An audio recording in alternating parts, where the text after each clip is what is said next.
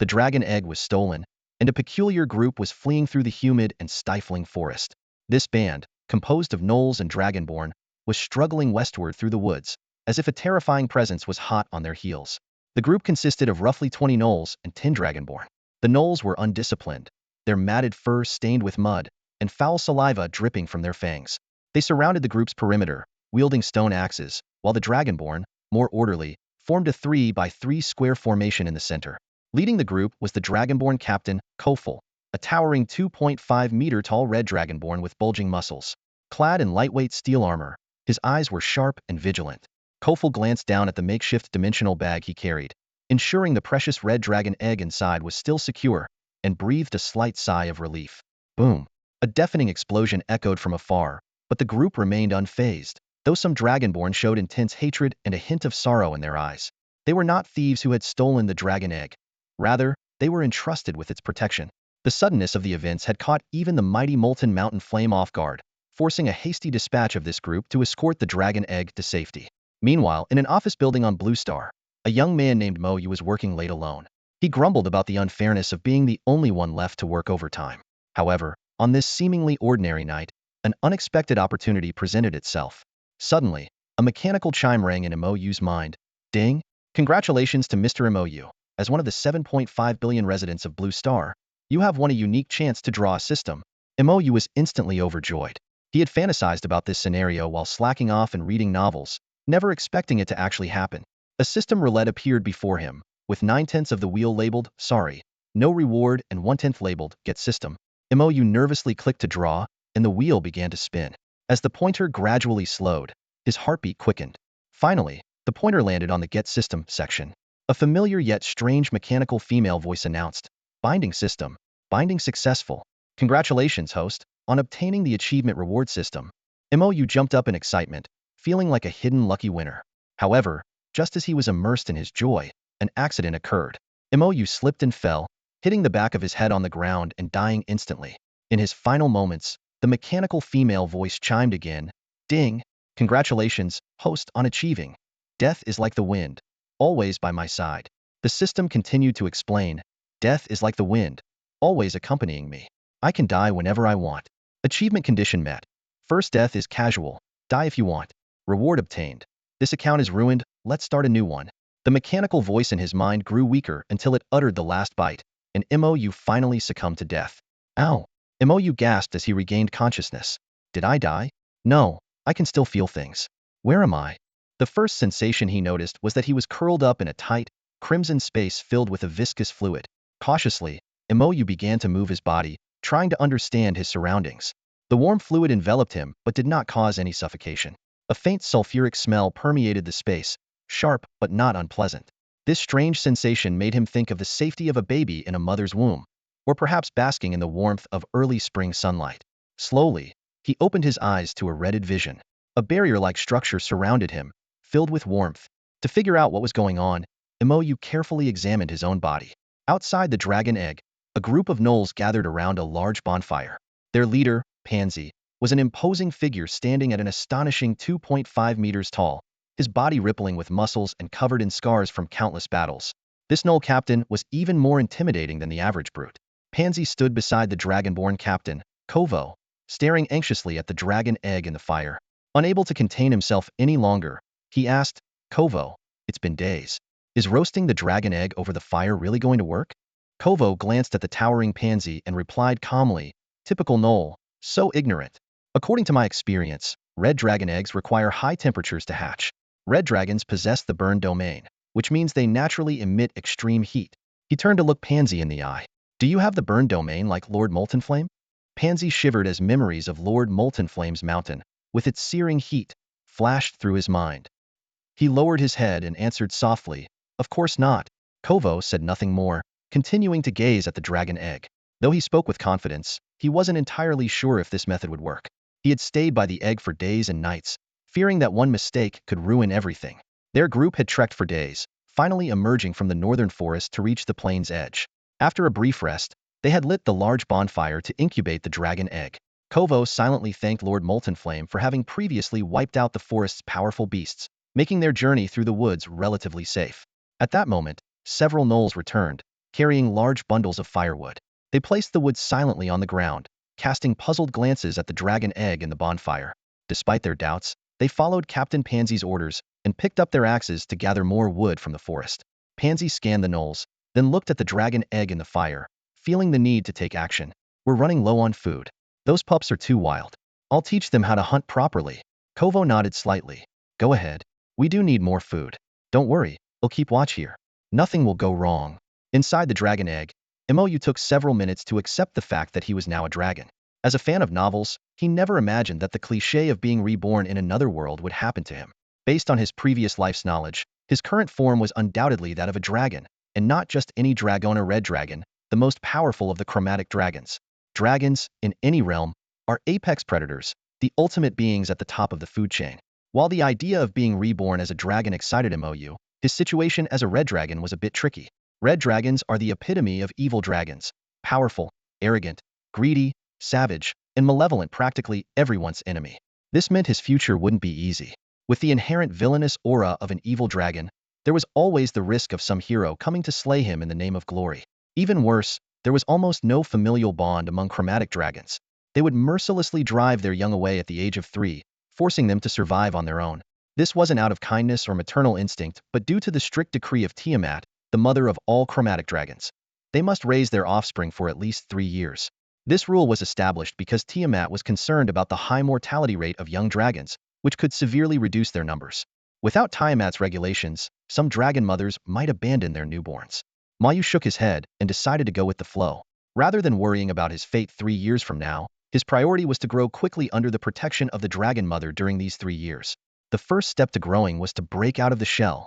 Mayu couldn't wait to see this new world. He used all his strength, pushing and kicking against the hard eggshell. This caused the dragon egg in the fire to wobble slightly. Kefir noticed the movement of the dragon egg, and his exhaustion was instantly replaced by joy.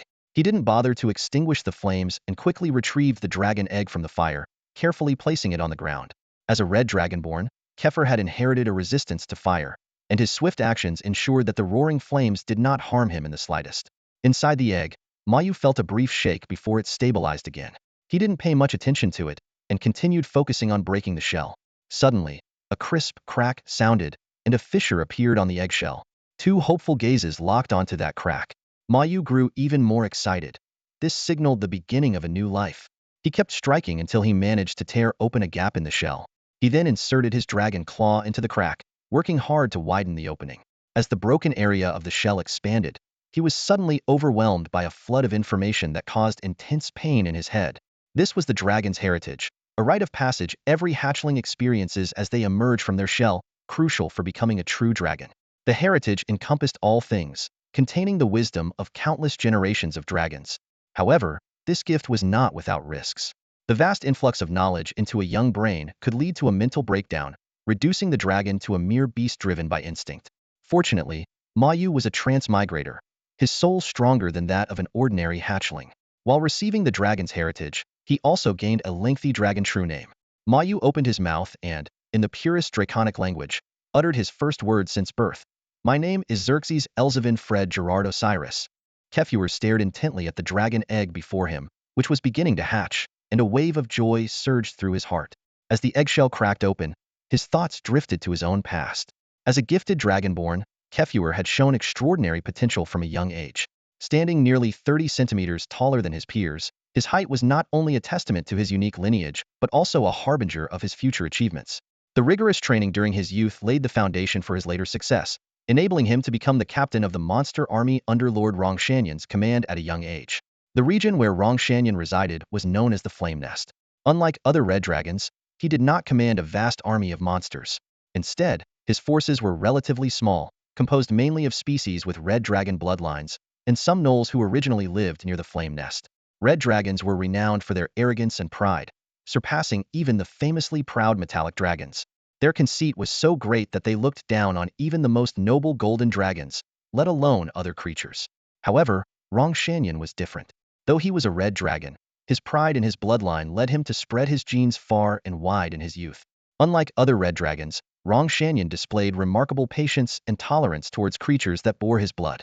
While other red dragons might crush their minions without hesitation when they erred, Rongshanyan exercised restraint, administering only punishments. After all, these minions carried his perfect bloodline.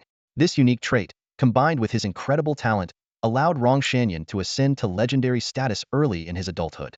Now, as a high-level legend, his power was approaching that of a lesser demigod, a growth rate that astonished the entire continent. Kefauver carried Rong Shanyan's blood in his veins and was technically an 8th-generation Dragonborn.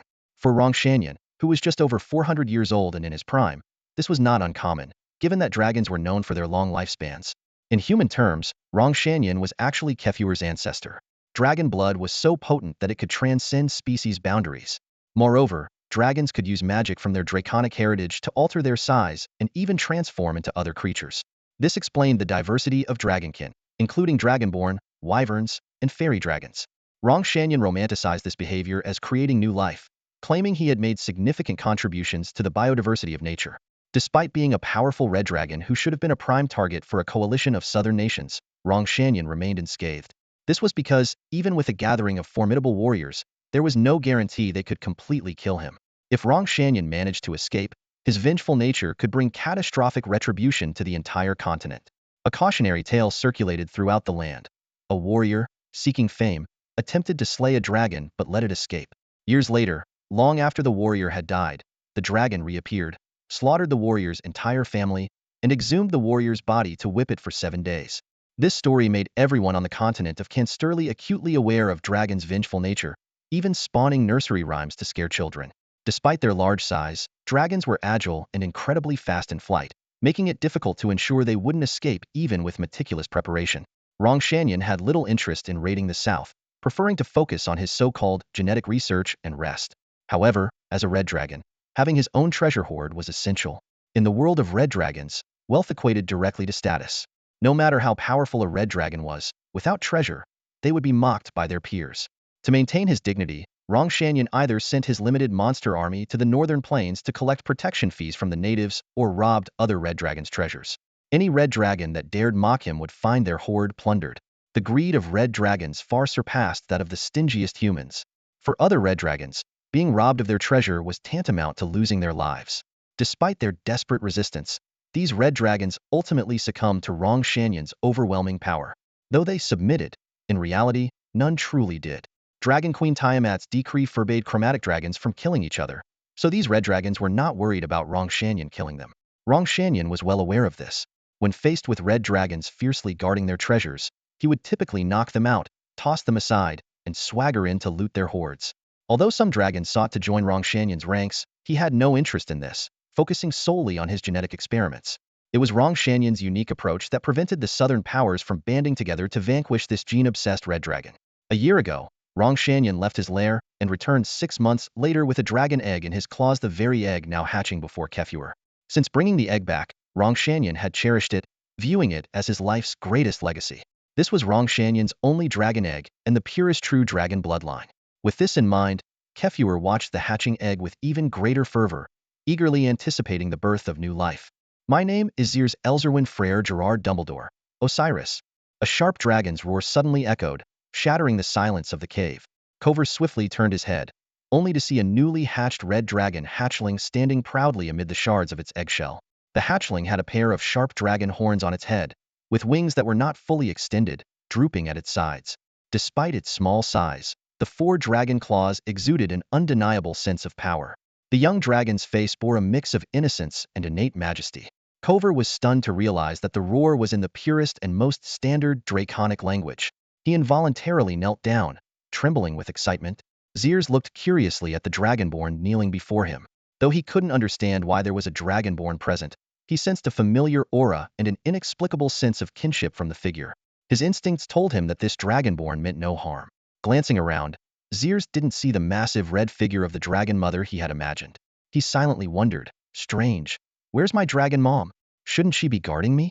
Overwhelmed with excitement, Kefauver exclaimed, "Oh, by the dragon god, look at this strong dragon baby, just like Lord Molten Flame." What thrilled him even more was that this newborn dragon could already speak its true name, indicating it had successfully received the dragon heritage. Kefauver respectfully knelt and said, "Your Majesty's Zerith, I am Kefauver, the guard sent to protect you by the Lord." Zerith understood the dragonborn's words, thanks to the language knowledge included in the dragon heritage. He pondered Cover's words, feeling even more confused. Cover? My guard? Sent to protect me by the Lord? That's a lot to take in. But where's my mom? Sensing the hatchling's confusion, Cover bowed his head and said softly, Your Majesty, you have no mother. The words struck Zerith like a bolt from the blue. He stood there, dumbfounded, muttering to himself, I have no mother? Seeing this, Cover added, Yes, Your Majesty, you have no mother. Just as Zerith was lost in confusion, a system notification suddenly rang out. Ding! Congratulations to the host for achieving rebirth by fire. Achievement conditions. Obtain new life in flames. Completed. Achievement description. Fire can destroy all, yet create everything. Reborn from the flames, you are the new flame child. The power of fire will bless you. Achievement reward. Flame Child S rank greatly enhances fire element affinity, fire element control, fire element absorption, and fire element recovery. Zerith paused, then became excited. He realized he still had the system and could survive without a dragon mother. Rechecking the system notification, he looked back in confusion. He saw a blazing fire burning fiercely on a large bonfire, like dancing fire sprites. Roasting dragon eggs? Zerith suddenly understood. Although it seemed strange, he didn't want to blame Cover. Firstly, Cover was a loyal guard who had been by his side since birth, and he didn't want to dampen his spirit. Secondly, red dragon eggs indeed required high temperatures for hatching, so this method was theoretically sound. Noticing the hatchling staring at the fire, Cover buried his head deeper, fearing rebuke. Your Majesty, I had no other choice but to do this. It's fine, Zerith said stiffly, his first word since birth. Cover was taken aback. Most hatchlings, even after receiving the dragon heritage, needed 2 days to digest it before speaking normally. Yet this hatchling could speak right after birth, proving its immense potential. At that moment, an awkward growling sound came from Zerith's stomach. He turned and began nibbling on his eggshell. The dragon heritage had informed him that dragon eggshells were rich in vitamins, minerals, and nutrients, enough to help a newborn dragon through its weak period. Zerith closed his eyes and bit into the eggshell. Surprisingly, it wasn't dry and tasteless but crunchy like a potato chip. He eagerly devoured the eggshell, while Cover watched silently from the side. The eggshell was quickly consumed, but Zerith still felt unsatisfied. Dragons always had a large appetite, thanks to their furnace-like stomachs that could digest almost anything, including steel and stone. A newborn dragon could swallow food twice its size if it wanted to. Typically, a dragon mother would prepare food in advance, timing it perfectly for the hatchling's birth. But Cover and Pansy lacked the dragon's sensing abilities and couldn't judge the egg's maturity. The fact that the egg had hatched was already a pleasant surprise. Noticing the hatchling's unfulfilled hunger, Cover glanced toward the forest, frowning slightly. He silently cursed the hunting gnolls for not returning yet. He certainly didn't want to leave his little lord hungry.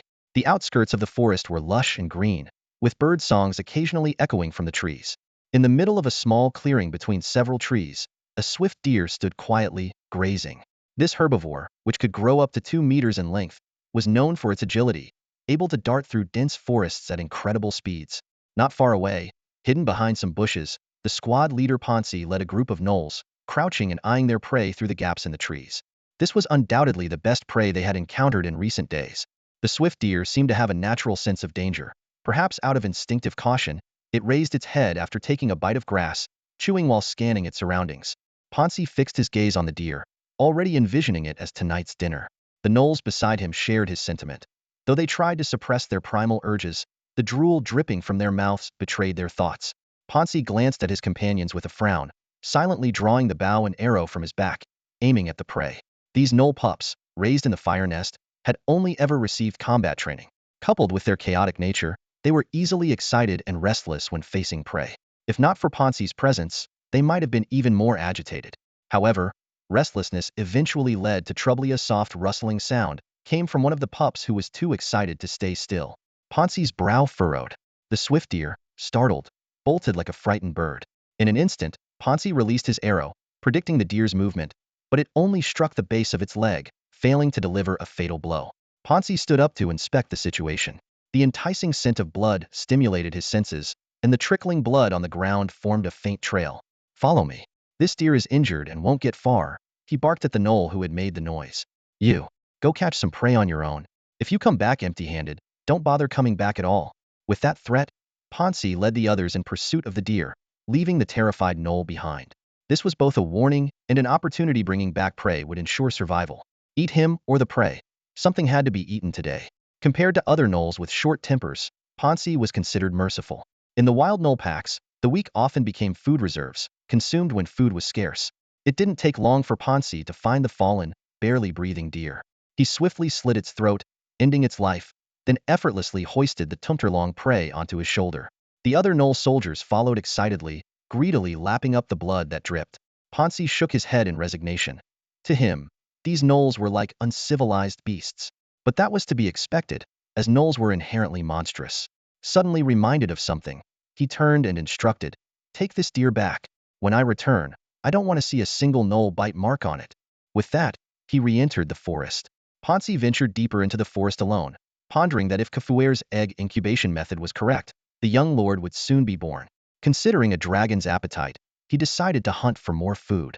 Without the sluggish gnoll pups, he moved much faster. Suddenly, a familiar scent hit his nostril. Stonefang boar. This wild boar, over 2 meters in length with 2 large tusks protruding from its mouth, was renowned for its delicious and firm meat. Pansy recalled the taste of roasted stonefang boar, its golden fat sizzling, tender and crispy, rich but not greasy. The thought made him swallow hard. Having barely eaten today, Pansy decided to take down the stonefang boar as a gift for the Suntobo-born young lord. With excitement bubbling inside him, he forced himself to stay calm and began tracking the boar by its scent. Just as Zerith's stomach was growling with hunger, the pack of gnolls finally returned, carrying a jackalope. From a distance, Cover spotted the prey and dashed forward. The gnoll soldiers, seeing their dragonborn captain approach with such ferocity, scattered in fear. Even the two carrying the jackalope hurriedly dropped it to the side. Ignoring the other gnolls, Cover grabbed the jackalope and tossed it over his shoulder, striding purposefully towards Zerith. As he walked, he grumbled, "So slow. How am I supposed to report to His Majesty like this?" Zerith, his stomach rumbling, beamed as he saw Cover approaching with the large jackalope. A loyal guard indeed, he thought to himself. Cover knelt on one knee, respectfully placing the jackalope before Zerith. "My lord, please eat." Zerith stared at the large jackalope in front of him. After a moment's hesitation, he eagerly lunged at it. His powerful jaws quickly tore off a large chunk of meat. As he chewed the tender flesh, he was pleasantly surprised to find that the jackalope meat was not as gamey as he had imagined. Instead, thanks to the dragon's unique taste buds, it was exceptionally delicious. The jackalope's meat was firm and lean, almost entirely pure muscle. Cover patiently watched the young dragon eat. He was astonished to notice that as Zerith tore into the jackalope, his previously not so sturdy limbs visibly thickened. No wonder dragons have such rapid digestion, Cover marveled internally. They can fully digest their food the moment it goes down, quickly converting it into body nutrients. No wonder young dragons can consume food twice their size. Cover had only heard about this phenomenon before, but had never witnessed it firsthand. After all, newborn dragons usually have only other dragons around them, and it's rare for other species to get a glimpse. Even dragonborns, despite their partial dragon blood, are often viewed as inferior by the proud red dragons and are not allowed near newborns. After all, creatures with dragon blood are numerous, so what are dragonborns in comparison? Even the lowliest kobolds have a trace of dragon blood in their veins. In no time, the entire jackalope, bones and all, was reduced to fragments by Zerith's powerful jaws and swallowed whole. Satiated, Zerith rubbed his belly contentedly. Suddenly, an overwhelming wave of drowsiness washed over him, and he couldn't resist falling into a deep sleep. Not long after, Pansy returned, carrying a stone-tusk boar. For him, hunting such a slow-moving beast was evidently easier than catching the agile jackalope. The adult stone-tusk boar, though as strong as a low-tier beast, foolishly charged at Pansy, relying on its tusks and tough hide. The result was predictable. The low-tier beast was no match for Pansy. He easily dodged the boar's charge, drew his dagger, and with one swift stab, pierced the boar's brain, sending it straight to its demise. Pansy spotted the sleeping young dragon in the distance, and his face lit up with excitement. He was about to approach when Cover stopped him. "Pansy, His Majesty is asleep. What are you doing?" Cover warned. This reminder snapped Pansy back to his senses. He calmed down, realizing it was indeed not the right time to disturb the young lord. But his curiosity got the better of him. "What's the young lord's dragon's true name?" he asked. After all, it was his first time seeing a young dragon in person. Cover waved his hand dismissively. "The dragon's true name is too long. I can't remember it." "Then what is the young lord's name?" Pansy pressed. "He's called Zerith Osiris," Cover replied, then quickly changed the subject. "By the way, you guys are too slow at hunting. Tell your gnolls to hurry up next time." Pansy sighed in exasperation. "I'm teaching them slowly. I don't know what that previous trainer was thinking. only teaching them to fight and not the basics of hunting. Hunting should be second nature to you gnolls, shouldn't it?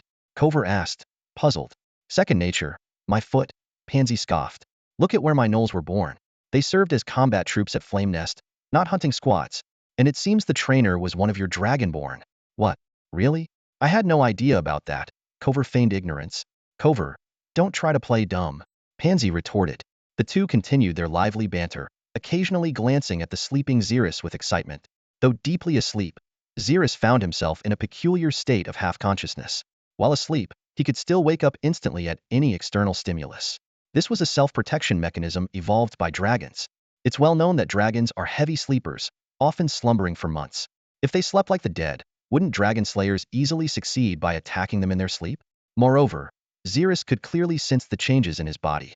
The vast amount of knowledge contained in the dragon's legacy couldn't be absorbed all at once.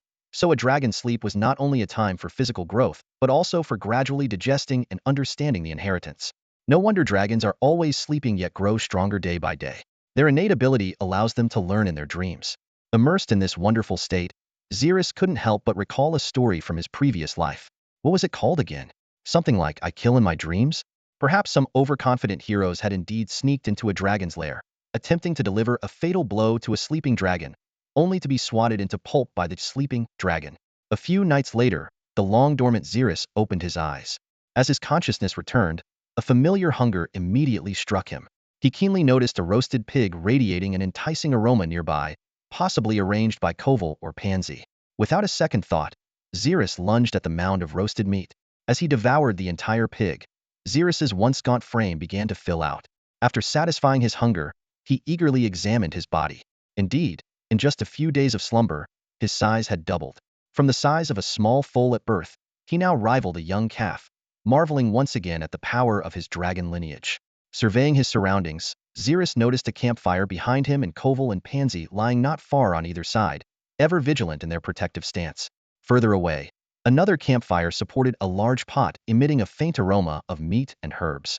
A group of gnolls and a few draconians sat around it resting, with the silhouettes of patrolling gnolls visible in the distance. Despite Zerith's efforts to remain quiet, the sharp-eyed Koval and Pansy detected his movements. They quickly rose and knelt before him, exclaiming in unison, "Your Majesty."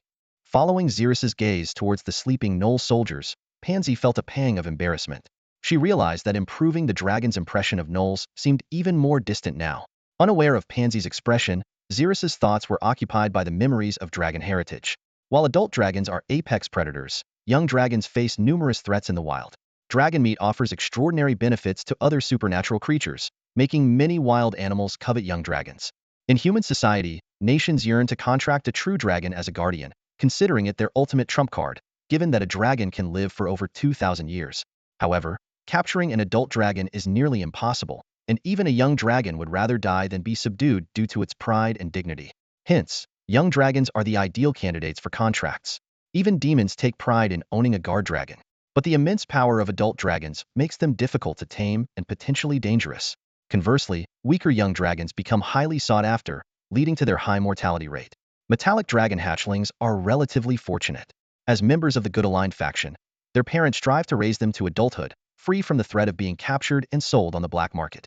In contrast, the fate of chromatic dragon hatchlings is much grimmer. They are driven out of their homes at the age of 3, forced to fend for themselves, with many perishing in the harsh natural environment. Dragon heritage instills a unique pride in young dragons, but doesn't encourage recklessness. On the contrary, it highlights the high mortality rate among young dragons, especially red dragons. Their bright red scales seem to announce their presence to other creatures. Therefore, chromatic dragons usually hide cautiously in some corner during their early years, quietly amassing power. Only when they have a certain level of strength do they begin to exhibit their flamboyant and arrogant nature. As for hiding places, young dragons have a plethora of options. Caves, underground, beneath rocks, or even under seaside cliffs. Thanks to their unique physiology, dragons, as apex predators, can survive without oxygen. Despite the relative stability of his current life, Zerith had no intention of becoming complacent.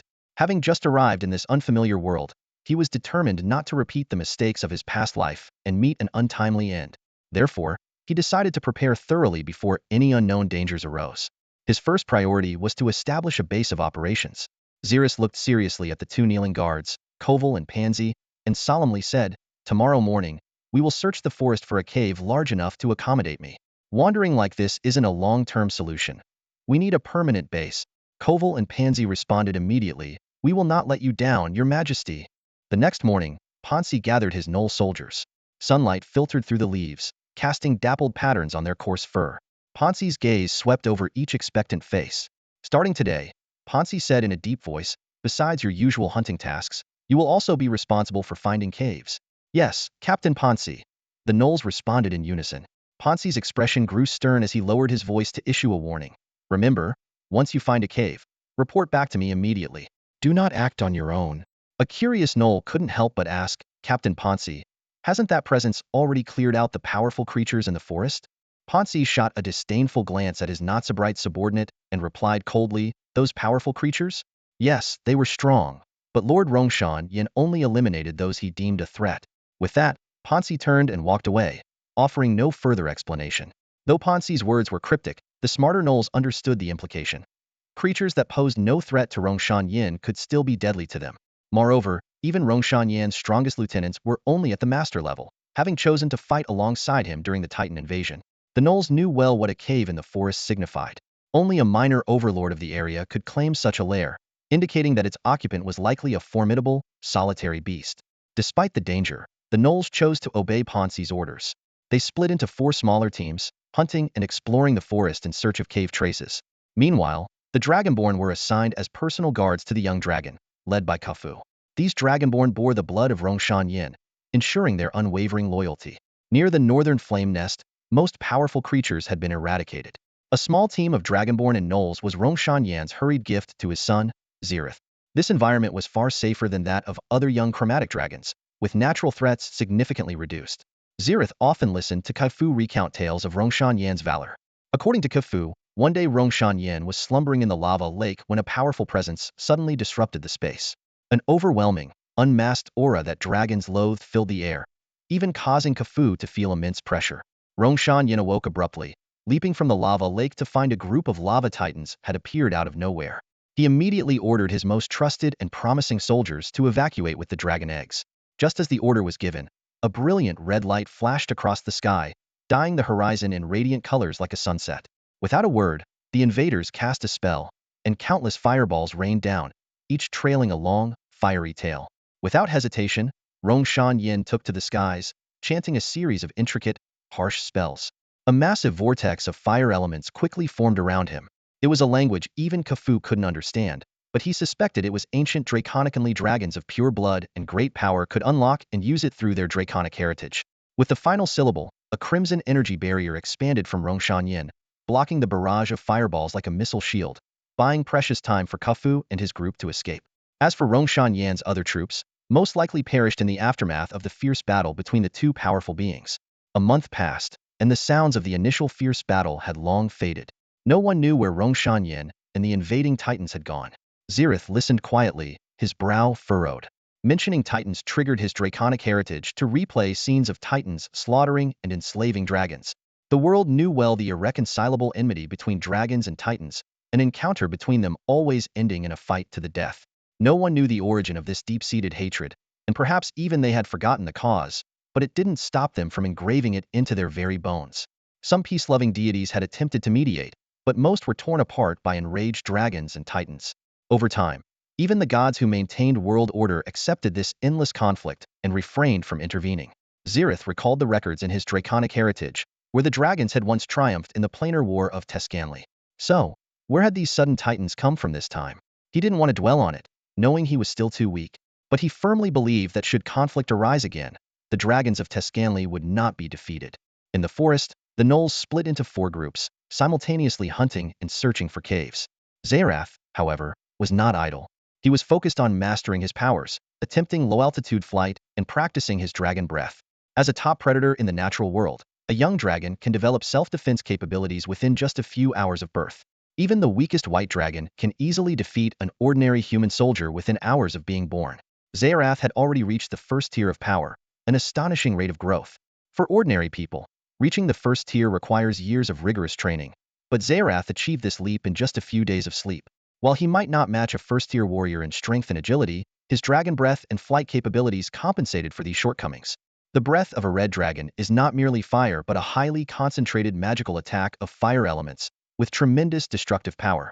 Zerith was testing the temperature of his breath. He placed an iron bracer on the ground, took a deep breath, and exhaled a continuous dragon breath for 2 seconds. When the flames subsided, the bracer showed signs of melting. This result left Zerith astonished. The melting point of iron is 1538 C, and he was just a young dragon. Yet his breath was already so formidable. Zerith couldn't help but look forward to his future as a dragon. Standing nearby, Kovar dutifully served as a bodyguard.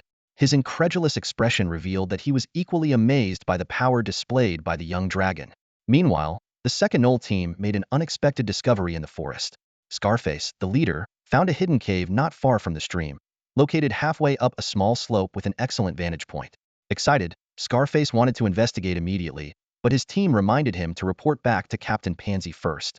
Scarface hesitated for a moment, recalling the lesson he learned from his previous reckless actions that earned him his scar, and he ultimately decided to heed his team's advice. Shortly after the Knolls left, several pairs of crimson eyes emerged from the depths of the cave, staring intently in the direction the Knolls had gone. This mysterious presence seemed to be fully aware of everything that had transpired, silently observing the unfolding events. "You said you found the cave?" Pansy's voice remained calm and steady, giving Scarface no clue about his true thoughts. Scarface maintained a composed demeanor and replied, "Yes, Captain Pansy. The cave is in a great location, right next to a small lake. You didn't alert anyone, did you?" "Rest assured, Captain. We came straight back to report as soon as we spotted the cave." Pansy nodded slightly, offering a brief commendation. "Well done." He then paused for a moment in thought, before suddenly looking up with a glint of excitement in his eyes. "Scarface, gather the other Knolls. We're going to seize that cave." With that, he turned and quickly walked towards the Draconians. At that moment, the young red dragon, Zerith, had just finished settling into his body and had fallen into a deep sleep once again. As a hatchling, he seemed to have little else to do but eat and sleep. Kofor noticed Pansy approaching and asked calmly, "Pansy, what's going on?" "The cave His Majesty wanted has been found. It's by a lake," Pansy replied succinctly. A look of joy flashed across Kofor's face, followed by a trace of concern. He thought to himself, water is the source of life for most creatures, making a lakeside cave an ideal dwelling. It could be a prime spot, attracting animals that come to drink, providing ample prey.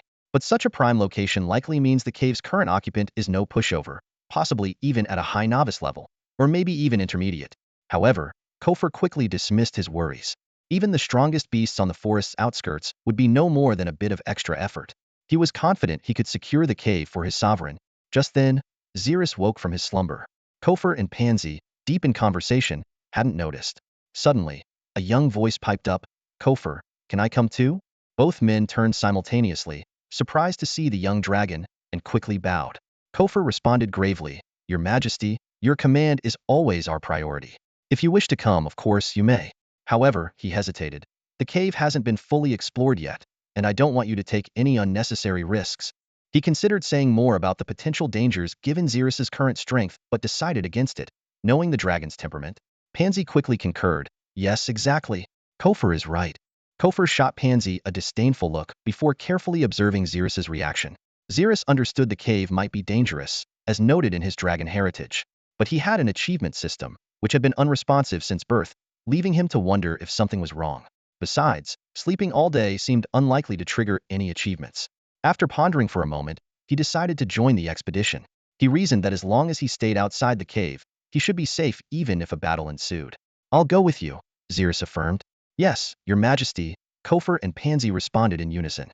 With Zerith's decision made, there were no further objections. Pansy stood up and said, "We can leave right now. I've already had the Knolls gather, and the Draconians are ready to join us." Kofor nodded, proudly looking at the 3x3 formation of Draconians. "Of course, protecting His Majesty is our lifelong duty, right?" The Draconian guards stood tall, their spears striking the ground in unison, exuding an imposing presence and high morale. Pansy rolled his eyes silently but said nothing. Arriving at the clearing, the assembled Knolls were sharpening their stone axes by a large rock, eagerly anticipating the upcoming battle. Scarface, seeing the two captains with His Majesty, rushed over and knelt on one knee to report, "Your Majesty, the Knolls are ready. Just give the order, and they will be your sharpest blades, tearing through the enemy and bringing glory to the great dragon." Despite being much larger than the young dragon, Scarface showed utmost respect. After all, even the two captains were deferential. and behind them stood a disciplined 3 by 3 formation of draconians. Zerith responded calmly, "Good job. Stand down and be prepared." With the command given, Scarface stood up and rejoined the gnoll ranks. The field was filled with eager gnolls, some of whom were tasked with chopping trees. Since escaping to the forest outskirts, Kofor had kept a fire burning, and Pansy had assigned these gnolls to cut wood to maintain it. Tired of the monotonous task, the gnolls longed for the thrill of the hunt. Thus, the upcoming cave expedition excited the woodcutters the most. The leader of the woodcutting team was a bald, burly gnoll named Baldy Strong. "Get ready," Kofor ordered, and the entire group began to move towards the cave. The journey wasn't particularly long. After just over 2 hours of walking, the group arrived at a clear, small lake nestled in the forest. The lake's surface was like a mirror, reflecting the surrounding trees and distant hills. Upon closer inspection, a prominent cave could be seen halfway up the slope, and a few animals were scattered along the lakeshore, drinking water. This place could be described as a prime location, where the cave dwellers only needed to step outside to find food, much like a homebody waking up to a meal just outside their door. By the lake, an antelope drank nervously, constantly lifting its head to survey its surroundings. Despite seeing no predators, it suddenly bolted away. This startled the other herbivores drinking nearby, making them all wary. Even animals understand that the lakeside is a high-risk area, where any moment, one of them could become prey. No one wants to be the lucky one. Seeing the antelope flee, the other animals assumed a predator was lurking and scattered, causing a chorus of bird calls to erupt. Pansy watched the fleeing animals indifferently and did not order a chase. They had other tasks at hand. The entire team moved cautiously towards the cave. The cave was about 4 meters high and over 3 meters wide, large enough for 3 burly gnoll warriors to walk side by side. From the outside, the interior was pitch black, and even the gnolls and dragonborn with low-light vision couldn't see into its depths. When everyone gathered at the cave entrance, there was still no movement inside, causing Kofor to frown. Something was amiss. Even a slow-witted cave dweller should have reacted to a large group of unexpected visitors. A local territorial creature would never tolerate such a situation. The only possibility was that the cave's owner was a patient and lurking predator. Kofor carefully inspected the cave's surroundings, confirming there were no traps and the terrain was normal before turning to the dragonborn beside him. "You protect His Majesty." The dragonborn silently nodded, closing ranks around Zerith like well-trained soldiers. Zerith said nothing either. Who would complain about having more bodyguards? Kofor then looked at Zerith. Unlike gnolls and dragonborn who had low-light vision, dragons had dark vision, allowing them to see clearly in the darkness. However, Zerith had a trace of frustration on his face. "Be careful. This cave is very deep. I haven't seen anything yet." Kovor's gaze shifted to Pansy, who was also frowning, clearly having guessed the cave owner's identity. After exchanging a glance, Pansy turned his attention to his gnoll troops. He recalled a human saying, "Train soldiers for 1,000 days, use them for a moment," which seemed fitting for this situation. After a quick assessment, unable to find any relatively weaker soldiers, Pansy randomly selected 2. "You two, scout ahead." Hearing Pansy's commanding tone, the 2 gnolls opened their mouths but said nothing. They lit torches and cautiously entered the cave. The rest of the team followed in single file, leaving a few gnolls outside to keep watch. Inside the cave, there was no light, only darkness and silence, with the tense breathing of the 2 gnolls ahead echoing in the narrow space. The cave twisted and turned until it suddenly split into 2 paths. Kofor and Pansy exchanged a look and split into 2 teams. Kofor led the dragonborn with Zerith, and Pansy led the gnolls. Clearly, Kovor's team was stronger, with 9 dragonborn soldiers who had all advanced to the first tier of their professions. This was partly due to Molten Mountain Flame's preference for dragonborn with dragon bloodlines, providing them with better education and resources than the gnolls.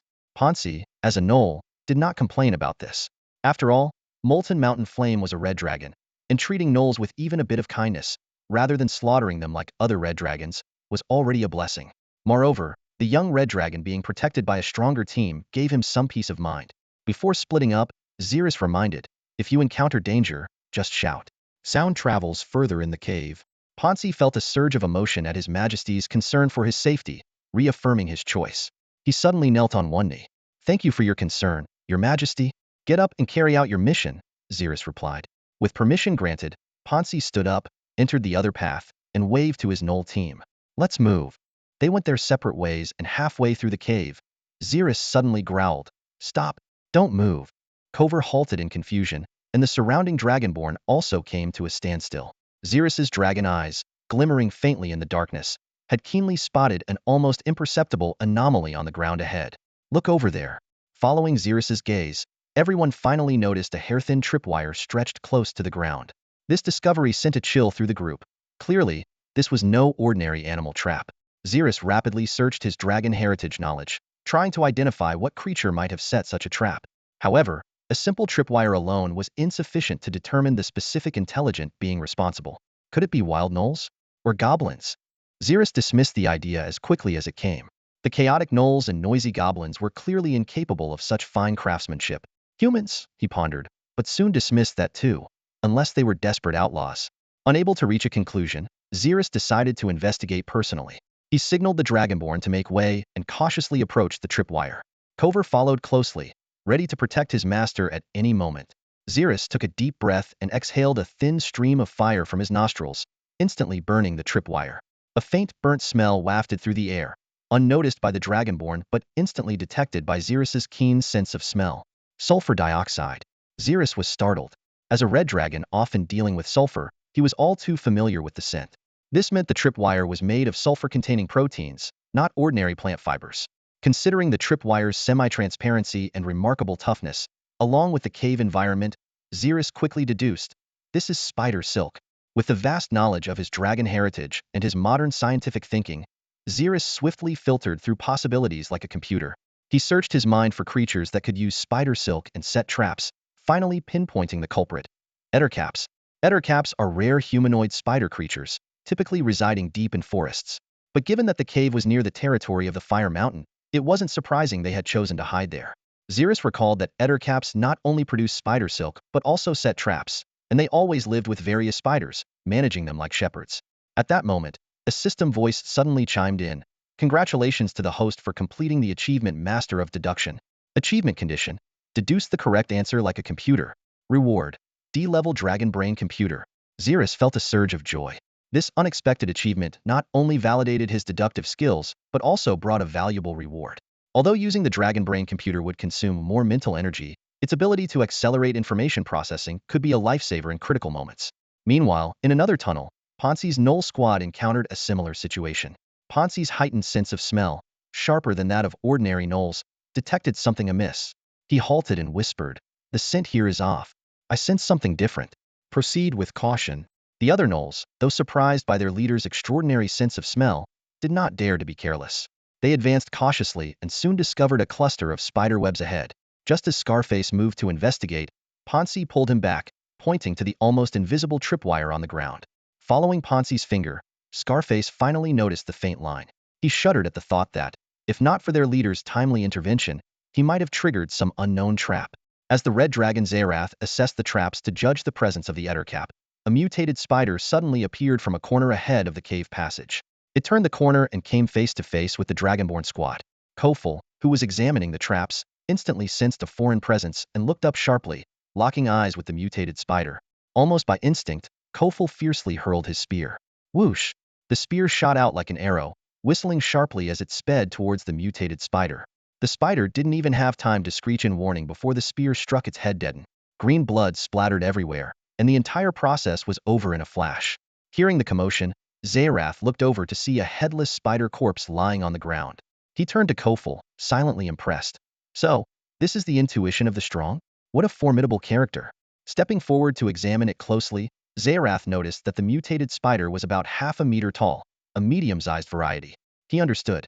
Indeed, where there are ettercaps, there are always mutated spiders. Gazing at the spider's corpse, Zerith quickly analyzed the cave's length and the current situation, recalling the Gnoll pansy in another passage. He turned to Kofel and suddenly ordered, "Kofel, shout loudly." "What? Your Majesty, why?" Kofel frowned, puzzled. He knew very well that when a swarm of small spiders flooded the cave, even their strength would be hard-pressed to fend off the tide of spiders.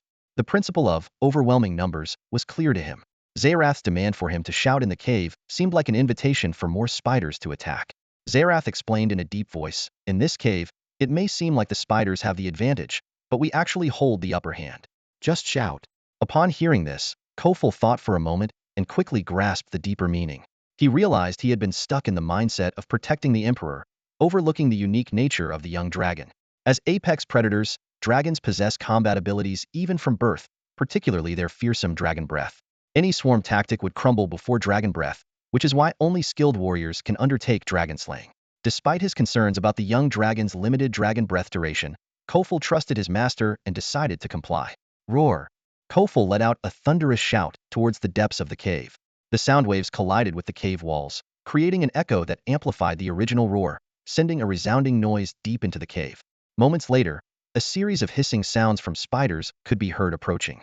Soon, a dense swarm of mutated spiders emerged from the depths of the cave. Zerith calmly issued orders, 3 in a row, Kofel in the center at the front. I'll be right behind you. The front row will have 2 dragonborn with swords and shields on either side to form a defensive line.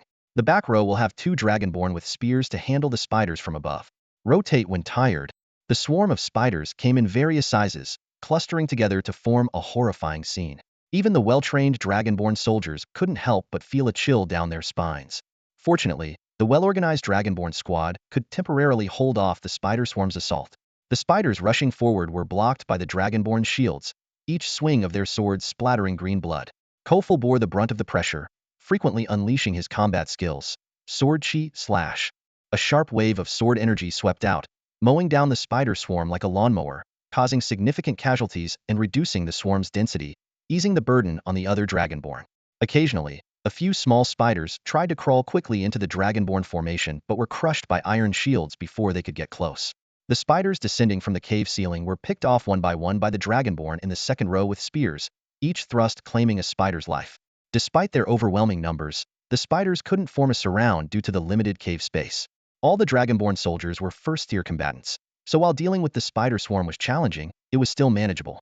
The tension in their quick movements and unwavering focus was palpable.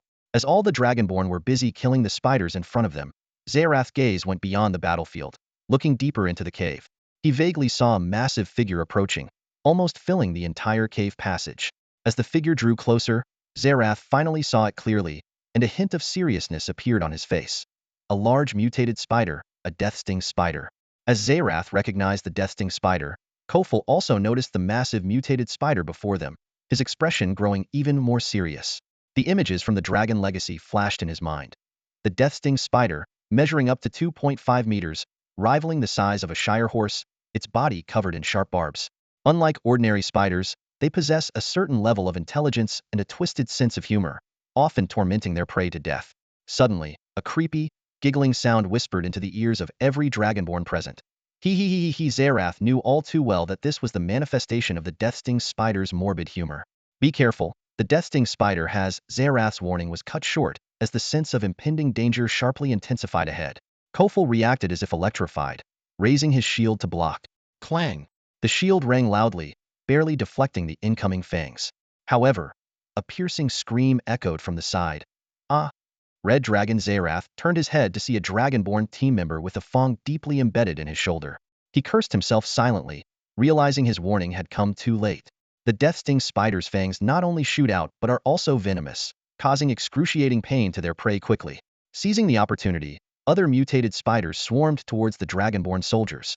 The death-sting spider seemed excited by the prey's screams, its giggling becoming eerily louder, resonating in everyone's ears. Kofel knew that in an unknown fight, he would never lose to a death-sting spider and could even kill it with ease.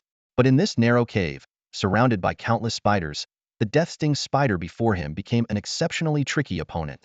Suddenly, the dragonborn soldier who had been hit felt a tremendous pull on his shoulder, as if being dragged towards the death-sting spider. Kofel, swift as lightning, swung his sword, slicing an attacking mutated spider in half, and then yanked the soldier back. Snap! The sound of breaking web threads was crisp in the air. The death-sting spider, having lost its toy, let out an angry hiss. Hiss! The sound echoed through the cave. More mutated spiders crawled out from the depths of the cave, making the situation increasingly dire. Just as Kofel furrowed his brow, a familiar voice called out, "Kofel, get behind me, as far as you can." It was the Emperor. Kofel turned to see the young dragon taking a deep breath, preparing to unleash dragon fire, the terrifying power of fire elements swirling around him. All units, fall back. Kofel ordered decisively. Some soldiers hesitated, worried about Zerith, but Kofel's stern voice cut them off. When the Emperor says retreat, you retreat. No questions, follow orders. As the team retreated, Zerith, who had been shielded, was now exposed to the mutated spiders. The concentrated flames in the young dragon's mouth reflected off his vibrant red scales, like a blazing fire in the darkness. The 8 eyes of the death-sting spider showed deep shock, followed by intense fear. A red dragon. This was a fear rooted in its very bloodline. Dragons, as apex predators, had left a profound impression on all beings across the multiverse. Among them, the chromatic dragons were the most powerful, with red dragons at the pinnacle. Though the dragon before it was just a youngling, the sight of it, preparing to unleash dragonfire, was enough to terrify the death-sting spider. It had no desire to experience the dragon's breath firsthand, and hastily tried to retreat. However, the mutated spiders it had summoned blocked its path. The spiders in front, frightened, pushed back, while those behind, unaware of the situation, pressed forward, filling the cave with a chaotic mass of spiders. The next moment, dragonfire erupted. The surging dragonfire, infused with turbulent fire elements, instantly filled the cave. A sea of red flames engulfed everything, consuming all the mutated spiders, their screams swallowed by the inferno. Spiders touched by the dragonfire turned to ash in an instant, and the death-sting spider, eyes filled with terror, became part of the flames. The dragonborn behind Zerith watched as the young dragon breathed a sea of flames that filled the entire cave. Even from 10 meters away, they could feel the waves of scorching heat. They instinctively swallowed, only to find their throats parched by the heat. Kofel stared in awe, thinking that this power might even surpass the legendary molten mountain flame. The dragonfire lasted only 3 seconds, but the surroundings fell into a profound silence. Where spiders once crawled, not a trace remained. The rocky walls had turned black with streaks of red, some even slowly deforming under gravity, hinting at melting into magma. Zerith panted heavily, the exertion of sustaining such intense dragonfire for 3 seconds proving too much for the newborn dragon. He turned to face the stunned dragonborn and commanded, "Wait for the rocks to cool before moving forward. This is a good time to take a break." Zerith's gaze swept over the group of dragonborn soldiers. Most of them were unscathed, their natural scales as tough as iron walls, effectively repelling enemy attacks. A few injured dragonborn had been poisoned by mutated spiders, but as first-tier warriors with robust physiques, a little treatment would suffice to mitigate the effects. At this moment, the dragonborn were seated, busy organizing their gear and adjusting their condition. Meanwhile, in another passage of the cave, Ponzi and her team had just heard Kofel's roar from the front, followed by the same sound from behind. They recalled the Emperor's instructions before their departure. "If you encounter danger, shout." Scarface stepped forward anxiously and asked, "Captain Ponzi, what should we do now?" The other Knoll team members also looked to Ponzi, ready to follow her orders and return to support Captain Kofel. Ponzi's eyes darted back and forth between the front and rear of the cave, her brow furrowed as if weighing the pros and cons. After a moment, she issued a firm command, "Keep moving forward." Back in Zerith's part of the cave, after a brief rest, the Dragonborn team was ready to move out. The injured members were positioned at the rear of the group. They stepped onto the scorching pathway, the intense heat underfoot pushing each Dragonborn to quicken their pace. Unlike before, when they felt the dragon's breath from 10 meters away, they now faced its lingering power directly, and the impact was no less overwhelming. Each Dragonborn silently pondered. What would happen if they faced such dragonfire heat? The answer was obvious: they would likely be reduced to ashes in an instant, just like those mutated spiders, with no chance to resist. Under such formidable dragonfire, all life seemed insignificant. The passage was unusually smooth, the dragonfire having incinerated not only the spiders along the way but also destroyed all hidden traps. The Dragonborn team swiftly traversed the scorching ground. As they advanced, they could clearly feel the cave expanding, both in width and height. Suddenly, several massive spider figures appeared before them. These were Deathstalker spiders, surrounded by hundreds of mutated spiders of varying sizes.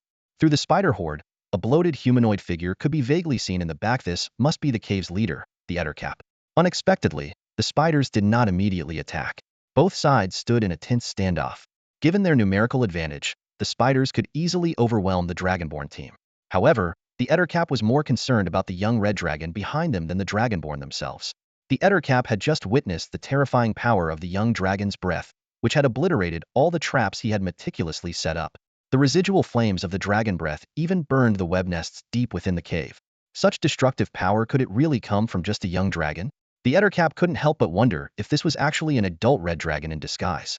After all, adult dragons could use a shrinking spell to appear as small as a young dragon. Facing the potential presence of an adult dragon, the Ettercap was caught in a dilemma. Should he surrender or flee? If he surrendered, he feared provoking the temperamental red dragon. If he fled, how could he outrun the dragonfire in the narrow cave? The Ettercap began to regret building his lair in such a place. In reality, if the Ettercap had more knowledge, he would realize that the young dragon's performance was far inferior to that of an adult dragon, or even a juvenile one. But the Ettercap had never seen a real adult red dragon. he only knew from hearsay. It's like modern people being awed by mechs, not realizing that for advanced civilizations, they are just basic war tools. The Ettercap was trapped in this misconception. Although Zerith didn't know the Ettercap's thoughts, the current standoff was exactly what he wanted. He was waiting for the right moment.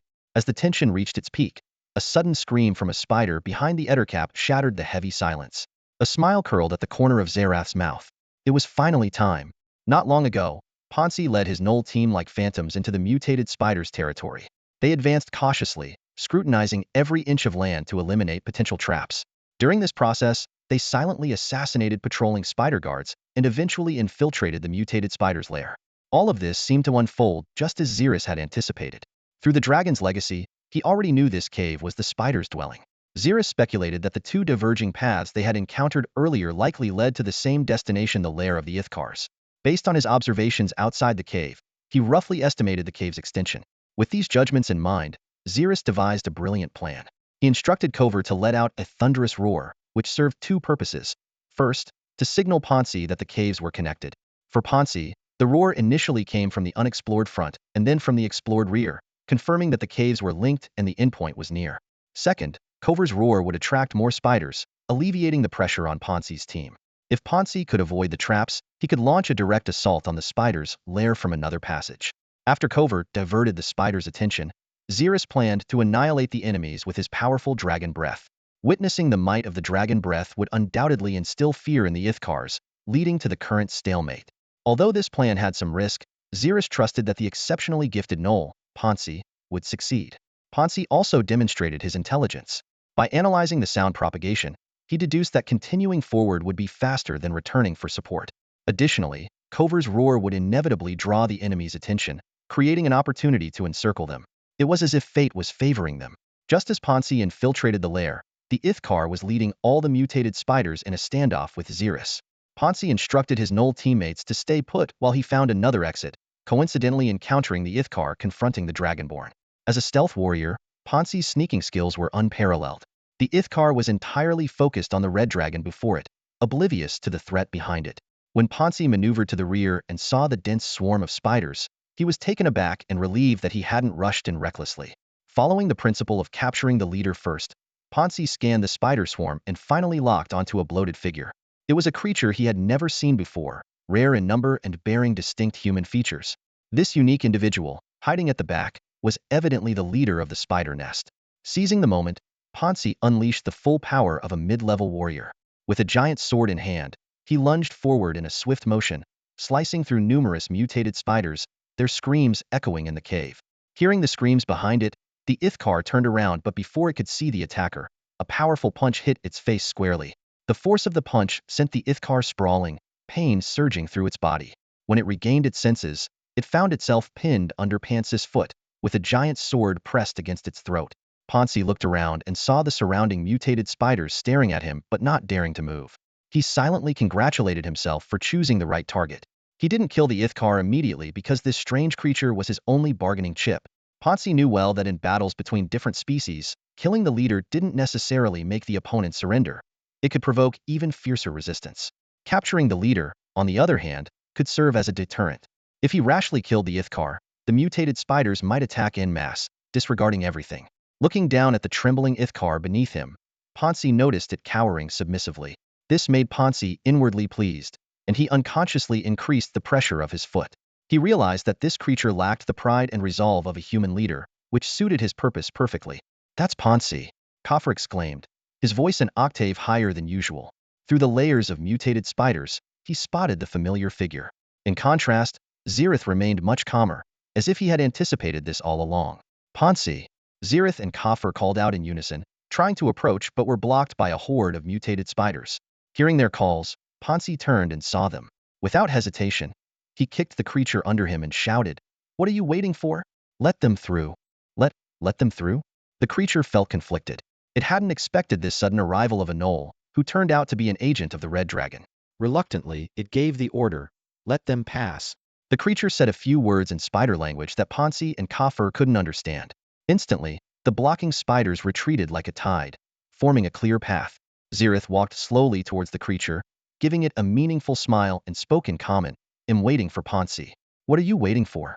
The young dragon's smile was more of a threat, sending chills down the creature's spine. I surrender, I surrender. The creature quickly said, no longer caring if its new master was an evil dragon, only wanting to save its own life. Zerith was quite satisfied with the creature's response, finding it more sensible than the orcs who would rather die than surrender. However, a new problem arose. Being a young dragon, he hadn't yet mastered the draconic transformation spell to ensure the creature's loyalty. Zerith glanced at Kafir, who immediately understood and regretfully shook his head, indicating he didn't have any contract papers. Zerith frowned, thinking if Kafir didn't have it, Ponzi likely wouldn't either. The creature, sensing the change in the young dragon's expression, grew terrified. It realized it had overlooked an important fact.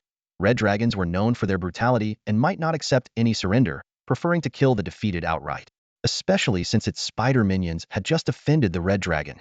From the creature's perspective, the young dragon turned to confer with the dragonborn, seemingly discussing its fate. It saw the dragonborn shake his head vehemently, as if saying, we can't let this creature live. The more it thought, the more it feared. Was it doomed to die today? In its despair, a flash of inspiration struck.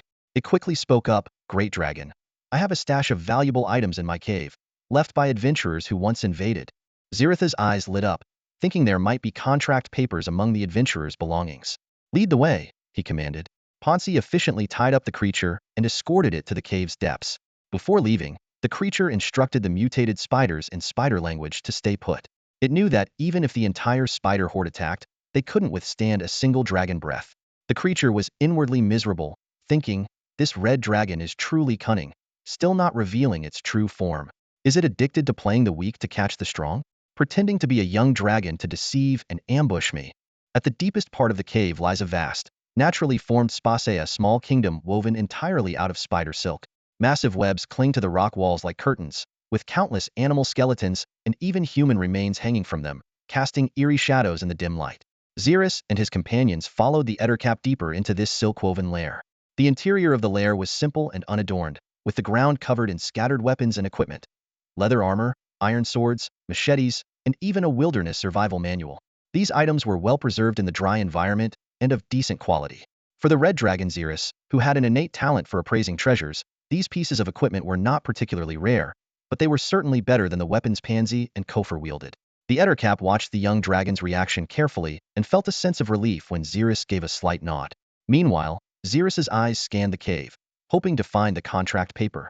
He knew that without it, he couldn't bring the ettercap and the mutated spider swarm outside under his command.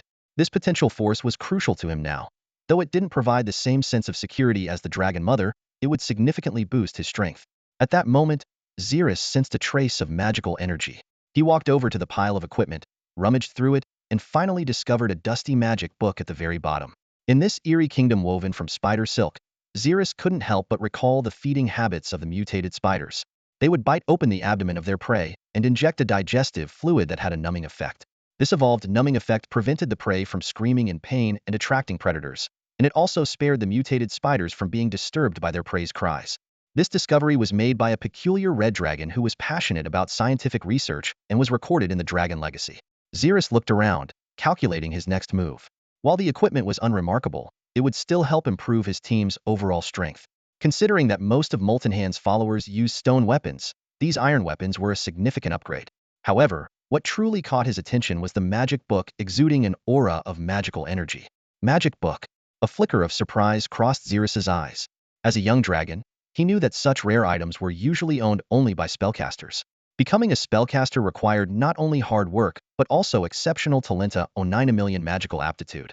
Zerith carefully picked up the dust-covered magic book and gently blew off the dust. As the particles dispersed in the air, the cover of the book was revealed. His gaze remained fixed on the book as he calmly asked, how did you come by this? The Etten, though unable to discern the young dragon's tone, instinctively sensed the book's extraordinary nature.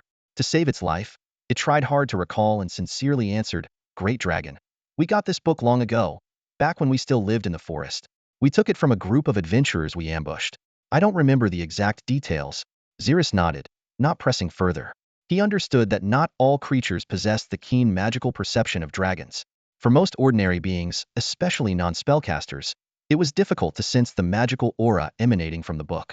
The Etten hadn't realized it was a magic book and had overlooked its importance, a common mistake for many creatures. Zerith examined the book's cover closely. Though the craftsmanship was not exquisite, even somewhat rough. It exuded an ancient charm. His eyes fell on the large characters on the cover. Fire Elemental Magic authored by Arita. A slight smile played on Zerith's lips. The straightforward title suggested that Arita was likely a pragmatic mage, not one for flashy names. He opened to the first page and saw instructions for a basic spell, Ignite. Zerith skimmed past this simple spell and continued flipping through the book. He found that the fire elemental magic detailed within progressed from basic to intermediate levels. Although it only went up to mid-year spells, it was already a valuable treasure for Zerith at his current stage. As a young dragon, Zerith was supposed to learn magic through the passage of time and the inheritance of dragon knowledge. However, this did not mean he couldn't absorb knowledge from external sources. On the contrary, dragons' innate elemental affinity, sharp magical senses, and natural command of draconic gave them a unique advantage in magic. But most dragons, being inherently lazy, were unwilling to put in the effort to study magic. After all, why toil when they could grow stronger just by sleeping? But the surprises from this magic book did not end there. As Zerith flipped through the pages, an unexpected contract paper slipped out. Zerith's heart leaped with joy. Arita truly knows my mind. Not only a magic book, but also a contract paper. He carefully extracted the contract paper and closed the magic book. Then, using his fingertip as a pen and his blood as ink, he quickly drafted a slave contract. Handing the contract paper to the Etten, he spoke in a calm yet commanding tone, "Sign this and you will live." Hearing the words live, the Etten's spirits lifted. It glanced briefly at the contract's contents, unable to understand them but knowing it had no choice as a captive. Without hesitation, it pricked its finger and let its blood drip onto the paper. Zerith did the same. As their blood fell onto the contract paper, it slowly rose into the air and burned away without leaving any ashes. With the contract's disappearance, Zerith felt a faint connection form in his mind, realizing he now had control over the Etten's life and death. Although this quality of contract paper couldn't bind powerful beings, it was more than sufficient for the Etten before him. Feeling the established link, both Zerith and the Etten breathed a sigh of relief. At that moment, a mechanical female voice from the system chimed in again. Who would have thought the host, at such a young age, would already take on a retainer? Congratulations on achieving the milestone. Precocious. Achievement goal. Perform an act completely beyond your current age. Reward unlocked. Precocity. Drank precocity. You will develop faster. The contract paper spontaneously combusted, plunging the cave into silence. Everyone's eyes darted between Zerith and the strange creature, still struggling to adapt to the sudden shift. Just moments ago, the creature had been their enemy, but now it was one of them. Breaking the silence, Zerith spoke first, his voice tinged with curiosity. "What is your name?"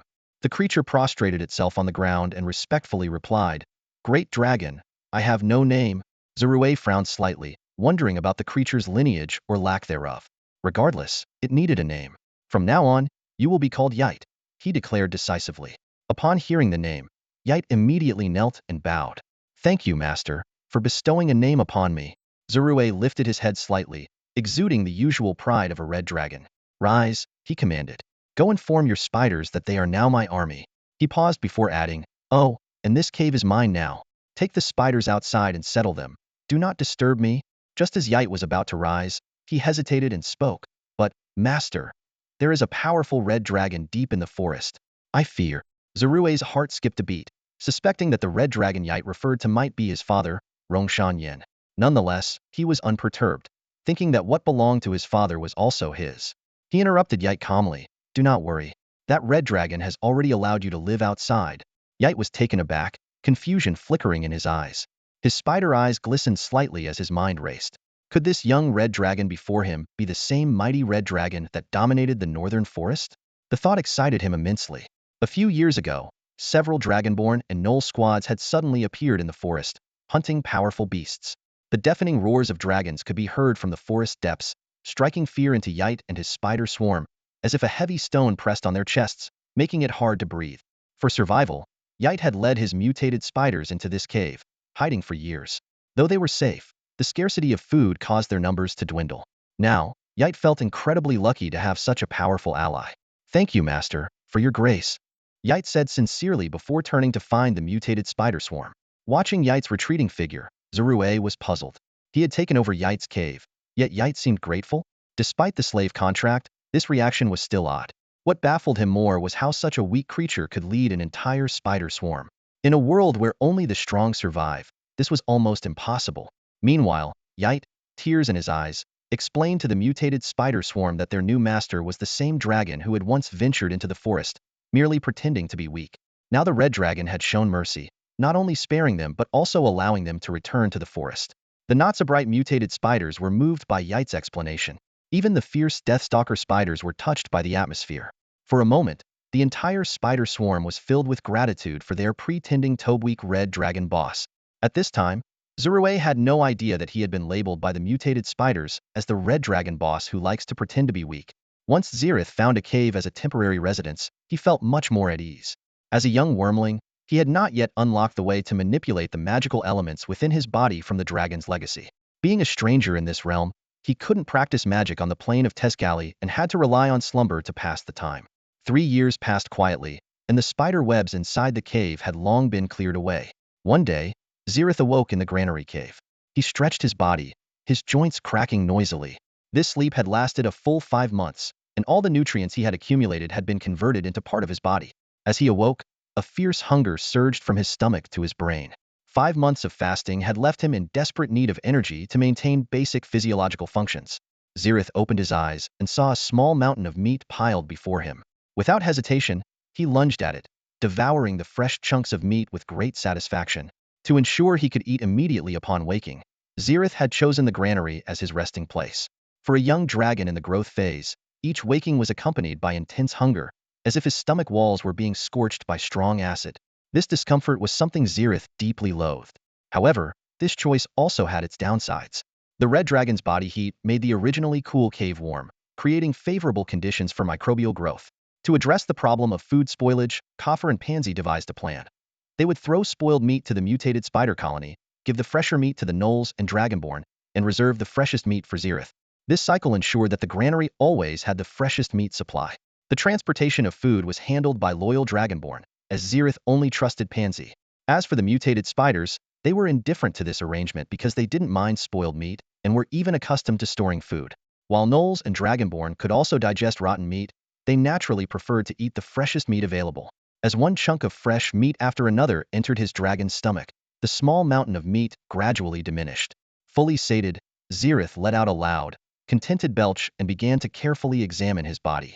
After this long sleep, Zerith's body had grown to 5 meters in length, making him larger than an average rhinoceros, far surpassing the frail wormling he had been 3 years ago. His strength had also reached the late stage of the initial level. In comparison, a typical red dragon at the age of 3 would usually be only 4 meters long, clearly indicating his precocious development. Zerith casually picked up a stone and, with a light squeeze, reduced the hard rock to dust in his claws. He nodded in satisfaction, realizing he had entered the juvenile growth stage and had begun to unlock the basic processes of spellcasting from the dragon's legacy. Next, Zerith reviewed the different age stages of a dragon. 3 years is the wormling stage, where young dragons rapidly grow to cope with the harsh survival environment. 310 years is the juvenile stage, where they start learning basic magic and begin to unlock magical abilities. 1025 years is the young dragon stage, with more developed muscles and more proficient magic use. 2550 years is the adolescent dragon stage, where dragons have a certain level of strength, and some may begin to venture out of arrogance. 50,100 years is the young adult dragon stage. At this time, the world of dragons is undergoing a period of vibrant transformation. Most young dragons have left their nests to embark on their own journeys of self-discovery. Metal dragons, guided by their parents, travel across the continent to enhance their strength and experience. Meanwhile, chromatic dragons tend to wander, recruiting minions and gradually building their own monster armies. Only a few exceptionally cautious dragons choose to remain hidden. As time progresses, the life cycle of dragons unfolds. From 100 to 300 years old, dragons are in their adult stage. At this point, they are capable of surviving independently on the continent. Those with exceptional talent may even reach legendary status during this phase. Even if they don't achieve such heights, adult dragons possess considerable power and can generally ensure their safety as long as they avoid unnecessary trouble. From 300 to 600 years old, dragons enter their prime. Their physical strength peaks during this period after long-term development. Even white dragons, which are typically less intelligent, possess legendary power if they survive to this age. From 600 to 1,000 years old, dragons reach their elderly phase. Although their physical strength begins to wane, their mastery of magic, honed over centuries, becomes more refined, often surpassing their earlier capabilities. From 1,000 to 2,000 years old, dragons are considered ancient. At this stage, their magical prowess is at its zenith, but it also signifies the countdown to the end of their life, with only a few hundred years remaining. From 2000 to 2400 years old, dragons enter their twilight years. During this phase, they are on the brink of death. When they sense their end is near, they seek a hidden place to pass away peacefully with their accumulated treasures, hoping to enter Tiamat's divine realm after death. It is worth noting that from the adult stage onwards, a rare few dragons with extraordinary talent can transcend their physical limits and become great WIRMS. Great WIRMS have lifespans of tens of thousands of years and possess power far surpassing that of regular dragons. This transformation usually occurs during the prime stage, though it can theoretically happen in adulthood, albeit rarely. Elderly and ancient dragons also have a slim chance of becoming great WIRMS. For those exceptionally gifted great WIRMS, there is a possibility of further advancement to become primordial dragons. Primordial dragons have near-immortal lifespans. If they encounter an extraordinary opportunity, they might even ascend to the status of an elder primordial dragon, whose power can rival that of lesser deities. In fact, most minor deities find it difficult to contend with elder primordial dragons. Zerith stretched his body and slowly emerged from the cave. The passageway was long and winding, with pairs of gnoll guards lazily stationed on either side. As Zerith's figure came into view, the previously indifferent guards instantly became alert. One gnoll quickly nudged his dozing companion with his elbow. The latter was about to snap back, but stood up straight the moment he saw the red dragon. The two gnolls immediately adopted a more respectful demeanor and bowed to Zerith. "Your Majesty, greetings." Zerith gave a slight nod of acknowledgement and continued on his way. Once he had passed, the guards breathed sighs of relief, wiping the sweat from their brows and whispering nervously about whether their slacking off had been noticed and if they might face punishment. Along the way, Zerith encountered several dragon soldiers carrying meat. They were on their way to the granary and quickly saluted upon seeing him. The red dragon responded softly and allowed them to continue their work. The dragon soldiers watched Zerith leave and then began to discuss in hushed tones the length of his recent slumber and the intimidating changes in his physique. Exiting the cave, Zerith surveyed his surroundings. The once lush forest was now completely covered in webs, transforming it into a spider's paradise. Although this was the natural habitat of the ettercaps, Zerith still frowned at the sight. The lake view had been replaced by webs and bones, making for a less than picturesque scene, though it did enhance their defenses. Zerith's gaze shifted to the depths of the forest, where his father, Molten Flame, once had his fiery lair. Despite his curiosity about the current state of the lair, the aftermath of the great battle between dragons and titans made him decide to postpone any exploration. Strengthening his powers was now his top priority. Suddenly, Zerith remembered something important. Even though Kofor and Pansy were not around, he decided to handle it himself. The red dragon spread his wings and soared into the sky, creating a powerful gust of wind as he flew off into the distance. During his flight, Zerith contemplated the current situation. Since he had not yet ordered the eradication of surrounding predators, the hunters in various areas of the forest remained active. This had directly led to a shortage of meat in the granary. To ensure ample resources, Zerith decided to personally hunt down the surrounding predators. This would not only solve the food problem but also give him some much-needed exercise, preparing him for future magical studies. The forest in the magical world is nothing like the forests of the Blue Planet from his previous life. Trees reaching over 30 meters in height are a common sight. Zerith glided through the canopy, his dragon wings slightly unfurled, catching the air currents to navigate gracefully between the treetops. From high above, he could see glimpses of various strange creatures moving in the shadows below. Despite the dense foliage blocking most of the sunlight, Zerith's massive figure cast a noticeable shadow on the ground. As a young dragon, he consciously suppressed his aura, but a faint, uncontrollable dragon's presence still seeped out from within him. This suffocating pressure sent the birds in the trees into a frantic panic, flapping their wings wildly to escape. As Zerith swooped past, a huge shadow blanketed the ground, startling the herbivores below. They scattered in all directions, their hooves thundering and cries echoing through the forest. The arrival of the red dragon threw the area into chaos. Not far away, a tense standoff was unfolding. A group of spider apes faced off against 3 stone drakes. The cicadas buzzing abruptly ceased, and the air was thick with tension, ready to explode at any moment. Both sides stared each other down, their breaths heavy and rapid, unwilling to back down. The leader of the spider apes, Zhu Yuan, stood at the forefront, his 8 spider legs taut and ready to strike. As the strongest warrior of his clan, Zhu Yuan knew that this battle was crucial for their survival.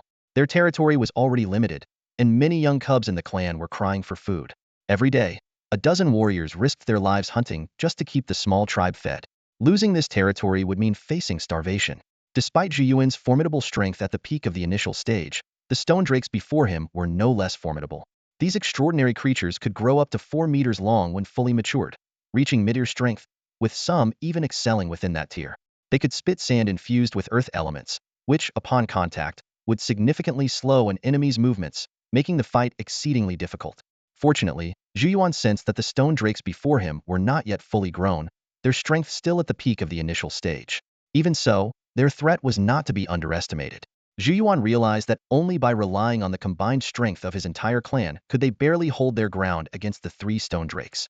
The stone drakes were also hesitant. They sensed a powerful threat from Zhu Yuan, aware that this opponent had the ability to defeat or even kill them.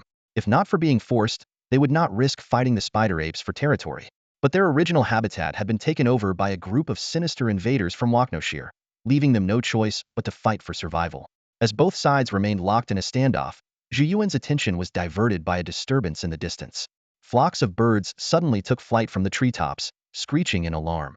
This unusual phenomenon grew closer, as if something terrifying was approaching. A sense of foreboding welled up in Zhu Yuan's heart.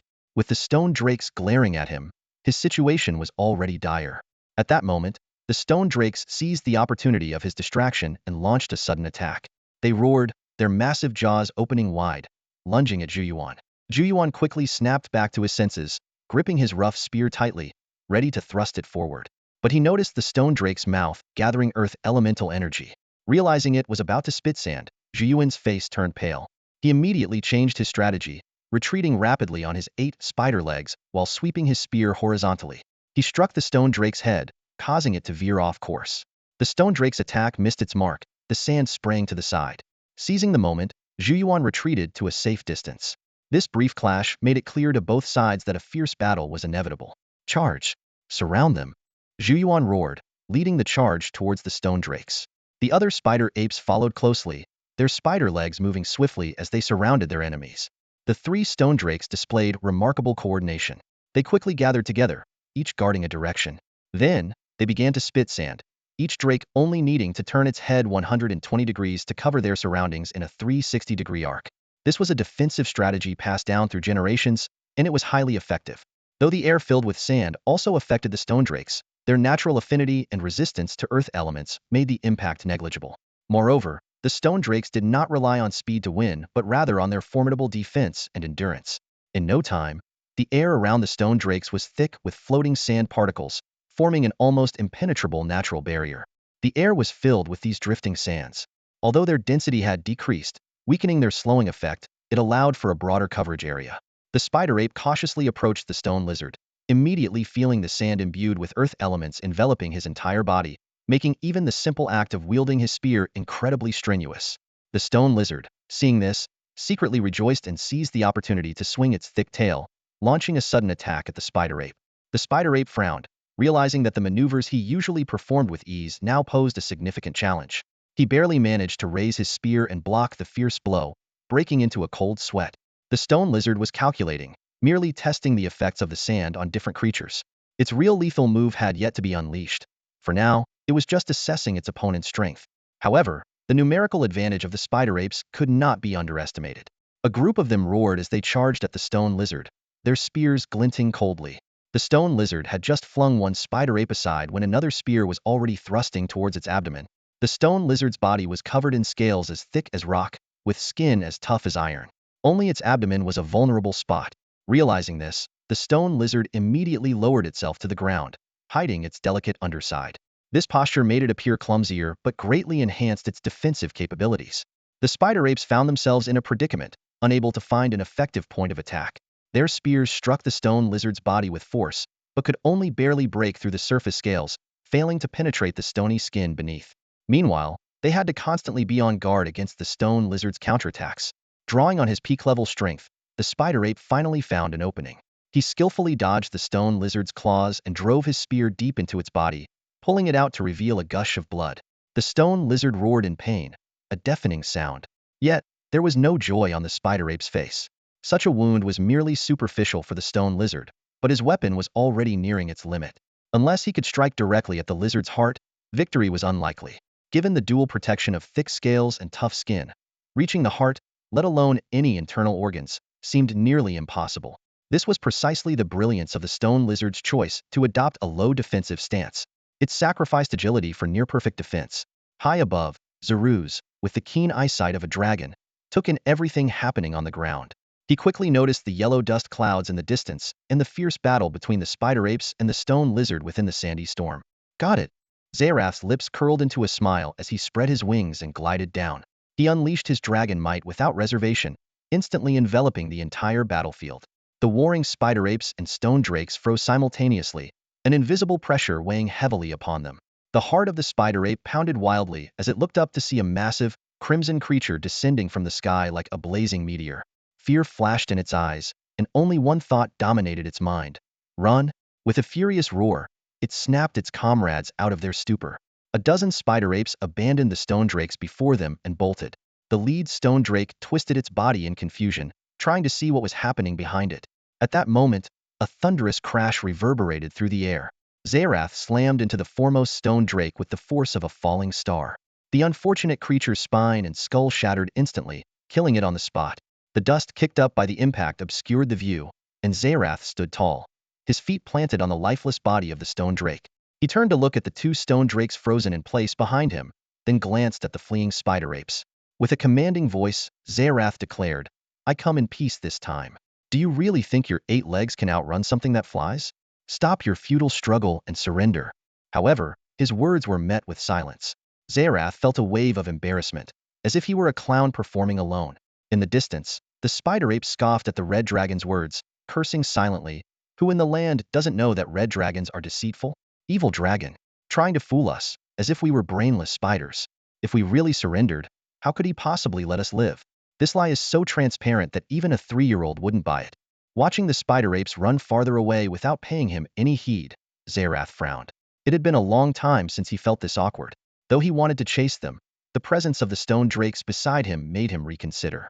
In the end, he decided to focus on the stone drakes. The two stone drakes didn't flee, but their trembling limbs revealed their fear. Zerith scrutinized them closely and suddenly noticed, oh, they're both females. As a dragon, Zerith could discern the gender of any creature, even those that humans found indistinguishable. He glanced down at the stone drake he had killed and saw it was a male. Chuckling, he patted the dead stone drake and teased, "Lucky guy, huh? 2 ladies in your harem." Although stone drakes weren't entirely incapable of communication, their low intelligence meant they rarely spoke, preferring to act on animal instincts. Zerith lifted his head and, in fluent common, asked, "Why were you fighting with the spider apes?" The stone drakes fell silent again, making Zerith feel even more awkward. Losing patience, he opened his mouth slightly, allowing fire elements to gather within. "Reptiles, are your ears deaf? Didn't you hear what I said? Do you need me to help you understand?" Terrified, the stone drakes panicked, fearing they would be scorched by dragon breath in the next second. Although the red dragon before them was only a juvenile, not much larger than them, even a young dragon's breath was something they couldn't withstand. One of the stone drakes stammered, Mighty dragon. We were forced to, because some spiders suddenly invaded our territory, so we had no choice but to come into the forest." "Stop. No need to say more." Zerith's head throbbed. No wonder stone drakes usually kept quiet. But from the halting explanation, he pieced together the situation. A group of powerful spiders had taken over the stone drake's territory. Zerith was curious about what kind of spiders could pose such a threat to stone drakes. Where are these spiders? Faced with the dragon's question, the stone drakes dared not lie, trembling as they pointed in a direction with their front claws. Following their indication, Zerith fell into thought. That direction seemed to be, that way looks like, home. No matter what, the 2 stone drakes have fallen into Zerith's hands. Even though they are still in their juvenile phase, Zerith has already mastered the ability to transform them through the dragon's legacy. However, he has no intention of using this skill on such creatures. The reason is simple. Stone drakes are not rebellious, but they are also not intelligent enough to communicate even on a basic level. They are creatures with high minimum capabilities, but low potential. Even if the dragon's transformation could enhance their potential, their low intelligence means that potential would be difficult to realize. Zerith thought to himself that instead of transforming a stone drake, it would be better to choose a clever human. Although humans might initially be weaker than stone drakes, with potential enhancement and years of diligent training, they could easily surpass the stone drakes. More importantly, humans are more cunning, and the dragon's transformation is akin to a slave contract, effectively controlling these unstable elements, making them easier to manage. Looking at the 2 stone drakes that had already reached the peak of their initial stage, Zerith felt it would be a waste to kill them. He decided to use them as mounts for Cover and Pansy. Suddenly, a strange idea flashed through his mind. If he could find a male stone drake, perhaps he could use the law of creation to breed an army of stone drakes. Who could refuse a monster army? Unfortunately, this idea was doomed from the start because he had already killed the male stone drake. In hindsight, even if he had known the situation beforehand, Zerith would still have chosen to kill one of the stone drakes. The uncertainty of having 3 stone drakes was too great. If the spider monkeys and stone drakes had teamed up against him after seeing the red dragon, he would likely be getting beaten now. Even as a red dragon, he couldn't handle a siege, especially since he was still just a dragon baby. Therefore, Zerith had to display his power to intimidate them. What better way to show strength than by instantly killing a stone drake? This action shattered the psychological defenses of the remaining 2 stone drakes. As the old saying goes, morale is crucial. Battle is not just a contest of skills, but also a psychological game. Witnessing their companion being instantly killed, the spider monkeys fled in panic, and the remaining 2 stone drakes were left bewildered. This is the advantage of striking fear into the enemy, winning without fighting. Thinking about the reproduction of stone drakes, Zerith couldn't help but consider the powerful dragon bloodline. The dragon bloodline could significantly enhance a species' strength, and dragons had no reproductive barriers. Looking at the 2 female stone drakes before him, a bold idea suddenly popped into his mind. Should he personally try to create a dragon-blooded version of an enhanced stone drake army? But as soon as the thought arose, he dismissed it. As a dragon baby, such things were not appropriate for his age. Putting aside the fleeing spider monkeys and these wild ideas, Zerith decided to deal with the matter at hand. He planned to take the 2 stone drakes back. Zerith gave the 2 stone drakes a stern look and said in a deep voice, "As long as you obey, I won't kill you. Now, follow me." Under Zerith's escort, the group set off on their journey back.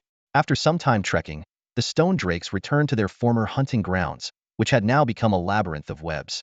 As they ventured deeper, the webs became denser, eventually covering the entire forest. Zerith, who had previously stayed in a cave to survive his vulnerable phase, was not very familiar with the web labyrinth created by the mutated spiders. But the scene before him reminded him of the spider lair in the movie The Hobbit. The desolation of smog. Hissing sounds echoed around them as the spiders detected the presence of intruders. Many spiders moved through the webs, eyeing the 2 stone drakes warily. However, due to the presence of the red dragon Zerith, they did not act rashly. Gradually, more and more mutated spiders gathered to observe, their eyes wide with confusion at the sight of the red dragon bringing back stone drakes. The stone drakes, seeing the large number of mutated spiders, felt a chill of fear. They hesitated to move forward, afraid of what might lie ahead. The red dragon seemed to sense their thoughts, turning his head to glare at them menacingly. The fiery element within him seemed to dance in his mouth. Reluctantly, the stone drakes continued forward, suppressing their fear. At that moment, it emerged from an unknown web. Carefully avoiding the stone drakes, it bowed deeply to the red dragon and said respectfully, "Welcome back, Master." Zerith merely waved his hand lightly, giving a brief command, "Take me to the cave." "Yes, Master." It immediately led the way, marveling at the power of its master. Subduing 2 stone drakes at once, could there be any doubt that its master was hiding his true strength? Could any red dragon of this size accomplish such a feat? It firmly believed that the red dragon was pretending to be weak. With a guide, navigating the labyrinth became easy. After winding through several passages, they arrived at the center of the entire web labyrinth, the cave where Zerith resided. Unlike the web-filled forest outside, the area around the cave, including a large section by the lake, was almost devoid of webs. Any webs that did appear were quickly removed by it. When they reached the cave entrance, Zerith was surprised to find Cover and Pansy dutifully waiting there. Clearly, they had received some sort of instruction or message and had been waiting for some time. Zerith did not give it much thought, knowing that the webs could transmit information and that it had likely informed them in advance. Seeing the red dragon return, Cover and Pansy kneeled on one knee in unison and shouted, "Welcome back, Master." Zerith glanced briefly at the 2 captains. For the past 3 years, they had been by his side. 3 years not too long, but not too short either. As their leader, it was time to give them some rewards. His gaze fell on the 2 stone lizards, and a slight smile curved his lips. "These 2 stone lizards will be your reward. Consider them as pets," Zerith said in a calm tone, as if distributing ordinary items. Cover and Pansy were momentarily surprised. Cover quickly reacted, bowing his head and kneeling. "Thank you, my lord. I will not fail your majesty's expectations." Pansy hesitated for a moment, then followed suit, repeating the same words. Zerith nodded slightly, thinking to himself, "Entrusting these stone lizards to my mid-tier subordinates shouldn't be an issue. After all, Those mindless stone lizards at the lower peak shouldn't be able to outsmart them. Having given his instructions, Zerith spread his wings and soared into the sky, speeding towards a familiar direction. He had a more pressing matter to attend to, finding the spider apes before they completely disappeared. On his way, Zerith passed the stone lizard he had previously slain. The area around the corpse was eerily quiet, which was not surprising. In this region, stone lizards were minor overlords. Even in death, other creatures dared not approach. Zerith examined the stone lizard's corpse. Its spine was broken, and its body was half buried in the ground, eyes still filled with terror. This was clearly not a natural death, but the result of a more powerful creature's brutality. Ordinary creatures wouldn't risk their lives for a few pounds of meat. After a moment of deliberation, Zerith decided to prioritize finding the spider apes. Living creatures could escape, but dead ones would remain where they were. He believed that no foolish creature would dare to steal his prize in the short term. Moreover, the spider apes were currently more valuable than the corpse. Shortly after the red dragon left, a goblin emerged from the bushes. It stared at the stone lizard's corpse, first in shock, then with eyes gleaming with greed. Meanwhile, in a sparser part of the forest, the spider ape leader wore a grim expression. He was caught in a dilemma. Should they move to another location? But other regions' overlords would not tolerate competitors. Stay here? The red dragon's threat made it impossible. The spider ape leader suddenly understood the stone lizard's predicament. It was all about survival. News of the red dragon had spread throughout the spider ape tribe. The tribe's people watched their powerful leader anxiously, awaiting his orders. The young ones clung fearfully to their mothers, while the male spider apes stood tall, ready to sacrifice themselves for the tribe. The spider ape leader looked around, his heart filled with bitterness. This was the tribe he had painstakingly developed, now facing a crisis because of an unexpected red dragon. Though it was just a young dragon, its terrifying breath alone was enough to make him shudder. Moreover, if they failed to kill the dragon, given its growth rate and vengeful nature, in a decade or so, the entire tribe might be wiped out. With a bitter smile, the spider ape leader whispered, "Let's go. We can't stay here any longer." The tribe members, hearing this, lost the light in their eyes, lowering their heads in silence. Amidst this heavy atmosphere, the tribe's only scholar, a venerable priest leaning on his staff, slowly approached. He whispered a few words into the spider ape leader's ear. The leader's eyes widened, and a glimmer of hope began to shine in his once dim eyes. The dragon's ability to track creatures is far from weak. Its sense of smell, vision, and sensitivity to elements in the air all aided in locating prey. Zerith spread his wings, using his keen senses to follow the escape route of the arachnid apes. His dragon eyes scanned the terrain below, his mind racing as he calculated possible directions. For a moment, Zerith considered activating his dragon brain computer, but he quickly dismissed the thought. In the distance, the image of the arachnid ape leader fiercely battling a stone lizard flashed in his mind. Just from this scene, Zerith could gauge the leader's strength. It was likely a peak low-tier warrior. Zerith calculated silently. His own strength was also at the peak of the low tier, comparable to that of the leader. But as a dragon, he possessed a formidable body, tough scales, and a terrifying dragon breath, advantages that gave him far greater power than others of the same tier. The difference was like that between a fully armed elite soldier and an unarmed recruit. Despite being of the same level, the outcome was clear. Even so, Zerith remained vigilant. Past experiences had taught him the importance of caution. Once, his carelessness had led to a fall. Zerith's dragon face flushed with embarrassment, cutting off the memory. How mortifying. Of course, that death might have been destined. A strange thought crossed Zerith's mind. Could there be others like me, bound to a system, who died immediately due to the law of conservation of luck and lifespan? This notion made him ponder, but he quickly refocused on the current task. Zerith looked down at the terrain and began to think from the perspective of the arachnid apes. If he were one of them, where would he establish a settlement?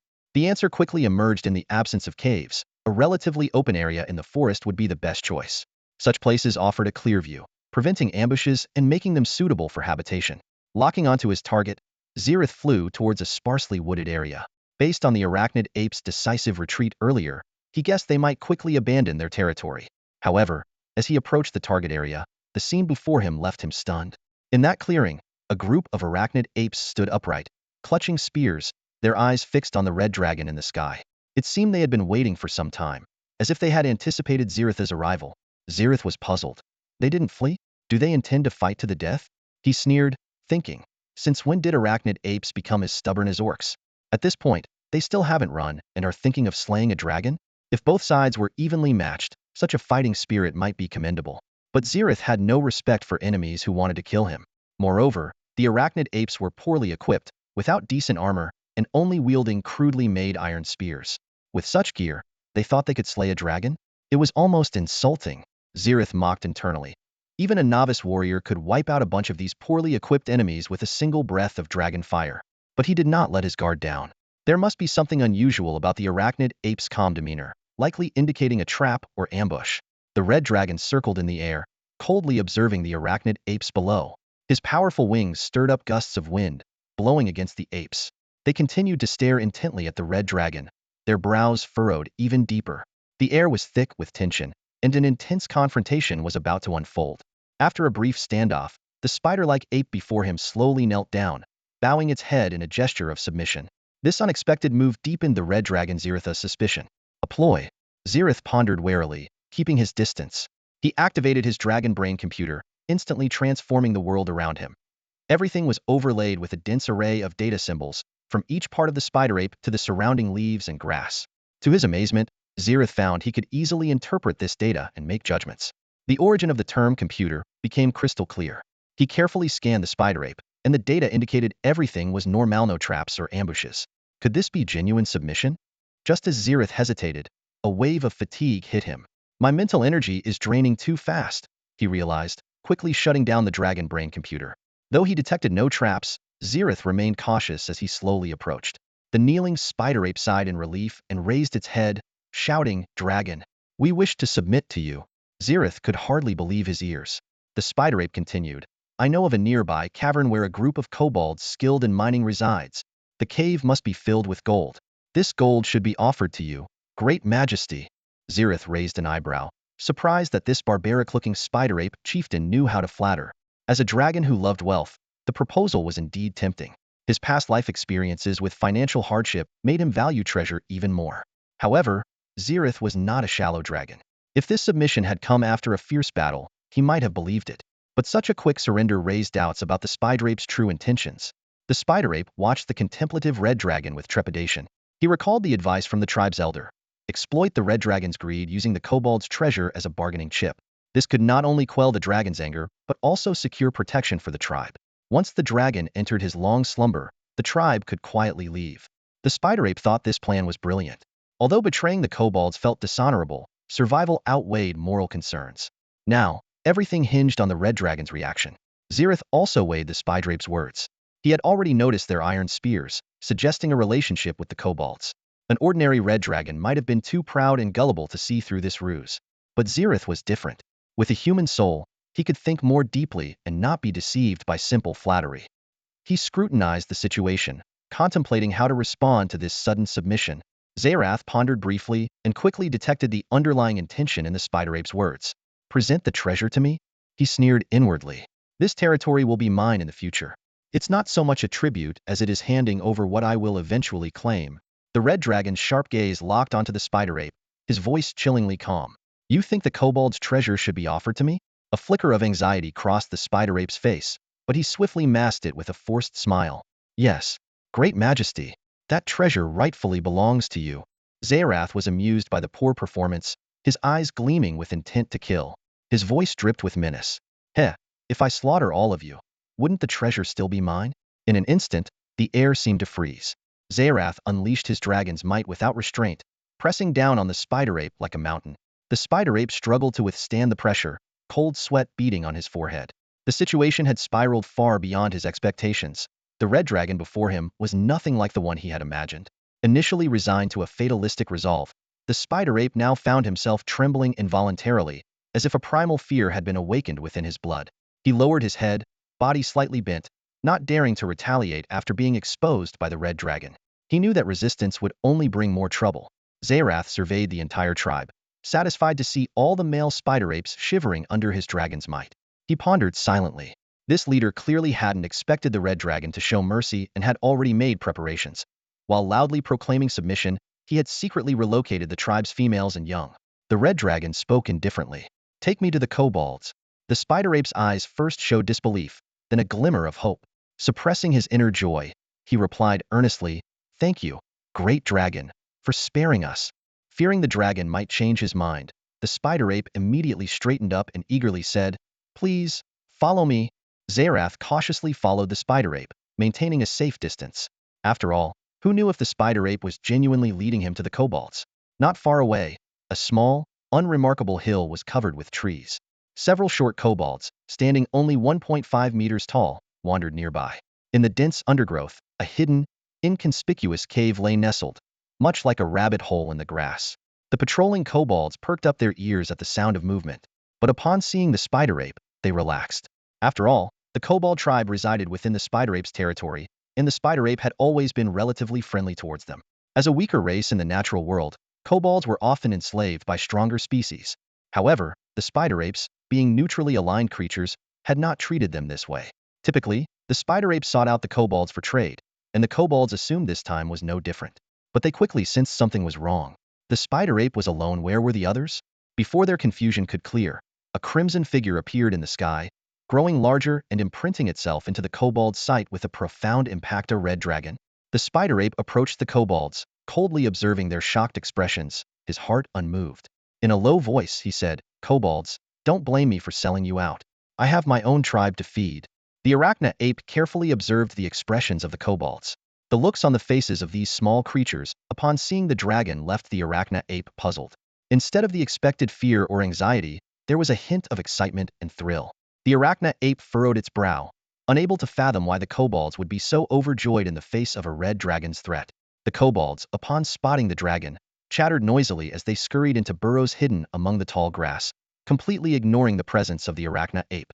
Despite his confusion, the arachna ape turned to gaze at the slowly approaching red dragon. The red dragon, Zerith, had a slight smile at the corner of his mouth, feeling secretly pleased. The kobold's reaction was exactly as he had anticipated. This stemmed from an ancient legend. The kobold god was originally formed from a drop of Tiamat's blood. Because of this, the weak kobold race has always proudly believed that dragon blood flows in their veins.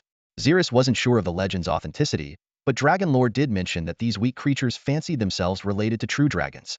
With the pride of a dragon, he would naturally never acknowledge any connection to such a feeble species.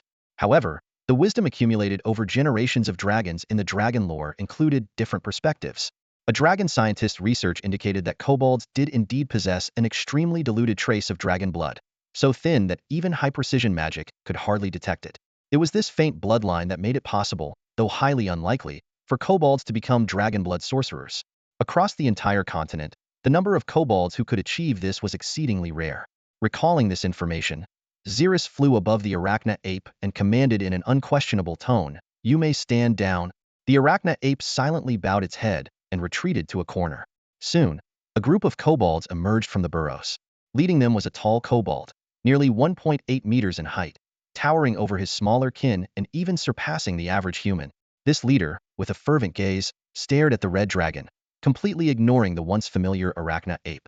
The arachna ape watched this strange scene with confusion. The red dragon was clearly here to plunder, yet the kobold leader, Doug, reacted so unusually. Looking once more at the red dragon, Zerith's expression remained calm, betraying no emotion. Suddenly, Doug seemed to realize something and dropped to his knees. His voice trembled with barely suppressed excitement. "Great true dragon, I have finally awaited your arrival. For so many years, since I heard of your presence in this forest, I have yearned day and night to serve under your banner. This longing has kept me awake at night." Zerith frowned slightly. These lines seemed a bit too intimate. He knew that besides mining, flattering was a skill kobolds must master as loyal followers of dragons. Flattering well could win the dragon's favor, while poor flattery could lead to dire consequences. Clearly, this kobold's flattering skills were still lacking. Saying he came to the forest? Zerith inwardly scoffed. He was a native of this forest, never having left. This kobold must have confused him with his father, Molten Flame. While Zerith wasn't surprised by the kobold's words, the arachna ape was greatly shocked. He hadn't expected the kobolds to defect so decisively, without any hesitation. Before the arachna ape could recover, Doug spoke again. "Great true dragon, you are the eternal ruler of this forestno, of this world. Even the blazing sun cannot compare to the brilliance you radiate. The moon pales in your presence. Great true dragon, please accept my tribute." As he finished speaking, four kobolds emerged from the burrows, carrying a chest brimming with gold coins like a palanquin, respectfully placing it on the ground, ready to present it to Zerith. When Zerith heard the kobold Doug proclaim himself as the eternal ruler of this world, his expression turned peculiar. As a well-traveled dragon, Zerith couldn't help but recall the scenes from the dragon's heritage where kobolds groveled at the feet of red dragons. He remembered how some kobolds even boasted that they could defeat Bahamut and trample the god of justice. Zerith inwardly scoffed, wondering which self-important red dragon ancestor whimsically included such flattery in the sacred dragon lore. Even though Doug's flattery seemed trivial to Zerith, experiencing it firsthand was entirely different from watching others receive praise. Zerith maintained a facade of calm, but inside, he was thrilled this was the first time he had been so extravagantly praised. Despite the fact that the one praising him was a muscular, 6-foot kobold skilled in mining, who could resist a wealthy follower, the nearby spider ape was dumbfounded. He couldn't imagine uttering such sycophantic words himself. He even suspected that Doug might have secretly rehearsed this performance. However, the spider ape's shock was soon overshadowed by the glittering gold coins Doug presented. Zerith gazed at the chest full of gold and the group of expectant fanboys surrounding him, suppressing his excitement. He nonchalantly said to Doug, "You should consider yourself lucky, kobold. Now you have the chance to serve a true dragon. Make the most of it. Tell me your name." Doug's eyes widened, and a look of ecstatic joy spread across his face. He knelt down like a devout worshipper and exclaimed, "Thank you, Master, for granting me the opportunity to serve you. My master, my name is Doug." For kobolds, serving a true dragon is the highest honor. They might choose not to worship the kobold god, but they could never forsake the reverence for the great dragons. The powerful wings moved slowly, stirring the air and creating a whooshing sound. Zerith folded his wings and landed steadily on the ground. The massive dragon wings instantly blocked the already sparse sunlight, kicking up clouds of dust. The kobolds and spider apes squinted their eyes, trying to catch a glimpse of the red dragon through the swirling dust. Before the red dragon could speak, the quick-witted Doug immediately ordered the kobold soldiers to bring a chest of gold coins to Zerith. His voice was filled with reverence and anticipation. "Great true dragon, these are treasures I offer to you. Please take a look." Zerith glanced at the chest casually and instantly determined the number of coins inside 125. This was one of the innate abilities of the red dragon. Extraordinary talent for appraising and finding treasures. Even in a mountain of riches, the red dragon could detect the loss of a single coin and would become enraged, vowing to hunt down the despicable thief. For most red dragons, who valued their hoards above all, even losing a single coin was intolerable. Zerith looked down at the kneeling Doug and nodded slightly in approval. A meaningful smile curved his lips as he took out a few dragon scales and said in a deep voice, "Doug, I am Zerith. You shall receive my blessing." Doug was momentarily stunned, then immediately understood the dragon's intention upon seeing the scales' dragon blood transformation. As a dragonborn, he was well acquainted with this legendary ritual. Dragon blood transformation could fundamentally change a creature's bloodline, granting it the true blood of a dragon. This not only meant enhanced physical abilities, but also a longer lifespan, greater potential, and more formidable power. The only price was eternal loyalty to the dragon. For kobolds, this was a deal beyond their wildest dreams. Doug stared at the scales in Zerith's hand, his breathing quickening and his chest heaving. Excitement, nervousness, and anticipation intertwined in his heart. Dragon blood transformation was a distant legend for his kobold clan, and now, he was about to become the first in decades to receive this honor. The spider ape nearby watched in confusion.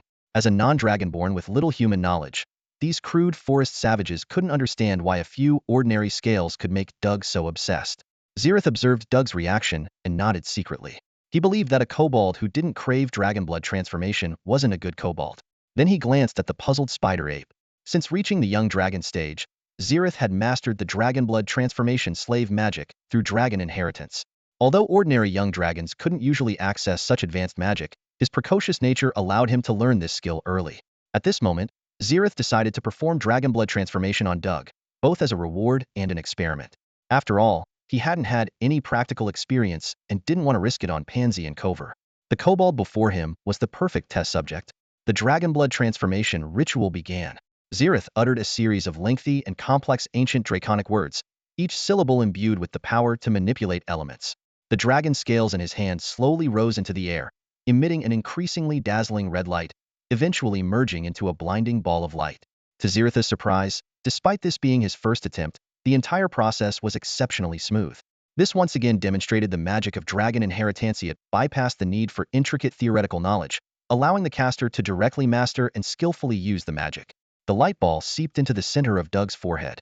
In an instant, it felt as if magma was flowing through his veins, or as if countless ants were biting every cell. Doug collapsed to the ground, enduring the excruciating pain brought by the dragon blood transformation. Zerith gazed down at the kobold, Doug, who lay on the ground. Doug's eyes were tightly shut, his teeth bared in pain, and his body trembled as he endured the excruciating agony of the dragon vein transformation. The air seemed thick with the essence of suffering, and Zerith couldn't help but feel a sense of relief that he was born a dragon, sparing him from such torment. The surrounding kobolds watched Doug with furrowed brows, their eyes fixed on him. Yet, deep within their gazes, a glimmer of envy could be seen.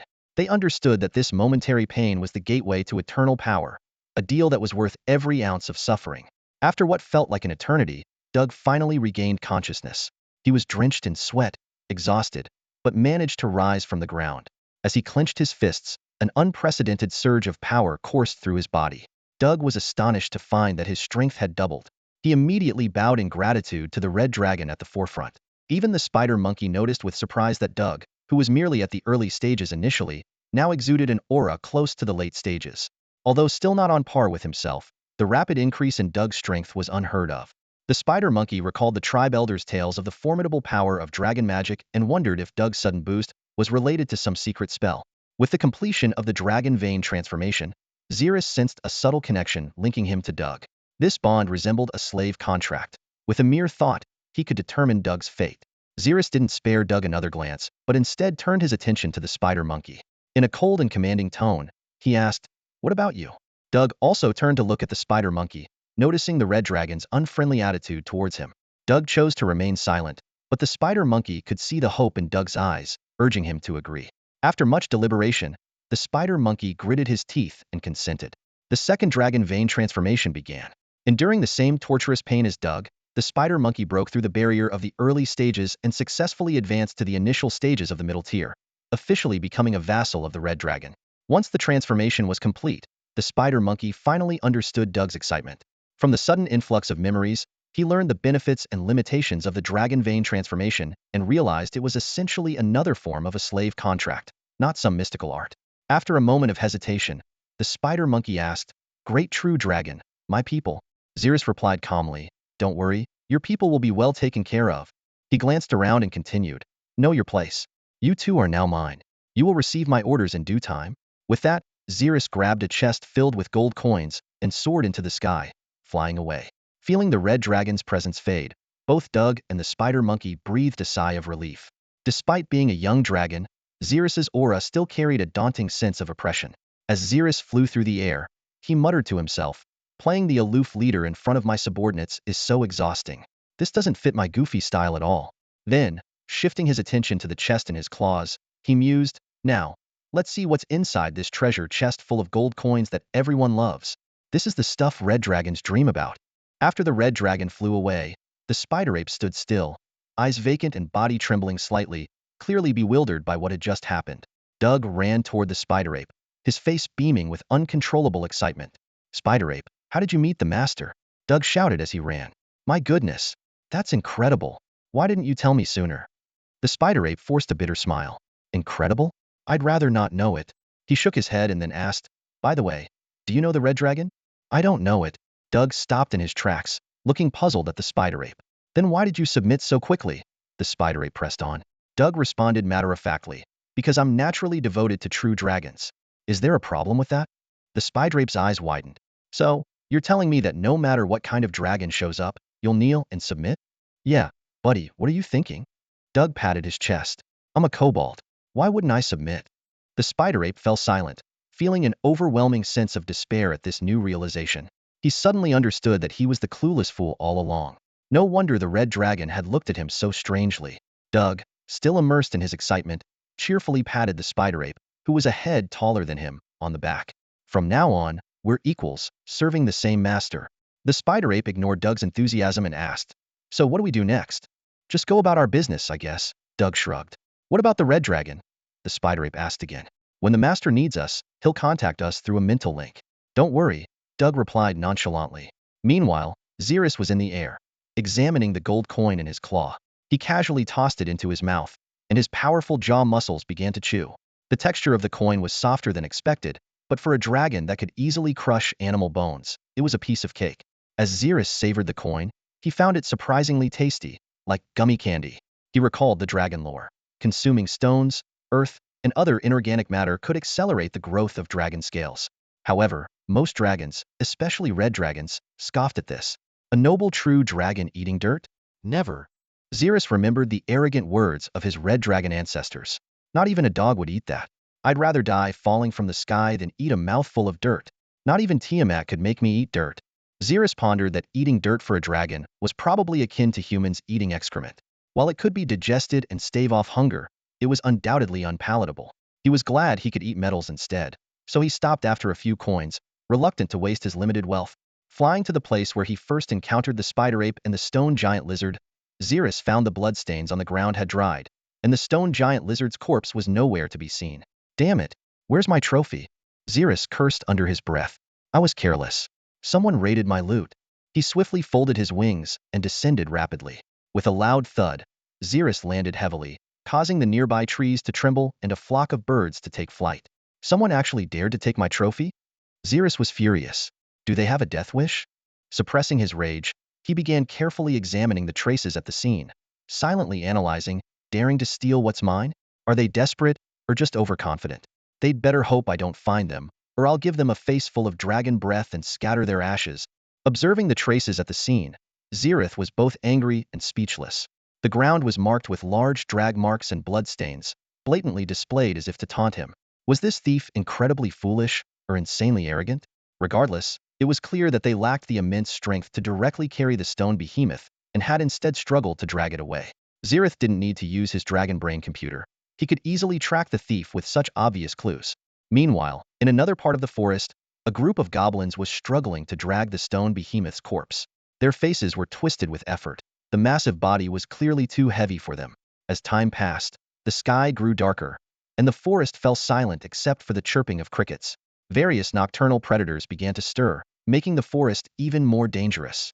Persistence paid off, and the goblins finally managed to drag the formidable corpse to their destination just before nightfall. An orc patrolman, holding a torch, saw the group of goblins from a distance and shouted in confusion, "You lowly goblins! What are you up to?" A goblin who seemed to be the leader ran breathlessly towards the orc, stammering excitedly, "Master, food." Goblins found food. Huge food. The orc grew more puzzled as he approached, only to be stunned by the sight. In the middle of the goblins lay the enormous corpse of the stone behemoth, its body horribly crushed as if by some tremendous force. The goblins danced around the orc, expecting praise for their achievement, but the orc didn't smile. He glared at the goblins before running back to report to the warrior chief with a somber expression. What? Those goblins brought back the corpse of a stone behemoth? Chief Solar exclaimed in disbelief. The patrolman confirmed grimly, "Yes, Chief. They said they found it." "Found it? Take me to see." Solar immediately followed the patrolman to the site. Amid the excited goblins, he also saw the massive stone behemoth's corpse. The lead goblin ran up, cheering, "Goblins did a good deed. Goblins did a great deed." But Solar's face remained dark. Though the stone behemoth's body was valuable, he knew this was a prize he couldn't afford. The terrible injuries indicated a powerful hunter. Given the behemoth's defenses, his tribe could defeat one but never kill it outright. Sensing the tension, the goblins gradually quieted down. Solar pointed at the corpse and asked sternly, "Where did you find this?" The goblins pointed eastward, towards the territory of the spider apes. Solar knew the spider apes couldn't have done this. They used spears, not brute force.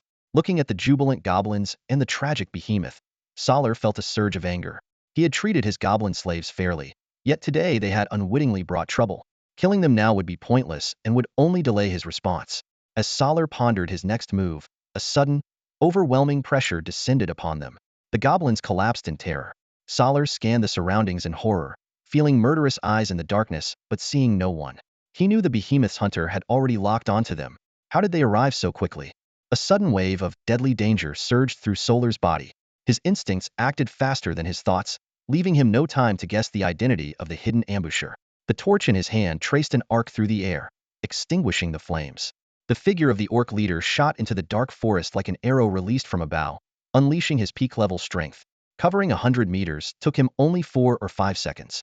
In the forest, a goblin lay trembling on the ground, the sole witness to this abrupt chase. Solar knew well that most beasts in this forest feared fire. But now, the torch was not a shield. It was a beacon, making him an easy target for powerful predators. A beast capable of slaughtering stone lizards must be a terrifying foe. To Zerith, who watched from the shadows, Solar's decisive actions seemed almost laughable. Against ordinary beasts, the orc's tactics might have been clever, but he was facing a dragon. With innate night vision, A dragon saw no difference between day and night. Whether the torch was lit or not, the prey was clearly visible to the dragon. "You're not getting away." Zerith erupted from the darkness, his dragon wings unfurling with a gust of wind that sent goblins and orc patrols flying like straw men. The red dragon launched a fierce pursuit. As Solar sprinted, his fear only grew. He felt like prey, frantically fleeing in the dead of night, locked in the sights of a relentless predator. Suddenly, a whooshing sound from behind grew louder and closer. The shadow of death enveloped him, and Solar didn't dare look back. Despite his survival instinct driving him forward, he had reached his limit. At that moment, a massive force struck his back, sending blood spurting from his mouth. The force didn't relent, pushing him forward and slamming him into the ground, carving a long trench as his body skidded to a halt. When he came to, his vision was blurry. His bones felt shattered, and waves of pain washed over him. The pressure on his body vanished, replaced by a mocking voice in his ear. Well, who do we have here? A pesky thief. Let's see what this thief looks like." A large hand flipped Solar's limp body over. The voice spoke again. "The answer is revealed. It's a little orc." Solar was not dead, thanks to the red dragon's restraint and his own robust physique as a peak-level warrior. His vision cleared, revealing the terrifying face of the red dragon. It was a face of sheer intimidation. Fiery red scales covering its body, explosive muscles showcasing raw power. A long, thick neck supported a majestic dragon head crowned with horn-like protrusions. The red dragon held a box in one hand, the other hand planted on the ground, glaring menacingly at Solar. At the sight of the red dragon, Solar's eyes widened in disbelief. As a chieftain of his tribe, Solar was no fool. He quickly realized that the red dragon had held back. Given that even the stone lizard's formidable defense couldn't withstand the dragon, if it had wanted him dead, he'd already be a smear on the ground. Despite this, despair overwhelmed him. Falling into the hands of a red dragon, considering its temperament, meant he was as good as dead, just a matter of when, not if. The red dragon, Zerith, gazed coldly at Soar, a glint of mockery in its eyes. The dragon's scales reflected faint light in the dim forest, highlighting its massive and imposing figure. "Speak, little orc. Why did you steal what belongs to me?" Zerith's voice thundered through the woods. Soar coughed, his face etched with pain and bitterness. Despite his severe injuries, the orc warrior stood tall, responding with the defiance unique to his kind. "Orcs don't stoop to thievery." Cough, cough. "It was the goblins who stole it." Zerith looked down at the orc with interest. "Orcs don't steal, you say?" The dragon's claws gouged deep furrows into the earth. "I find that hard to believe. Every species has its exceptions. Even among the notoriously evil chromatic dragons, there are occasional good ones. Why should orcs be any different?" The red dragon scanned the surroundings, but no goblins were in sight amidst the swaying shadows of the trees. Lowering its head, it feigned confusion. "Goblins? I don't see any goblins here. All I see is you." It really was the goblins. Soar insisted urgently. "Dragon, I wouldn't lie to you. Deception is beneath us orcs." Zerith dismissed the orc's plea with a snort. "Even if the goblins did steal it, aren't they your subordinates? Shouldn't you, as their leader, be responsible?" Soar opened his mouth to argue, but found himself at a loss for words. Orcs are known for their straightforwardness and preference for action over words. Faced with the dragon's cunning, he was left speechless. At that moment, a rustling sound emerged from the forest. A group of orc warriors, weapons at the ready, emerged from the shadows, crouching and eyeing the dragon warily. Soar's reinforcements had arrived, but Zerith remained unfazed. "Your soldiers are loyal indeed," the red dragon remarked, looking down at Soar. "Even if it means dying with you." Soar's expression darkened, a mix of pain from his injuries and the realization that his warriors stood no chance against the dragon. Unexpectedly, an elderly orc shaman slowly approached, flanked by warriors. Hunched and frail, he leaned on a polished wooden staff, inching forward with great effort. The old shaman stopped a short distance from the red dragon. The top of his staff was entwined with vines, holding a modest-sized stone. Zerith keenly sensed the unusual activity of earth elements around the stone. This was no ordinary object. "Honored red dragon," the shaman's raspy voice called out, "why don't we discuss this matter calmly? We are willing to offer compensation." As he spoke, the stone atop his staff began to emit a faint yellow glow. Zerith fixed his gaze on the shaman. Though he couldn't precisely gauge the shaman's power, it was evident that if he refused, the old shaman might unleash a magical attack at any moment. The dragon weighed his options. He knew well the dangers of confronting a spellcaster, especially a gifted shaman. Provoking an old shaman, and thus an entire orc tribe, was unwise. Given the opportunity to de-escalate, Zerith decided to take it. "So, what do you propose?" The red dragon's tone shifted, losing its earlier aggression and gaining a hint of caution. Hearing the red dragon's words, the shaman let out a small sigh of relief. It was an unexpected surprise that the red dragon was willing to negotiate. However, the old shaman remained cautious, his staff still emitting a faint yellow glow, ready to respond to any sudden changes. Xerxes noticed the shaman's guarded stance, but didn't mind. After all, who could completely trust a stranger, especially an orc? He kept his guard up, his gaze shifting between the shaman and the other orc warriors. The orc shaman, trying to appear calm, pointed to the collapsed Salar on the ground and spoke in a hoarse voice, "We are willing to pay for his ransom." This immediately piqued Xerxes' interest. Another unexpected windfall. The red dragon mused, confident that these orcs couldn't possibly stop him. If the shaman truly had the means to subdue him, they wouldn't be standing there negotiating. Pointing at Salar, the red dragon chuckled. "How much do you think this warrior's life is worth in gold coins?" The shaman thought for a moment and then raised one finger. 100. "My goodness, are you buying cabbages?" Xerxes exclaimed dramatically. "I won't sell for 100 gold coins. At least 200. 200 is too much." 120. The shaman quickly countered. "No way," the red dragon insisted.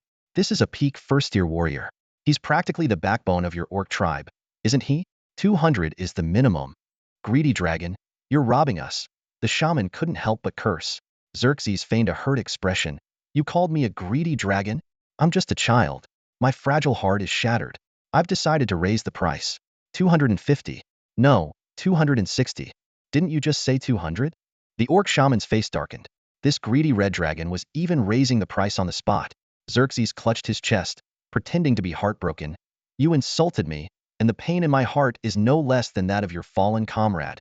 So, this psychological compensation is well-deserved." Salar lay on the ground, bewildered. The orc shaman's face grew even darker. His initial highest offer was 200 gold coins. If he started with 200, the red dragon would surely haggle. So, he began at 100, hoping to secure a better deal while making the dragon feel like he was getting a bargain. But this cunning red dragon didn't play by the rules and even abandoned the dragon's pride, raising the price under the pretext of being hurt. Suppressing his anger, the old shaman said in a low voice, 200 is the most we can offer, not a coin more." The red dragon dropped his playful demeanor and said seriously, "The minimum is 260, not a coin less. Are you saying we can't reach an agreement?" The shaman's tone carried a threat, the yellow glow at the tip of his staff growing brighter, ready to launch an attack at any moment. Xerxes, not wanting trouble but not easily intimidated, replied coldly, "It's not about reaching an agreement. It's about your lack of sincerity." As he spoke, he slightly opened his mouth, and fiery elements began to gather, ready to burst forth. At the same time, a powerful dragon's aura was unleashed, making it hard for the orcs to breathe. The standoff continued. Perhaps realizing that threats were useless against the red dragon, the shaman gritted his teeth. "Deal." The transaction was quickly completed, with the orcs handing over the gold and the red dragon releasing Salar. Initially, the shaman worried the dragon might play tricks, but surprisingly, the exchange went smoothly. The severely injured Salar was carefully carried away by orc warriors. However, the end of the transaction didn't mean the conflict was over. Xerxes looked at the heavy chest in his hands, filled not just with kobold tributes, but also the orc's ransom. Though pleased, he had no intention of leaving. Seeing that the red dragon didn't leave even after getting the gold, the shaman's heart sank. In fact, Xerxes had never planned to let any orc from this tribe go. If news of a young red dragon in the northern forest got out, countless adventurers seeking dragon treasures would swarm in. Letting the orcs go would be putting his life at risk, and Xerxes wasn't that foolish. Staring at the orc shaman, the red dragon spoke with a hint of mockery. "Orcs, oh, it's a pity I still don't trust you. How about this? I'll give you two choices." Ignoring the old shaman's grim expression, he continued, "Submit or die." "You." Faced with the sudden attack of the red dragon, the orc shaman gripped his wooden staff tightly, his fingers, resembling withered branches, turning white at the knuckles. A spark of defiance flashed in the old shaman's eyes as he shouted, "Evil dragon. Orcs will never be slaves." Fire surged in the throat of Zerith, the red dragon, as he roared menacingly, "Then die." A wave of searing dragon breath surged toward the shaman. The old shaman, well prepared, saw his staff burst into a brilliant yellow light. "Earth element magic, stone wall," he chanted. A massive 4 by 4 meter stone wall erupted from the ground, perfectly blocking the torrent of dragon fire. Seizing the opportunity, the surrounding orc warriors charged at the red dragon with a unified battle cry. The red dragon ceased its fiery breath and turned to deal with the nearby orc warriors. Just then, the stone wall shattered, transforming into rows of dense stone spikes. Each spike was sharp enough to pierce a human's abdomen, radiating a strong earth elemental aura. Earth element magic, stone spike barrage. The old shaman cast another spell. Zerith sensed danger immediately, and his dragon brain computer activated, displaying a series of system data before his eyes. The sharp stone spikes shot out like bullets from a shotgun, attacking from various directions with tremendous speed. To his astonishment, the spikes could even change direction, clearly controlled by the old shaman. Startled, the red dragon's brain quickly calculated the perfect evasion route. He darted to the front right, swatting an unlucky orc warrior aside. The spikes adjusted their trajectory but couldn't make the sharp turns needed due to their speed. Zerith narrowly dodged the attack, hearing the spikes tearing into the trees behind him. Wasting no time, the red dragon lunged at the shaman again, who was momentarily vulnerable after controlling the spikes. Zerith inhaled deeply and unleashed a more intense burst of dragon fire. Surprisingly, the old shaman showed no fear as the dragon breath approached.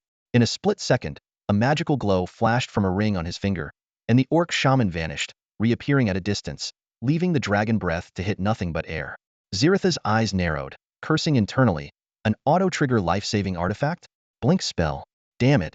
How could a regular orc tribe possess such a thing? From afar, the shaman raised his staff, and yellow light illuminated the darkness once more. Earth element magic, quicksand storm, he chanted, summoning a vast yellow whirlwind mixed with thick quicksand.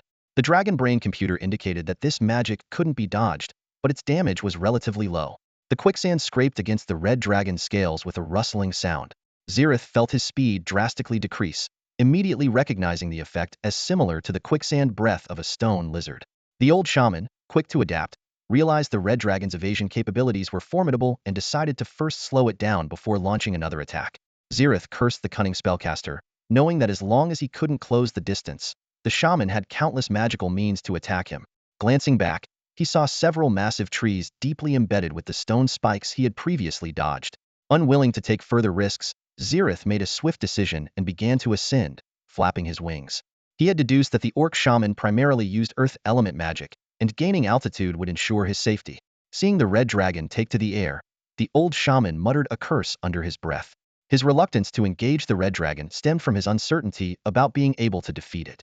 To his knowledge, red dragons are known for their bravery, and any act of retreat is considered cowardice unless they're truly outmatched. However, the red dragon before him was unusually cautious, choosing to avoid further confrontation after just a couple of exchanges. The old shaman furrowed his brows, alarm bells ringing in his mind. He knew well the terrifying nature of a true dragon's vengeance. 100 years is not too late was not just an empty phrase. The old shaman calculated silently. His own power had stagnated, and it wouldn't take 100 years, perhaps just a few years or a decade before this red dragon could return with a vengeance. His gaze locked onto the receding red figure, and he had only one thought. He must not let it escape. Resolute, the old shaman's eyes gleamed with determination as incantations flowed from his mouth like water. The tip of his staff began to glow, and the earth elements around him seemed to respond to his call, quickly converging. Earth element magic, grasp of the earth. The old shaman's voice echoed across the desolate battlefield. As the spell completed, the dust on the ground began to churn, gradually forming a massive stone hand. This magical construct rose slowly, reaching out towards the fleeing red dragon as if to seize its prey from the sky. Zerith's red dragon saw this and immediately became alert. He quickly calculated his flying speed and the reach of the giant hand. The conclusion made his heart sink. At his current slowed pace, he couldn't possibly fly out of the giant hand's range. But as a top predator of the multiverse, Zerith knew that sheer physical prowess was far from enough. He remained calm, beginning to chant a long and complex incantation in Ancient Draconic. Magic Ancient Draconic, Dragon Shrink. As the spell completed, Zerith's body began to shrink visibly. Simultaneously, Zerith deftly changed his flight direction, his form continuously shrinking until he was the size of a house cat. However, the chest filled with gold he carried became a burden. Without hesitation, Zerith hurled the chest towards the old shaman. In the choice between life and wealth, his decision was crystal clear. The chest arced through the air but was blocked by a mage shield the old shaman had preemptively cast. With a thud, the chest shattered, and coins scattered like raindrops, producing a crisp ringing sound. Zerith hadn't expected this attack to harm the old shaman. It was merely a distraction. Through the precise calculations unique to dragonkind, the now shrunken Zerith slipped through the gaps in the grasp of the earth's fingers. The old shaman observed this scene and couldn't help but feel puzzled. Judging by the color of the dragon's scales, The red dragon appeared to be in its juvenile stage. Typically, juvenile red dragons had only just begun to touch upon their magical heritage, and Dragon Shrink was an advanced spell for the second stage. Even if this young dragon was slightly larger than its peers, being able to cast Dragon Shrink at such a young age was indeed perplexing. The old shaman's surprise did not escape Zerith's notice. He knew well that it stemmed from his own precocious nature. Under the shaman's despairing gaze, the red dragon spread its wings and swiftly soared out of the range of the earth elemental magic. Unexpectedly, the red dragon did not leave, but instead extended an olive branch for negotiation. Neither of us can defeat the other. How about we sit down and talk? The red dragon's proposal furrowed the shaman's brow. This was unlike any red dragon he had known, more rational and seemingly not driven by mere desire. The shaman realized that such an enemy would undoubtedly be the most formidable. After some deliberation, the shaman finally nodded in agreement. So, how do we negotiate? He asked, his raspy voice tinged with caution. Seeing a chance, Zerith immediately spoke. Submission or equality? Something along those lines. Equality? Then why did you demand our submission earlier? The shaman questioned, suspicion gleaming in his eyes. The red dragon, unperturbed, casually explained. I had no choice. After all, I didn't know whether you orcs would leak my presence to others, right? Despite his age, the shaman's mind was exceptionally sharp. He quickly grasped the hidden meaning in the red dragon's words and unwillingness to reveal its whereabouts. We orcs can sign a contract to ensure your information remains secret, he said, pulling out a contract paper from a dimensional pouch at his waist. Zerith was inwardly astonished at the sight of the dimensional pouch. Creating such an item involved complex spatial magic and craftsmanship, making it impossible for mass production. Possessing such a treasure indicated significant status. The fact that a remote orc tribe could produce a dimensional pouch was far beyond ordinary expectations. No wonder this old shaman could hold his own against him. However, Zerith concealed his surprise, thinking, what does it matter if he can overpower me? As long as he can't kill me, I can outlast him. To show his sincerity, he first swore, I swear by Bahamut, the Platinum Dragon and Lord of the North Wind, that I will not attack during the negotiations with the orcs. Hearing the red dragon swear by Bahamut, the shaman's doubts deepened. Yet he also became more certain of the red dragon's uniqueness. He promptly made his vow, I swear by Groomsh, the god of the orcs, that I will not attack during the negotiations with the red dragon. With both sides swearing oaths, the red dragon finally descended to the ground to begin formal negotiations with the shaman. The shaman spoke first. I am willing to sign a contract to keep all information about the red dragon confidential, but in return, the red dragon must not harm the orcs. Zerith frowned as he listened, tapping his claws impatiently on the ground. Hey, are you trying to fool me? You must be dreaming if you think this old bone of yours can get away with that. And you didn't even specify a time frame. Are you trying to make this contract eternal? The old shaman maintained his composure. Then let's amend the contract to state that the red dragon cannot harm the orcs for the next 50 years, and the orcs will not disclose any information about the red dragon. 50 years? What are you thinking? Zerith scoffed. I don't need 50 years. In a few years, I could wipe out your entire tribe. This is a world where the strong prey on the weak. Old man. Times have changed. He paused before continuing. Amend the contract to state that the orcs will submit to the red dragon and cannot disclose any information about the red dragon without permission. The old shaman struck his staff forcefully against the ground, shouting angrily, Impossible, vile dragon. Your demands are too excessive. Remember, I am stronger than you. Then why did you let me escape? Zerith retorted. No matter how strong you are, you're still an old man. In a few years, you'll be the same. I can outlast you. Both sides argued vehemently, refusing to give in. Just as tensions reached a boiling point, a rustling sound emerged from the dark forest, and several shadowy figures began to appear. The shadowy figures stood over 2 meters tall, with a burly upper body and a spider-like lower half. Cloaked in the darkness of night, these pitch-black creatures were nearly impossible to detect. Clutching long spears, they emerged slowly from the dusk, encircling the orcs. The old shaman immediately recognized these beings. They were his good neighbors, the arachnid apes.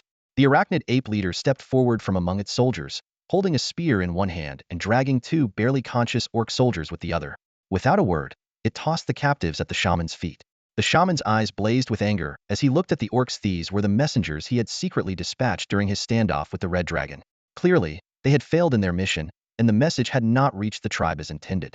The shaman scrutinized the arachnid ape leader and noticed its fur gradually changing from black to crimson, a clear sign of dragon blood transformation. In an instant, he realized the arachnid apes had become the red dragon's minions. The arachnid ape leader smirked disdainfully, staring coldly at the orc shaman, needing no words to convey its message. The shaman now fully understood what had transpired. He turned his gaze to the red dragon, Xerxes, who wore a smug expression. Evidently, during their confrontation, Xerxes had secretly communicated with the arachnid apes through the unique effects of the dragon blood transformation telepathic linkage. Even the earlier negotiations had merely been a ploy to buy time. Orc, shall we discuss the terms of the contract in detail now? The red dragon spoke. The shaman sighed deeply. Although both sides had sworn by their deities not to attack during negotiations, the oath did not cover what would happen if talks broke down. If the red dragon were his only adversary, the shaman might still have a chance. But with the arachnid apes in the mix, the situation became unpredictable. Reluctantly, the old shaman continued to negotiate the contract details with the red dragon. Under the threat of the arachnid apes, the shaman made significant concessions but still strove to secure benefits for the orcs. After much haggling, they reached an agreement acceptable to both parties. The red dragon and the shaman each pricked a finger and let their blood drip onto the contract, which was covered in writing. The contract seemed to lift by an invisible hand, floating in midair and then burning away. Witnessing this, both sides breathed a sigh of relief, knowing the terms were now indelibly imprinted in their minds. The contract contained 3 main points. 1. The orcs would serve the red dragon for 50 years. In return, the red dragon would provide for their basic needs and would not mistreat or oppress them. 2. After the 50-year service period, the orcs could choose their own path, and the red dragon had to respect their decision without retaliation. 3. If the red dragon's power did not vastly exceed that of the shaman, both would share leadership of the orc tribe in a 6,040 split. The signatories were Xerxes Elzerwin Frederick Gerard Osiris and the shaman Gul'dan Rock. The red dragon did not shy away from using his full name, as unlike demons, knowing a dragon's true name did not grant control over it.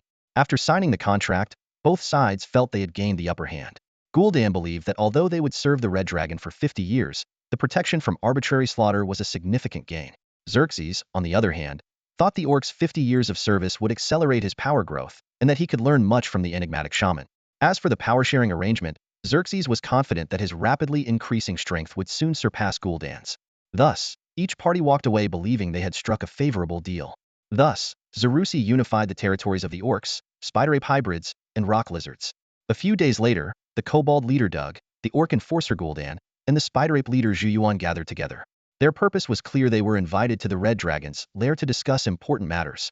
However, they had no clue about the exact location of the dragon's residence and could only wait anxiously on the open grassland for the arrival of the Red Dragon's emissary. Gul'dan wore a scowl, occasionally casting cold glances at Zhuyuan. It was obvious that he still harbored resentment for Zhuyuan's previous cooperation with the Red Dragon. Yet, finding himself in the same predicament, Gul'dan remained silent, burying his dissatisfaction deep within. Meanwhile, Doug and Zhuyuan were engaged in a lively conversation. The kobold leader was passionately extolling the greatness of the dragon, his face glowing with fervent admiration. Zhuyuan took this opportunity to absorb as much information about the Red Dragon as possible, hoping to gain a deeper understanding of this powerful being. Unfortunately, Doug offered nothing but endless praise, providing no substantial information about the dragon's habits or preferences. Perhaps Doug himself knew nothing more, but he seemed unconcerned with such details, content to simply glorify the dragon. As for the weaker goblins, they had been corralled by the orcs to prevent them from causing any more trouble. As the three leaders waited, a dragonborn figure emerged from the distant woods. They immediately realized that the long-awaited emissary had arrived. Most dragonborn inherited the pride of true dragons, usually bowing only to their kind or true dragons. The dragonborn approached them with steady steps, casting a cold glance before speaking in a mechanical, emotionless voice. "I am the emissary sent by His Majesty. Follow me." Despite addressing three beings more powerful than himself, the dragonborn's tone was neither polite nor sarcastic. Doug and Gul'dan exchanged a knowing look, but said nothing. They understood that in terms of status, all four present were equal servants of the Red Dragon. The dragonborn's demeanor was perfectly in line with his race's traits. However, Zhuyuan was visibly displeased with the dragonborn's attitude, but chose to suppress his irritation out of respect for the Red Dragon's authority. Led by the dragonborn, the trio arrived at the outskirts of a web maze. The dense webs filled the spaces between the trees, adding a chill to the already oppressive forest. The three leaders frowned in unison, surprised by the drastic transformation of the area and puzzled by the Red Dragon's choice of residence. Could the Red Dragon truly live in such a bizarre place? The only logical explanation was that this was merely part of the dragon's territory, not its true lair. Unable to comprehend the connection between the Red Dragon and the spiders, they nonetheless followed the dragonborn into the web maze. The surrounding webs were intricate, with paths crisscrossing from all directions. The fallen leaves rustled underfoot, and the deeper they went, the more serious their expressions became. Along the way, they encountered countless mutated spiders. These creatures seemed to be aware of their presence, gathering at a distance and hissing, their sheer numbers creating an oppressive atmosphere. In the cold, dark forest of webs, not a single ray of sunlight penetrated, and the labyrinth's complexity made them lose track of time.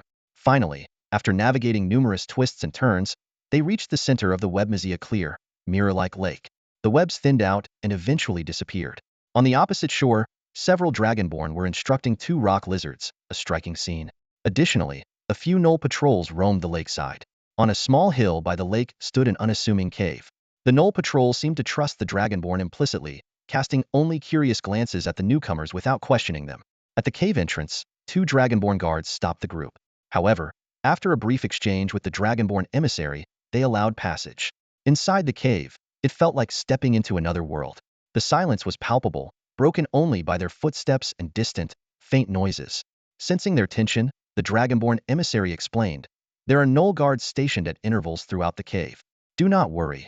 The noise comes from them." Indeed, after passing several guarded sections, the cave gradually widened.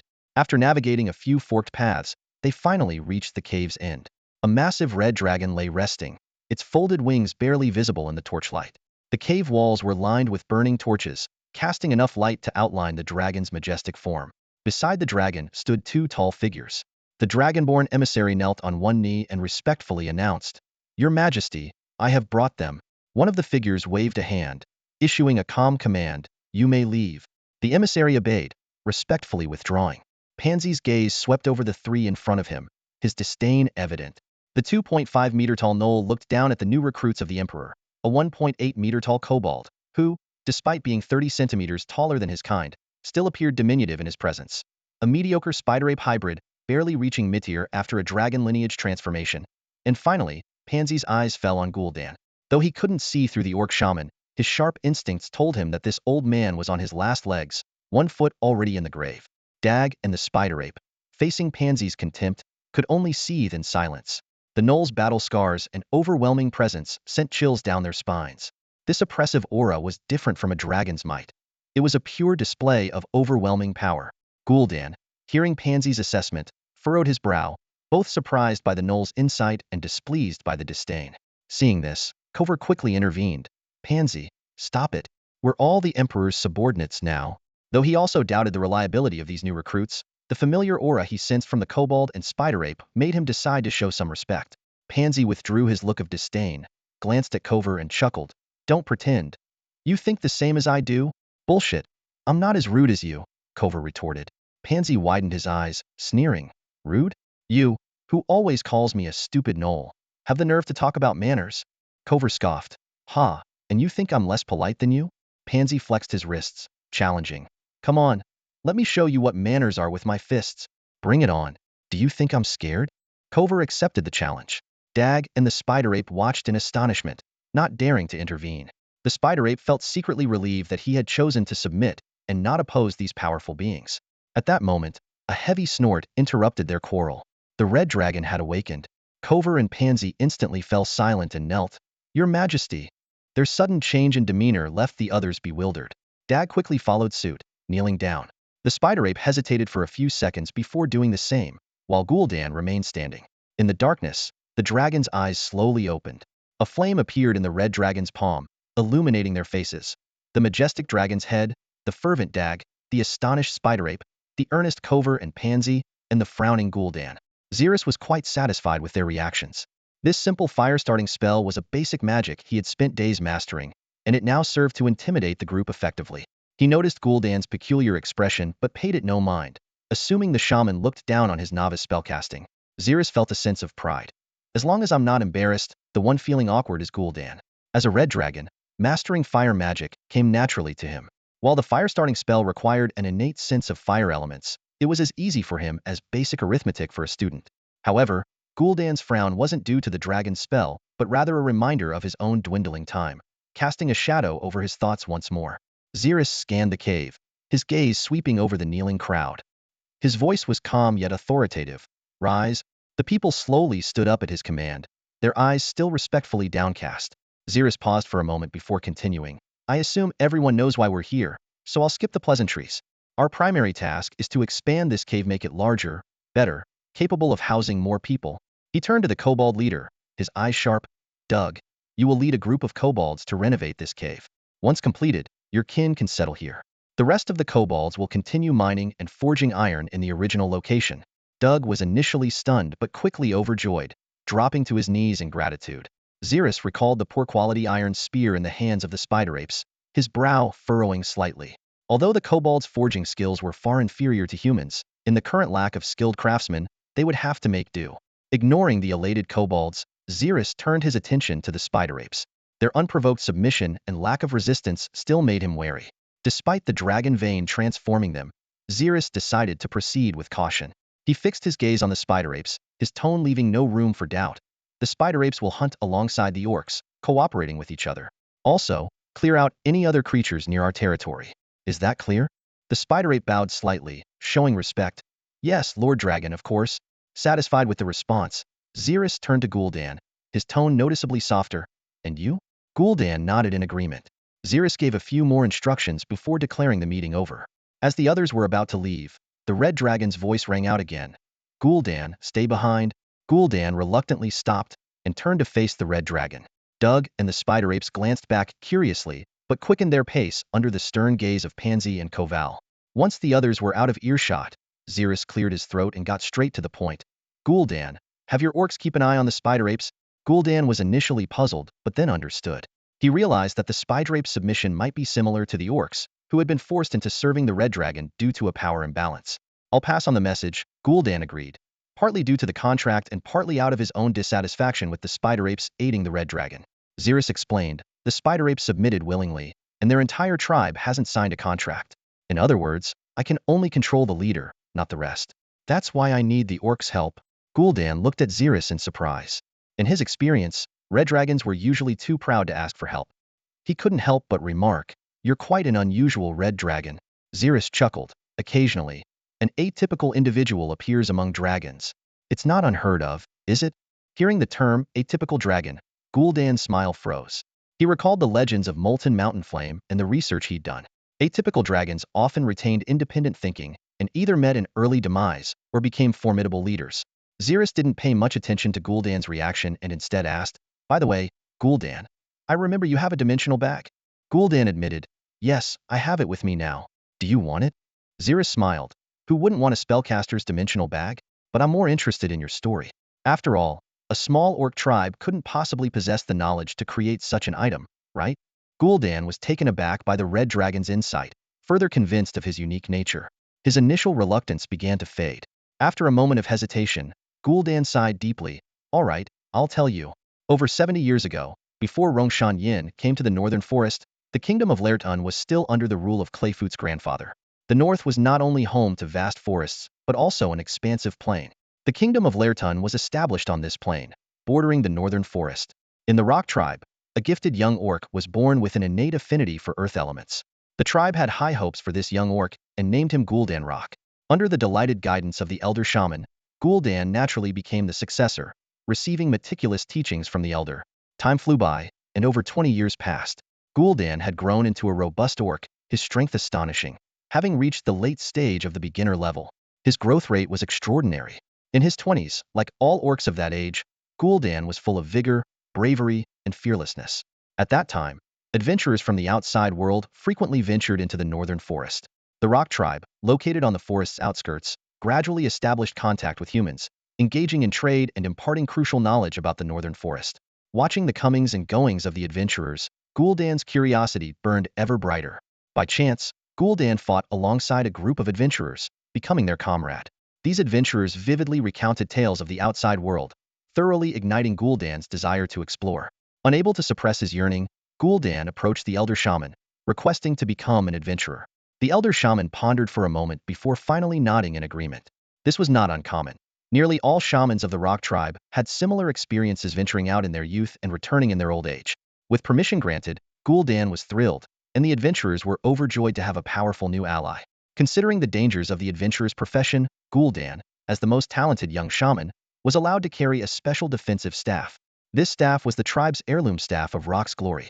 The top of the staff was entwined with seemingly living vines, tightly wrapping around an ordinary-looking stone, connecting it to the staff's handle.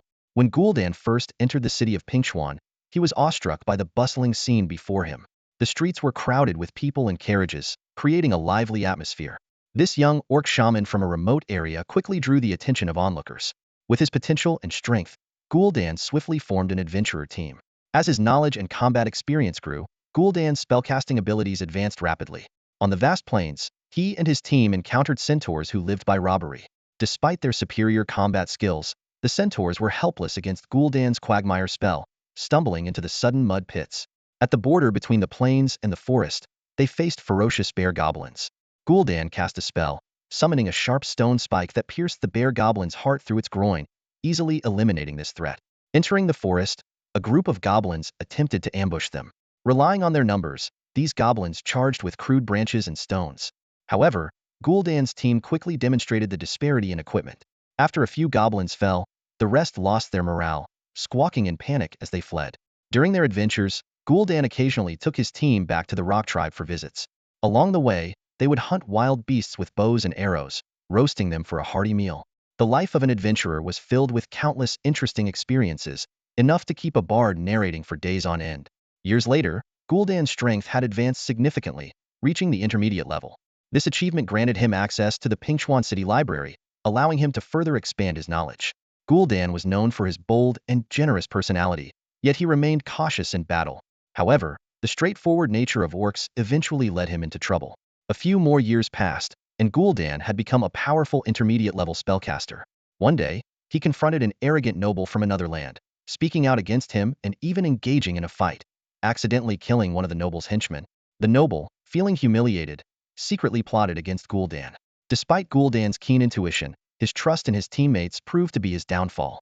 Unfortunately, no one had warned him that human schemes often ran deeper than those of orcs, a lesson absent from the books he had read. It was the very teammate whom he trusted that betrayed him and gave away his location. Gul'dan led the adventurers' squad into the northern forest for an expedition, but they were suddenly ambushed. Several grinning warriors sprang from the bushes, charging directly at Gul'dan. As a mage, Gul'dan had a natural advantage over other professions. Confidently, he prepared to wipe out these equal or even lower-level enemies. However, just as Gul'dan was concentrating on gathering his magic, a glinting, venomous dagger silently stabbed him in the back, precisely hitting his kidney. This move was a classic kidney strike from the underhanded arts. Agonizing pain surged through him, and Gul'dan, struggling to bear it, turned around in disbelief. He saw the traitorous teammate quickly jump out of attack range, sneering, "Captain, you have only your straightforwardness to blame. I had no choice. The offer was just too good." Not all the teammates were like that. Years of life-and-death experiences had made some of them see Gul'dan as a big brother. A weathered middle-aged teammate, enraged, raised his sword and charged at the traitor, roaring, "Traitor! I don't care if I die. I'm taking you down first. Let's see if you live long enough to spend that money." Another middle-aged teammate, holding a large shield, stayed by Gul'dan's side, angrily declaring, "I'll protect the captain." A young archer, his face resolute, silently stood guard beside Gul'dan as well. At this moment, a faint light flashed from Gul'dan's staff, unnoticed by everyone, even Gul'dan himself.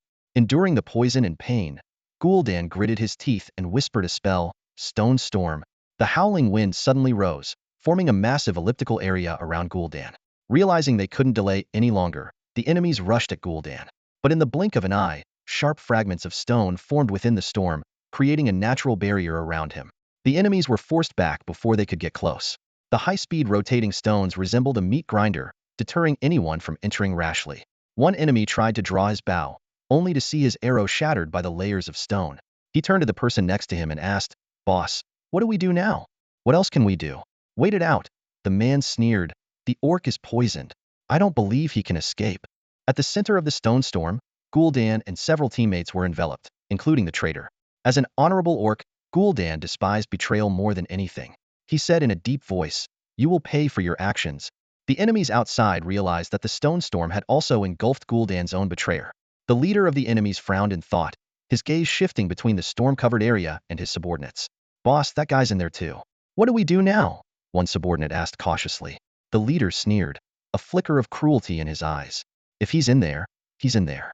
What does it matter to us if he lives or dies?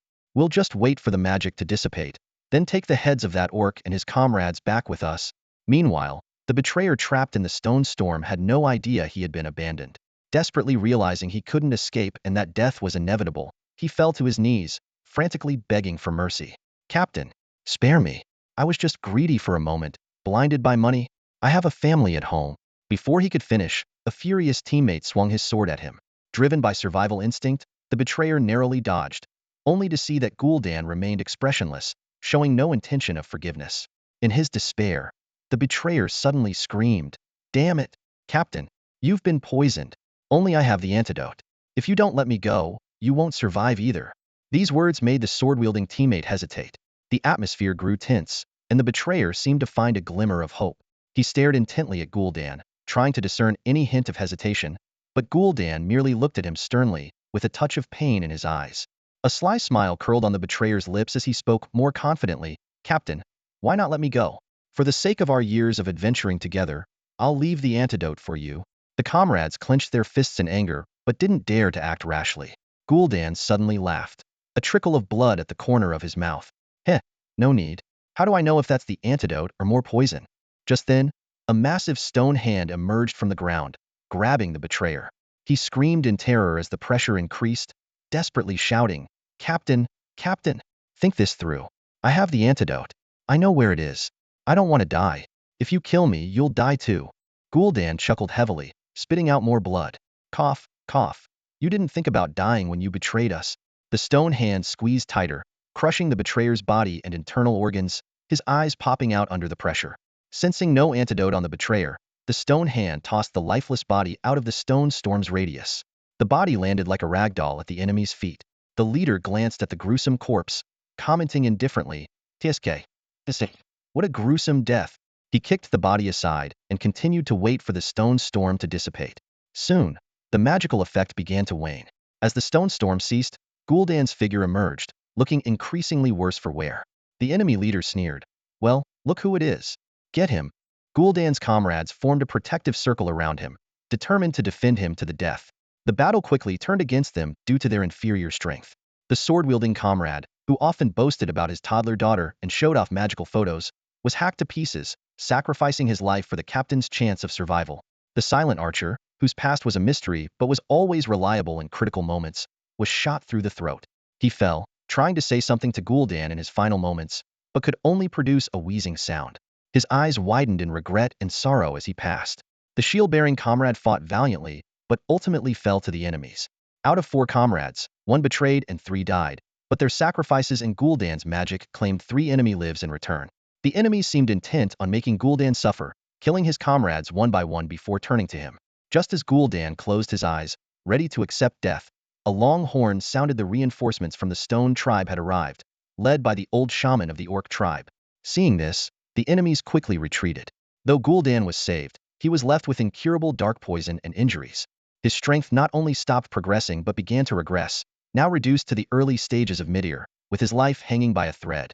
Gul'dan's tale was like a vivid novel, leaving the dragon deeply moved.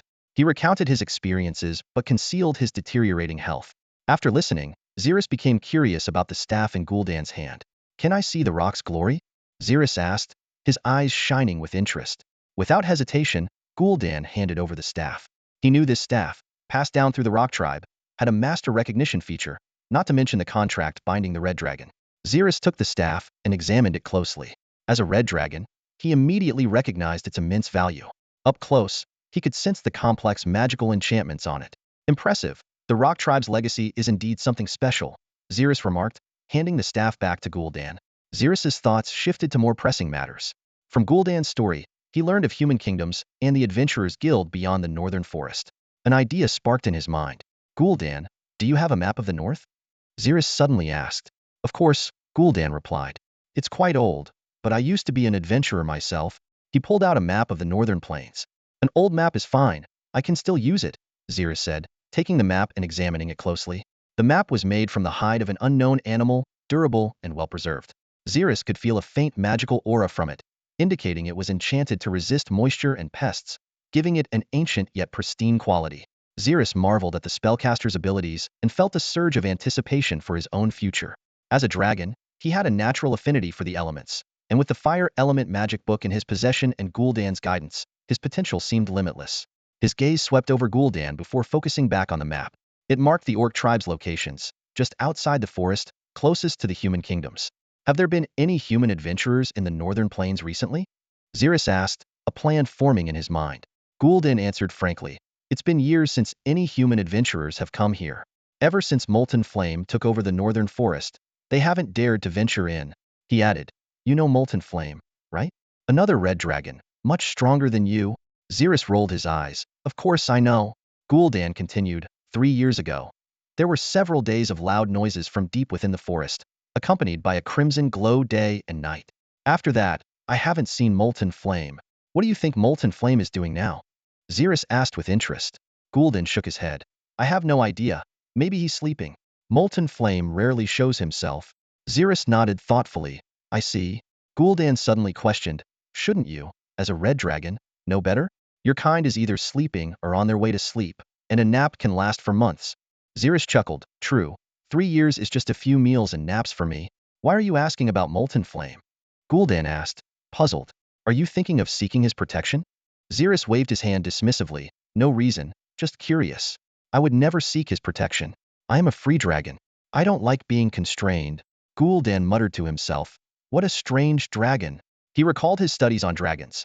Young chromatic dragons had high mortality rates and would seek the protection of other chromatic dragons, signing unequal pacts. Though this protection wasn't ideal, it was safer than surviving alone in the wild. The red dragon before him was hard to read, either unaware of his perilous situation or confident in handling potential threats. Zerith appeared relaxed but was internally plotting his next move. Based on Gul'dan's assessment of Molten Flame, he realized the outside world likely believed Molten Flame was still dormant. This meant that due to Molten Flame's influence, adventurers would avoid the northern forest, giving him time to develop. Zerith felt a sense of relief. By sheer luck, Molten Flame's lingering influence provided him with significant survival and growth time. However, he knew that once Molten Flame's absence was noticed, the northern forest resources would attract attention. His task was to grow as quickly as possible during this period. With this in mind, Zerith picked up the book titled Fire Element Magic again, determined to begin his journey of learning. However, reality clearly didn't give Zerith much time. Beyond the northern forest stretched a vast plain known as the Northern Plains. In the eastern part of the plain stood an ancient human kingdom. The king's palace, like a radiant jewel, sat at the heart of the kingdom, surrounded by numerous buildings. At this moment, in the grand hall of the palace, a middle-aged man with a crown and a thick beard was seated on the throne. His brows were furrowed, and his eyes reflected worry and helplessness. This man was King Krevu of Lerdon. Krevu held a crumpled letter in his hand, his gaze scanning it repeatedly. It was a secret report from an informant, detailing crucial intelligence about a rival nation. Krevu had ascended to the throne at the age of 24, and under his rule, the kingdom of Lerdon had once flourished. But those prosperous days were short-lived. A few years ago, a red dragon named Molten Flame suddenly descended upon the northern forest, conquering other red dragons and claiming the forest as its territory. This move struck a heavy blow to Lerdon's economic lifeline. The northern forest, once a haven for adventurers and rich in resources, had brought substantial income to the kingdom. Now, entry into the forest was forbidden without permission, and Lerdon lost this significant source of revenue. As time went on, the number of tourists and adventurers dwindled, and the economy continued to decline. Although Lerdon remained powerful among the northern nations, the loss of forest resources severely weakened its strength. Krevu had just learned from the secret report that neighboring countries were eyeing his kingdom, ready to pounce. With this thought, Krevu let out a deep sigh, crumpled the letter into a ball, and tossed it aside. He closed his eyes, lost in thought. The guards around him lowered their heads, the atmosphere heavy. After a long while, Krevu opened his eyes and sighed again, muttering to himself, let's wait a bit longer. Meanwhile, in a cave within the northern forest, the young red dragon Zerith was engrossed in studying a magic book. The book detailed the key to casting spells in a cave constructing magical pathways. Following the instructions, Zerith tried to cast a fire spell. With a thought, a flame ignited in his claw, which he then extinguished by clenching his fist. After hundreds of practice sessions, Zerith gradually grasped the essence of the magic. He realized that constructing magical pathways required not only talent but also mental strength as a guide. As he practiced, he began attempting to control fire elements at a greater distance, only to find that his control weakened with increasing distance. This sparked Zerith's curiosity. Was it power that determined the range of elemental control, or mental strength, or perhaps both? With these questions in mind, Zerith decided to leave the cave and seek guidance from Gul'dan. As a powerful spellcaster, Gul'dan had been left here by Zerith. while the orc tribe was led by another chief named Sol. Emerging from the cave, Zir spotted Gul'dan sitting by the lake, lost in thought. Beside the old orc stood a makeshift fishing rod and a wooden bucket, indicating he was passing the time fishing. At this moment, Gul'dan, in both age and demeanor, resembled a leisurely old man. Curious, Zir's approached and asked, "Why aren't you studying magic to improve your powers?" Gul'dan shook his head and spread his hands. "It's useless. I've been stuck at this stage for decades. Here, I finally get a break from the tribe's affairs and some peace. I've made my peace with it. I'm done learning." Zir's nodded thoughtfully. "I see. You've decided to take it easy then? What does take it easy mean?" Gul'dan's interest was piqued by the new term. Even as a seasoned spellcaster, he couldn't resist his curiosity. After pondering for a moment, Zir's explained, "Take it easy means when things are already bad and can't be changed, you give up trying to fix them and just let things be." Gul'dan nodded in understanding. "I suppose so. Is this a special term from the ancient dragon language? I never came across it in the library." The red dragon smiled mysteriously. "Take a guess." Gul'dan's curiosity deepened, but Zir's offered no further explanation. Left with no other option, Gul'dan assumed it might be a term one of the red dragon's ancestors had picked up from a strange plane. Just as Gul'dan's thoughts wandered, the float in the water was suddenly pulled down. A fish had taken the bait. He quickly grabbed the rod and began to reel it in. Though spellcasters typically had better physical strength than ordinary people, Gul'dan found himself struggling against the fish, unsure if it was intentional or truly a challenge. "Need a hand?" Zir's offered. No, I've got this," Gul'dan politely declined. After some effort, a common grass carp was finally pulled ashore. Gul'dan contentedly placed the fish in the bucket and cast his line again. It was only then that Zir's noticed there was no bait on the hook. "Catch and release?" Zir's chuckled but didn't press further. Instead, he got to the point. "Gul'dan, I have a question for you. What determines the range of elements I can control?" As he spoke, he conjured a flame out of thin air. Gul'dan observed the red dragon before him, thinking this might be the most diligent red dragon he had ever seen. Although not as hardworking as he had been in his youth, it was quite impressive for a chromatic dragon. Ordinary chromatic dragons, relying on their draconic heritage, often saw no need to study. What other creatures spent a lifetime mastering, they could learn in a nap. What others could only achieve after a lifetime of effort, they could surpass effortlessly. If one could become a scholar by sleeping, who would choose to work hard? Gul'dan, having decided to take it easy, thought it wouldn't hurt to teach casually. The range of elements you can control depends on your power and mental strength. As he spoke, he extended his right hand, and the nearby earth elements quickly gathered, forming first a sand ball, then a stone ball. Zir's nodded and continued to ask, "And what about magical pathway?" Meanwhile, back in the kobold den, Doug returned to his tribe, barely able to contain his excitement. The other kobolds immediately gathered around, bombarding him with questions. "Chief, did you meet the true dragon? Chief, what did the true dragon say to you?" Facing his equally excited tribesmen, Doug suppressed his excitement and cleared his throat. "Ahem, everyone quiet down. Listen to me." As soon as he spoke, the noisy din fell silent, and everyone stared at Doug with anticipation. "I have great news. The esteemed true dragon wants us to live with him." At this announcement, there was a moment of stunned silence, followed by a burst of cheers. For kobolds who worship true dragons, serving a true dragon was the highest honor, something they could brag about for a lifetime. However, Doug's next words brought the cheers to an abrupt halt. "But there will be a limit on the number of us who can go." The din fell into a brief silence again, then erupted into even louder commotion. "Pick me!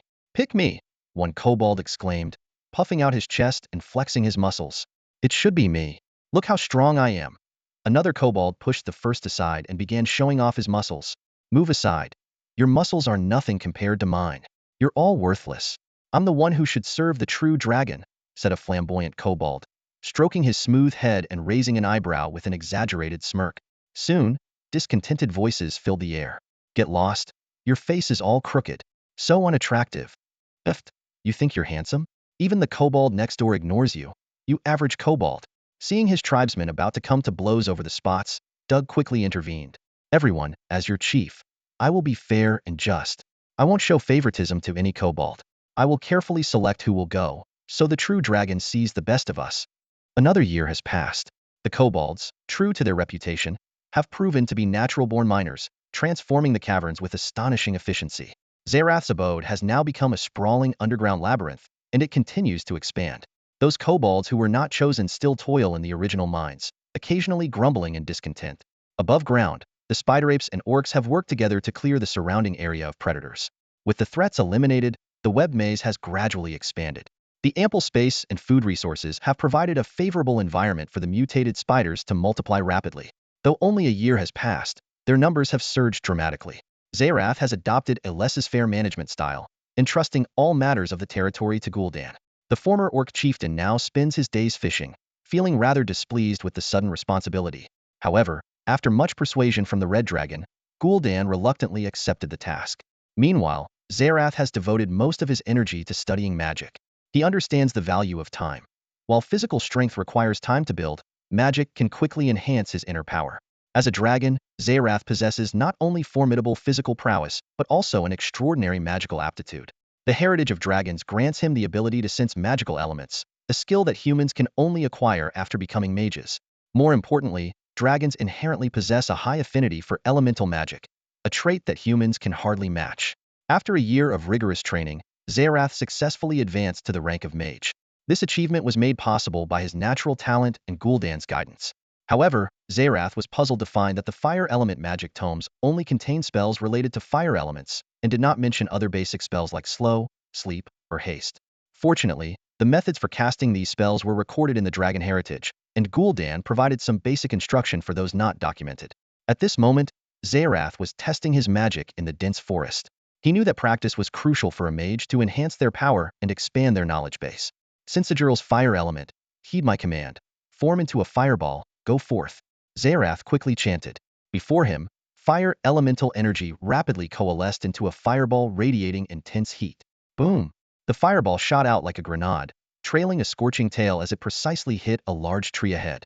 The high temperature and shockwave combined to char a large area of the tree's surface instantly. Sparks landed on the surrounding grass, quickly igniting the entire area. With a thought, Zerith used his flame domain ability to extinguish the fire. He didn't want his experiments to start a forest fire. Prevent forest fires, protect the forest, it's a dragon's duty, he reminded himself. After closely inspecting the charred tree trunk, Zerith returned to his original spot to try another spell. Delta Epsilon Rho Omicron Lambda Theta Kappa Alpha Beta Lambda Pi Epsilon, enjoy my fireball. As he uttered the ancient draconic incantation, a more terrifying fireball began to form. The surrounding air distorted from the heat, and Zerith endured immense mental and physical pressure as he forced a magic pathway through the raging fire elements. Boom! The fireball roared out, trailing a long fiery tail as it hit the target. The explosion shook the entire forest, toppling the tree and sending a shockwave that lifted a cloud of dust. When the dust settled, Zerith saw the scene before him. The exploded tree ignited into flames, and the surrounding grass and leaves caught fire, turning the area into a sea of flames. Zerith once again used his flame domain to extinguish the fire, marveling inwardly, the legacy of my ancestors is truly remarkable. The two fireball spells, though bearing the same name, used vastly different incantations. The incantation is key to channeling elemental energy, determining the type of element, the kind of spell released, and consequently, the spell's power. The first was a common incantation recorded in the fire element magic tomes, created by humans, elves, and other races. With adequate practice, this incantation could release a standard fireball spell. The second, more arrogant-sounding incantation was ancient draconic, originating from ancient dragons or dragon gods, and recorded in the Dragon Heritage. It was an enhanced version of the fireball spell. As Zerith pondered, he realized that the dragon's haughty attitude towards elemental energy was indeed justified. After all, dragons were born as the highest-ranking life forms in the world. This simple experiment proved that while draconic magic was more challenging to master and consumed more energy, its power was undeniably superior. King Claywur of the Kingdom of Lerton held a letter in his hand, his brow furrowed. The sunlight streaming through the stained glass window bathed him in light, yet it couldn't dispel the darkness in his heart. The report from his informant was troubling. Neighboring kingdoms were stirring. His gaze fell on a striking line in the letter. Molten Flame has been missing for 4 years, he murmured to himself. A common red dragon sleeps no more than 3 years, but Molten Flame, could it have just turned over and gone back to sleep? A hint of helplessness colored the king's voice. He looked up towards the window, as if trying to see through the barriers to the northern forest beyond. Has the kingdom of Lerton reached its end? After a moment of sorrow, a sudden determination flashed in Claywur's eyes. He turned sharply and commanded the guard standing nearby, "Summon Jode." Though puzzled, the guard dutifully carried out the order. Soon, Commander Jode strode into the hall. Before he could speak, Claywur urgently said, "Jode, there is a matter of utmost importance for the survival of our kingdom." Jode immediately knelt on one knee. "Your Majesty, your command." Send someone to the depths of the northern plains to investigate the situation with molten flame. Even before Claywu finished speaking, Jode understood. 4 years of waiting had exhausted Lerton's patience. It was better to take a chance than to await doom. As you command, Your Majesty. I will dispatch an elite squad today to scout the area, Jode responded firmly. Claywu waved his hand lightly, signaling him to leave. After Jode departed, the hall fell silent once more. The king stood alone by the window, his gaze piercing through the forest, as if trying to see through the mists to the kingdom's future. Meanwhile, in a cave deep within the northern forest, Zerith and Gul'dan stood before a massive corpse. The flickering torchlight cast eerie shadows on the walls. This was the body of a stone lizard, preserved perfectly by Gul'dan isolation spell a year ago. Zerith had agreed to let Gul'dan use it for practice, and the two were preparing for an experiment.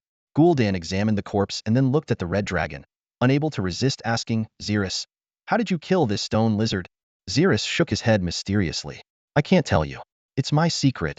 Gul'dan accepted the answer with a nod, then looked around and frowned. The conditions here are terrible. We don't have any precise experimental equipment. Zerith frowned as well. As a penniless red dragon living in the mountains, how could he have those expensive tools? He sighed, Gul'dan, don't be so demanding. Make do with what we have. Gul'dan nodded reluctantly and then conjured a mage hand, a blue, translucent hand appearing in midair.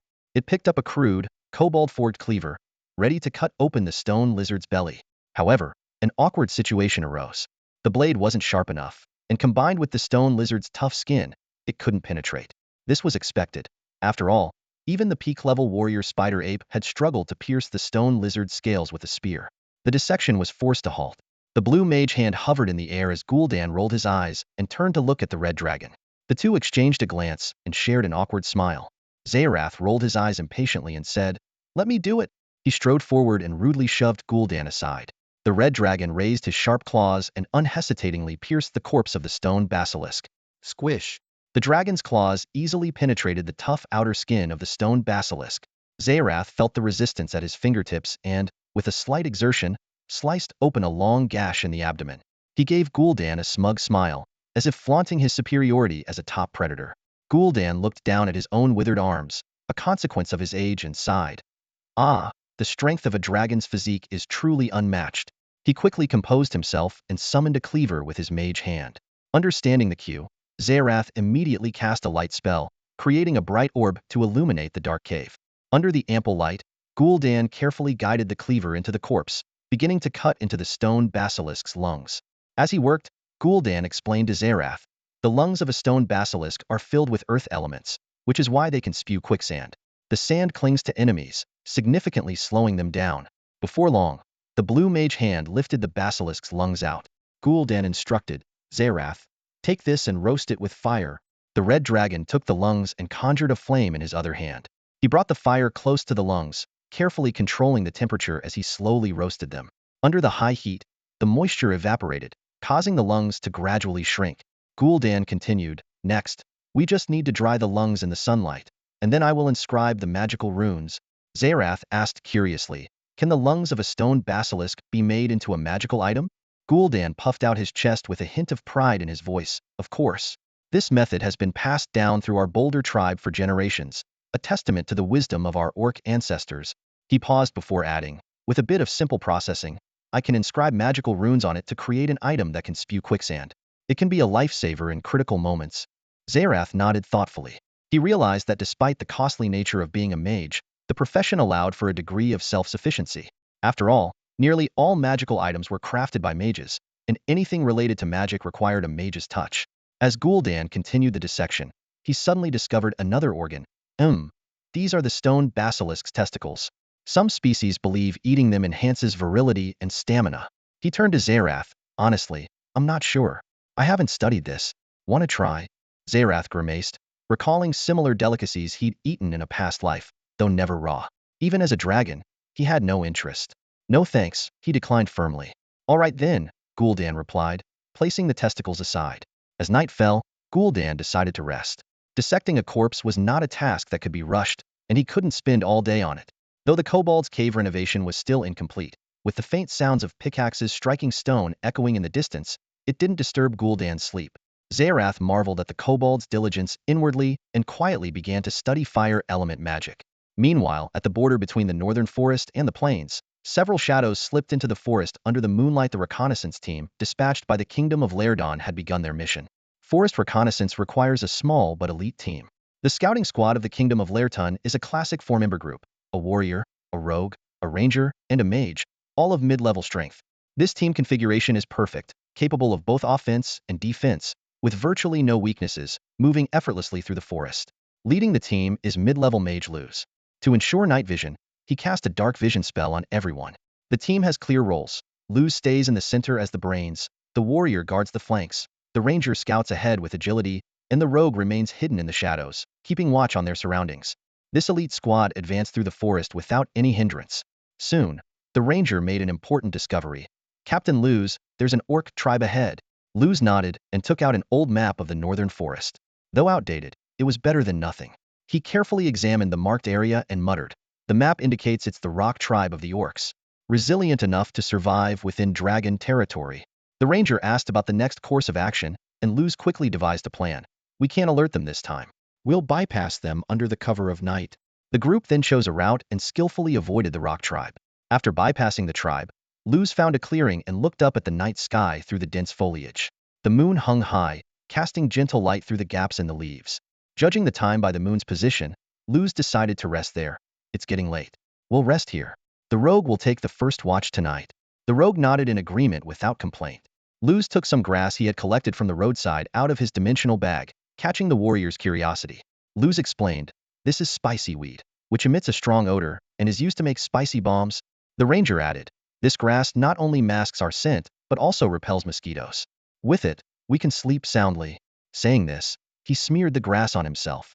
The warrior, enlightened, praised the mage's knowledge and followed suit with the rogue. As time passed, dawn broke, and the birds began to sing, heralding a new day. Meanwhile, in a cave somewhere, the red dragon Zerith put down his magic book and stretched. He instructed the dragonborn Kovar beside him, "Wake up Gul'dan and bring him here." The old guy got tired halfway through the experiment yesterday. Kovar navigated the labyrinthine cave with ease and soon brought the bleary-eyed Gul'dan to Zerith. Pointing at the stone drake's corpse, Zerith urged, "Old man, get on with your performance." Gul'dan rubbed his eyes and grumbled, "Why are you so rude, you red dragon? I'm just an old orc, and you drag me here at the crack of dawn for experiments." "Cut the chatter and continue," Zerith interrupted impatiently. Gul'dan rolled his eyes and reluctantly approached the stone drake to resume the experiment he had left unfinished the day before. As the morning sun began to rise, the reconnaissance team from the Kingdom of Lairdon also sprang into action. Captain Luz rubbed the sleep from his eyes, quickly straightened his wrinkled clothes, and roused his sleeping comrades. "Hey guys, time to hit the road again." His voice cut through the morning mist. The night watch thief rubbed his eyes, yawned, and looked at Luz. "Wow, Luz, you're up early." Luz smiled back. "Not too bad, thanks to you keeping watch. I slept like a baby." The warrior and the ranger awoke amidst the light-hearted conversation. The warrior stretched and exclaimed, "That wild herb we found was amazing. I swear, it's the best sleep I've ever had in the wild." Taking advantage of the casual chatter, Luz began casting enhancement spells on his teammates. "Concealment," he muttered, and 3 flashes of magic infused everyone except the thief. Their bodies gradually became semi-transparent, while the thief completely vanished, blending seamlessly with the surroundings. With preparations complete, they resumed their journey. Surprisingly, their progress was exceptionally smooth, without encountering even a single low-level predator like a tiger. Although this made Luz a bit uneasy, he could only attribute it to a rare stroke of good luck. Before long, the ranger who had gone ahead for scouting hurried back, his voice filled with disbelief. "Captain, there's a huge web forest up ahead." Luz frowned at the news and pulled out the map for a closer look. The web forest was indeed marked, but it should have been deep in the northern woods. How could they have reached it so quickly? Given that the map was provided by the king himself, such a glaring error seemed impossible. The only explanation was that the forest had changed over time. Luz sighed and put the map away. "After all these years, this map is just too outdated." He briefly explained how the continent of Cansterly lacked satellites and relied on human cartographers. Since the eruption of the Molten Mountain, few dared to venture into the forest to update the maps. "How big is the web forest?" the warrior asked urgently. The ranger's expression turned serious. "I climbed to the treetops and I couldn't see the end of it." This revelation shocked everyone. Luz scrutinized the map once more and saw that the web forest indeed covered a vast area. His face grew more somber. After a moment of silence, he said, "Let's go and take a look." The four of them approached the web forest, finding a scene starkly different from an ordinary woodland. Massive spider webs blocked out much of the sunlight, making the area dark and eerie. Thick layers of fallen leaves covered the ground, producing unsettling rustling sounds with each step. As Luz gazed at the web-covered trees, he recalled the records about the northern forest he'd seen in the royal library with his mentor. The books described how mutated spiders inhabited these woods, weaving webs deep within to trap their prey. Intelligent beings usually chose to detour around the web forest to avoid getting lost, ambushed by spiders, falling into traps, or becoming entangled in webs. Luz's eyes fell on a partially web-wrapped carcass nearby, sending a shiver down his spine. Yet, he quickly realized that this web forest was the most direct route to the flame nest. Detouring would not only add a significant distance, but also introduce more uncertainties. After weighing their options, Luz reluctantly spread his hands. No choice, guys. Let's go. Luz raised his hand, and his staff glowed faintly. Streams of light flowed into his teammates, bestowing a series of enhancement spells: featherweight, noise suppression, scent diminution, and reflex boost. He then retrieved 3 rings from his dimensional pouch, put one on himself, and handed the remaining 2 to his teammates, excluding the rogue. These rings were magical artifacts known as rings of concealment, capable of rendering the wearer completely invisible, much like the rogue. They were prized possessions that Jode, the captain of the Laertun Kingdom's Legion, had acquired at great expense, and Luz was usually reluctant to use them. The rings were also inscribed with size-adjusting enchantments to fit different finger sizes. With preparations complete, the group cautiously began their journey through the webwood forest. The effects of featherweight and noise suppression were remarkable. Even when stepping on the leaf-covered ground, they moved as silently as cats. The rings of concealment worked perfectly, rendering them invisible to the mutated spiders lurking in the underbrush. However, in their focus on stealth, they overlooked a crucial detail. The thick layer of fallen leaves was not a natural occurrence. Normally, dead leaves and branches would be quickly decomposed by microorganisms, with nutrients absorbed by plants, leaving no such heavy accumulation on the forest floor, especially since it was not yet autumn. In fact, beneath the leaves was a dense layer of spider webs, which had prevented the natural decomposition of the foliage. Luz and his companions failed to notice this anomaly, as fallen leaves are a common sight. Despite their excellent stealth skills, the weight of their bodies could not be masked. Each step caused subtle vibrations in the webs beneath the leaves, which rippled silently through the forest. At that moment, Ithka, the yith resting in its web-formed nest, was alerted by a small, agile mutated spider. It reported in a low, hissing voice. The webs were vibrating, yet nothing could be seen. Ithka chuckled softly, intrigued, and followed the little spider to investigate. More and more mutated spiders sensed the scout team's presence but could not see them. The warrior in the group watched the spiders scurrying overhead with growing unease. No wonder people hate spiders. I don't like them either, he muttered under his breath. The ranger glanced at the warrior and whispered reassuringly, just don't stare at them. We're invisible. They can't see us. Suddenly, the rogue signaled for everyone to stop. Have you noticed, he whispered, that these mutated spiders seem to be looking right at us? A chill ran through the group as they looked around in horror. An eerie scene unfolded. All the surrounding mutated spiders were staring directly at their position. The team froze, watching the encircling spiders with mounting tension. Had they been exposed? But how? They had taken every precaution, blending seamlessly with the environment, yet the spiders had somehow detected them. One spider slowly crept closer, as if trying to get a better look. Everyone's eyes were glued to it, hands instinctively reaching for their weapons. At the captain's signal, the warrior would draw his sword, the ranger would knock an arrow, and the assassin would brandish his dagger for a lethal strike. The mutated spider drew nearer, and hearts pounded in chests. It felt as though the goddess of fortune had heard their prayers when, at the last moment, a distant spider's screech diverted the approaching spider's attention. It hesitated, then retreated. Almost simultaneously, as if receiving some unseen command, the spiders lost interest and scattered. In an instant, the dense swarm of spiders had vanished without a trace. The warrior exhaled deeply, wiping the cold sweat from his forehead. Phew, that was close. Almost got caught. Yet Luz's expression remained tense. As a well-traveled mage, he knew a bit about mutated spiders' behavior, even though he hadn't specialized in their study. If he had to describe their recent actions in one word, it would be eerie. Although Captain Luz sensed the strange behavior of the mutated spiders, there was no better option at the moment. He wore a grave expression and reminded his team to stay alert. The 4 of them nodded in unison, sticking close together as they advanced. Deep in the web-strewn forest, Yite concealed himself in an unremarkable corner, his sharp eyes fixed on the distant commotion. As a natural-born master of stealth, Yite had spent years silently tracking intruders in this territory, always unnoticed. This unique ability allowed him to navigate the webbed forest with ease. Suddenly, on a seemingly empty path a bit farther away, the spider silk beneath the fallen leaves quivered slightly. Yite narrowed his eyes, understanding instantly. Having spent his life among the webs, he knew this was no coincidence. The only explanation was that someone had used an invisibility spell. Yite's expression shifted to one of comprehension as he whispered in spider language, ordering a few mutated spiders to approach the area of disturbance. Meanwhile, someone in the scouting party whispered urgently, "Captain Luce, more spiders are coming." "I see them," Luce replied curtly. "Everyone, stay sharp." "I hate spiders," the warrior grumbled. 3 mutated spiders swiftly closed in along the webs in the trees, showing no sign of stopping. The 4 team members' hearts raced, but they remained highly vigilant. Luce fixed his gaze on the spiders and said in a low voice, "We've likely been spotted already. Stay focused." 3 mutated spiders. "I'll handle the one in the middle," Luce ordered decisively. The ranger drew his bow and knocked an arrow, ready to fire. "I'll take the one on the left."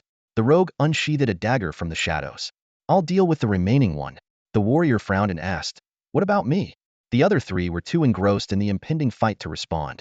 As the mutated spiders drew closer, Luce launched the first attack. "Lightning strike," he muttered, a blue arc of electricity leaping from his fingers and piercing the head of the central spider. The invisibility spell wore off, leaving the mage exposed to the remaining 2 spiders. The ranger's arrow followed swiftly, striking the head of the left spider with precision, causing dark green fluid to gush out. The rogue's dagger flashed coldly, and the last spider fell lifeless to the ground.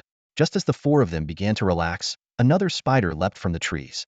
The ranger reacted quickly, releasing a second arrow. Although it hit the target, it failed to kill the spider instantly. The wounded spider let out a piercing screech, summoning other spiders from near and far. More mutated spiders emerged from the forest, rushing toward the team. "Run!" Luce shouted as he led the charge, raising his staff to cast a spell. "Haste!" For green magical lights enveloped their legs, significantly boosting their speed. The other 3 followed closely, desperately fleeing the danger. From his hidden vantage point, Yite observed everything. He stroked his chin thoughtfully, mimicking the contemplative manner of a red dragon, and muttered to himself, "Humans? So that's what's going on. I need to report this to my master." In the cave's experimental area, torches flickered against the rock walls, while the glowing orbs suspended from the ceiling illuminated the entire space. Gul'dan and Zerith were engrossed in continuing the experiment they hadn't finished the previous day. Gul'dan carefully manipulated the mage's hand to hold up the heart of a stone lizard. In Zerith's elemental vision, although the heart had lost its vitality, tiny yellow earth elements still lingered around it. A look of pride appeared on Gul'dan's face as he prepared to flaunt his magical knowledge to Zerith. "Zerith, do you know what this is?" he asked, his tone brimming with arrogance. Zerith chuckled dismissively. "Of course I do. It's recorded in my dragon lineage." Gul'dan's expression froze, and he fell into an awkward silence for a moment before saying, "I see. Well, all right then." He continued to explain. As an extraordinary earth elemental creature, the stone lizard's heart has a natural affinity with earth elements. Through special craftsmanship and enchantment, it can be refined into a magical item. Stone lizard's heart. While carefully handling the heart, Gul'dan added, "Unfortunately, this stone lizard wasn't fully grown. Its heart can only be made into a second-tier basic magical item." Zerith frowned in thought. Typically, a stone lizard's heart is a third-tier high-quality basic magical item. But considering this was an immature stone lizard, a second-tier item made sense. "No worries, as long as it's usable, it's better than nothing," the red dragon said. Gul'dan nodded in agreement and continued focusing on the experiment. Suddenly, Zerith felt a disturbance in the slave contract, and his mandate was initiated by Yite. He turned to look at the lab's entrance, where Yite stood quietly waiting. Zerith glanced at the absorbed Gul'dan and, not considering him an outsider, directly ordered Yite, "Come in." With permission granted, Yite respectfully entered the lab and bowed to the red dragon. "Master, I have something to report." "What is it?" Zerith asked. "A group of humans has appeared in our territory," Yite reported. At these words, Zerith's pupils contracted, and even Gul'dan's actions paused for a moment. "Humans? They've come so soon?" Zerith thought, but didn't show any panic. The humans' intrusion didn't necessarily mean they had been discovered, especially with a large number of spider guards that could trap the intruders in the webbed forest. "Yite, how many are there?" Zerith inquired. Reporting to the master, there are only 4 of them, but they are quite formidable and well prepared. They even maintained an invisibility state at first. If it weren't for the vibrations in the underground webs, I wouldn't have discovered them," Yite replied. Zerith frowned in thought. "What is their current status?" Yite puffed out his chest and proudly responded, "Of course, They are being chased by my spider army. Good, good. You've done well. Zerith nodded in approval. Indeed, as long as the intruder's strength doesn't exceed a certain threshold, the principle of overwhelming numbers holds true.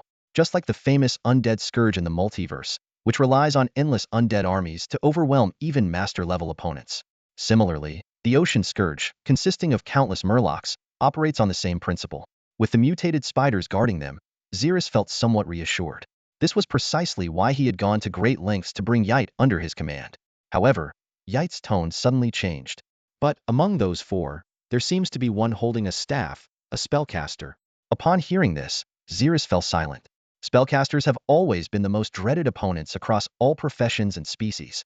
Mages are nearly universal in their capabilities, with a wide range of methods and often a wealth of magical equipment and items. On the surface, mages appear vulnerable at close range, making them seem like easy targets. But in actual combat, you'll find yourself being kited from a distance, and even if you manage to get close, you'll face magical shields as tough as luxurious armor. Some melee classes can't even break through a mage's shield. With a mage involved, the spider swarm tactic might not be effective. As for why the four were being chased by spiders, most likely, the mage didn't want to become a stationary target, attracting more spiders. If you really anger the mage, a few large-scale AoE spells could wipe out most of the mutated spider swarm. Zerith frowned in thought. Although the spider army wasn't directly under his command, they were a crucial part of his forces, and he didn't want to see them suffer unnecessary losses. Ponsi, Zerith suddenly called out. As soon as the words left his mouth, a figure appeared at the laboratory door. It was Ponsi, standing straight like a seasoned warrior awaiting orders.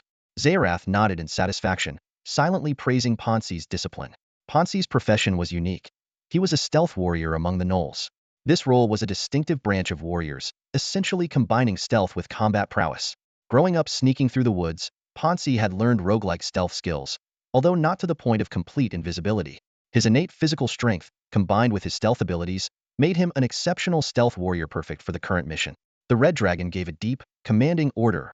Go deal with those 4 humans. Remember, your primary task is to ensure your own safety. Hearing this, a warm feeling surged in Ponsi's heart. The Red Dragon Emperor was showing concern for his safety, something rare for the notoriously brutal leader of the chromatic dragons. Red dragons were known for casually killing their subordinates, so this unexpected care deeply moved the gnoll. Ponsi placed his hand over his chest, his voice filled with fervor. Yes, your majesty. Zerith, not noticing the gnoll's inner emotion, added, one more thing. Don't kill them all if possible. Leave one alive and bring them back to me. Your will is my direction. Ponsi bowed deeply with a serious expression, then vanished. Zerith turned to it, giving a brief command. Go assist him. Yes, master. It responded, then withdrew. In an instant, the vast laboratory was left with only Gul'dan and the Red Dragon. Zerith's words made Gul'dan frown. It was uncharacteristic of the Red Dragon to want to spare lives, as it starkly contrasted with their usual brutal nature. After it left, Gul'dan shot a meaningful glance at Zerith before resuming his control over the blue mage's hand, concentrating on the research of the stone basilisk's heart. Zerith didn't intend to hide his thoughts and asked straightforwardly, if I'm not mistaken, that well-equipped team is likely a reconnaissance squad sent by the Kingdom of Lerton, right? Gul'dan nodded in confirmation. Very likely. Ordinary adventurers wouldn't have something as rare as invisibility. Even I didn't have that before. The Red Dragon's lips curled into a sly smile. Exactly. Now, look at the map. The Kingdom of Lerton has no mineral resources nearby and is adjacent to forests. Therefore, it's safe to deduce that the northern forest is likely their economic lifeline. Economic lifeline? Gul'dan took out the map and examined it closely, finding that the situation was indeed as the Red Dragon described. He couldn't help but admire Zerith's keen insight and curiously asked, how did you figure all this out? By living off the land, Zerith almost added that it was something his middle school teacher taught him but decided against it. He continued, your rock tribe is located on the forest's outskirts and hasn't seen adventurers for years. This indicates that the northern forest contains the flame of Molten Mountain. Dragons are extremely territorial. The Kingdom of Lerton fears the power of the flame of Molten Mountain and had to halt their adventurers' explorations. The Red Dragon didn't say much more but pointed meaningfully at the neighboring country of the Kingdom of Lerton on the map and asked, put yourself in their shoes. If you were the king, what would you do? Gul'dan suddenly realized, you mean, the Kingdom of Lerton's lifeline has been blocked for years, leading to economic decline. With external threats from neighboring countries, they couldn't sit still and thus sent people to gather intelligence. Zerith gave a thumbs up in approval. Exactly, you figured it out quickly. Although Gul'dan didn't fully understand the Red Dragon's gesture, It didn't seem insulting. He asked again, "What does this have to do with you sparing those people?" Zerith smiled mysteriously. "That's something you don't understand. The kingdom of Lertun sent people to get accurate results. Killing them before they achieve their goal would be detrimental to us." "Why? If you need to measure the depth of a well but your ruler isn't long enough, would you get a longer ruler or give up the measurement?" Gul'dan grasped the deeper meaning. Understanding why the kingdom of Lertun sent the reconnaissance squad made everything clear. The kingdom simply wanted accurate answers. Killing the scouts wouldn't simplify matters, but rather complicate them, as they would send stronger individuals next time. Seeing Gul'dan's enlightened expression, Zerith tilted his head and asked, "Gul'dan, do you understand?" "Yes, I understand. Since you understand, get back to work on the experiment. Don't think about slacking off.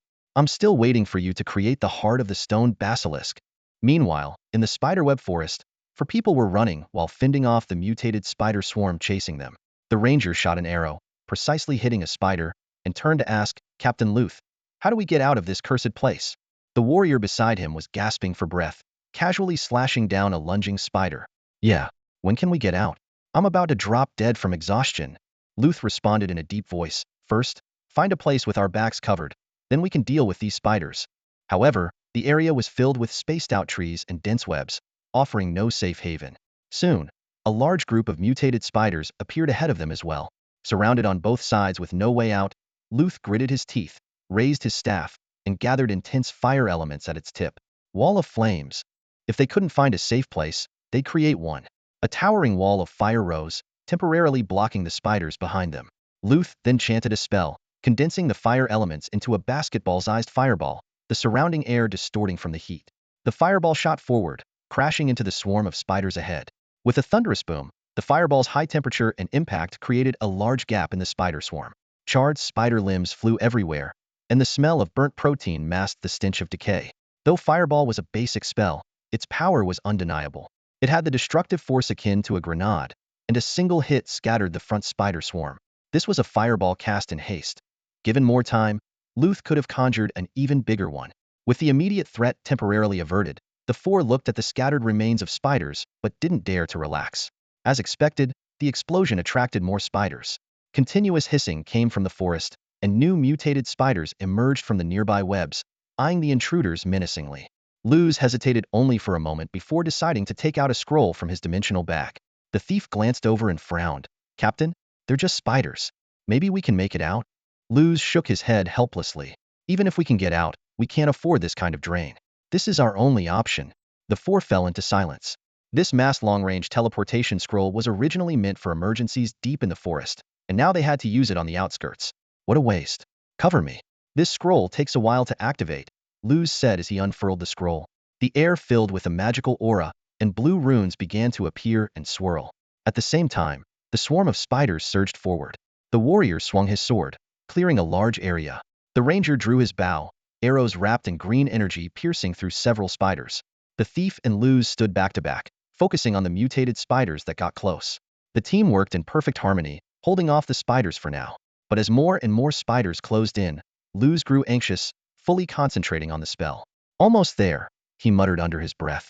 Meanwhile, Pansy, guided by it, agilely leaped through the branches towards the human team.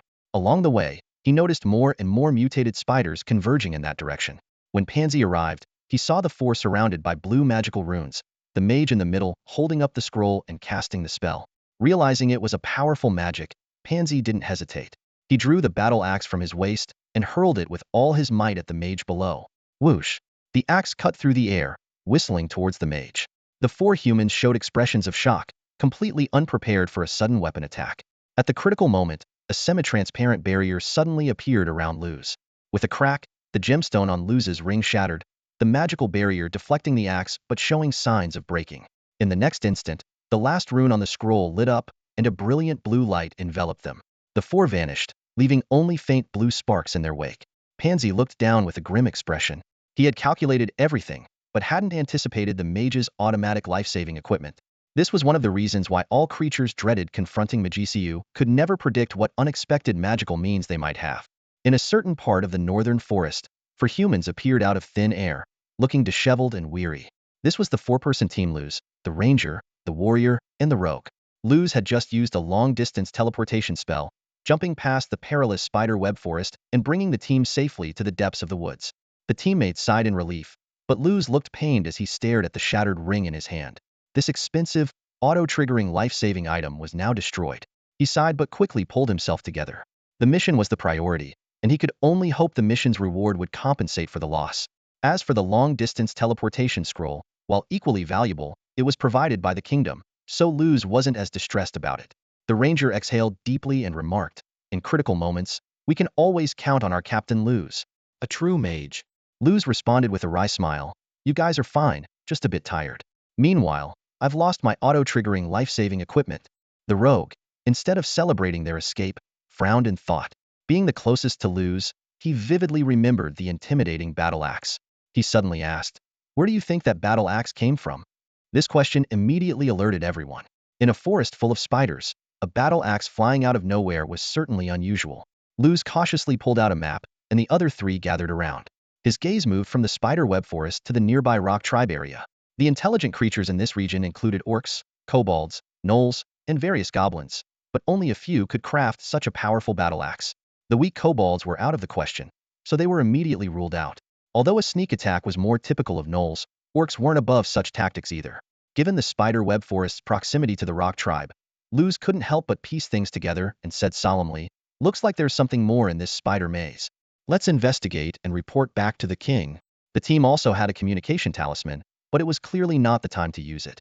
It would be reserved for the final report. After a brief rest, the four set off again. Meanwhile, in the laboratory, Zerith was intently observing Gul'dan dissect a stone lizard's heart, occasionally exchanging experimental notes. Suddenly, a familiar presence approached. The gnoll pansy walked up to Zerith and knelt respectfully. "Your Majesty, I failed to complete the task you assigned me. Please punish me." Zerith waved dismissively. "It's fine. Failure was within my expectations. Don't blame yourself too much." He looked up thoughtfully. After all, that was a reconnaissance team sent by the kingdom. The Red Dragon analyzed. Behind those four is the kingdom, and with a mage as their captain, their equipment and magical items couldn't be too shabby. A kingdom is an entity we can't compete with right now, whether it's their heritage, economy, or strength. If Pansy had actually managed to capture them, then we should really question how pathetic the kingdom of Lertun is to send such a weak reconnaissance team. Zerith then asked, "How strong were those individuals?" Pansy lowered his head and replied, "Their aura was slightly weaker than mine. They seemed to be mid-tier in strength, and the mage appeared to be at the early stage of mid-tier. Where did they escape to? I don't know.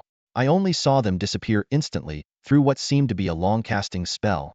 "All right, that's fine. Pansy, you may withdraw." Zerith began to contemplate the next steps after hearing the description. Though the Red Dragon didn't care much about the success of this operation, Pansy couldn't let it go. Hearing his master's consolation made him feel even more ashamed, bowing his head even lower. Missing the chance to impress his lord left him deeply frustrated. But with things as they were, Pansy could only leave with a heavy heart. The human kingdom can no longer resist on its own, and Zerith has no interest in pursuing the four humans who escaped. The Red Dragon narrowed his eyes, contemplating his situation. His whereabouts remain undiscovered, so there's no need to chase after those humans, which might backfire. Letting them live is actually more beneficial for him. Zerith shook his massive dragon head, temporarily pushing these thoughts aside. As long as he doesn't venture out, the risk of exposure is minimal. For now, he just needs to lie low and wait for the right moment.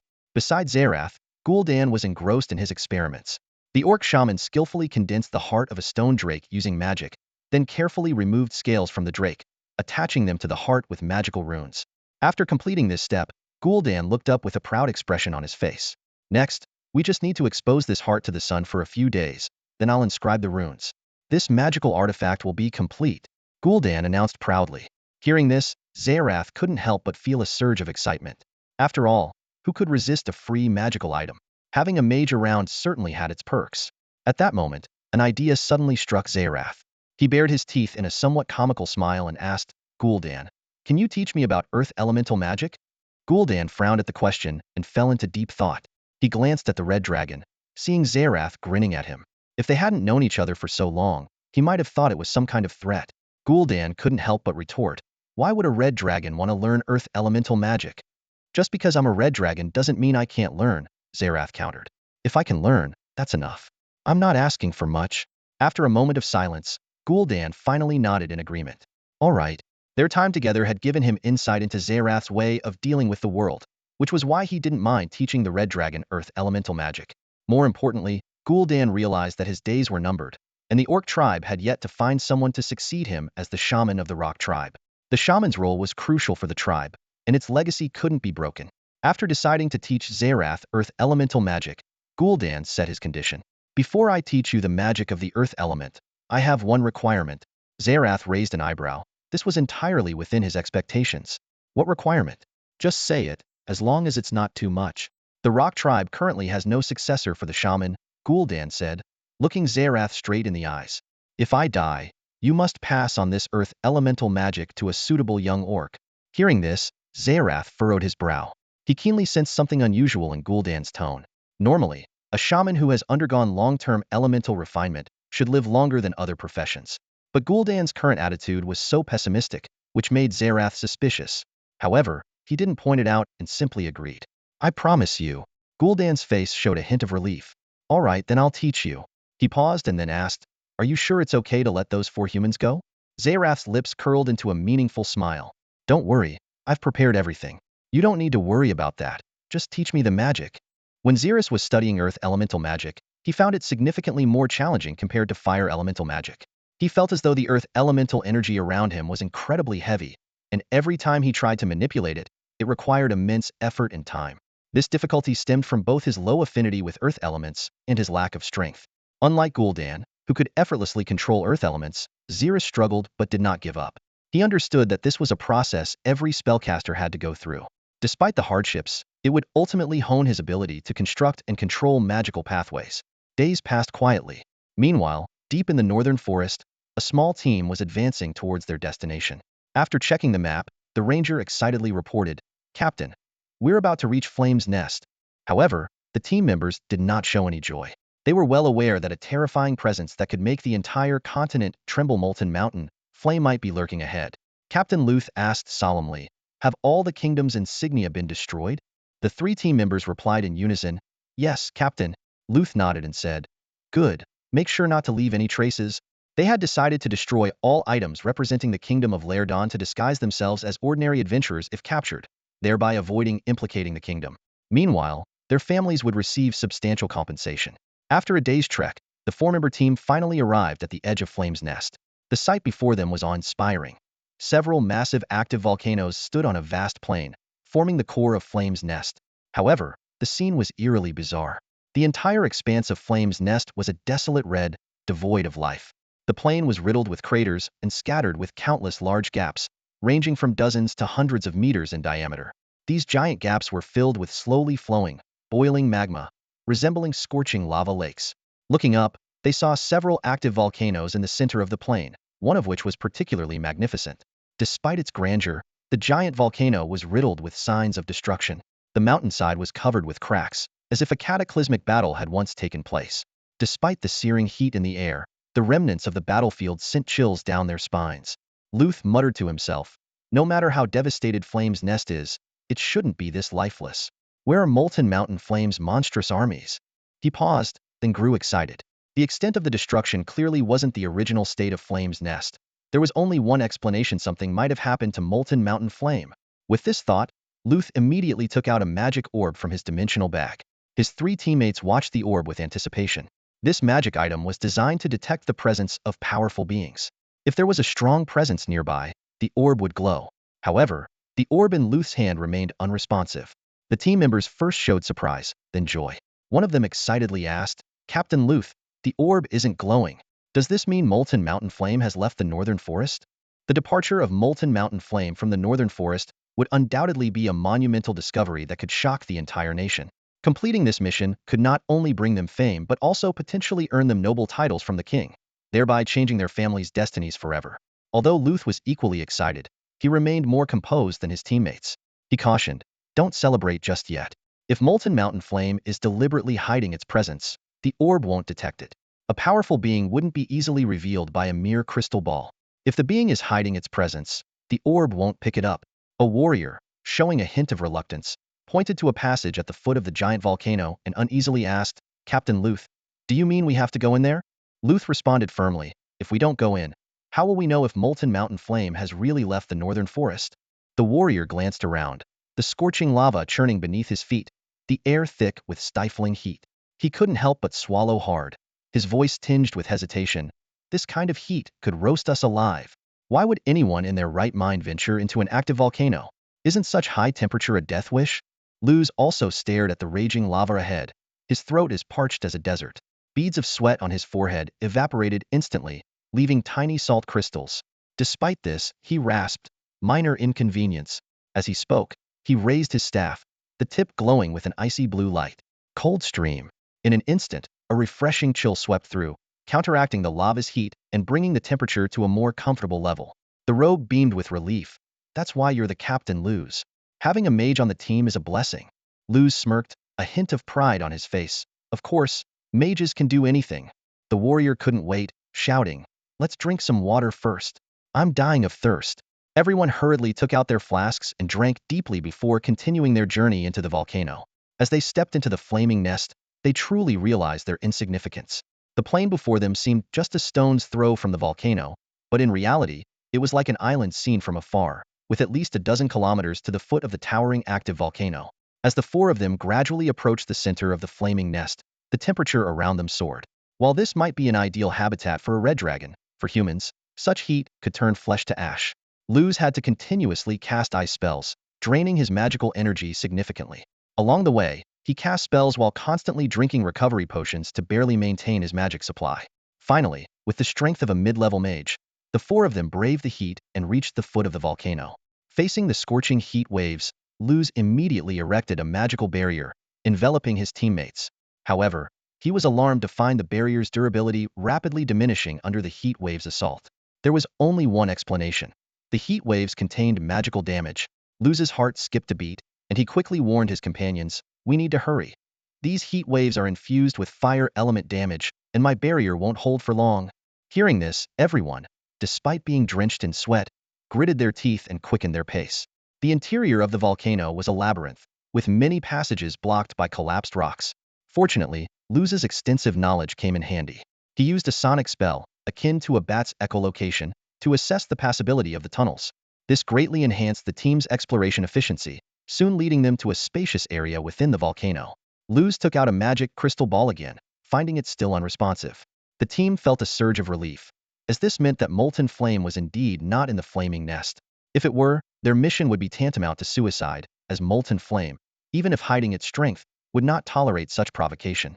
Amid their excitement, Luz retrieved a communication talisman from his dimensional bag. The talisman floated in the air, its tail igniting with a small flame, burning slowly like a candle. Once the talisman burned out, the communication would end. Activating the talisman, Luz connected to the kingdom of Laerton. King Claywa's voice immediately came through. "How's the mission going?" Luz couldn't hide his excitement. "Your Majesty, the flaming nest has likely undergone changes. Molten Flame is not in the northern forest." "Really?"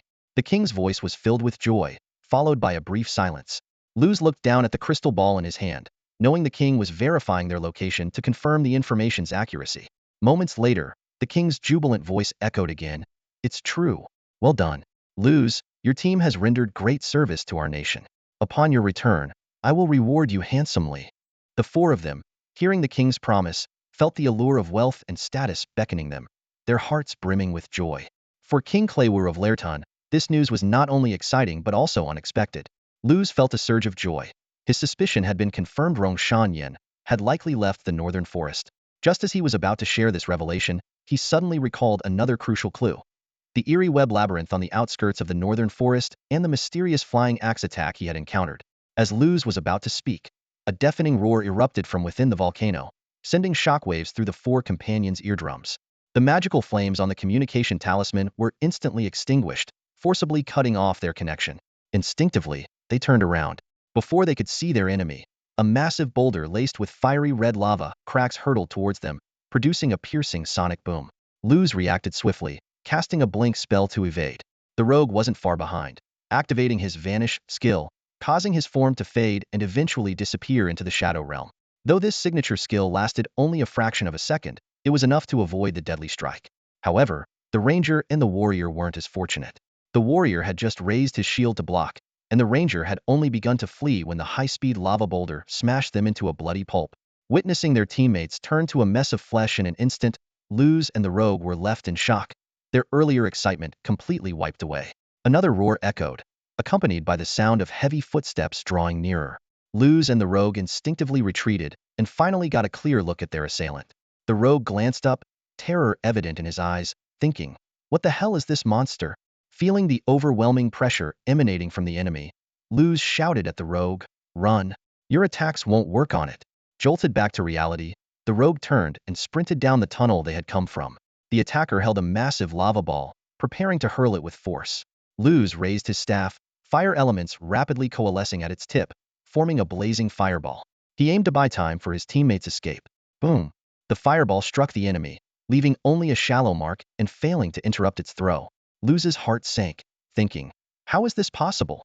Even a high-level warrior wouldn't be unscathed by a direct hit from a fireball. What kind of power does this creature possess?" The lava ball was launched again, slicing through the air with a thunderous boom. The rogue, sensing the deadly threat behind him, recalled the gruesome fate of his comrades and didn't dare look back, desperately sprinting down the tunnel. But no matter how fast his legs were, they couldn't outpace the flying object. Boom! Another thunderous explosion. The lava ball hit the rogue dead on, reducing him to a pool of blood and flesh before he could even scream. The attacker fixed its gaze on Luz, speaking in a deep, resonant voice that felt like a death sentence. "Now, it's just you left, insect." At this moment, Zerith had no idea about the events unfolding inside the flame nest. He was by the lakeside, deeply engrossed in practicing his magic. The sunlight danced on the surface of the lake, creating a shimmering effect that provided the young red dragon with an ideal training ground. Zerith first focused on mastering the earth element, attempting to cast basic earth element spells. Although there were some similarities between fire and earth elements, as a red dragon, his control over the earth element was clumsy and far less proficient than his command over fire. Even the simplest earth-gathering spell took him a full 2 weeks to grasp. Day after day, Zerith practiced relentlessly, gradually becoming familiar with the characteristics of the earth element. Then, he spent another 2 weeks studying the stone-gathering spell, an advanced version of the earth-gathering spell. Both spells were fundamentally similar to fire conjuring, gathering elemental energy from the air through magical pathways and incantations. As his understanding of the earth element deepened, Zerith began to attempt more complex earth magic. "Sensijurls," he muttered, channeling the power of the earth element. The stone in his hand gradually softened, turning into a pile of loose mud that dripped from his fingertips. This was the stone-to-mud spell. Though it seemed simple, it could be surprisingly effective when used cleverly in battle. Next, Zerith chanted, "Epsilon rho omicron lambda theta kappa alpha beta lambda pi epsilon." Once again, a miraculous scene unfolded as the mud in his claws solidified back into hard stone. This mud-to-stone spell complemented the previous one perfectly. Zerith decided to master these two basic but practical earth spells first, laying a solid foundation for more advanced earth element control in the future. Meanwhile, in the kingdom of Lerton, King Kalefu sat in his office, puzzled by the sudden interruption of the communication talisman. He glanced down at the special map he carried with him, noticing that the light spot representing the flame nest had gone out. Kalefu recalled seeing that light spot move from his kingdom to the flame nest over the past few days. This map was used to track the location of a crystal ball, and the extinguished light could only mean one thing. The exploration team had met with misfortune, and the crystal ball was destroyed. Kalefu closed his eyes in contemplation, muttering to himself, "It must have triggered some kind of trap in the flame nest. What a pity." He remembered that red dragon lairs typically had various magical traps to prevent intruders, especially one as formidable as Longshan Yen. Kalefu called out loudly, "Knight." As soon as he spoke, a fully armored knight entered, kneeling on one knee. "Your Majesty." The king's expression was grave, feeling both relief that Longshan Yen was no longer in the northern forest and sorrow for the fallen loyal soldiers. He solemnly ordered, "The Luz squad has perished, but they have made a remarkable contribution to the kingdom. Posthumously honor them as martyrs, provide their families with the highest standard of compensation, and ensure their affairs are handled properly. This task is yours." The knight placed his hand on his chest and respectfully responded, "Yes, Your Majesty." He then turned and left to carry out the orders. Kalefu had unwavering faith in the loyalty of the royal knights. Their contracts ensured that there was no concern about the compensation being misappropriated. With the news of Longshan Yan's departure, Kalefu began planning his next move. He decided not only to widely publicize this information, but also to dispel adventurers' fears of the northern forest. He devised an adventurer plan to host a grant launch ceremony for the Adventurers Guild while planting his agents among the adventurers. These actors would venture into the forest, return safely, and bring back abundant treasures, inevitably stirring envy among other adventurers and attracting more to join the quest. Kalefu intended to use the power of capital to market the northern forest as a treasure trove, luring adventurers with dreams of fortune and thereby generating more gold for the kingdom. This marketing strategy, though common, always managed to captivate and convince people. If Sarusi knew about Kalefu's plan, he would undoubtedly exclaim, "Brilliant." In his previous life on Blue Star, many companies would spend vast sums to promote artists, creating perfect personas to attract fans and generate revenue. Kalefu's plan was strikingly similar to those entertainment companies' tactics.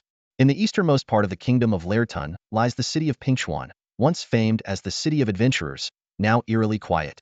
At the heart of its busiest commercial street stands a four-story building, the largest adventurers guild in the kingdom. But this once bustling landmark is now covered in dust, clearly neglected for a long time. A local resident paused as he walked past the guild building, reminiscing about the memories it held.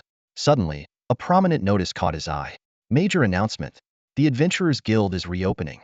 A grand reopening ceremony will be held on September 15th. We are currently hiring tavern staff, adventure managers, quest archivists.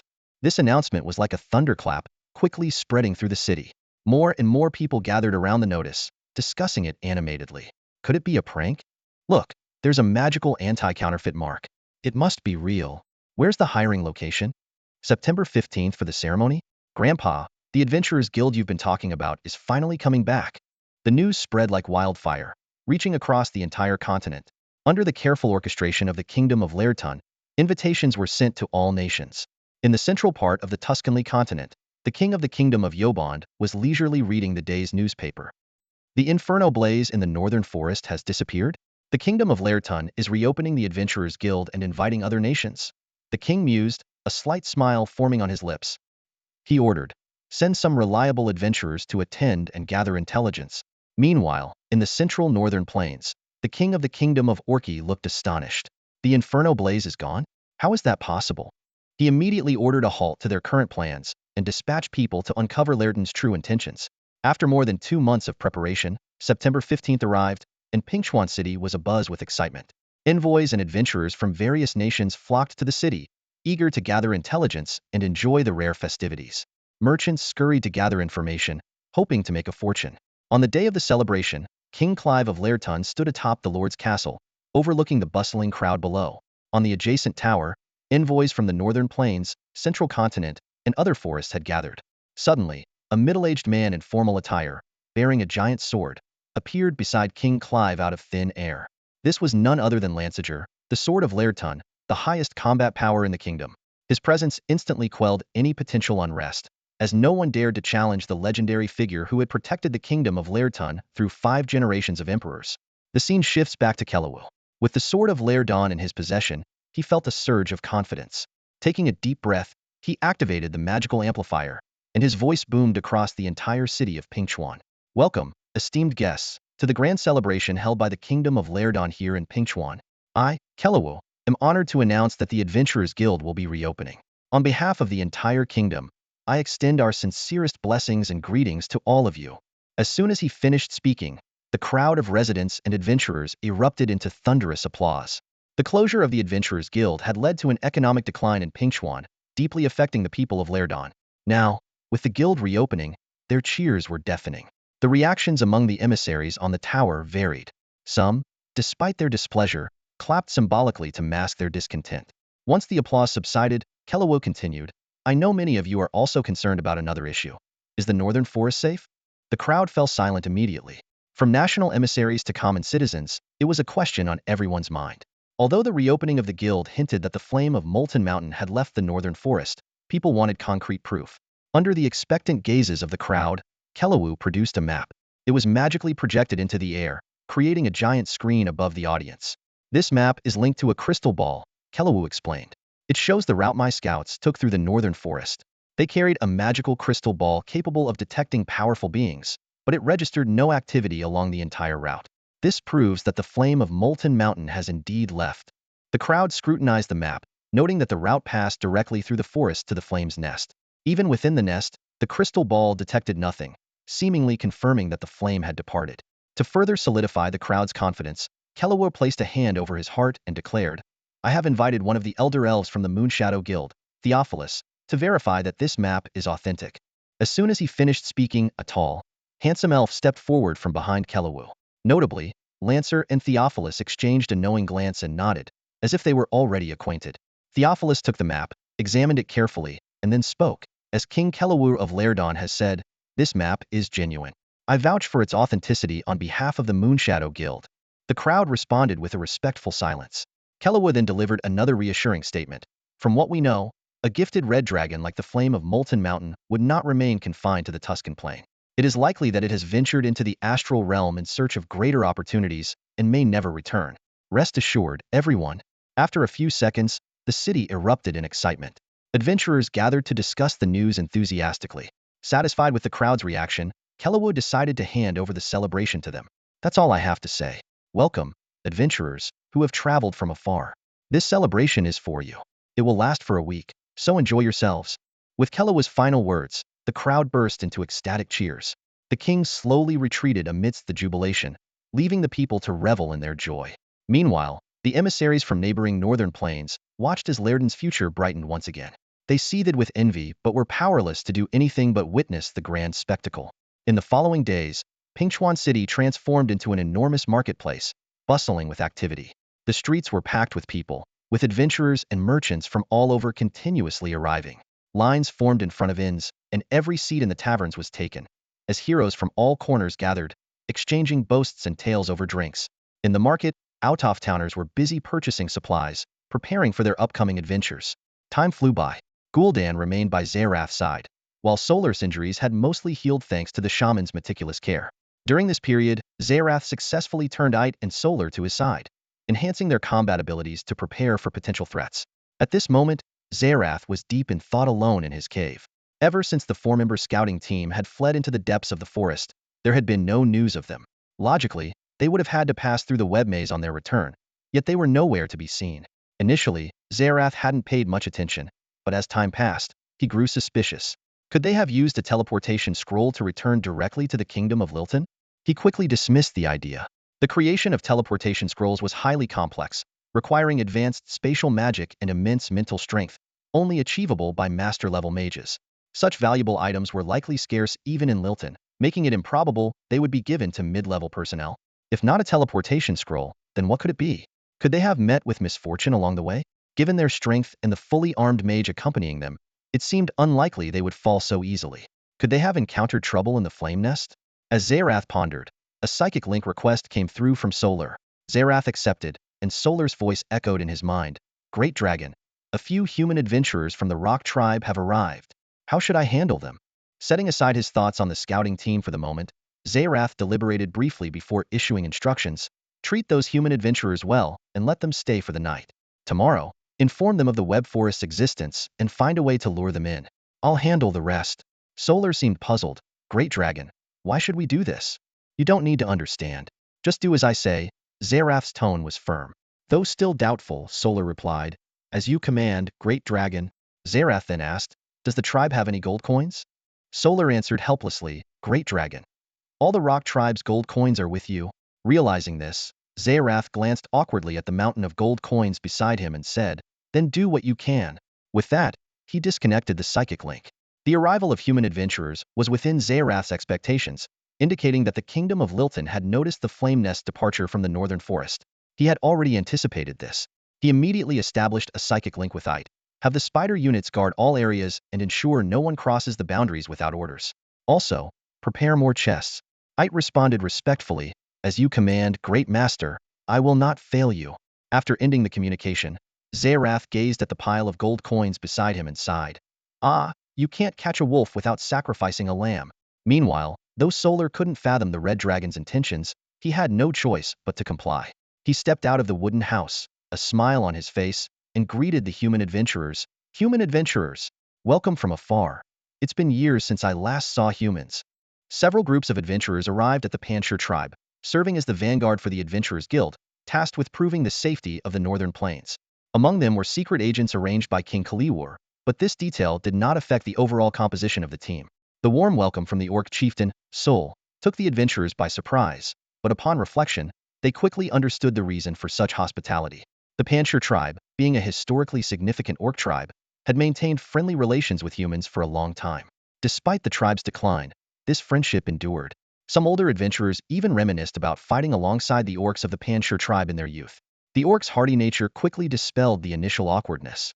Sul brought out the tribe's treasured meats to treat the guests from afar, and the atmosphere grew increasingly festive. As night fell, a large bonfire was lit in the center of the tribe. The adventurers and orcs sat around the fire, laughter filling the air. Some even joined the orcs' dance, joyfully circling around the flames. The aroma of roasting meat wafted through the air, whetting everyone's appetite. However, even in such a relaxed atmosphere, the adventurers remained vigilant. One of them, the thief Kasha, was particularly cautious. She glanced around to ensure no one was watching her, then pulled a silver needle from her pocket. This was no ordinary needle. It was a magical item she had purchased at great expense, a poison-detecting silver needle. Though it was a basic magical tool, it was indispensable for adventurers. Kasha carefully pricked the roasted meat with the needle, counting the seconds in her mind. When she withdrew the needle, it remained pure white, indicating that the food was free of toxins. This discovery allowed her to relax and begin enjoying the delicious roast. Her teammate, Saimao, noticed Kasha's actions. Seeing her eat with confidence, Saimao also let his guard down and took a hearty bite of the roast in front of him. Other adventurers employed similar poison detection methods, but did so discreetly to avoid offending the orcs. Despite their precautions, an incident occurred. One less cautious adventurer was caught testing for poison by an orc. Sensing the urgency of the situation, the adventurer quickly improvised an excuse. "Orc brother, let me explain. This silver needle is for poking holes.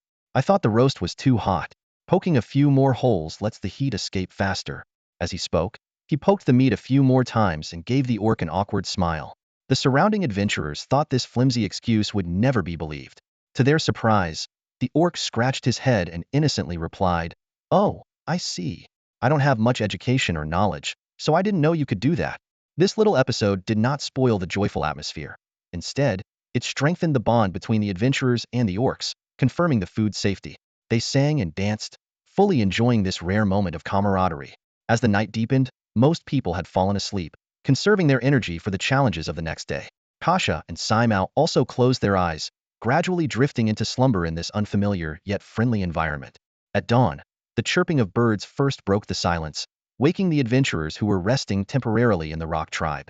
This small forest settlement was merely a brief stop on their journey, and everyone understood they couldn't linger here for long. As they were about to leave, the tribe leader, Sol, pointed towards the depths of the forest with a grave expression and warned, "Adventurers, I advise you not to head in that direction." "Chief, why?" someone asked out of curiosity. Sol replied, "Because there is a maze made of webs in that direction." Seimer nodded thoughtfully and asked again, "Chief, is that maze dangerous?" This question put Sol in a momentary dilemma. He hesitated, not wanting to scare the adventurers away, but also wary of them underestimating the danger. After careful consideration, Sol decided on a vague response. "That place, if I say it's not dangerous, it isn't. If I say it's dangerous, it is." Seeing the adventurers' puzzled expressions, Sol straightened up and, with a touch of pride, wove a tale.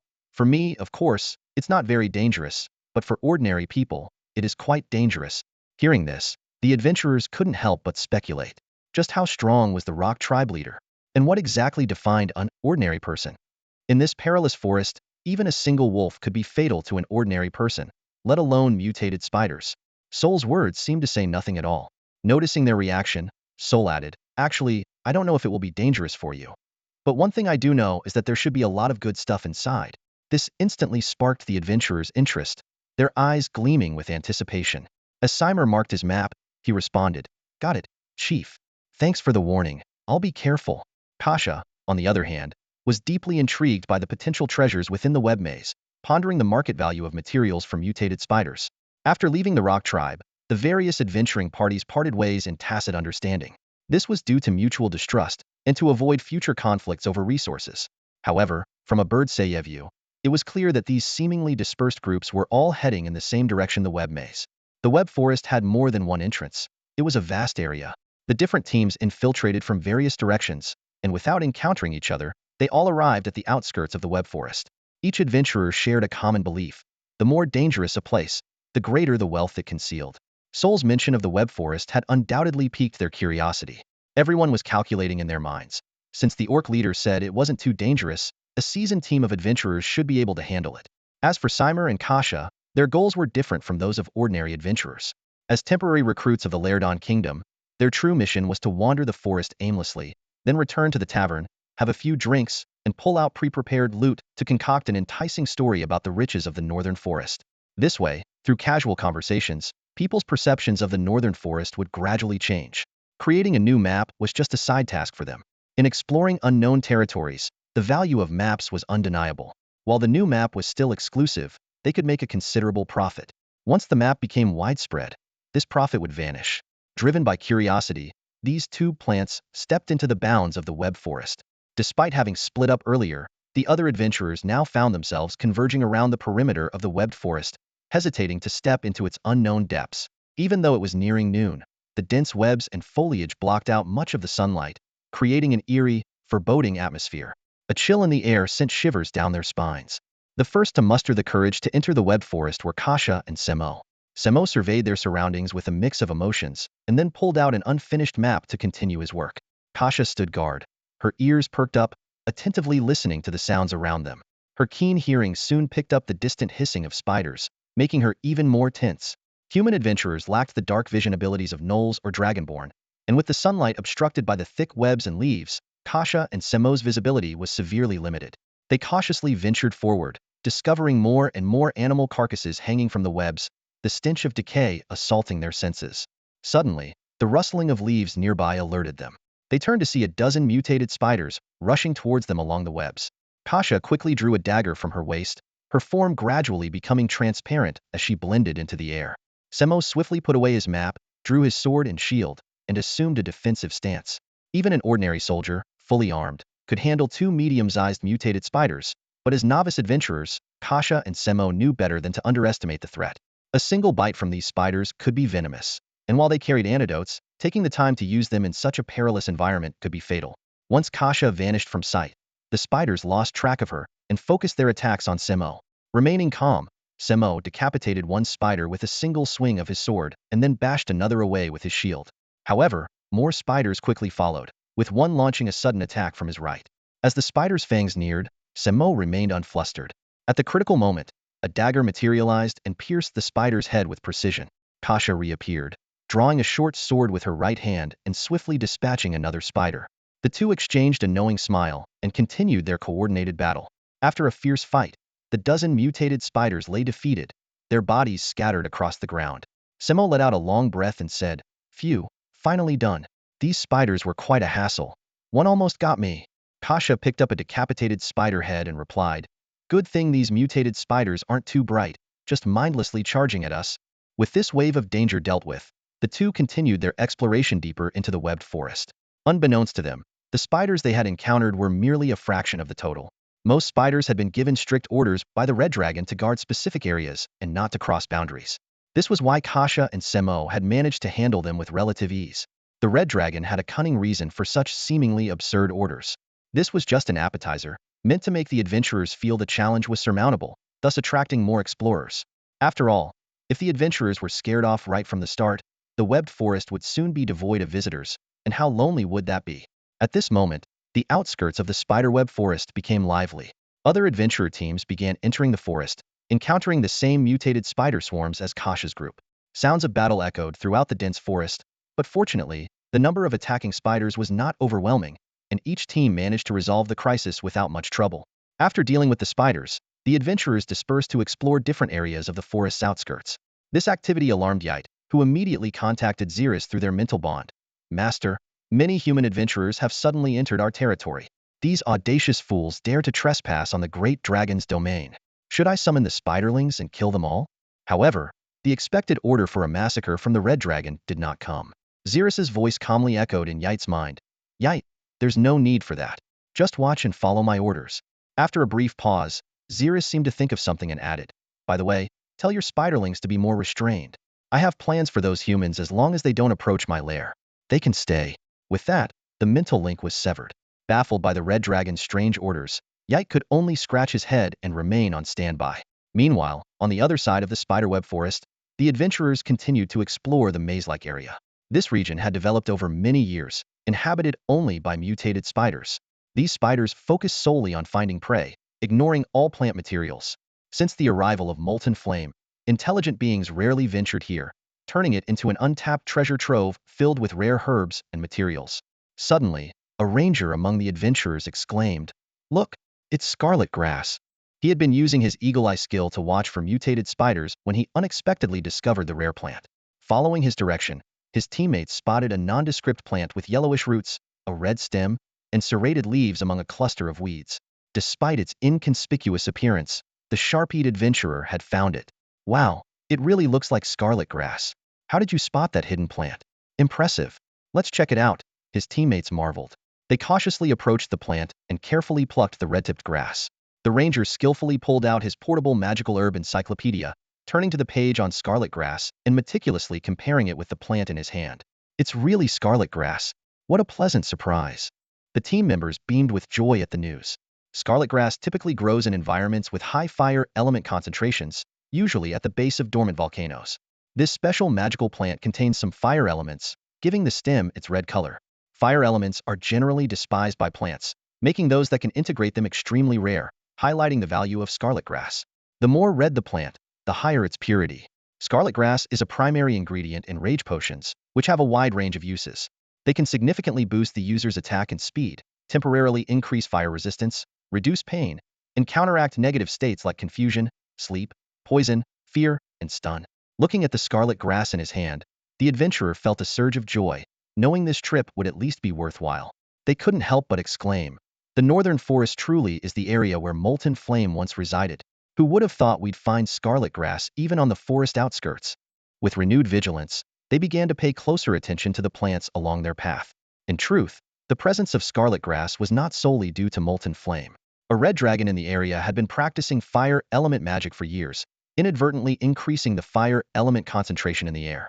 Meanwhile, on the other side of the spiderweb forest, Kasha stood on a branch, maintaining her stealth as she watched a group of spiders. These spiders were surrounding a large, robust, crimson spider.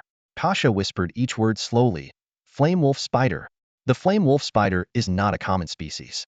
Thanks to her previous studies on spiders, Kasha instantly recognized this rare creature. She knew that these spiders typically mutate from ordinary ones and are often found near volcanoes or lava where fire elements are abundant. Their bodies are fiery red, resembling burning flames, hence the name flame wolf spider. Staring at the flame wolf spider in front of her, Kasha was deeply shocked. She hadn't expected the influence of Molten Mountain's eruption to reach the outskirts of the forest. After a brief moment of thought, she quietly retreated to regroup with Semo. As soon as Semo saw Kasha return, he eagerly asked, "Kasha, what's the situation ahead?" Kasha replied succinctly, "There's a group of spiders ahead, including a flame wolf spider that seems to be their leader." Semo's eyes widened in surprise, his face full of astonishment. "A flame wolf spider?" Kasha frowned and asked, "You know about flame wolf spiders too?" "No, I don't," Semo admitted. "But the name sounds impressive. Even though I don't understand it, I'm still awestruck." Kasha rolled her eyes, ignoring Semo's ignorance. She then suggested, "The materials from a flame wolf spider are very valuable. If we miss this chance, it will be hard to come across one again. Want to go for a big score together?" Although Kasha also wanted to make a profit, she knew it would be difficult to deal with the mutated spiders alone. She also needed to consider her companion's feelings. Without much thought, Semo clenched his fist excitedly and said, "Let's do it. We're already here. How can we not go for it? I haven't seen a flame wolf spider before." Kasha nodded in agreement and quickly assigned tasks. She would conceal herself, while Semo would walk directly ahead. Soon, Semo turned a corner and a group of spiders came into view. In the center was the mutated spider, large and strong. Its body glowing with a bright, flame-like redit was indeed the flame wolf spider. Although the flame wolf spider was even bigger than he had imagined, Semo didn't forget the plan he and Kasha had devised. He boldly stood in front of the spider group and laughed loudly. "You bunch of dumb spiders, your grandpa is here. Come at me." He made a provocative gesture, shaking his fist arrogantly. Attracted by Semo's voice, the spiders all turned to look at him. Semo raised his middle finger, full of disdain. This instantly enraged the mutated spiders, and they hissed and lunged towards him. With the taunt successful, Semo turned and ran, the group of mutated spiders close behind.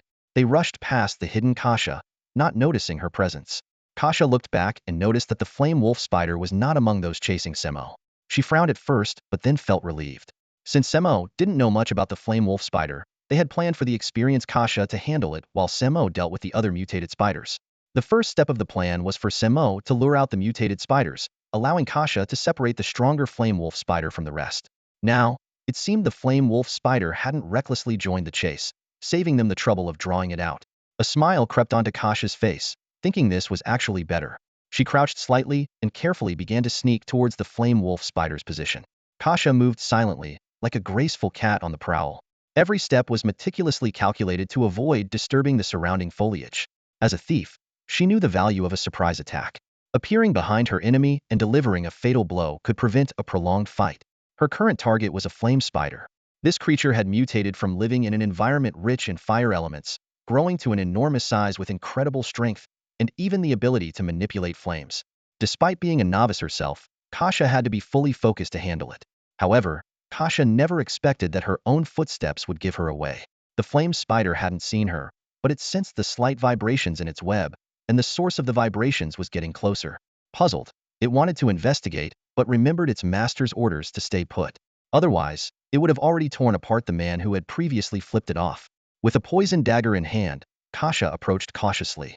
She believed the flame spider was unaware of her presence, not realizing danger was closing in on her. Just as she was about to strike, the flame spider lunged at her. The sudden attack caught Kasha off guard, but years of training made her instinctively roll backward, narrowly avoiding the creature's claws. The flame spider missed, its front legs plunging into a pile of leaves and instantly charring them. Breathing heavily, Kasha revealed herself and looked at the scorched leaves with lingering fear. Seeing the sudden appearance of a human, the flame spider let out an enraged screech and lunged again. This time, Kasha didn't retreat.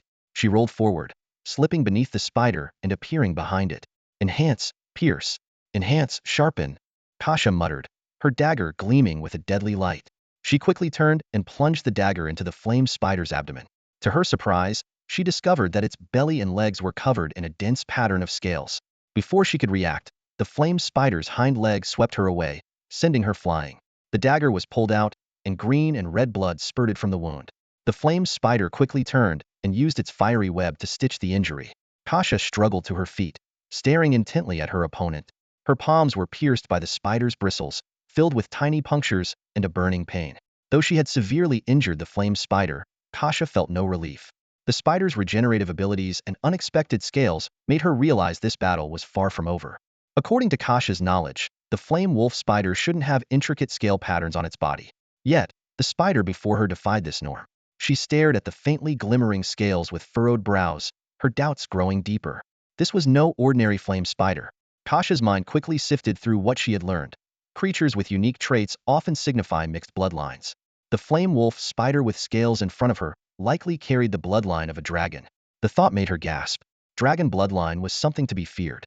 Her thoughts immediately turned to the renowned bloodline researcher on the northern plains Rongshan Yan. Damn it!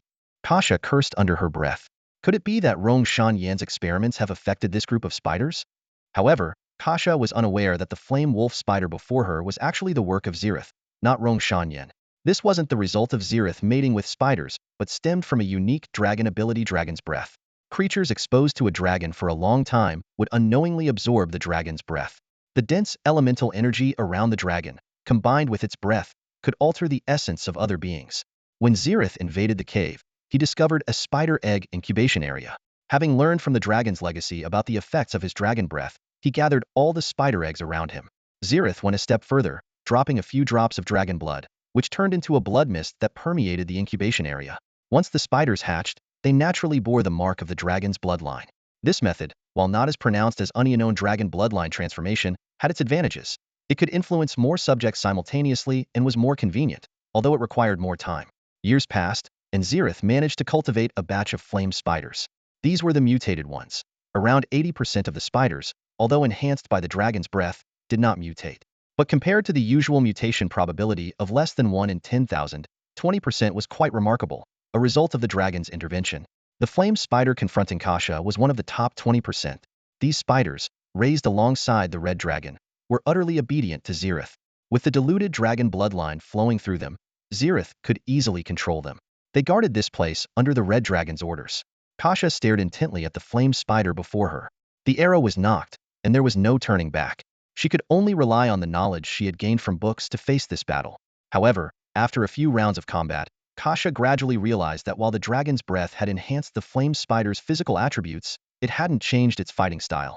Much like Cheng Yaojin's 3 powerful axe strikes, the moves were fierce but limited in variety. Once these moves were countered, Cheng Yaojin was left helpless. The flame wolf spider was similar, with its ferocious but predictable attacks. This realization brought Kasha some relief. After all, she had chosen to face the flame spider alone because she had studied and understood how to counter its attack patterns. With the fighting style unchanged, Kasha's confidence grew. After several exchanges, the flame spider's wounds multiplied, and it grew increasingly furious. The human woman was like a slippery eel, deftly dodging its every attack and occasionally stabbing it with her dagger. The flame spider let out a piercing screech, and its fiery red hairs suddenly detached from its body, filling the air. Kasha's heart skipped a beat. This was one of the flame spider's most troublesome moves, flame hair rain. These hairs were not only as sharp as blades, but also imbued with scorching fire elemental energy. Anyone caught in this dense shower of hairs would feel the searing pain as if engulfed by flames. Kasha quickly calmed down, recalling the description of this skill from her books. She pulled out a high-quality rage potion from her leather pouch and drank it without hesitation. As soon as the potion went down her throat, her body underwent a remarkable transformation. Her cheeks flushed red, her heartbeat accelerated, veins bulged, and she exhaled white mist with heavy breaths. Her muscles expanded rapidly, her chest turning into exaggerated pectorals, transforming her from an assassin-type physique into a muscular powerhouse. Despite the significant changes, Kasha still retained her sharp shoulder-length hair and high-bridged nose. Her fair skin contrasted sharply with her robust muscles, creating a striking visual impact. The rage potion not only enhanced her strength but also dulled her sense of pain, allowing her to ignore the burning sensation on her body. Clutching her dagger and short sword, Kasha charged at the flame spider, ready for an intense melee battle. Unexpectedly, the usually proud and combative flame spider chose to flee. It leapt onto a nearby tree and quickly vanished into the dense forest. Although filled with fighting spirit, Kasha remained sensible and decided not to pursue, weighing the risks of a potential ambush. A sudden wave of disappointment washed over Kasha, and she collapsed to the ground, sobbing uncontrollably. She had spent a fortune on the rage potion for this adventure, hoping to obtain the precious materials from the flame spider, only to end up with nothing. As a female adventurer, not only was she exhausted, but she also had to spend her own money, a frustration that she could no longer suppress. As Kasha was lost in her emotions, Sima, having dealt with the mutated spider swarm chasing him, arrived at the scene. He was shocked to find not a battle between Kasha and the flame spider, but a muscular man crying. Sima was stunned until he realized from the sobs that this was a woman. He cautiously approached and was about to ask what happened when an unconscious move from Kasha knocked him to the ground. Only then did Kasha notice Sima behind her. She quickly helped him up, anxiously asking if he was all right. Sima coughed and assured her he was fine, while warily observing her. In the midst of the awkward atmosphere, Sima suddenly pointed in a direction and calmly said, "I just saw a chest over there." This statement set the stage for the next part of their adventure and brought a new twist to their interaction. Upon hearing this, Kasha stopped crying and wiped the tears from the corners of her eyes with the back of her hand. She looked up, her eyes slightly red, and asked in confusion, "Where?" Simo, looking at the muscular female warrior before him, swallowed unconsciously. He turned his neck and pointed to the spot where the flame wolf spider had previously stood guard. Following Simo's finger, Kasha spotted a well-hidden chest amidst a patch of thick grass. Her eyes lit up immediately, and she suddenly understood why the flame wolf spider hadn't left. It was guarding its treasure chest, worried it might be stolen. Despite the excitement of discovering the chest, Kasha remained vigilant. She carefully scanned the surroundings to ensure there were no hidden traps before cautiously parting the grass and picking up the chest. The so-called treasure chest resembled an ancient wooden box. With great anticipation, Kasha and Simo opened it. Meanwhile, the fleeing flame spider finally stopped, convinced that Kasha wasn't chasing it. In its mind, Kasha was the most terrifying muscle-bound human it had ever seen. Though it had never encountered humans before, its instincts told it so. Regarding the chest, the flame wolf spider knew its duty was to guard a task assigned by its master, the red dragon. However, its master had given it an even more important mission: to protect itself. That's why the flame wolf spider had fled. As for what was inside the chest, it didn't actually know. Back to Kasha and Simo. As they opened the wooden box, a dazzling golden light immediately met their eyes. The chest was filled with shimmering gold coins. Kasha and Simo's eyes lit up. They carefully counted and found a total of 37 gold coins, along with a precious earth crystal. Earth crystals are special stones formed by the prolonged infusion of earth elemental energy, containing rich earth elemental power, essential for crafting various earth elemental magical items. The discovery of these gold coins and the earth crystal made this adventure instantly worthwhile, and Kasha's mood improved significantly. Taking advantage of the remaining effects of the berserk potion, she continued to hunt mutated spiders, harvesting valuable body materials. Meanwhile, other adventurers who ventured into the northern forest also had their own gains, making a substantial profit. A few days later, due to the overwhelming number of mutated spiders deep in the web forest, no adventuring party chose to venture further for safety reasons. They all returned with full loads, heading back home. All of this was observed by Zerith. Naturally, the adventurers had to pass through the rock tribe on their way back. At this moment, Solar, through a mental link, asked, Master, the adventurers have returned. What should I do next? Zerith simply smiled and replied, Let them go back. This is all part of my plan. You have to give a little to get a lot. Solar nodded thoughtfully. Although it didn't fully understand, it sensed that the Red Dragon was executing a significant plan. When the triumphant adventurers returned to Pingchuan City, their arrival caused quite a stir among their peers. These trailblazers who had ventured north brought back a bounty of treasures. Crimson grass, fiery mushrooms, various parts of mutated spiders, and even precious gold coins. They all made a hefty profit, leaving others both envious and regretful. A few nights later, the tavern was buzzing with excitement. Kasha and Simo, faces flushed, were loudly boasting about their adventures as they clinked glasses. A curious adventurer leaned in and asked, Simo, I heard you and Kasha made a fortune in the northern forests. Can you tell us what it was like there? Simo took a swig of his drink and laughed heartily. Have you ever heard of the Rock Tribe? This name immediately puzzled many young adventurers, who exchanged glances and whispered about the connection between this unknown tribe and the northern forests. At that moment, a tall, weathered bartender with a gray beard approached. His eyes glimmered with nostalgia as he took over the conversation. The Rock Tribe? I used to go there often when I was young. Never thought it still existed. Simo smiled and replied, Of course it does. Those orcs are famously hospitable. They even treated us to roasted meat, though Kasha and I were initially worried it might be poisoned and secretly tested it with a silver needle. Did the orcs notice your little trick? The bartender asked curiously. Simo boasted, No way they'd catch us. But one poor guy did get caught red-handed. Guess how he explained it? The tavern grew even more lively, with adventurers hanging on Simo's every word, bursting into laughter now and then. Nearby, a bard put down his lute and picked up a pen, diligently recording these amusing tales. The tall bartender, hearing the name of the Rock Tribe, fell into deep thought. Many years ago, before the Adventurers Guild had disbanded, he adventured alongside the orcs of the Rock Tribe and even formed a brotherhood with a promising young orc. The arrival of Mount Molten Flame had forced him to abandon his adventuring days. He sighed. I never thought the Rock Tribe would become even more welcoming than before. Simo's story continued. When he recounted their fierce battle with the mutated spiders, everyone held their breath. The triumphant outcome brought a collective sigh of relief. By now, Kasha was quite drunk. Her fair face was flushed, and her delicate features seemed even more charming under the influence of alcohol. However, the moment she spoke, that charm vanished. You have no idea, Kasha declared loudly, how fierce that flame spider I encountered was.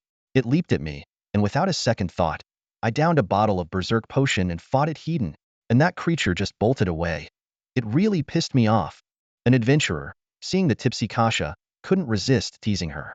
Kasha, you didn't just make that up, did you? Kasha glared at him and snapped, Make it up? It still makes me angry just thinking about it. Here, I'll show you if it's made up. She pulled out a small box filled with crimson needles. Simo, seeing the needles, instantly recalled their previous encounter and discreetly distanced himself from Kasha.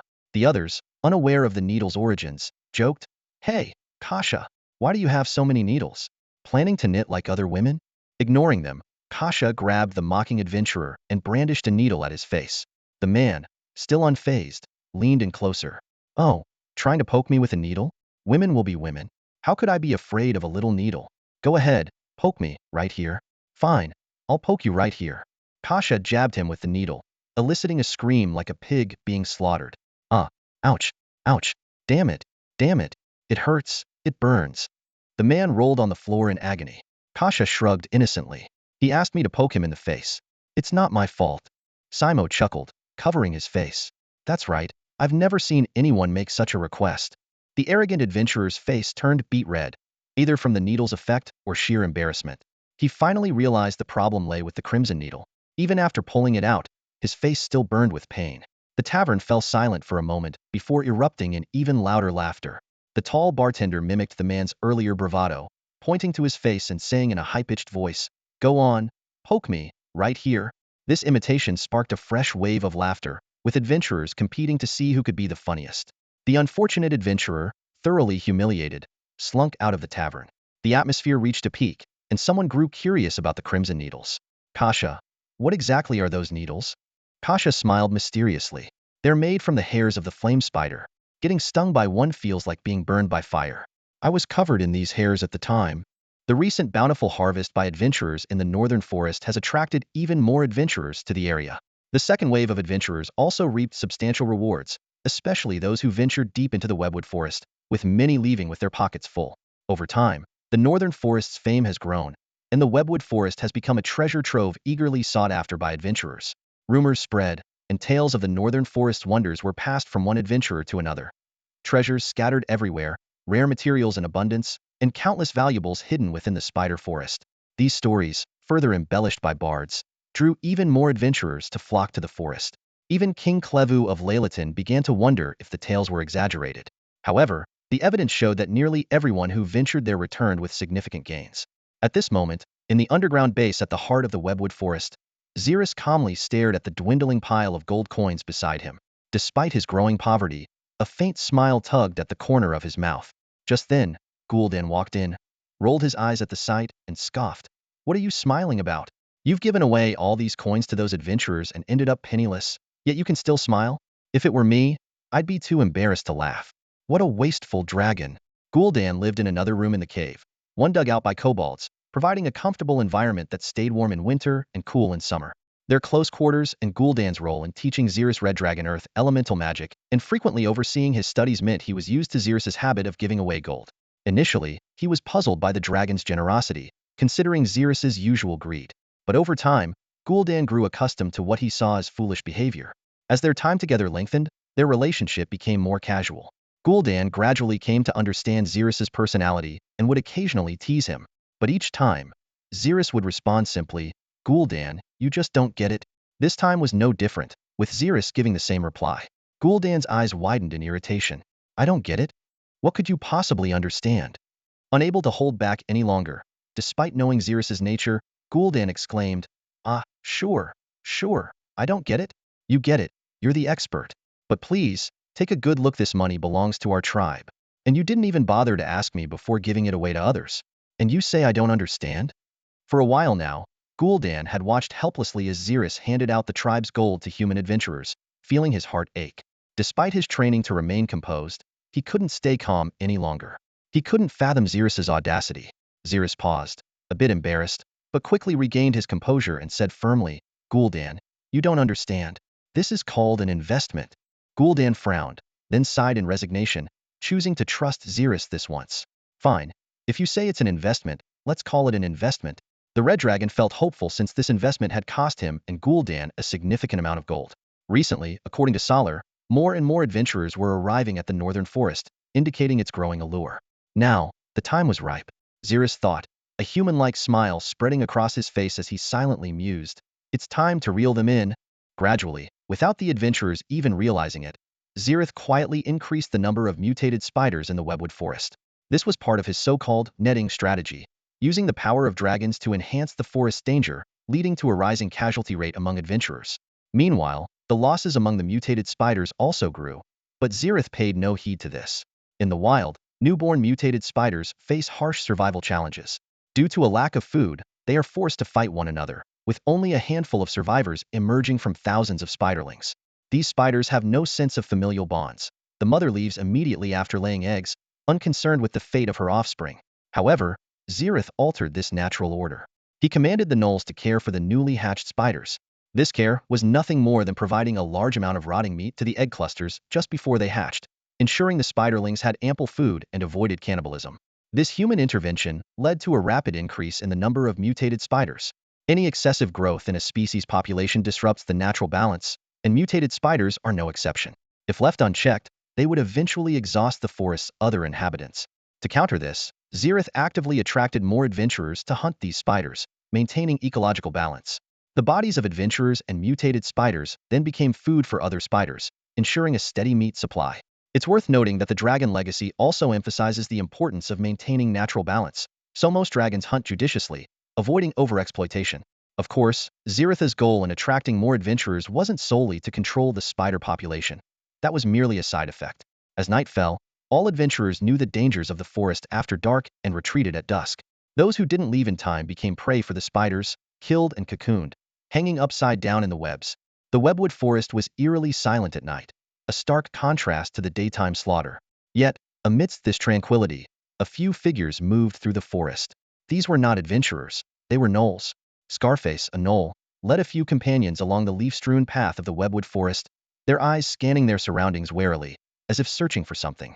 Despite the darkness obscuring most sights, the scent of blood in the air was unmistakable to the gnoll's keen sense of smell.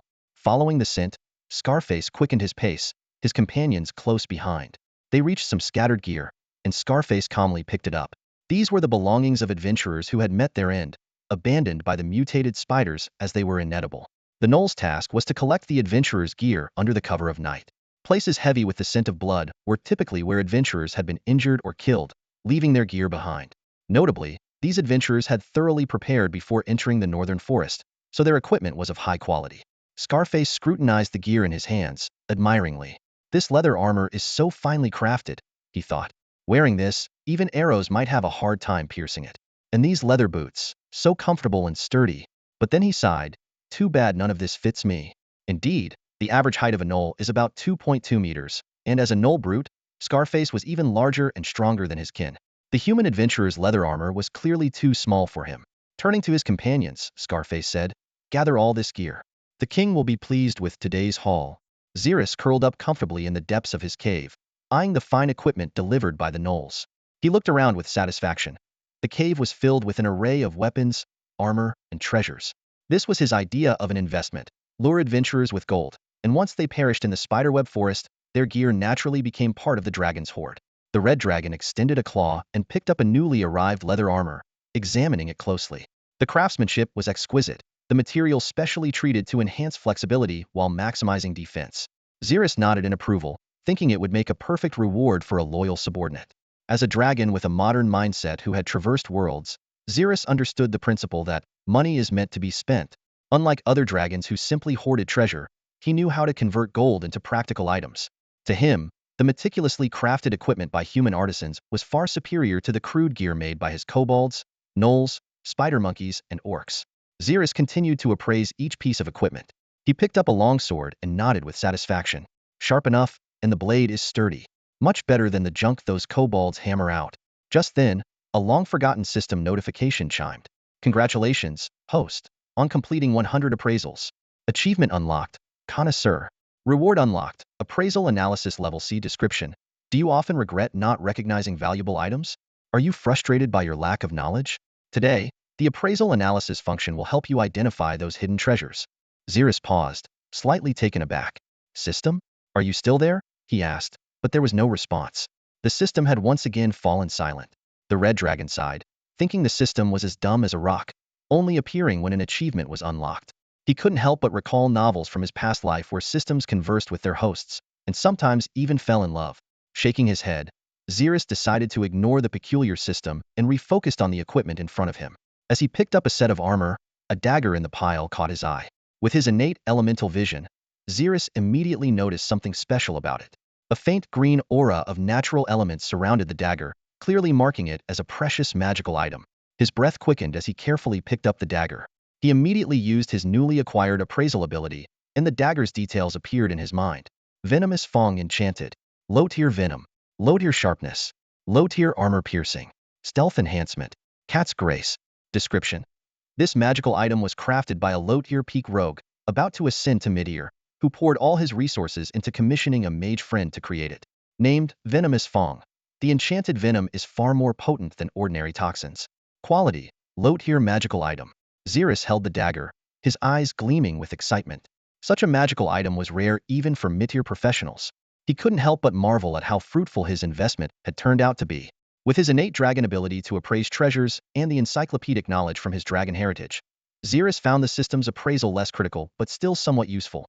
He carefully examined the venomous Fong in his hand, his eyes gleaming with excitement. This dagger was of such high quality that it stood out even among beginner magical equipment. He couldn't help but feel a sense of satisfaction, knowing that this single item had more than repaid his initial investment. Zerith's dragon claw lightly traced the sharp edge of the dagger, filled with anticipation. Who knew what other surprises awaited him? Just imagining the magical equipment he might acquire in the future sent shivers of excitement down his spine. However, the venomous fong still bore the spiritual imprint of its previous owner. Without removing it, the dagger would be nothing more than an ordinary blade, stripped of all its magical enhancements. Zerith scoffed. As a gifted spellcaster, erasing such an imprint was a trivial task for him. Besides, the dagger's former owner was long dead. With a graceful wave of his claw, a faint light flashed, and the spiritual imprint on the dagger vanished instantly. Without hesitation, Zerith imprinted his own mark on it. "Now, you are mine," he whispered, his eyes shining with pride. Carefully storing the venomous fong, Zerith turned to the rest of his spoils. The generosity of the adventurers had pleasantly surprised him. Almost every unfortunate soul had contributed valuable items. There were not only equipment but also gold coins and various rare materials. Those who had collected special herbs but failed to escape had inadvertently added many treasures to Zerith's hoard. Flame mushrooms, sunflowers, scarlet grass. Zerith had long known that his territory was rich with these valuable resources, but he had remained inactive. Without the proper processing techniques and storage methods, these materials were ultimately useless. Rather than waste them, he used them as bait to lure more greedy adventurers. Of course, the constant influx of adventurers into the area meant a steady stream of casualties. Even after equipping his minions, there was still an abundance of leftover gear. Zerith's gaze swept over the piles of loot, a satisfied smile playing on his lips. As night fell, Zerith's eyes turned to the orc village on the forest's edge. The rock tribe's territory was dotted with various wooden huts, some 2 stories high, others even 3. Many of these houses glowed warmly from within, adding a touch of life to the quiet night. While the web attracted adventurers, the orc village was far from idle. From the arrival of the first adventurers, Zerith had ordered the orcs to build numerous houses within the forest. These houses quickly served their purpose. They became inns within the forest. For adventurers who spent their days and nights in the forest, a safe and comfortable resting place was a dream come true. As the mastermind, Zerith understood this well. He had the orcs establish an inn and named it Rock Inn. Of course, Zerith's aim in establishing the inn was not merely to make money. To him, wealth was secondary. The most important thing was providing a warm home for the hard-working adventurers. As for the inn's price, it was quite reasonable, just 1 silver coin per night. Although this price was slightly higher than ordinary inns, considering its unique location just outside the web labyrinth of the northern forest, it was very fair. Compared to inns in other popular adventure spots, Rock Inn was even cheaper by a silver coin. Thus, in terms of value for money, Rock Inn was unbeatable. As expected, Rock Inn was always bustling with adventurers, packed to capacity every night. With more adventurers drawn to the northern forest, the rock tribe's income soared. In this perilous forest, a safe haven was invaluable. Adventurers who once feared spending the night in the wild, tormented by insects, now found solace in Rock Inn. After a night at the inn, adventurers would wake up feeling refreshed and invigorated, thinking they had struck a great deal, unaware that they were playing right into Zerith's hands. The cunning red dragon was quietly profiting from their presence. The rise of the Pinkchuan City Adventurers Guild not only benefited the kingdom of Laertun immensely, but also allowed a certain red dragon to amass wealth quietly out of sight. Time passed once again.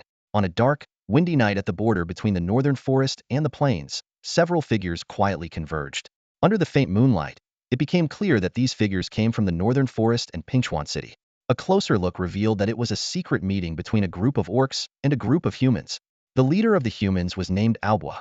He was burly, with sharp eyes that exuded a palpable sense of danger, clearly a seasoned warrior. Albwa, with midir strength, represented the black market of Pinkchuan City in this transaction. The leader of the orcs was Solar, who also had midir strength. As the chieftain of the rock tribe, he stood facing Albwa. Albwa's lips curled slightly as he got straight to the point. "Where's the goods? I need to see them before we make the deal." Solar, unhurried, took a set of chainmail from an orc beside him and tossed it to Albwa. "Here are goods. They're all top quality like this." Albwa didn't respond immediately. He bent down to pick up the chainmail. As this was his first time purchasing from the rock tribe, he needed to personally verify the quality. To his surprise, the chainmail was much lighter than he had imagined. Examining the chainmail closely, Albwa found that the entire piece was crafted from interlocking soft steel rings with exquisite workmanship. Soft steel is an excellent material for making chainmail, combining both flexibility and hardness. It can resist slashing while being exceptionally lightweight, far superior to heavy iron. However, forging soft steel is highly challenging, making it naturally expensive. As Albwa continued his inspection, his satisfaction grew. The quality of this chainmail matched that of the equipment used by midir professionals like himself, and it would undoubtedly be a hot commodity on the black market. Albwa looked up at Solar with an approving smile. I'm very pleased with your goods, but I have a question. How does the Rock tribe have such high-quality equipment? Do you have a master blacksmith in your tribe? Solar responded with a mysterious smile, neither confirming nor denying. Seeing this, Alba decided not to press further. All right, I won't ask anymore. Let's proceed money for goods. With that, he snapped his fingers, and the humans behind him brought forward a chest filled with glittering gold coins. Alba spoke with pride. Is this enough to buy all your equipment? Solar smiled slightly and waved his hand. To Alba's astonishment, several orc soldiers brought out more chests filled with premium equipment. After the transaction, the orc soldiers returned to their underground lair with the remaining high-quality equipment and the chest of gold coins. Back in the lair, Solar gazed at the chest of coins, unable to hide his excitement. Lord Zerith's foresight is truly remarkable. Solar marveled inwardly. According to Zerith's plan, these premium pieces of equipment would first be supplied to their own troops, with the excess sold off. As for how the orc tribe connected with the black market, Red Dragon Zerith was certain that almost every city had a black market, and Pinkchuan City, being a city of adventurers, was no exception. The Rock tribe only needed to relay information to the black market through passing adventurers. As long as there was profit to be made, the black market would naturally establish contact with the Rock tribe. Over the past year, while many adventurers have made a fortune in the Spiderweb Forest, a significant number have also met their demise there. Zerith keenly noticed the cognitive bias behind this phenomenon, survivorship bias. Every day, the tavern buzzes with jubilant adventurers recounting their lucrative exploits and thrilling experiences in the northern forest. These vivid tales create an illusion that most adventurers return from the northern forest laden with riches. However, the stories of those who never made it back are forever untold. Zerith recalled a typical example from his past life. On e-commerce platforms, extreme sports equipment like parachutes and wingsuits are almost always rated highly. This isn't because the products are exceptionally good, but because those who encountered accidents never got the chance to leave a review. As Zerith pondered this issue, he decided to continue practicing his magic skills. Stone shatter, he muttered, and the stone in his hand exploded instantly. The fragments hit his sturdy dragon scales, but felt no more than a tickle. The damage from my earth element magic is still too low, Zerith murmured to himself. It seems practicing magic is no easy task. To enhance his abilities, Zerith took out the heart of the stone lizard, previously crafted by Gul'dan. This treasure could boost the earth element affinity of its bearer, a significant aid for someone practicing earth element magic like him. With one hand gripping the heart of the stone lizard, Zerith pointed the other forward. A cluster of sand gathered in the air, quickly solidifying into a stone. Stone shatter. At his command, the stone exploded with much greater force than before. That should be enough to cripple a goblin, Zerith estimated. Despite being a red dragon, his affinity for earth elements was not high, and his current magic level was even lower than that of a human magic apprentice. Without the aid of the heart of the stone lizard, his progress would have been even slower. However, Zerith was not impatient. He practiced his magic diligently, over and over. Extended magic use took a toll on his mental energy, forcing Zerith to rest in his cave. During his downtime, he had a sudden idea and decided to use his appraisal ability to examine himself. Placing a finger on his body, a stream of information flowed into his mind. Name: Zerith Elzevin Fred Gerard. Osiris. Species: Red Dragon. Strength: Biological rank: Peak Juvenile Dragon. Power rank: Mid-level Apprentice Mage. Description: a red dragon with a soul from another world, inheriting the pure bloodline of a certain red dragon. If developed, his power would be formidable. As Zerith studied this data, Yit's mind link suddenly came through. Master, we found a very peculiar chest in the territory. This piqued Zerith's curiosity immediately. Oh, what makes it peculiar? Yit's voice carried a hint of fear. The chest, it has no gold or jewels inside. I remember putting them there. Zerith frowned, puzzled by this statement. It's normal for the gold and jewels to be gone. Adventurers might have taken them out. Great Master, please listen. Yit urgently explained. That's not it. I just threw some gold in, closed the chest, and after a while, when I opened it again, the gold was gone. Hearing this, Zerith fell into deep thought. How could such an extraordinary phenomenon occur? He rubbed his chin and then made a decision. Yit, bring that chest over here for me to examine. Ite received the command and immediately ordered his mutated spiders to bring the treasure chest. He navigated through his web-covered forest territory, arriving at the familiar cave by the central lake with ease. Two stone lizards lay resting beside the cave, while dragonborn guards stood watch. Seeing Ite, the dragonborn let him pass without question. Ite wound his way through the twisting cave passages until he reached the underground chamber where the red dragon, Zerith, resided. Without Zerith's permission, he dared not take a single step further. Master, I have brought the chest, Ite said respectfully. Bring it here. A distant voice echoed from deep within the chamber, reverberating off the rock walls. With permission granted, Ite cautiously entered. Kobold miners had expanded the cave, making it more spacious. Master, this is the peculiar chest I mentioned. Please have a look, Ite said, presenting the chest with utmost reverence. Zerith took the chest and waved a hand dismissively. You may leave now, Ite. Ite wisely retreated, only letting out a sigh of relief once he was outside the chamber. The pressure is even stronger now. Master is truly becoming more powerful, he thought to himself. At that moment, the red dragon held what appeared to be an ordinary chest. Upon opening it, he found it empty, containing only a pure black void that even light could not penetrate. The more Zerith looked at it, the more it seemed like a portal to nothingness. To test his theory, Zerith tossed 5 gold coins into the chest. He quickly shut and reopened it, discovering that only 4 coins remained. What the heck? This chest can actually swallow gold coins? Zerith's curiosity was piqued. Holding the chest in one hand, Zerith conjured a massive fireball with the other. The fireball burned intensely, warping the surrounding air with its heat. Let's see if you can swallow this fireball. Zerith forced the fireball into the chest, feeling a noticeable resistance, as if something inside was pushing back. But with a dragon's strength, the resistance was negligible. He easily shoved the fireball in, shut the chest, and placed it on the ground, waiting for the outcome. Suddenly, a muffled explosion sounded from within the chest. The chest was blown into the air and landed heavily on the ground. Its lid flung open as black smoke billowed out. An angry, unfamiliar voice rang out. Who the heck stuffs a fireball into a chest? I may not be human, but you're a real jerk. Sharp teeth sprouted from the chest's edge. It was a mimic disguised as a treasure chest. In fact, Zerith had already identified the mimic before placing the gold coins inside. He had merely pretended not to know, wanting to have some fun. While mimics are rare, dragon lore contains references to them. The moment Zerith touched the chest, he used his appraisal ability to gauge its strength. A mimic, early stage. Mimics can consume various items, as long as they fit into their mouths. They particularly enjoy devouring shiny gold coins, and have high defense but slow movement, hopping around to get from place to place. Typically, the more a mimic eats, the stronger it becomes. Seeing the mimic reveal its true form, Zerith smiled slightly. Back to your original form, I see. The mimic cursed. If I didn't change back, you'd probably feed me another fireball. Shame on you, dragon. Damn it. You chipped my teeth. I only stole one of your coins. Was that necessary? Strangely, the mimic chest hadn't yet realized its predicament.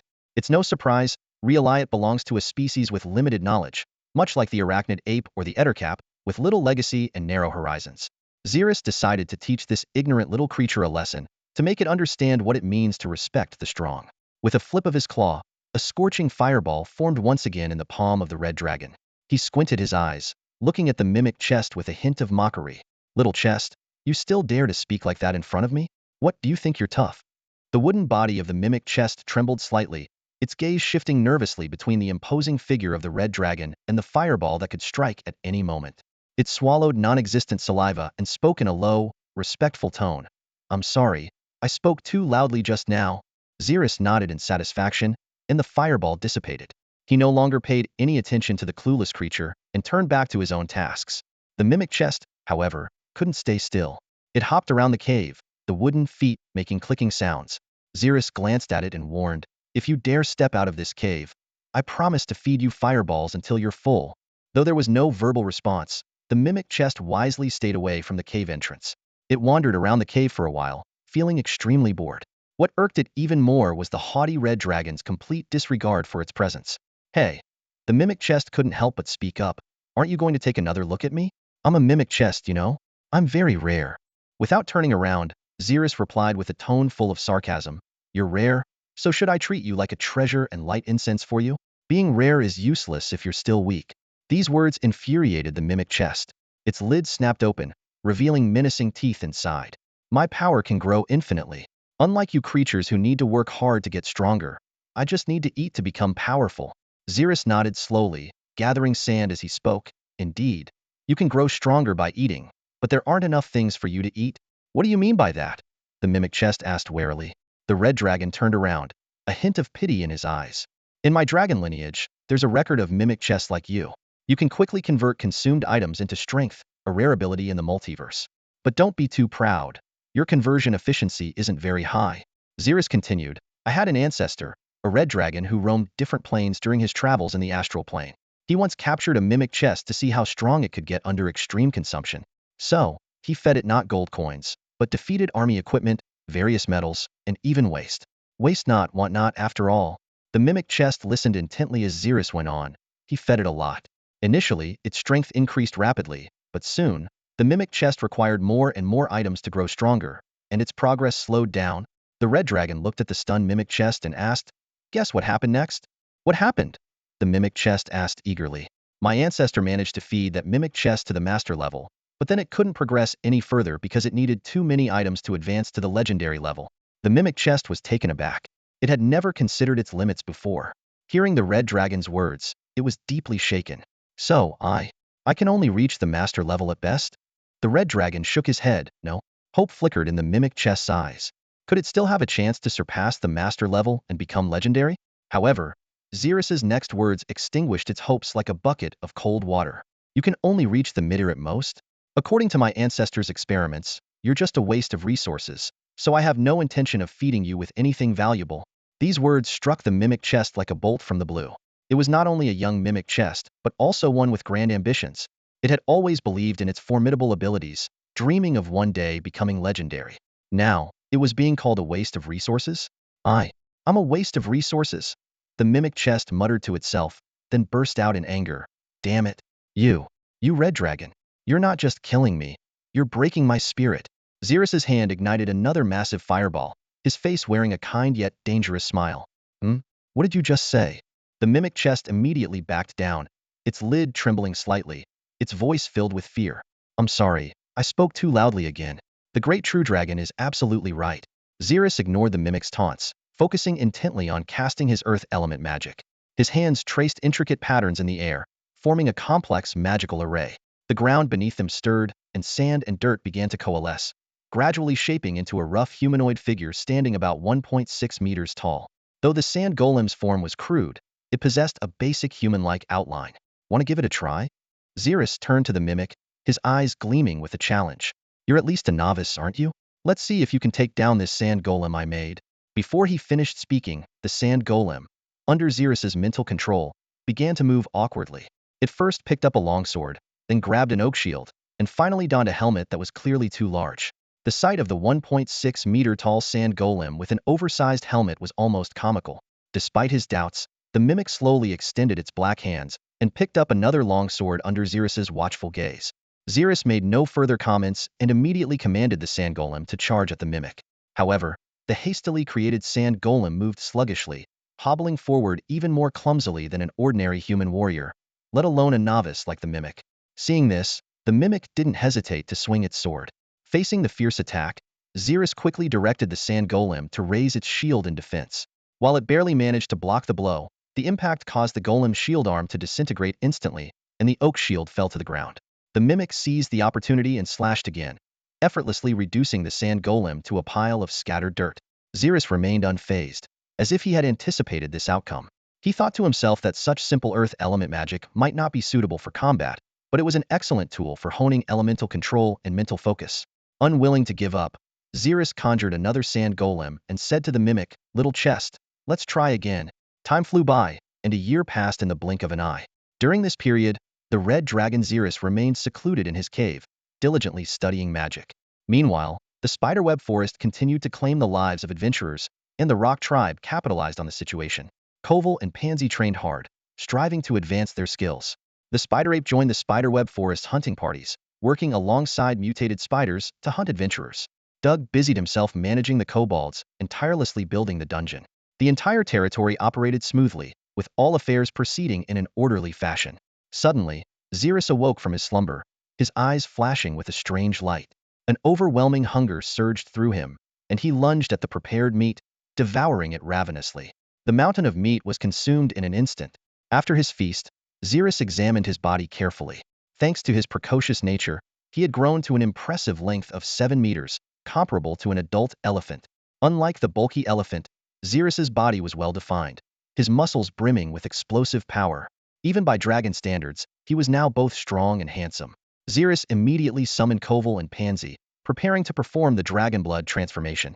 Previously, he had refrained from attempting the transformation due to concerns about the potential for failure or lasting side effects from a significant power disparity. But now, feeling the immense power surging within him, Zerith was confident that he had the strength necessary for the transformation. Clenching his dragon claw, a muffled thud resonated in the air, causing faint ripples. Zerith felt a surge of joy, realizing his strength had advanced to the mid-tier level. Truly, the innate talent of a dragon is extraordinary, Zerith thought to himself. Just one nap, and my power has increased so much. With the bloodline of the molten mountain flame in my system, I'm only 5 years old and have already reached a mid-tier power level that many adventurers spend years striving for. Kover and Pansy hurried over upon hearing the news, kneeling on one knee before the red dragon, Zerith. Though Zerith might still be a youngster in the eyes of a mighty dragon, to these two loyal followers, he had already become a formidable presence. The two couldn't help but marvel at the incredible speed of the dragon's growth. It seemed like just yesterday that Zerith was a newly hatched dragonling, and now he had grown so large. Kover and Pansy exchanged glances, each seeing the joy and amazement in the other's eyes. Over the past few years, they had been training diligently, striving to improve their strength. While most of the territory's affairs were handled by their subordinates, they themselves were on the verge of breaking through to the mid-tier stage. In stark contrast, Zerith had simply woken up one day as a mid-tier powerhouse, a natural talent that was nothing short of enviable. Looking at his two loyal subordinates who had stood by him for so many years, Zerith felt a surge of emotion. He decided to reward them with something special. After this period of slumber, my strength has significantly increased. As a reward for your unwavering loyalty, I will grant you the Dragon Vein transformation. Kover and Pansy were immediately overjoyed. As a purebred gnoll, Pansy had achieved his current strength without the aid of Dragon Veins, a testament to his hard work. He believed that with the Dragon Vein transformation, he could undoubtedly reach the late mid-tier stage. Kover, too, was visibly excited. Though he possessed the bloodline of the molten mountain flame, the Dragon Vein transformation would enhance its potency, boosting his strength even further. If his dragon bloodline reached a certain threshold, he might even unlock the advanced draconic skill dragonization. With eager anticipation, the two gazed at the red dragon. Zerith began chanting an ancient draconic incantation, controlling dragon scales and blood to converge in the air. A dazzling light burst forth as the dragon blood and scales fused, forming a concentrated crimson orb that merged into the foreheads of Kover and Pansy. The transformation began at that moment. Excruciating pain, as if their bones were being shattered, assaulted them, the sensation of their cells breaking apart piercing deep into their minds. They gritted their teeth, sweat pouring down their bodies as they endured the inhuman torment. Zerith, observing their agony, couldn't help but feel relieved that he didn't have to undergo the same process. After an hour of intense bloodline restructuring, Kover and Pansy finally opened their eyes again. Exhaling deeply, Pansy's fur had turned a fiery red, with dragon-like slit pupils appearing in his eyes. Kover's draconic features had become more pronounced. Both had been close to the mid-tier late stage, and the Dragon Vein transformation had provided the final push, elevating their strength even further. Excitedly, Kover tested his new abilities. With a mere thought, dragon wings unfolded from his back. His right hand rapidly expanded into a mighty dragon claw, showcasing the advanced draconic skill dragonization. This skill allowed the user to temporarily gain dragon-like traits, unleashing tremendous power. Retracting his dragonization, Kover and Pansy knelt before Zerith once more, expressing their heartfelt gratitude. "Thank you for your immense grace, your majesty." Zerith raised his hand slightly and said, "Your increased strength is the best reward for me. You may go about your duties now, and bring Gul'dan to me." The two responded respectfully, "As you command, great dragon majesty." Soon after, Gul'dan arrived before Zerith. Without preamble, Zerith asked the old shaman, "Gul'dan, are you ready to accept my Dragon Vein transformation?" Dragon Vein transformation? Gul'dan furrowed his brow, a complex look flashing in his deep-set eyes. As a knowledgeable spellcaster, Gul'dan understood all too well the significance of Dragon Vein transformation. He knew that any creature undergoing this transformation would become a vassal of the dragons, or more bluntly, a servant. Despite his age, as a shaman of the orc tribe and a gifted spellcaster, Gul'dan still harbored a sense of unyielding pride. Becoming a servant instead of an equal partner? The thought was hard for him to swallow. Zerith keenly observed Gul'dan's reaction. He was well aware of the orc's self-righteous integrity and stubbornness. Without pressing the issue, Zerith spoke sincerely, "Gul'dan, I'm doing this for your own good.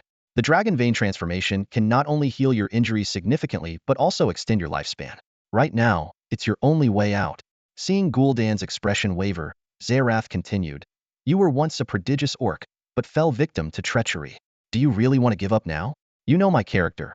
I don't want to see you waste away like this. The world is vast, and my dragon heritage contains knowledge of many unknown places. Don't you want to explore them? If you die now, who will remember you in a few hundred or 1,000 years, besides me? Your life shouldn't end here. You should join me in creating our own legacy. Moved by Zerith's words, Gul'dan sighed deeply. Ah, I can't resist you. I'm already so old. Yet you still manage to drag me into your schemes. Though the old shaman's face was full of resignation, Zerith keenly noticed a flicker of excitement and joy deep in his eyes. Zerith smiled slightly as he prepared the dragon vein transformation ritual.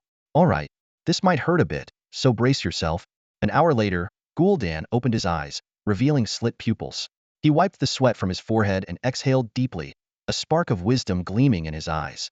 At this moment, Gul'dan seemed much younger. The wrinkles on his face had diminished, his once gray beard had turned crimson. The transformation had restructured his body, healing his chronic ailments and burning away the dark poison with dragon blood. His once stooped figure now stood tall. Gul'dan's power had returned to the mid-tier level of his youth. It's been so long since I felt this young. Gul'dan marveled at his own body, amazed by the transformation's effects, which exceeded his expectations. Additionally, he had gained an unexpected boon, a small part of the dragon's legacy. Creatures with the dragon vein had a small chance to glimpse portions of the dragon's heritage, and this knowledge was enough to make him a dragon vein warlock. As the dragon's legacy flashed through his mind, Gul'dan's breath quickened with excitement. He chanted a spell, and a fireball formed in his hand, flying out and exploding, echoing through the cave. Witnessing this, Zerith quickly pondered. Gul'dan had originally been an earth spellcaster, yet now he could easily conjure a fireball? Even though fireball was a basic spell, its violent and uncontrollable nature made it difficult to learn. Zerith immediately realized something and activated his appraisal ability. A stream of information appeared in his mind. Name, Gul'dan Rockfist. Race, Orc. Strength, Mid-tier Shaman, Low-tier Dragon Vein Warlock. Description: a prodigious orc shaman who, after undergoing dragon vein transformation, glimpsed the dragon's legacy and awakened the dragon vein warlock class, becoming a dual-element earth and fire spellcaster. Gul'dan, you're quite lucky to have awakened as a dragon vein warlock, Zerith said, filled with joy. After all, Gul'dan's enhancement meant an increase in his own strength. Gul'dan smiled as well. I should thank you, Zerith. After bidding farewell to Gul'dan, Zerith was just about to familiarize himself with his new powers when a distant, stern voice echoed in his mind. The voice carried a strong sense of pressure, but was oddly familiar. Child, you should have reached mid-tier strength by now. If possible, come to the flame nest. I will leave you some things you need, if I have the chance. Zerith frowned in thought, a notion flashing through his mind. Could this voice be from my father, Rongshan Yen? Although he could only hear the voice, a deep-seated certainty welled up within him. How are you communicating with me?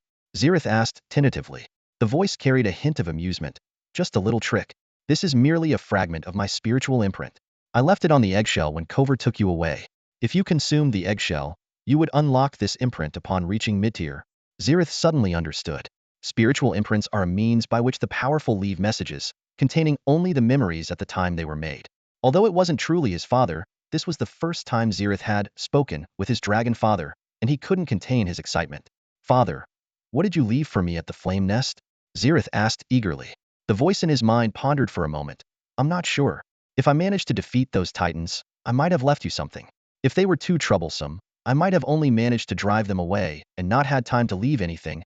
Zerith frowned. If you just drove them away, wouldn't my trip to the flame nest be in vain? Not necessarily, the voice explained. There are still things in my lair that could be useful to you. Moreover, the environment there is well suited for our Red Dragon clan and could serve as your domain. Won't other red dragons seize the flame nest in your absence? Zerith asked worriedly. The voice chuckled. They won't. I've scared them off, and they've signed a pact. They won't dare invade the flame nest for at least a decade. Zerith nodded. What should I be aware of? You need to go to the flame nest personally, or else. The voice suddenly weakened and then vanished from Zerith's mind. Zerith looked puzzled, but soon understood his father's meaning. Rongshan Yin probably set up defensive mechanisms in the flame nest that required his personal presence to avoid accidental harm. Realizing that human adventurers would eventually explore the flame nest, Zerith decided to set off immediately. He quickly contacted his subordinates through his mental link. Kover, Pansy, get ready. We're heading to the flame nest immediately. Gul'dan, I have urgent business at the flame nest. You will manage this territory in my absence. Make sure to exploit the human kingdom's adventurers thoroughly. Hand me your dimensional bag. I need it. Sorrel, ensure the rock tribe maintains good relations with human adventurers, and procure what we need through the black market. ETT, follow Gul'dan's orders while I'm away. Doug, continue leading the kobolds and expanding the caves, and set up more traps in the spider web forest. Spider Ape. After giving his orders, Cover and Pansy arrived fully armed. Kneeling on one knee, Your Majesty, awaiting your command. Zerith nodded in satisfaction. Let's go. To the flame nest. This was a spontaneous trip. To keep a low profile, Zerith used a dragon shape-shifting spell, a new magic he had learned from the Dragon Legacy, allowing him to transform into various creatures with ease. Nearly all true dragons were adept at this spell. Metallic dragons, when walking among human kingdoms, would often transform into humans or half-elves to avoid causing a commotion with their massive bodies. A 7-meter-long, muscular red dragon, under the astonished gaze of Pansy and Kafur, transformed in an instant into a young kobold standing only 1.5 meters tall, with a hint of innocence still on his face. Zerith believed that kobolds were undoubtedly the least conspicuous race. As for goblins? Too sleazy, definitely a no-go. Ignoring his companion's bewildered looks, Zerith said in a deep voice, "Let's go." A few days later, the trio left their original territory, traveling through the northern forest with their sights set on Flame Nest. In this vast woodland, being too ostentatious could easily attract unnecessary trouble, or even be seen as a provocation by some powerful supernatural creatures. Therefore, concealing their presence was the wise choice. However, keeping a low profile didn't mean they were free from minor troubles. For instance, as the three rested, a tiger was lurking in the bushes just a few dozen meters away. Though not a supernatural creature, this beast's strong and agile physique placed it at an early stage of formidable power. As long as it didn't provoke stronger beings, a tiger could live peacefully in this forest. The tiger, confident in its hiding skills, had no idea it had already been detected by the trio. Kafur said in a low voice, "Master, shall I deal with that beast that's been stalking us?" Zerith rolled his eyes and said, "The tiger's target is me. You two, step back. Just standing there at 2.5 meters tall, you might scare away my dear tiger baby." Pansy opened her mouth but didn't know how to respond, so she and Kafur stepped aside to observe. The tiger, seeing the two burly figures move away, felt a surge of joy. It had delayed its attack earlier because it sensed those two tall figures could be a threat. Now, with only a small kobold left, it seemed like an easy catch. The tiger crouched in the grass, like a spring ready to launch. Suddenly, it leaped forward, closing the 14-meter distance in one bound. The tiger's speed was astonishing, and as it neared the kobold, it was already imagining its imminent feast. At this critical moment, the kobold, who had been sitting with his back to the tiger, suddenly turned around. Facing the charging beast, he showed no sign of panic, but rather a hint of excitement. In a flash, the kobold drew a dagger from his waist, a green light flickering. The tiger's head fell cleanly off, its headless body caught firmly by the kobold. In its final moments, the tiger heard the kobold's excited voice, "Dinner time? Dinner time? I've never had tiger meat before." Before long, the small kobold, Zerith, was wearing a tiger head hat and a tiger skin coat, looking not fierce but rather comical. As night fell, the three, weary from their journey, needed to rest and regain their energy. Kafur and Pansy lay down around the kobold, while Zerith sat cross-legged, meditating instead of sleeping. The forest mosquitoes were large and aggressive, not deadly but highly annoying to adventurers. A few bites could cause discomfort lasting all night, severely affecting the next day's performance. However, Zerith had no such worries. The three seemed to be enveloped by an invisible mosquito-repelling barrier. Any mosquito daring to come close would instantly ignite into ashes. This was the red dragon's innate domain, the scorching field, allowing Zerith to easily incinerate any weak creatures within it. Precious rest time always seemed to slip away quickly, and the forest was full of uncertainties. Suddenly, a wolf's howl pierced the night. Almost instantly, the three of them snapped their eyes open. The intruders were none other than a pack of forest wolves. In the dark woods, pairs of glowing green eyes suddenly appeared, closing in on Zerith and his companions. Under the moonlight, the silhouettes of the wolves gradually became visible. Cover frowned as he scanned the pack, silently grateful that both the Dragonborn and Gnoll possessed dark vision. To remain inconspicuous, they had avoided lighting a campfire at night, yet they had still been discovered. While the forest wolves weren't particularly formidable, they were certainly a nuisance. Surprisingly, the smallest of them, the kobold Zerith, was the first to spring into action. He lunged at the wolves, simultaneously pulling weapons from his dimensional bag and tossing them to Cover and Pansy. "What are you hesitating for? Hesitation won't help. Let's make a feast out of this." Zerith's words snapped the other two into action. Despite his small stature, Zerith's transformed kobold form was incredibly agile. Wielding his poisonous fangs, he slashed through the night, each strike claiming a wolf's life. Even if the blow wasn't immediately lethal, the poison would finish off the injured wolves. In contrast to Zerith's elegance, Cover and Pansy fought with a savage ferocity. Pansy swung her massive axe, cleaving the attacking wolves in half. Blood splattered everywhere, igniting her primal thirst for battle. The severed wolves writhed in pain on the ground, and Pansy mercilessly crushed their skulls underfoot. The forest wolves, intimidated by the gnoll's brutality, hesitated to approach. Cover, on the other hand, discarded his weapon, letting one of his arms rapidly transform into a dragon's limb. He charged into the pack, easily crushing wolf skulls with a single hand. The other wolves attempted to bite him, only to find their teeth unable to penetrate his tough dragon scales. Realizing they were outmatched, the wolves whimpered and fled in panic. Zerith did not pursue them. Instead, he began to clean up the battlefield, preparing to enjoy the unexpected feast. He explained that the magical venom on his fangs wouldn't affect the edibility of the meat, and besides, a dragon's stomach could digest even steel. As the trio was gathering the wolf carcasses, more howls and sounds of fighting emerged from the nearby woods. They paused, the same thought crossing their minds. Who else is fighting the wolf pack? And seemingly winning? The sounds of battle quickly subsided, and the night returned to silence. Suddenly, a roar pierced the darkness. Food! Zahak is hungry. Zahak needs food. Zahak needs lots and lots of food. Zerith warily looked toward the source of the voice, spotting a massive shadow approaching. The owner of the voice seemed to have caught the scent of blood from the wolf carcasses, muttering to himself as he walked. Heh, Zahak found food. So much food. A massive figure appeared before the crowd. An extremely hunched, almost ground-touching giant troll came into view. With tusks jutting out, even in its hunched state, it stood an astonishing 2.7 meters tall. Zahak the troll, covered in scars and reeking of decayed flesh, gripped a dead forest wolf in each hand. As it spoke, it greedily tore into the wolf meat. Crunch, crunched, bones shattered in the troll's mouth, and bloodied saliva dripped down its chin, trailing scarlet lines on the ground. Zerith frowned slightly, knowing that in the wild, few creatures would dare face such a fearsome monster. Zahak's gaze suddenly fixed on the wolf carcasses on the ground. It dropped the half-eaten body and roared, "Hazhak wants more food," before charging fiercely at Pansy. The troll swung its massive fist at Pansy. He quickly raised his shield to block, and with a thunderous crash, the impact left his arms numb. He was horrified to realize that the seemingly mid-ear troll possessed strength comparable to his own full-force strike. Seizing the moment as the troll's fist recoiled from the impact, Pansy swung his great axe, severing one of its arms. However, the troll's terrifying regenerative ability immediately kicked and the stump quickly sprouted a new arm.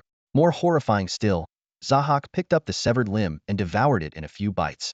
Though Pansy had heard of trolls' regenerative abilities, witnessing it firsthand was shocking.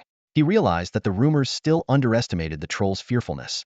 However, this ability had two weaknesses. It caused insatiable hunger, and without constant feeding, the troll would lose its regenerative powers. And it was extremely vulnerable to fire and strong acids, which could effectively halt its regeneration. While the troll was busy devouring its severed arm, Pansy quickly distanced himself. He glanced back at Zerith, who showed no intention of intervening. In an instant, Pansy understood this was a test from his master. After exchanging glances with Zerith, Kofor also chose to observe from the sidelines.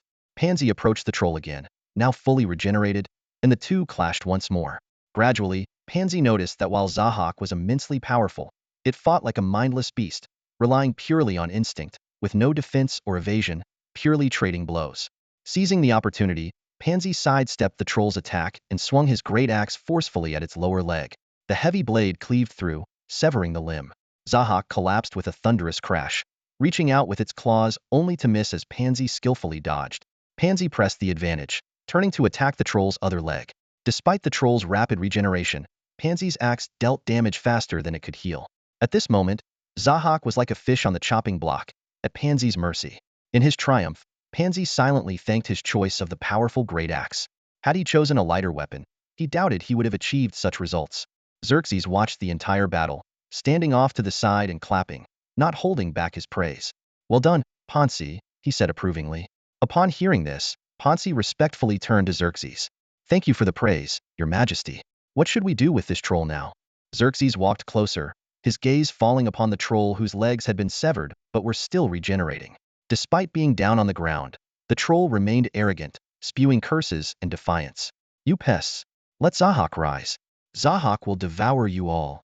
Pansy frowned and swung his blade again, severing the troll's reforming legs once more. Unperturbed, Xerxes reached into his dimensional bag and pulled out a mimic chest. This sentient, mutated treasure chest, though unique, was still classified as a chest and thus fit into the dimensional bag. The mimic chest, thrilled to see daylight, exclaimed, "Brother, you finally let me out. What's up? Need the help of the great mimic chest?" "Not really. Just thought you might want a taste of this," Xerxes replied. Before he even finished speaking, the kobold had already shoved a piece of the troll's severed limb into the mimic chest's mouth. The mimic chest immediately began to cough violently. "Cough, cough. What on earth did you feed me? This tastes horrible, like dung." Xerxes nonchalantly scratched his ear. "Stop complaining. How much stronger do you feel?" Let me see. Not much, honestly," the mimic chest admitted. "To be frank, this has less effect than a single gold coin. Stop feeding me this crap." Hearing this, Xerxes decisively abandoned the idea of feeding the troll to the mimic chest and returned it to the dimensional bag. The outcome was as he expected. Troll meat was notoriously vile and lacking in nutrients, possibly even less nourishing than excrement. Of course, Xerxes had never conducted a direct comparison, as he wouldn't eat troll meat, let alone dung. Faced with the troll, Xerxes pondered his next move. While uncertain of what to do, he was sure of one thing. This troll had been exiled from its tribe, meaning there was likely a troll tribe nearby. As he was deep in thought, Zahak's incessant cursing continued. "Zahak will crush you. Zahak will you sons of..." Xerxes frowned, realizing that Zahak had lost all reason. "Very well," he thought to himself. "Such an ungrateful troll deserves release." The kobold conjured a ball of fire, which floated towards the fallen Zahak under his control. Though the flame seemed small, Zahak immediately sensed the danger. The once fearless troll now showed signs of fear. As soon as the flame touched the troll, it expanded and engulfed Zahak entirely. He began to scream, rolling on the ground in a futile attempt to extinguish the magical flames. However, these flames were not so easily quelled, and under their influence, Zahak's regenerative abilities failed completely. "Ponzi, he's getting on my nerves," Xerxes said calmly. "Yes, master."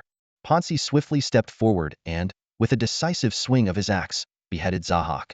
In the end, under the scorching magical flames, the troll quickly turned into a burnt heap of charred flesh. Xerxes spoke in a low voice. "Rest up. We'll set out in the morning. Be cautious. There might be a troll tribe nearby. But first, let's have a meal before we rest." With that, he started a campfire. Kovor and Ponzi responded by picking up the wolf carcasses and placing them on the fire to roast. Soon, the aroma of grilled meat filled the air. Xerxes had already set up a perimeter to ensure the scent wouldn't spread beyond their camp. After eating their fill, Kovor and Ponzi naturally settled down to rest, while Xerxes once again entered a state of meditation. After their rest, dawn broke once again over the forest, and Zerith and his companions set off anew. They carefully avoided danger and finally reached the flame nest. However, the sight before them made Kofel and Pansy frown deeply. The once familiar flame nest was now unrecognizable. The crimson land was barren, the desolate plain was riddled with giant craters, and boiling lava flowed across the surface. A half-collapsed volcano loomed menacingly in the center of this perilous landscape. Zerith was not surprised by the scene. "The battles between the Titans and the dragons were far more devastating than you can imagine," he explained. "In the memories of the Dragon Legacy, some significant battles could even annihilate entire planes, changing the very fabric of reality.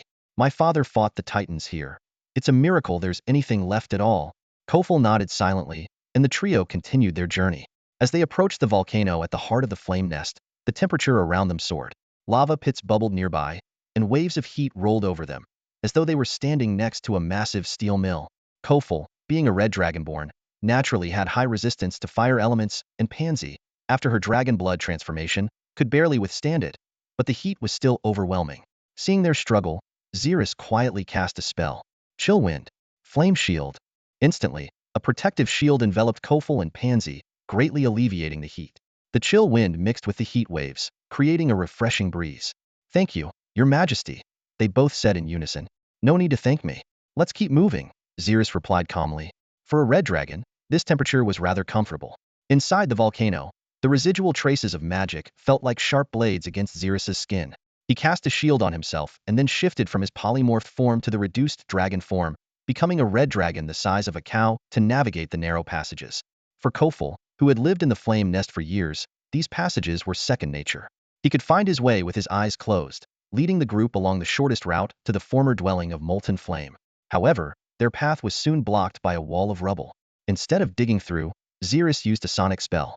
Waves of sound emanated from him, bouncing back upon hitting obstacles. Soon, they found a clear path.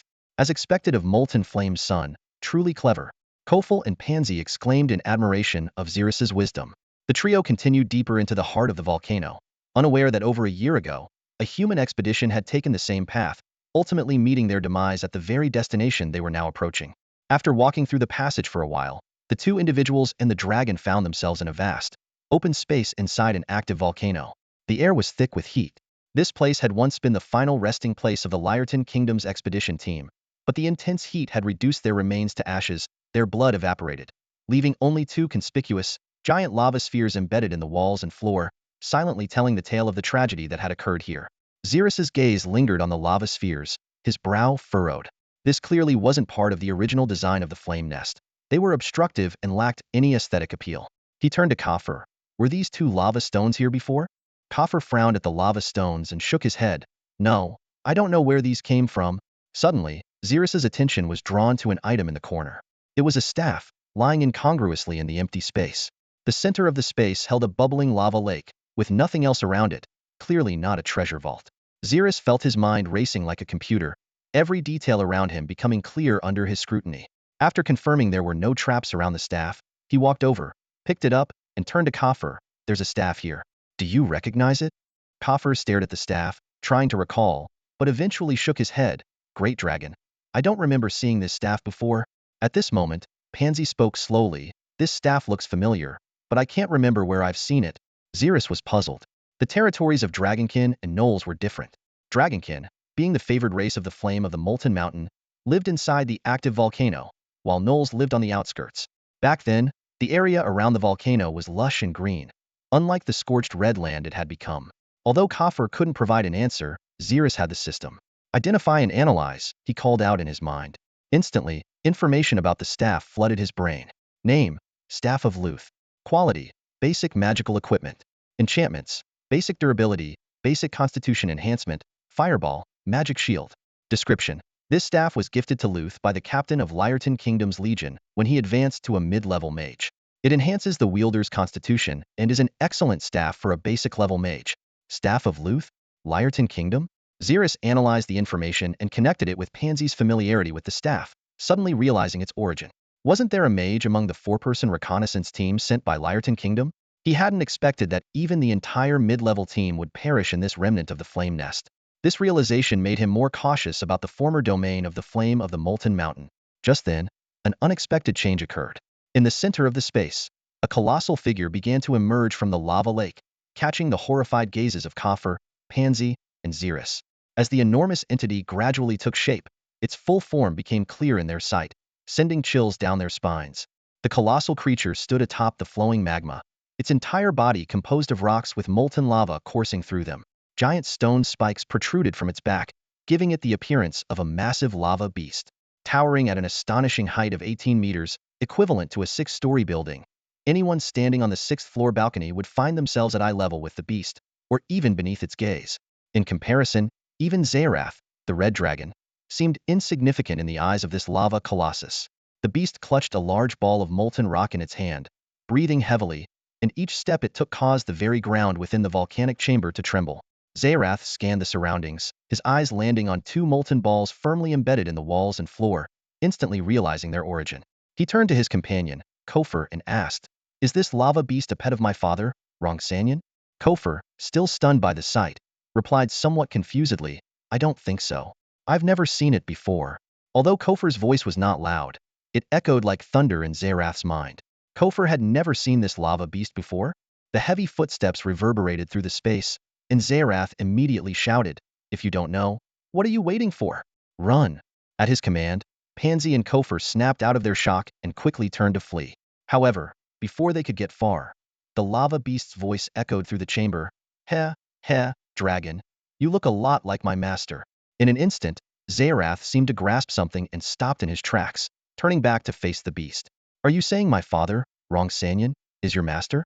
Hearing this, Kofur and Pansy also halted their escape, turning to observe the situation. The lava beast scrutinized Zerith with some surprise. "Are you the son of Rongsanyan?" "Yes, I am the son of Rongsanyan," Zerith responded firmly. The lava beast laughed heartily and ceased its advance, instead moving to the edge of the lava lake. Under its mysterious control, a massive magical altar slowly rose from the center of the lake. Then let's see what you can do, the beast declared. All right.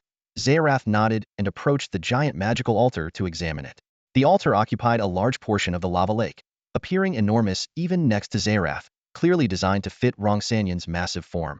Made entirely of gleaming obsidian, the altar was inscribed with countless magical runes. Embedded at key points were numerous high-quality fire element crystals, with some nodes even containing rare fire demon hearts. To Zerith, a single fire element crystal alone held immense value.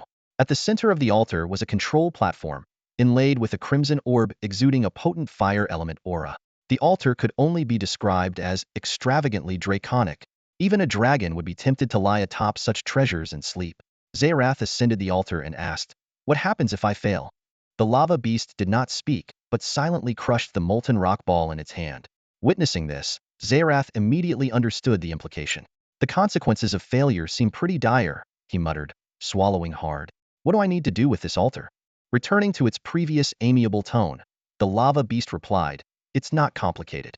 To activate the altar, you just need to drop a bit of your dragon essence blood." "Oh, it's a bloodline test," Zerith sighed with relief. Confident that his bloodline would prove his heritage as Rongsanyan's son, he felt assured. After all, it was unlikely he was born from his father being unfaithful with a mother dragon. Zerith nodded and re-examined the altar, though he still had some doubts. A bloodline test typically required ordinary blood, so why use dragon essence blood? Wasn't this cost too high? Dragon essence blood was not the same as regular blood. It was the most refined blood around a dragon's heart, of very high quality and extremely scarce.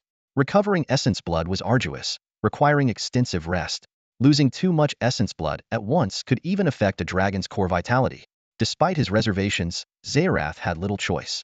After all, an 18-meter-tall lava beast stood behind him. He slowly forced out his essence blood, and the moment it left his body, an overwhelming fatigue swept over him. This was the adverse effect of losing dragon essence blood. With precise control, Zerith guided his essence blood to drip onto the magical altar. Instantly, the entire altar erupted in a dazzling crimson light. The entire space within the active volcano began to tremble gently with the glow of the altar, as if an earthquake was imminent. The shaking didn't last long and soon subsided. The altar slowly sank back into the lava lake, as if nothing had happened. Just as Zerith was wondering whether this was a success or a failure, a shocking scene unfolded before his eyes. The lava beast suddenly knelt before him, its voice booming like thunder. "I am Tylon Galunyi, the lava beast, here to welcome the birth of the great new master of the flame nest. Master, please tell me your name." In that moment, Zerith realized the truth. The altar was not just a bloodline test. It was also a ceremony of inheritance for the flame nest. No wonder it required dragon's blood. And now, it was the moment of coronation. Standing tall, Zerith proclaimed, "I am Zerith Osiris. Remember my name, Tylon Galunyi." Before his words had even faded, another thunderous roar shook the entire volcano. A second, unknown beast leaped down from the heights of the space, landing with a crash that reverberated like a thunderclap. The sound was so loud that Kofel and Pansy were left with ringing ears. The second beast then knelt before Zerith and spoke, "I am Tylon Galunyi, the rock beast, here to welcome the great Zerith Osiris as the new master of the flame nest." Though initially stunned, Zerith quickly composed himself. This was clearly the second guardian of the flame nest, another pet of his father. The rock beast's entrance was grand and imposing, almost overshadowing Zerith himself. However, Zerith thought, if such powerful beings were bowing to him, didn't it only elevate his own status? "Rise, both of you. From now on, you will serve me," Zerith declared proudly, feeling as though he had reached the pinnacle of his life. In that moment, he felt like a wealthy heir returning home to claim his inheritance. Zerith closely examined the two beasts. Both stood at 18 meters tall, but the rock beast differed from the lava beast in that it had no flowing magma. Its body was composed of visible, solid, earthy yellow rock. Curiously, neither of these beasts had been mentioned in Zerith's dragon heritage. He speculated that they might be gigantic magical constructs created by his father, Huashan Yin, known simply as giant golems. Zerith opened the system interface to check the information on the two beasts. Analysis. Name, Tylon Galunyi. Type, giant golem lava beast. Strength. Description. Huashan Yin, through dragon heritage, learned the technique of forging golems from an ancient red dragon ancestor. A passionate researcher, Huashan Yin created this golem and gave it consciousness, naming it Tylon Galunyi. Galuni is one of the guardians of the flame nest. Zerith was astonished to see a string of question marks under the strength category. Such power that even the system couldn't evaluate it was clearly extraordinary. Analysis. Name. Guliner. Type. Giant golem rock beast. Strength. Description. Huashan Yin, through dragon heritage, learned the technique of forging golems from an ancient red dragon ancestor.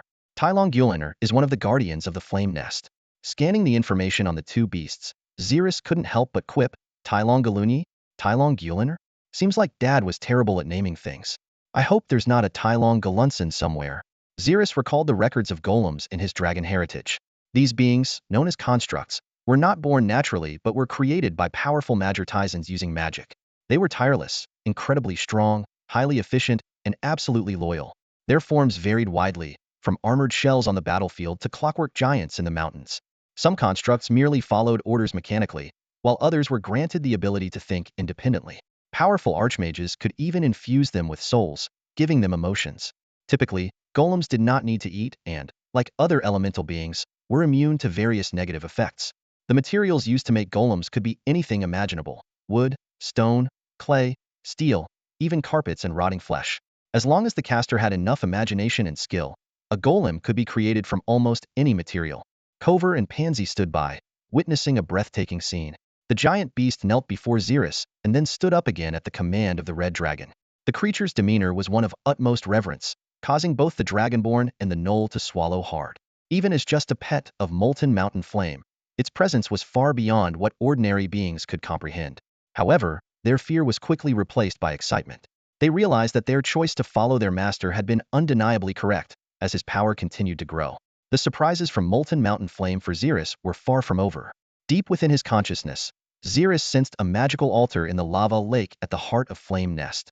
Given the enormous amount of rare materials molten mountain flame had invested in creating this altar, its importance was undoubtedly significant.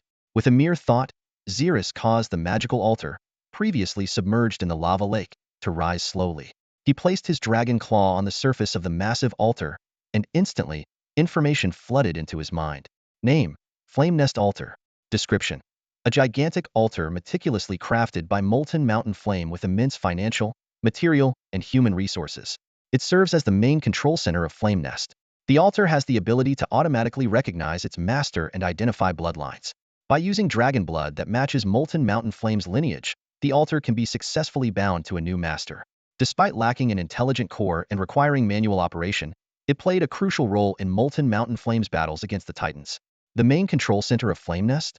Zerith thought excitedly, swiftly flying to the control platform at the altar's center. A gem emitting a crimson glow caught his attention. As his claw grasped the gem, a massive blueprint unfolded before Zerith. This was a 3D projection of the entire Flame Nest. He could control the zoom of the blueprint with his mind, observing every detail within Flame Nest. The blueprint marked traps, passages, rooms, and even detected the presence of creatures within the nest. Next to the projection, flashing crimson warning text caught Zerith's eye. Flame Nest has suffered 76 damage. Urgent repairs needed. Zerith examined everything carefully, his eyes growing more fervent. This was no ordinary red dragon's lair. It was a massive magical tower. A magical tower, coveted by wizards, could not only concentrate elemental energy but also allow its owner to teleport within it and exponentially increase the power of spells. Even legendary wizards seldom had the chance to own such a tower. Suddenly, Zerith understood molten mountain flame's confidence in standing against the Titans' Alanite was precisely because of this colossal magical tower beneath his feet. The Titans could never have imagined that a dragon, known for its laziness, would be so diligent in studying magic, nor that a greedy red dragon would invest so heavily in building such a magnificent magical tower. A realization dawned on Zerith. Molten mountain flame's behavior was vastly different from that of ordinary red dragons. He was diligent and studious, not driven by greed. He was kind and gentle, unlike the usual cruel and brutal red dragons. He even treated young dragons well, not expelling them from his nest out of fear they would covet his treasure. All of this closely matched the descriptions of an anomaly among dragons recorded in Dragon Heritage. A bold idea began to form in Zerith's mind, but he quickly calmed himself, deciding to keep this thought hidden until he could confirm it with molten mountain flame in the future. At that moment, Zerith's attention was drawn to an unexpected guest at the top of the blueprint projection, the summit of the active volcano. Seeing the unexpected visitor, he couldn't help but curl his lips into a meaningful smile. Interesting, Zerith murmured softly. In the magical blueprint, At the very top of an active volcano, a Qingzhou long snake had dug a lair and made it its home. Zerith recalled the records from the dragon's legacy. The Qingzhou long snake is an extraordinary creature, chaotic neutral by nature, acting solely on its whims. As an adult, it can reach up to 13 meters in length, and its 6 pairs of strong, clawed limbs are unforgettable. Due to its appearance, those unfamiliar with biology often mistake the Qingzhou long snake for a wingless blue dragon. However, the proud dragon race scoffs at this, viewing the Qingzhou long snake as a low-intelligence beast. This disdain fuels the Qingzhou long snake's deep-seated hatred, prompting it to attack dragons it perceives as weak. Thinking of this, Zerith felt fortunate for having transformed into a kobold to remain inconspicuous, only reverting to dragon form upon entering the flame nest. Appearing in his true form from the start would have likely provoked a fierce attack from the Qingzhou long snake, making the mission and his survival uncertain. The red dragon looked up at Tailong Goliner and asked in confusion, "Why is there a Qingzhou long snake at the top of the flame nest?" Tailong Goliner, surprised, replied, "Great master of the flame nest, I do not know when the Qingzhou long snake arrived. It resides on the outskirts of the flame nest, in areas that neither Tailong Goliner nor I have access to." Zerith nodded and speculated. The Qingzhou long snake might have taken over while Volcanus was away. Given that this creature harbored hatred for dragons and couldn't be tamed, Zerith decided to show no mercy. He pointed to the Qingzhou long snake, glowing red on the blueprint, focusing his mind. Immediately, the top of the vast space began to open slowly, like a massive mechanism. The area resembled a giant cup, with Zerith and the others at the bottom. As the cup lid opened, long-awaited sunlight poured into the flame nest. "Now you have access," Zerith commanded. "Go kill that Qingzhou long snake. Remember, I need its body materials." "Yes, master," Tailong Goliner responded, walking to the wall and plunging his hand into it. To the astonishment of everyone present, the 18-meter-tall rock beast began to climb, leaving deep marks on the wall. To witness the battle firsthand, Zerith spread his wings and flew, observing the rock beast's search for the Qingzhou long snake. The flame nest was indeed vast. It took the rock beast several hours to reach the Qingzhou long snake's lair. Zerith, flying faster, encountered the Qingzhou long snake first. Upon seeing Zerith, the Qingzhou long snake's resentment flared, but unable to fly, it could only glare angrily. At that moment, the rock beast arrived. Without hesitation, it charged at the Qingzhou long snake. Boom! With a loud crash, the Qingzhou long snake narrowly avoided the rock beast's charge, but its lair wasn't as fortunate, shattering into pieces instantly. A single powerful charge was enough to shatter its own nest into pieces. Any normal creature would instinctively recognize the attacker's strength and flee. But the azure-footed dragon snake, true to its chaotic neutral nature, reacted unexpectedly. Seeing its painstakingly built nest destroyed in an instant, the azure-footed dragon snake was furious. Its golden eyes turned blood red, and its scales bristled as it let out a deep growl. Ignoring all consequences, it launched itself straight at the rock titan. The azure-footed dragon snake swiftly climbed up the rock titan's leg, displaying incredible agility. Its claws, sharp as pincers, dug deep into the giant's rocky surface, while its long body coiled around the leg like a python. However, this usually foolproof technique proved insignificant against the rock titan. The azure-footed dragon snake exerted all its strength, muscles tensed to the limit, but it couldn't leave a single mark on the rock titan's leg. On the contrary, due to the forceful interaction, its own scales began to bleed, leaving streaks of blood on the rocky surface. A furious screech erupted from deep within the azure-footed dragon snake's throat.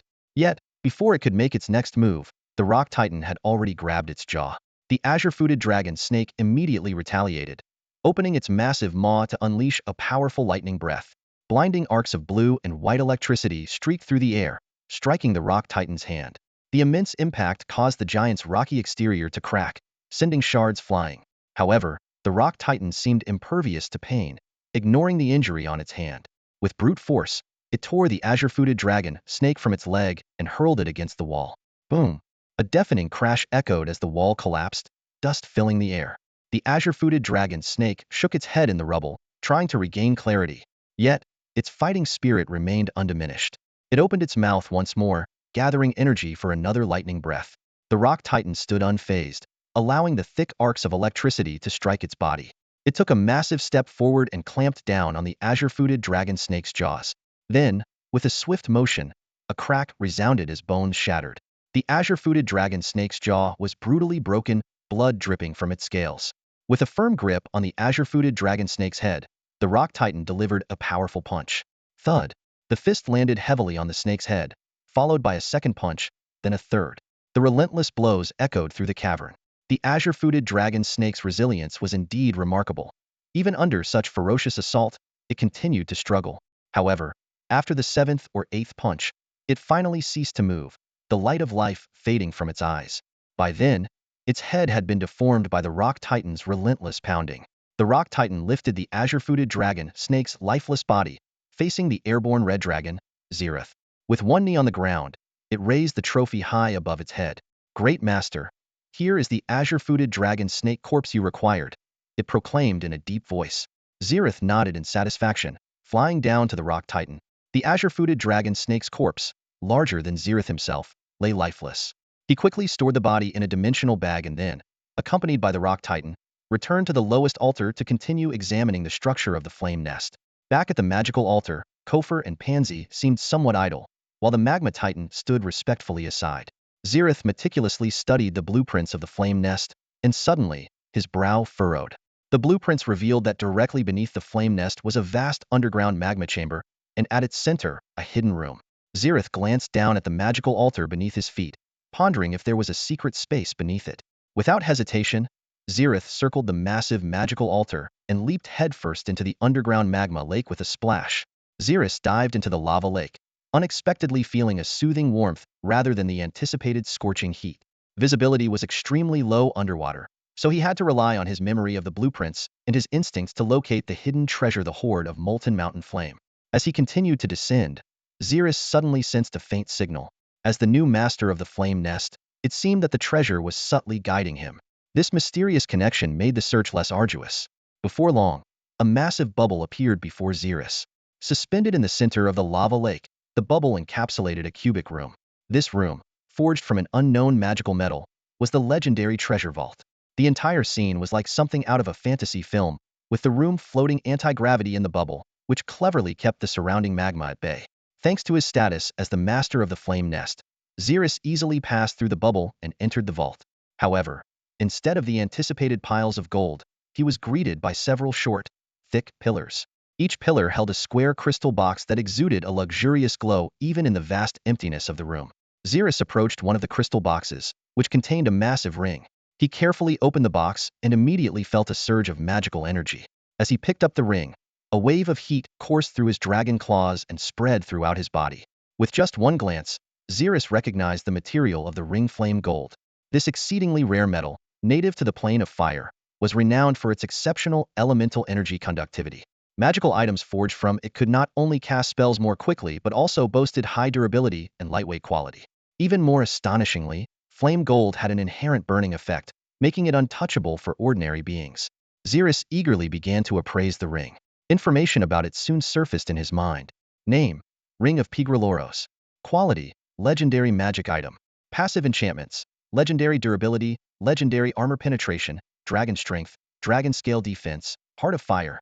Active enchantments: shape shift, meteor burst, skyfire rain. This ring was a masterpiece meticulously forged by molten mountain flame and named after himself. Even among legendary magic items, it was a paragon of excellence. Although it appeared to be a large ring, this was specifically designed to fit molten mountain flame's massive fingers. The most astonishing aspect was that this ring was not only a magical item but also a powerful magical weapon. When the wearer transformed it into a knuckle duster, it could effortlessly penetrate defenses as tough as dragon scales. Zerith stared in disbelief at the enormous ring. Its capabilities far exceeded his expectations, proving to be not only a powerful magical item, but also an incredibly potent magical weapon. Zerith picked up the ring of Pegrelos and examined it closely. The surface was smooth as a mirror, without any trace of a mental imprint. He understood immediately that his father, Rong Shanyan, had erased the imprint to make it easier for the ring to change owners. "My dad is really considerate," Zerith murmured to himself, then locked his own mental imprint onto the ring. Under his mental control, the ring began to transform. The metal seemed to come alive, flowing slowly until it resized itself to fit his dragon finger perfectly. Zerith slipped the ring on, and it fit like a glove. In an instant, a surge of immense power flowed from the ring throughout his body. At the same time, he felt an enhanced control over fire elements. Zerith immediately realized that this was the passive enchantment effect of the legendary tier ring dragon's Might and Heart of Flame. To test his newly acquired power, Zerith willed a large fireball to form in his palm. It materialized instantly and, under his control, hurtled toward the vault wall. The fireball exploded with a thunderous roar, but did not leave a mark on the wall. This was expected, as the entire vault was like a massive, impenetrable safe. Despite this, Zerith clearly felt the increase in the fireball's power. What surprised him even more was that he had not uttered any incantation to cast the fireball. He had controlled the fire element energy purely with his mind, forming the fireball in midair. To think he could achieve spellcasting without incantations while still only a late first-tier caster was astonishing. This powerful fire elemental spellcasting ability stemmed from his innate talent, his new equipment, and the system's high fire elemental affinity. Zerith couldn't help but imagine a thrilling battle against a high-tier spellcaster capable of instant spellcasting. Next, he decided to test his physical attack capabilities. Following the system's guidance, Zerith activated the ring of Pegrilo's active enchantment shape change. Under his mental control, the ring turned into a liquid state, slowly wrapping around his dragon claw before solidifying into a pair of sharp knuckle dusters. Zerith delivered a powerful punch to the wall. To his astonishment, the wall that even a fireball couldn't dent was now marked with 4 indentations, perfectly matching the 4 spikes of the knuckle dusters. This demonstrated the incredible armor-piercing power of the legendary tier equipment, capable of breaching the vault's defenses. As a red dragon, Zerith already possessed terrifying strength and sharp claws, enough to tear through most enemies. But when facing the scales of his kin or high-defense armor and shields crafted by master artisans, the ring's armor-piercing effect would be crucial. Zerith realized that his father's intention in forging this ring was Cleardo combined magical attack and physical combat capabilities. Just one piece of legendary tier equipment had significantly boosted his combat power. Suppressing his inner excitement, Zerith turned and walked toward another crystal box. Opening the box, he found another large ring lying quietly inside. Picking it up, he felt a familiar magical aura and the warm energy flowing within. Zerith instantly recognized the forging material flame gold. Damn, my dad is really loaded. Zerith couldn't help but exclaim. Living well really depends on the luck of birth. I am the red dragon heir of the Tuscany plain. Ha ha ha. He eagerly began to analyze and appraise the new ring. Name: Guardian Ring of Pegrilos. Quality: legendary tier magical item. Passive enchantments: legendary durability, legendary armor piercing, dragon's might, dragon scale defense, heart of flame.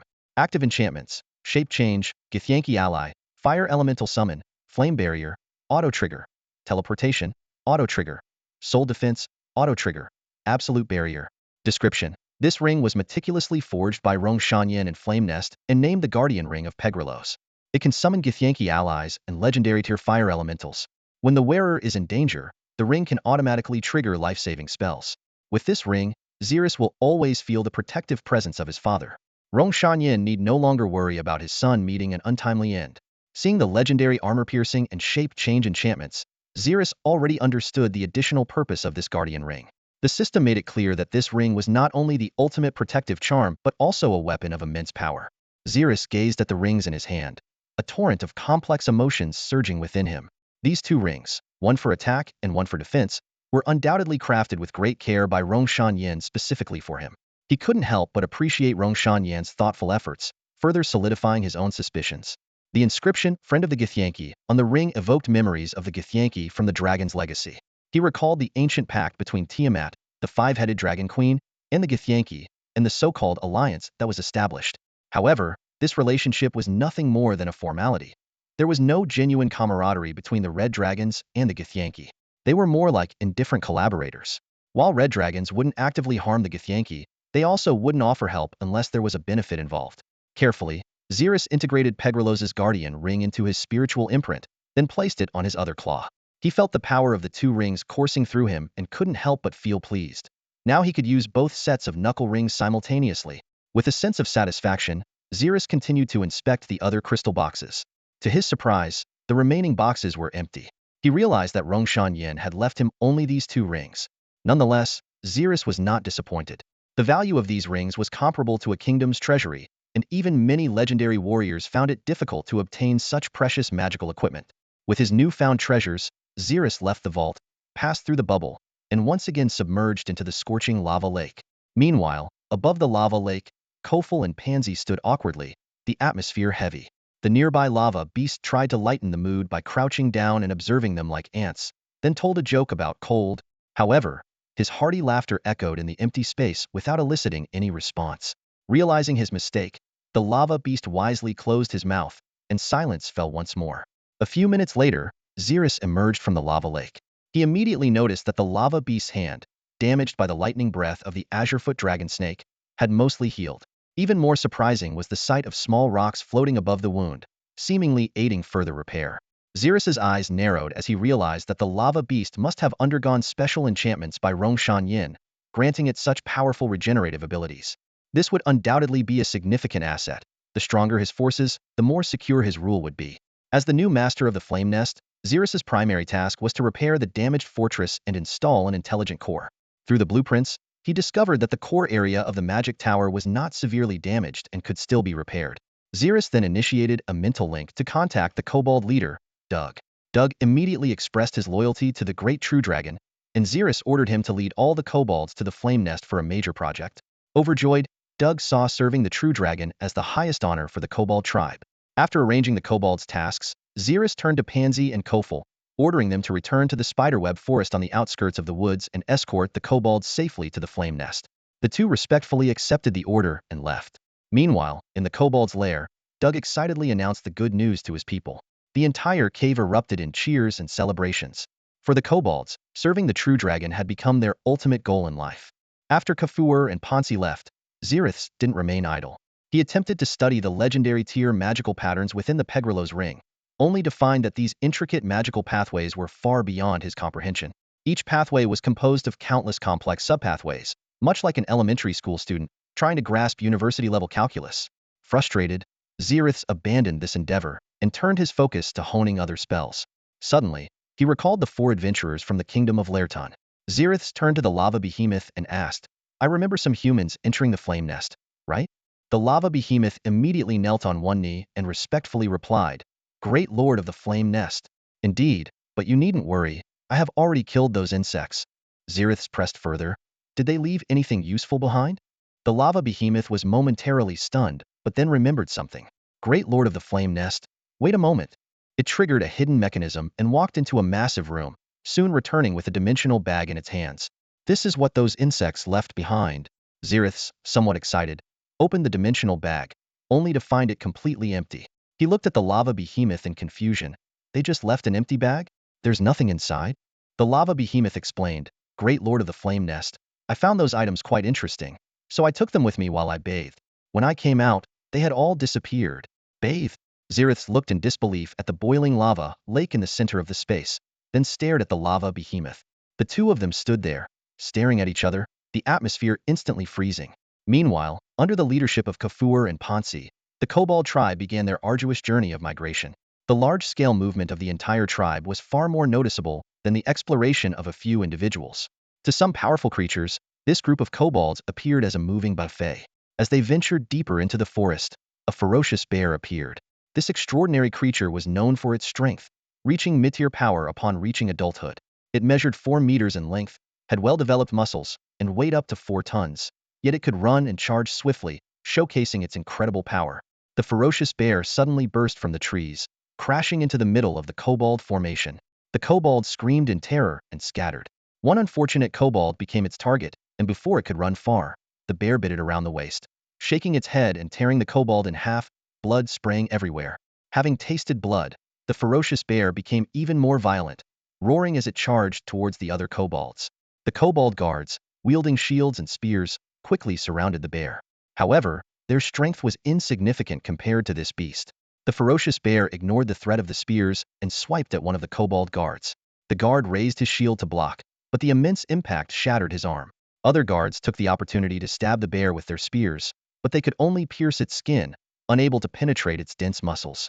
The migration convoy moved slowly, with Pansy and Kiefor, the two main forces, guarding the front and rear of the line respectively.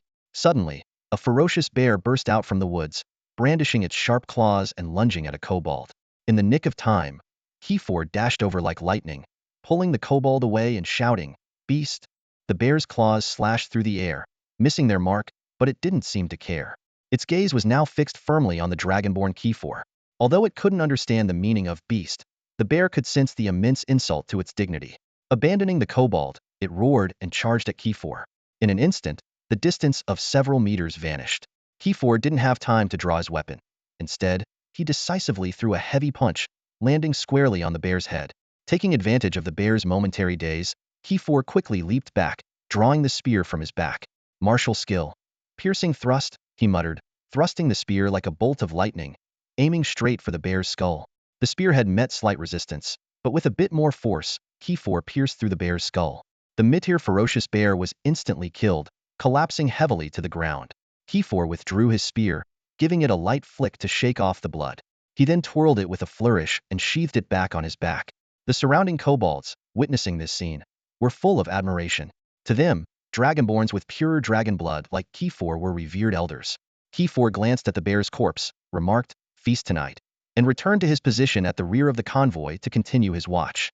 The kobolds erupted in cheers, their excitement palpable. By dusk, the convoy had ventured deep into the forest and stopped to rest. The kobolds busied themselves with starting fires and cooking.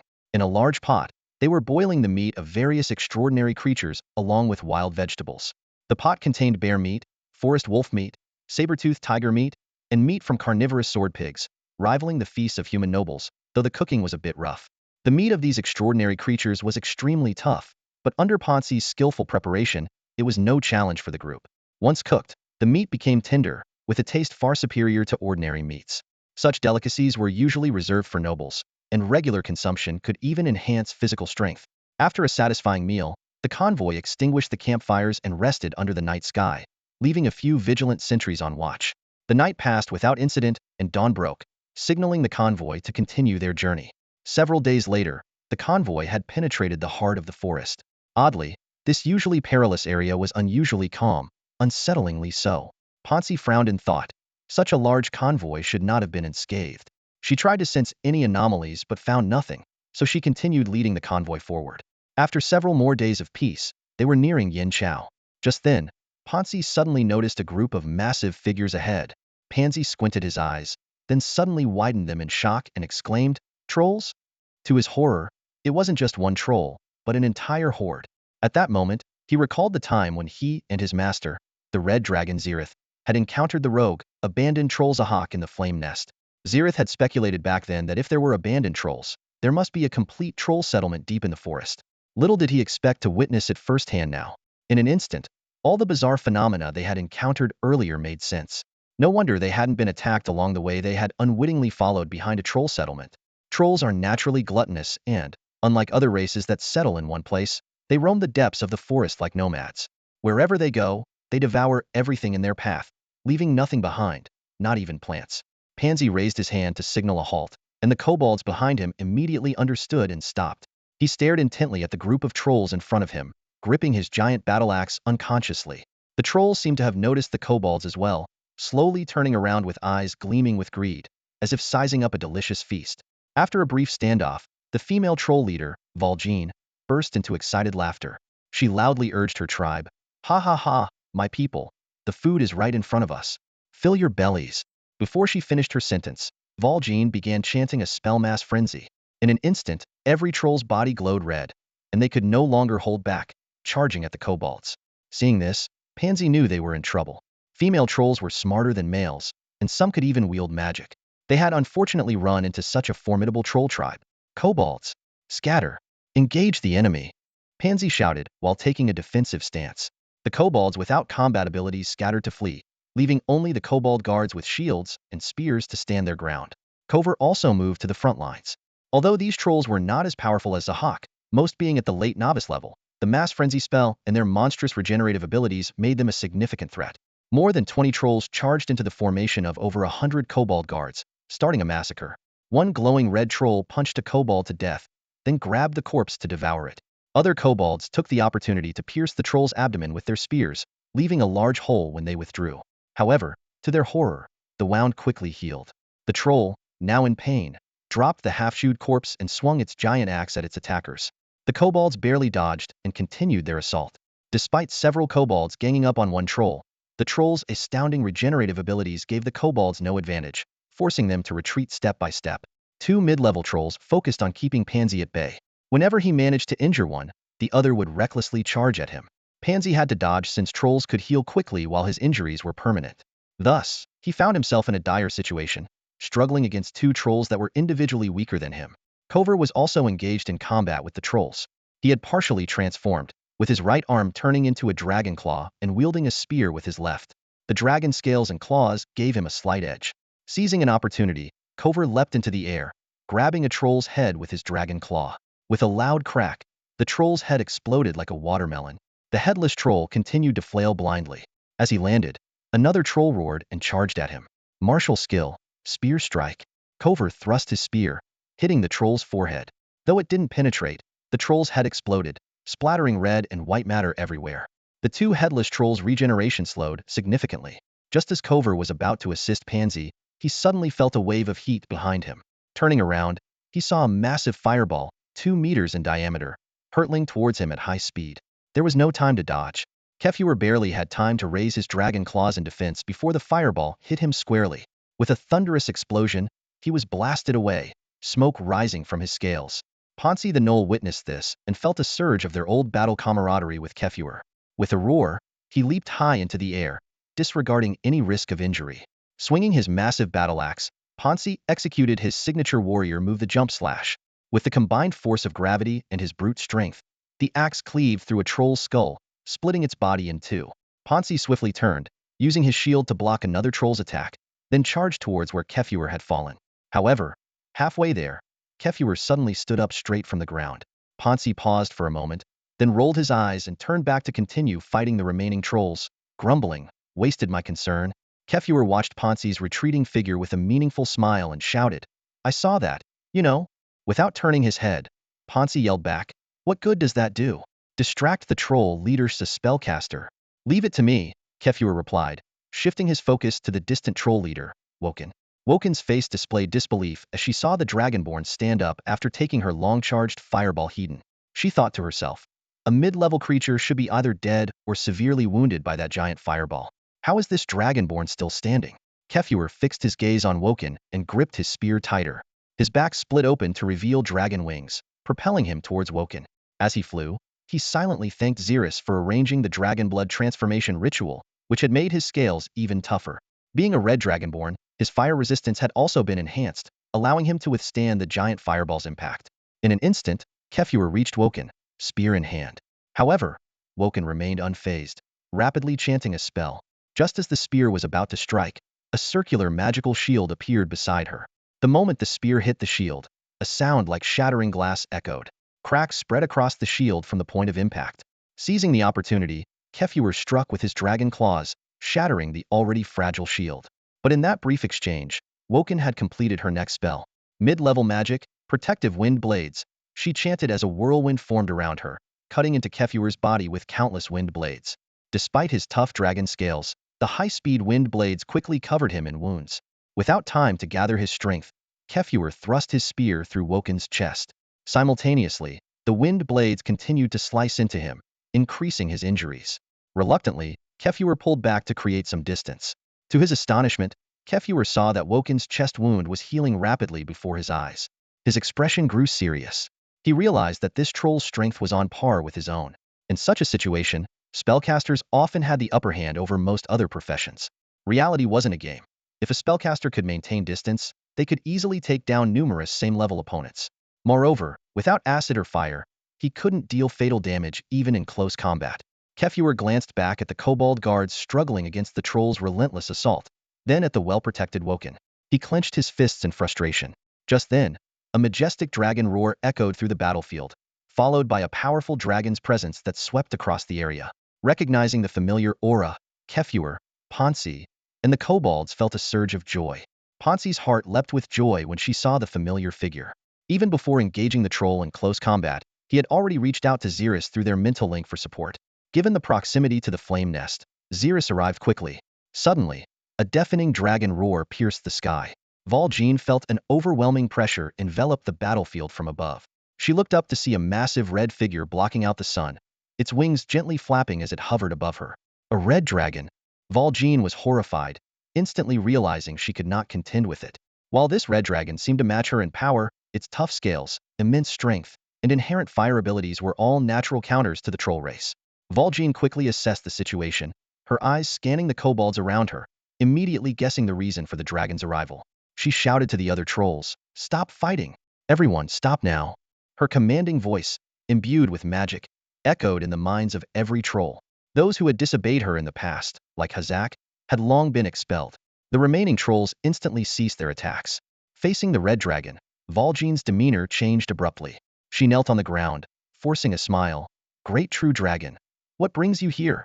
Zerith frowned as he looked down at the spellcasting troll. He had to admit, this female troll knew how to read the situation. Had she hesitated a few seconds longer, Zerith would have unleashed a powerful spell from his ring. Standing tall with the typical arrogance of a red dragon, Zerith sneered, "You pathetic creature. Do you dare ask why I am here? Don't you know?" Valjean's brow furrowed as she regretted ordering the trolls to attack this group. She hadn't expected another red dragon to come to the northern forest so soon after the disappearance of the Flame Mountain. By dragon standards, it was remarkably quick. Great true dragon, I believe there's been a misunderstanding. The situation before Valjean could finish. Zerith pointed to a troll not far away and demanded, "Misunderstanding? Look for yourself and see if it's a misunderstanding." Following the dragon's direction, Valjean saw a foolish-looking troll gnawing on a kobold corpse. The troll, noticing Valjean's murderous glare, hurriedly tossed the kobold aside. "Look at that! My kobold architect being chewed on by your troll? And you call this a misunderstanding?" Zerith roared, "Not only that, but he did it right in front of me. That was my dearest kobold architect. He was my subordinate. You don't beat a dog without considering its master. Are you challenging a great dragon with such behavior?" Valjean's face turned ashen, her heart filled with despair. She knew the brutal nature of red dragons. How could they truly regard a kobold as their dearest architect? The implications were clear. Given the dragon's attitude today, her chances of survival seemed slim. But then she realized the dragon hadn't attacked yet, which might be an opportunity. Valjean decided to make one last attempt. "Great true dragon, we truly meant no offense. I will offer the head of that foolish troll to you immediately.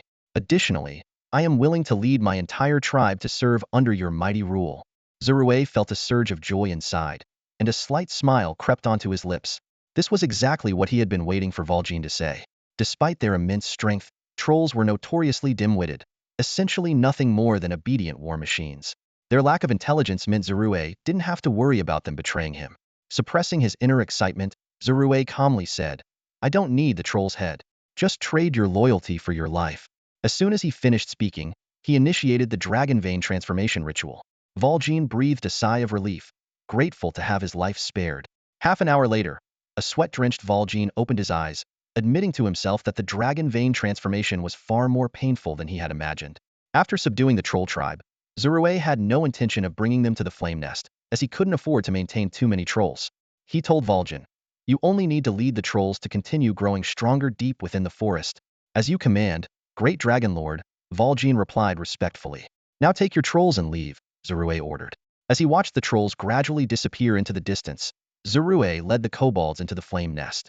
With the extreme heat inside the nest, the kobolds had to huddle together under a large shield that Zerith conjured for protection. Even so, the residual magical energy within the active volcano made it difficult for the kobolds to work for long periods, and progress was very slow. A year flew by, and Zerith let out a long sigh of relief, putting down his work. Finally, I have finally repaired the balance system inside the flame nest," he exclaimed joyfully, manipulating the magical altar. A crimson light flickered on the orb at the center of the altar. Immediately, the temperature inside the volcano began to become suitable for the kobolds, and the residual magical energy started to dissipate. This change quickly spread throughout the flame nest and then to the surrounding crimson plains. Zerith's eyes were filled with excitement. He knew that by changing the environment inside the volcano, the kobolds could work smoothly. Now it was just a matter of waiting for the kobolds to repair the large magical tower within the volcano, which would restore the flame nest to its former glory. According to his conservative estimate, this massive project would take about 20 years. For ordinary creatures, this might be a third or even their entire lifespan, but for a dragon, it was just a few more naps. As time passed, Zerith continued to study magic, steadily increasing his power. A few years later, he had outgrown his juvenile stage and become a 12-year-old young dragon. Thanks to his early maturity, his body length had already reached that of an adolescent dragon 12 meters. Over these years, he had thoroughly studied the book Fire Element Magic, mastering mid-level mage skills. Combined with his early high-level physical prowess, Zerith's overall strength had reached the mid-high level. Meanwhile, the repair work on the large magical tower in the flame nest was nearing completion. On the outskirts of the forest, the Rock Tribe had not only built an inn but also opened a tavern and other entertainment venues. This was rare in the perilous forest, thanks to the fact that the surrounding predators had been eradicated years ago, allowing construction to proceed smoothly. The tavern was not just for making money, but also an excellent place for gathering information. However, no particularly important intelligence had come in, nor had any adventurers planned to explore the flame nest. This wasn't because the adventurers were cowardly, but rather because past experiences had shown that dragon lairs often yielded nothing. Cunning dragons always took all their treasures with them before leaving. Considering the high costs and potential risks of exploring these lairs in extreme environments, adventurers gradually lost interest. This provided Zerith with a safe environment to grow. However, the retreat of adventurers did not mean the flame nest was entirely secure. At that moment, in the far north of the forest, several mysterious figures in black robes were hurrying towards the flame nest. Judging by their movements, they likely came from the northern ice fields. The leader wore a sinister smile and urged, "Hurry up! According to our master's orders, the flame nest will be our new base." Of course, Zerith knew nothing of the events unfolding on the forest's outskirts. Standing at the heart of the flame nest, he lightly tapped his chest, activating the system's functions. With a flash of blue light, the system interface appeared before him, displaying his detailed information. Zerith Elzervin Fred Gerard. Osiris. Species, Red Dragon. Rank, High-tier Early-stage Dragon. Class rank, Mid-tier Late-stage Mage. Overall strength, High-tier Late-stage. A brief summary appeared before him. This is a red dragon with a soul from another world, inheriting an extraordinarily pure bloodline from a certain red dragon. His soul has become increasingly consolidated. Thanks to the system's support, this young red dragon possesses the strength of an adolescent. With his growth and the inheritance of the molten mountain flame, he is nearly impossible to kill unless he actively seeks death. Zerith carefully analyzed his strength.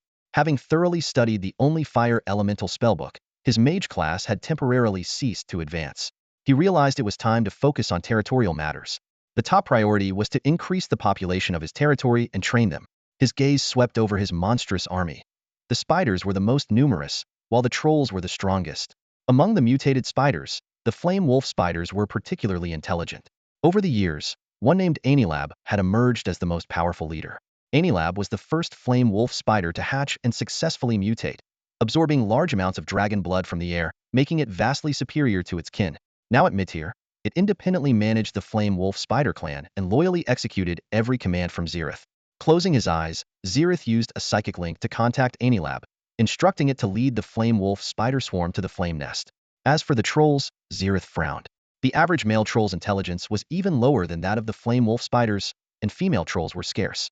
How to sustainably feed these voracious creatures posed a significant challenge. Zerith decided to research ways to improve the troll species' traits. Next was the training of the kobolds within the flame nest.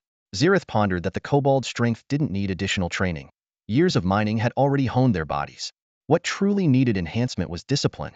This task had to be personally overseen by Doug, starting from the young kobolds. To pass on knowledge, Zerith planned to establish a school. He envisioned young kobolds diligently studying in a classroom. Elderly kobolds would be the best teachers, as their wealth of knowledge and experience was invaluable. Zerith decided to systematically record the oral mining knowledge. He even encouraged kobolds who had entered the professional ranks to share their experiences, providing valuable references for future generations. This school would be free for the kobolds, reflecting Zerith's humane side. Of course, the kobolds would not be paid for building the academy or mining, which showcased Zerith's dragon nature. However, kobolds naturally loved mining, and building the academy was the will of a true dragon, so they eagerly engaged in these tasks to please the dragon. As for paper production, it was not a difficult task for a mage. Zerith recalled the paper-making process from his previous life, adding some anti-moisture, heat-resistant, and insect-repellent magic, making it easy to produce paper suitable for recording knowledge. Zerith smiled, imagining the scenes of young kobolds going to and from school in the coming decades. A few days passed in the blink of an eye. The flame wolf spider swarm had successfully reached the flame nest. Meanwhile, several mysterious humans from the northern icy plains had stealthily infiltrated the flame nest. A covert struggle was about to unfold. At this moment, Zerith was relaxing in the elemental pool. The elemental pool, a liquid marvel formed by the magic tower gathering magical elements from the air, is not only an excellent place for rest, but also a crucial energy reserve for the magic tower. Soaking in it allows mages to rapidly replenish their internal energy, and powerful supernatural beings can even enhance their physical attributes. In this space, the elemental pool is situated beneath the giant magical altar, in what used to be a lava lake. During the fierce battle between the molten mountain flame and the titans, the magic tower was damaged, depleting the elemental pool and leaving only magma for years. However, since Zerith and the kobolds repaired the magic tower, the lava lake has gradually been replaced by a liquid mixture of various elements. The elemental pool does not consist of a single element, but a balanced mix of many, greatly enhancing its stability. If it were filled solely with volatile fire element liquid, Zerith wouldn't dare stir it with a finger, as even a slight disturbance could trigger the collapse of the entire active volcano. Suddenly, Zerith's eyes snapped open. He sensed an unfamiliar presence entering the magic tower. Though faint, it was unmistakable under precise detection. This presence came from the north. Could it be a group of adventurers taking their chances? Instantly alert, Zerith activated the magical altar to unfold a blueprint. A faint probing wave spread out from the altar, projecting the entire flame nest above it. Under Zerith's control, the blueprint locked onto the northern area and quickly zoomed in. Found them. Several humans in black robes had somehow entered the northern part of the active volcano. Although their faces were unclear in the blueprint, Zerith suspected their intentions were hostile. Lava Behemoth, go and meet these intruders, Zerith commanded. At your command, great. The lava behemoth's words were cut short as it was instantly teleported to the area where the black-robed figures were located. This demonstrated the magic tower's formidable power. As long as the tower's master willed it, any function could be summoned. Meanwhile, the black-robed figures were walking through the flame nest. The leading figure, holding a blue crystal staff, seemed to be their leader. Suddenly, he halted, his expression one of shock. I sensed a probing wave. We've been discovered, the leader exclaimed. The others looked equally surprised. Impossible. Boss, what should we do now? One of them asked. The leader ignored the question, muttering to himself, this can't be. The master said the molten mountain flame had left the flame nest. There shouldn't be anyone else here. Regardless, they couldn't afford to be exposed. Since the probing wave could scan the entire flame nest, its caster's power must be on par with, or even superior to their own. The leader made a swift decision. We've been discovered, quick, let's go. No sooner had he spoken than a massive crimson figure materialized before them, blocking their escape route. It was the teleported Talongaron, the lava behemoth. The lava behemoth looked down at the tiny black-robed figures like ants and let out a deep, rumbling laugh. Heh, ants, you think you can leave now that you're here? With that, a gigantic lava rock began to form visibly in the lava behemoth's hand, hurtling towards the black-robed figures with terrifying force. The leader in black gazed coldly at the lava behemoth before him, deeming it unworthy of his words. With a flick of his wrist, he conjured a magical barrier that effortlessly deflected the incoming lava projectile. He then swiftly chanted an incantation, summoning a high-level spell, the Ice Elemental Summon. 2 azure portals ripped open in the sky, causing the temperature to plummet instantly. Howling winds and swirling snowflakes erupted from the portals as 2 ice elementals, wielding ice shields and swords, emerged. Without hesitation, they launched a fierce assault on the lava behemoth. Simultaneously, the other black-clad figures, weapons in hand, charged at the colossal creature with battle cries. The lava behemoth swung its massive fist at the ice elementals. They raised their shields to block, but the impact shattered the shields instantly. However, an intense cold spread to the behemoth's arm, cooling its flowing molten lava to a dark, solidified state. The powerful ice elemental aura was enough to overwhelm most creatures, as it slowed their movements with the biting cold. But the lava behemoth, a giant construct golem, was nearly immune to such effects. The mere presence of a few ice elementals was no match for its might. Realizing the greatest threat came from the black-robed mage behind, the lava behemoth ignored all other attacks and charged directly at the leader. The leader raised his staff, chanting continuously, "Gravity Crush." A black beam shot into the behemoth, causing the ground beneath its feet to cave in with each step, leaving deep imprints and significantly slowing its advance. Seeing this, the surrounding black-clad figures abandoned their attacks and moved to protect their leader. The leader's expression grew serious. Knowing they couldn't defeat this heavily armored monster, he decided to retreat while the gravity spell temporarily restrained the beast. Raising his staff, he rapidly chanted, "Teleportation spell." A blue light began to envelop him and his subordinates, signaling their imminent departure. Suddenly, the sky rippled, and a massive red dragon appeared out of thin air. The leader was momentarily stunned. Rongshanyan? He quickly realized it couldn't be the legendary dragon. If it were, he would already be dead from suffocation. On closer inspection, this red dragon's presence wasn't even as strong as his own. Relieved, the leader sneered at the dragon, "Haha, a mere lizard dares to mock me. When I return, I'll bring reinforcements to capture you alive and present you to my master." The newly teleported Zerith sensed the hostile gaze immediately. Hearing the insult, he hovered in the air, looking down contemptuously at the black-robed man. "Are you so sure I won't kill you before you teleport away?" The leader paused, then burst into disdainful laughter. "Just you, a lizard? That big rock brute is too slow, and I'll be gone before you can attack me. Just wait." I'll come back for you. Ha ha ha. Why so silent now? Come on, lizard. My teleportation spell is almost complete. Zerith's face twisted into a scornful smile as he coldly stared at the arrogant leader, calmly saying, "Very well, as you wish." With that, he snapped his fingers. The leader's smile froze instantly as he felt the surrounding space lock down, rendering his teleportation spell useless.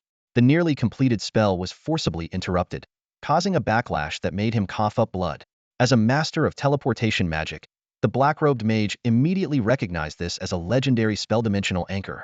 He widened his eyes in disbelief. Could there be another legendary caster besides the dragon? Zerith seemed to read the leader's confusion and merely smiled. In reality, the legendary spell was the work of the magic tower. The leader had dared to mock its master within the tower, sealing his fate.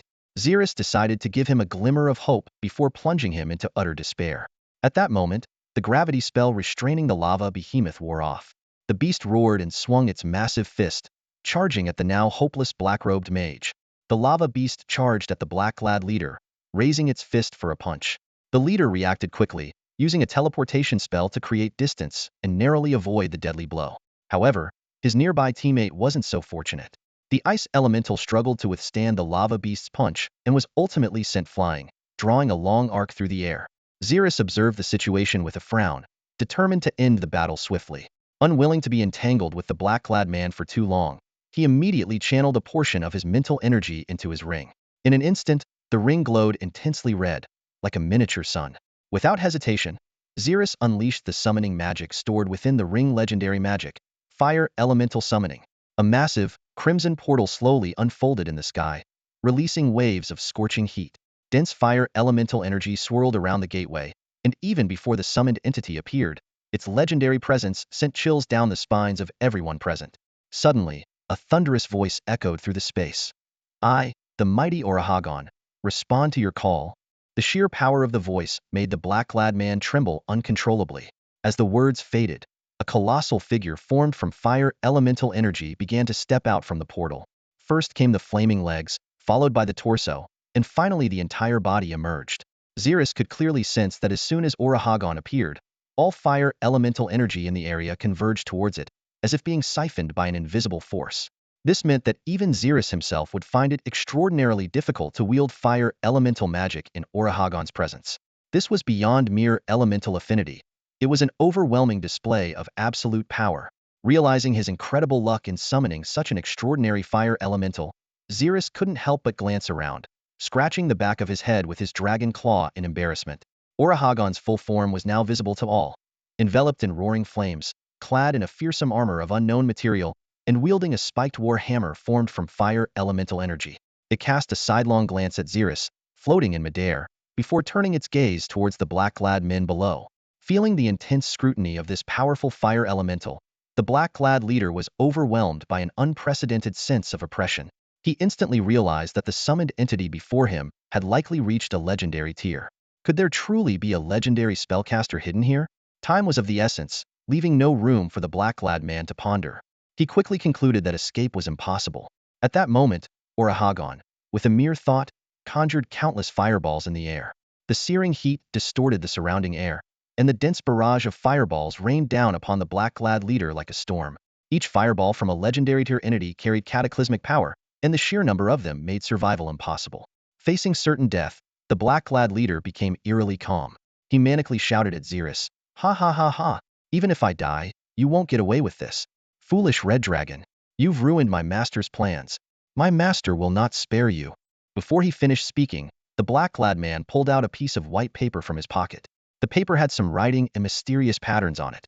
Strangely, it suddenly ignited with black flames in his hand, turning to ashes in an instant. Simultaneously, the black-clad leader's body began to swell and twist grotesquely. In that critical moment, Orahagon's countless fireballs rained down like divine punishment on the already transforming black-clad leader. Suddenly, a powerful and eerie aura erupted from the figure in black. Zerith's rain of fireballs hadn't even reached its target before they exploded in midair. In an instant, the entire space was filled with crimson sparks, and the figure of the black-clad leader vanished into the sea of flames. At that moment, the original voice of the black-clad man disappeared, replaced by a sinister, chilling laugh. "Ha ha ha ha!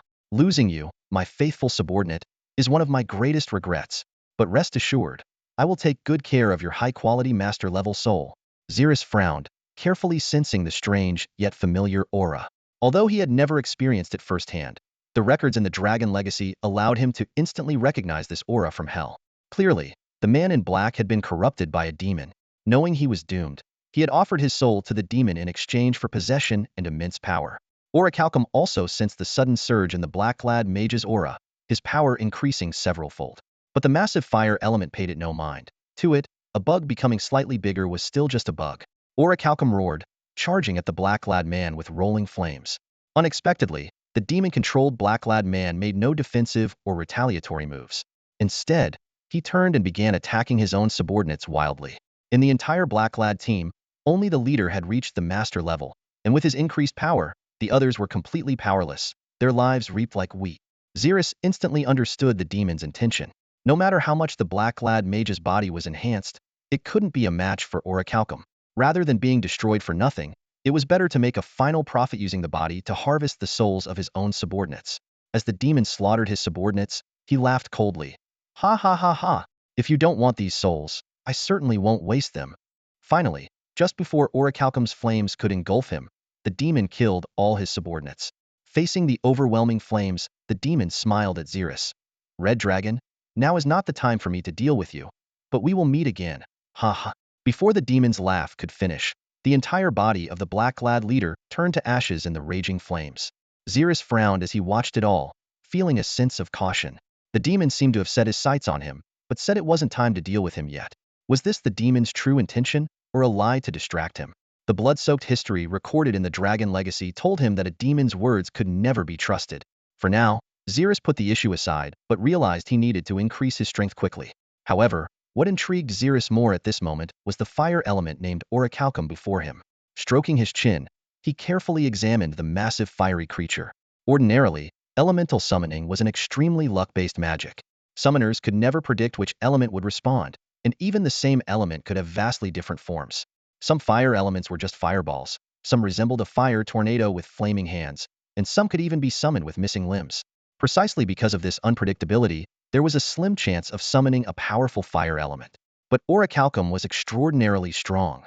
Comparing it to the war scenes recorded in the Dragon Legacy, Zerith estimated that Orichalcum's power had reached the high-tier legendary level. Such a powerful fire element couldn't possibly respond to an ordinary legendary summoning spell.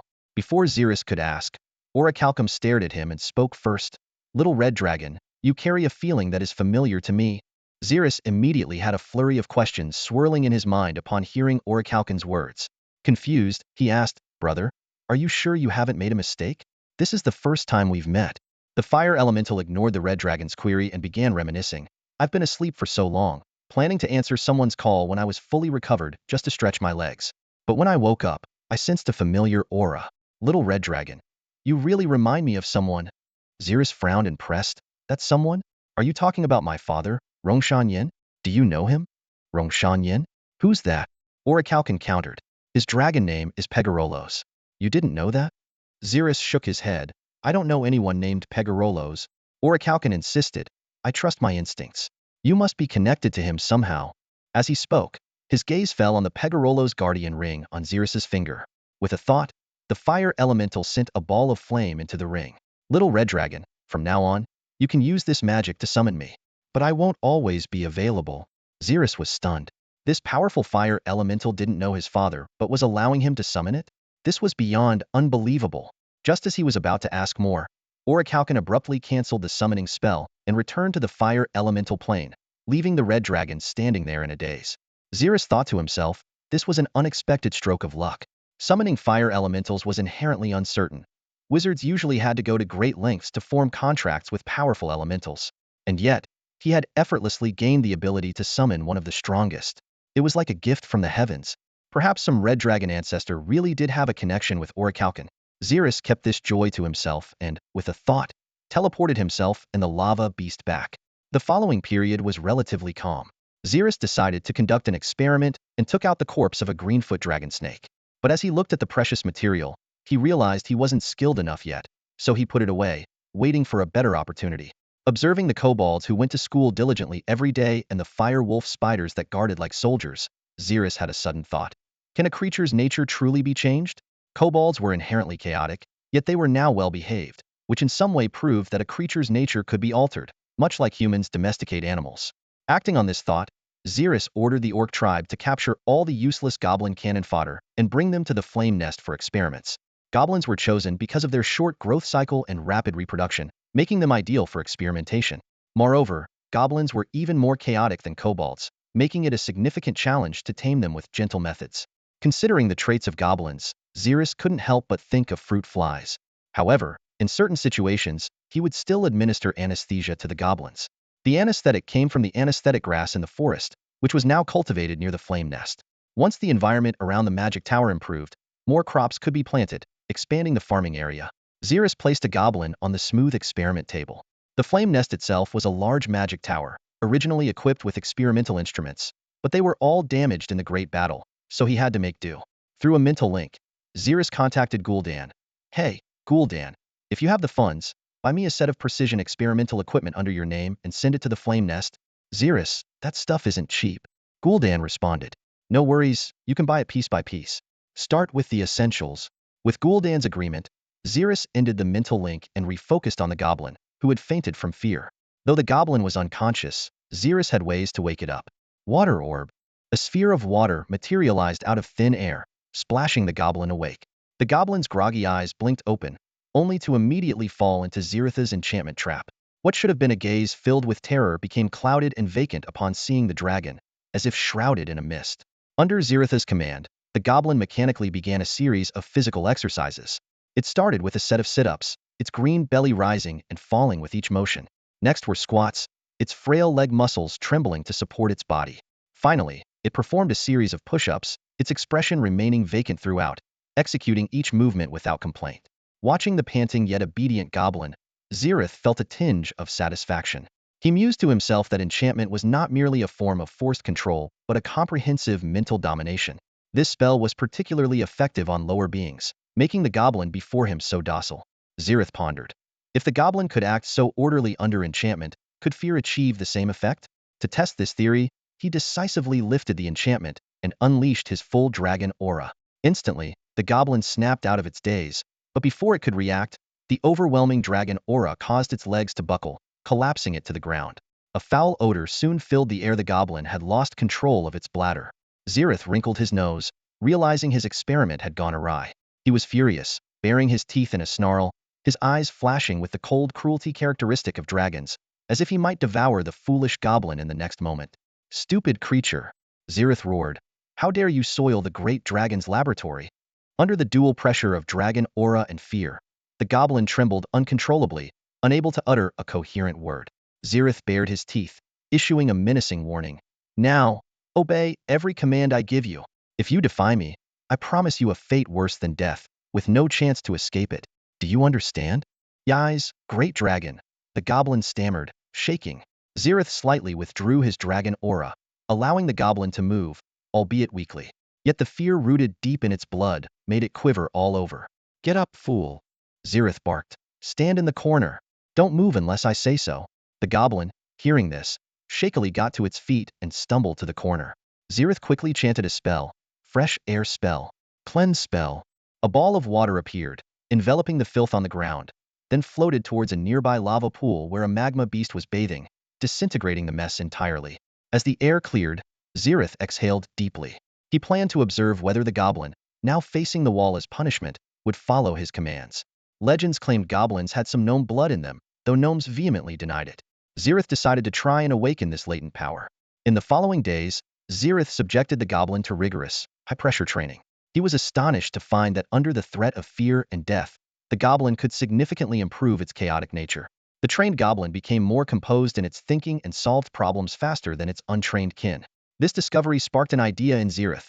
Forcibly converting goblins to an orderly alignment might enhance their cognitive abilities.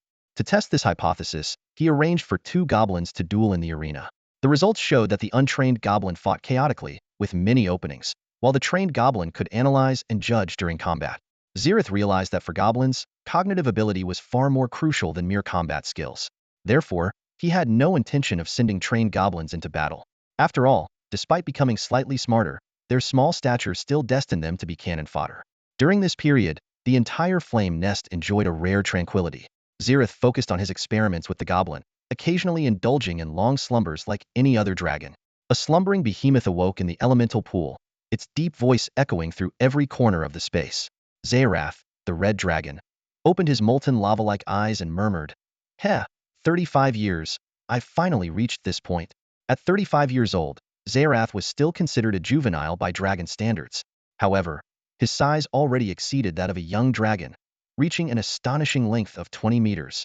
This was due to his precocious nature, the advantages of his molten mountain flame bloodline, and the amplification from the elemental pool of the magic tower. These factors contributed to his rapid physical growth, and at just 35, his physical prowess had already reached the early stages of the master tier.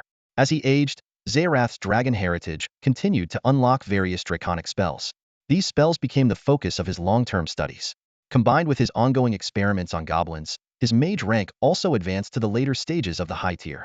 It's worth noting that dragons innately learn draconic magic from their heritage. They might not understand the construction and principles of magic, but they can naturally use these spells as effortlessly as reciting answers to math problems. Therefore, most dragons, though inherently spellcasters, don't have defined spellcasting levels. Of course, if dragons are willing to put in the effort, becoming a competent mage is not a difficult task. Zerith's two trusted aides, Pansy and Koffel, also showed significant progress after the red dragon underwent the dragon vein transformation. Koffel's bloodline advantage grew stronger, reaching the initial master tier, while Pansy remained at the peak of the high tier. Through their mental link, they had long sensed the red dragon's awakening and prepared a lavish feast in advance. As kobolds continuously brought in mountains of meat into the red dragon's chamber, Zerith opened his massive jaws and devoured the food in one sweep. The kobolds were busy beyond measure, yet the supply of food couldn't keep up with the red dragon's consumption. Finally, Zerith let out a loud, satisfied burp and stopped eating. This gluttonous feast nearly depleted the entire food reserve of the flame nest. After his meal, Zerith ordered the kobolds to leave and lumbered out of the room, heading to the laboratory. Inside, several goblins were huddled together, engaged in a heated discussion. Their sharp voices filled the space. One goblin argued vehemently, "Oh, Gobu-1, you're such an idiot. This calculus problem shouldn't be done that way. It should be like this." He picked up a pen and started solving the calculus problem. Another goblin retorted, "Gobu-3, your method is wrong. Don't be so arrogant. I've already verified it, and your answer is incorrect. If you argue with me again, I swear I'll kick your butt with my boot." Gobu-8 interjected, "Everyone listen to me. I have the correct solution process. I'll show you right now." But soon after, he exclaimed in frustration, "Darn it, why can't I solve it?"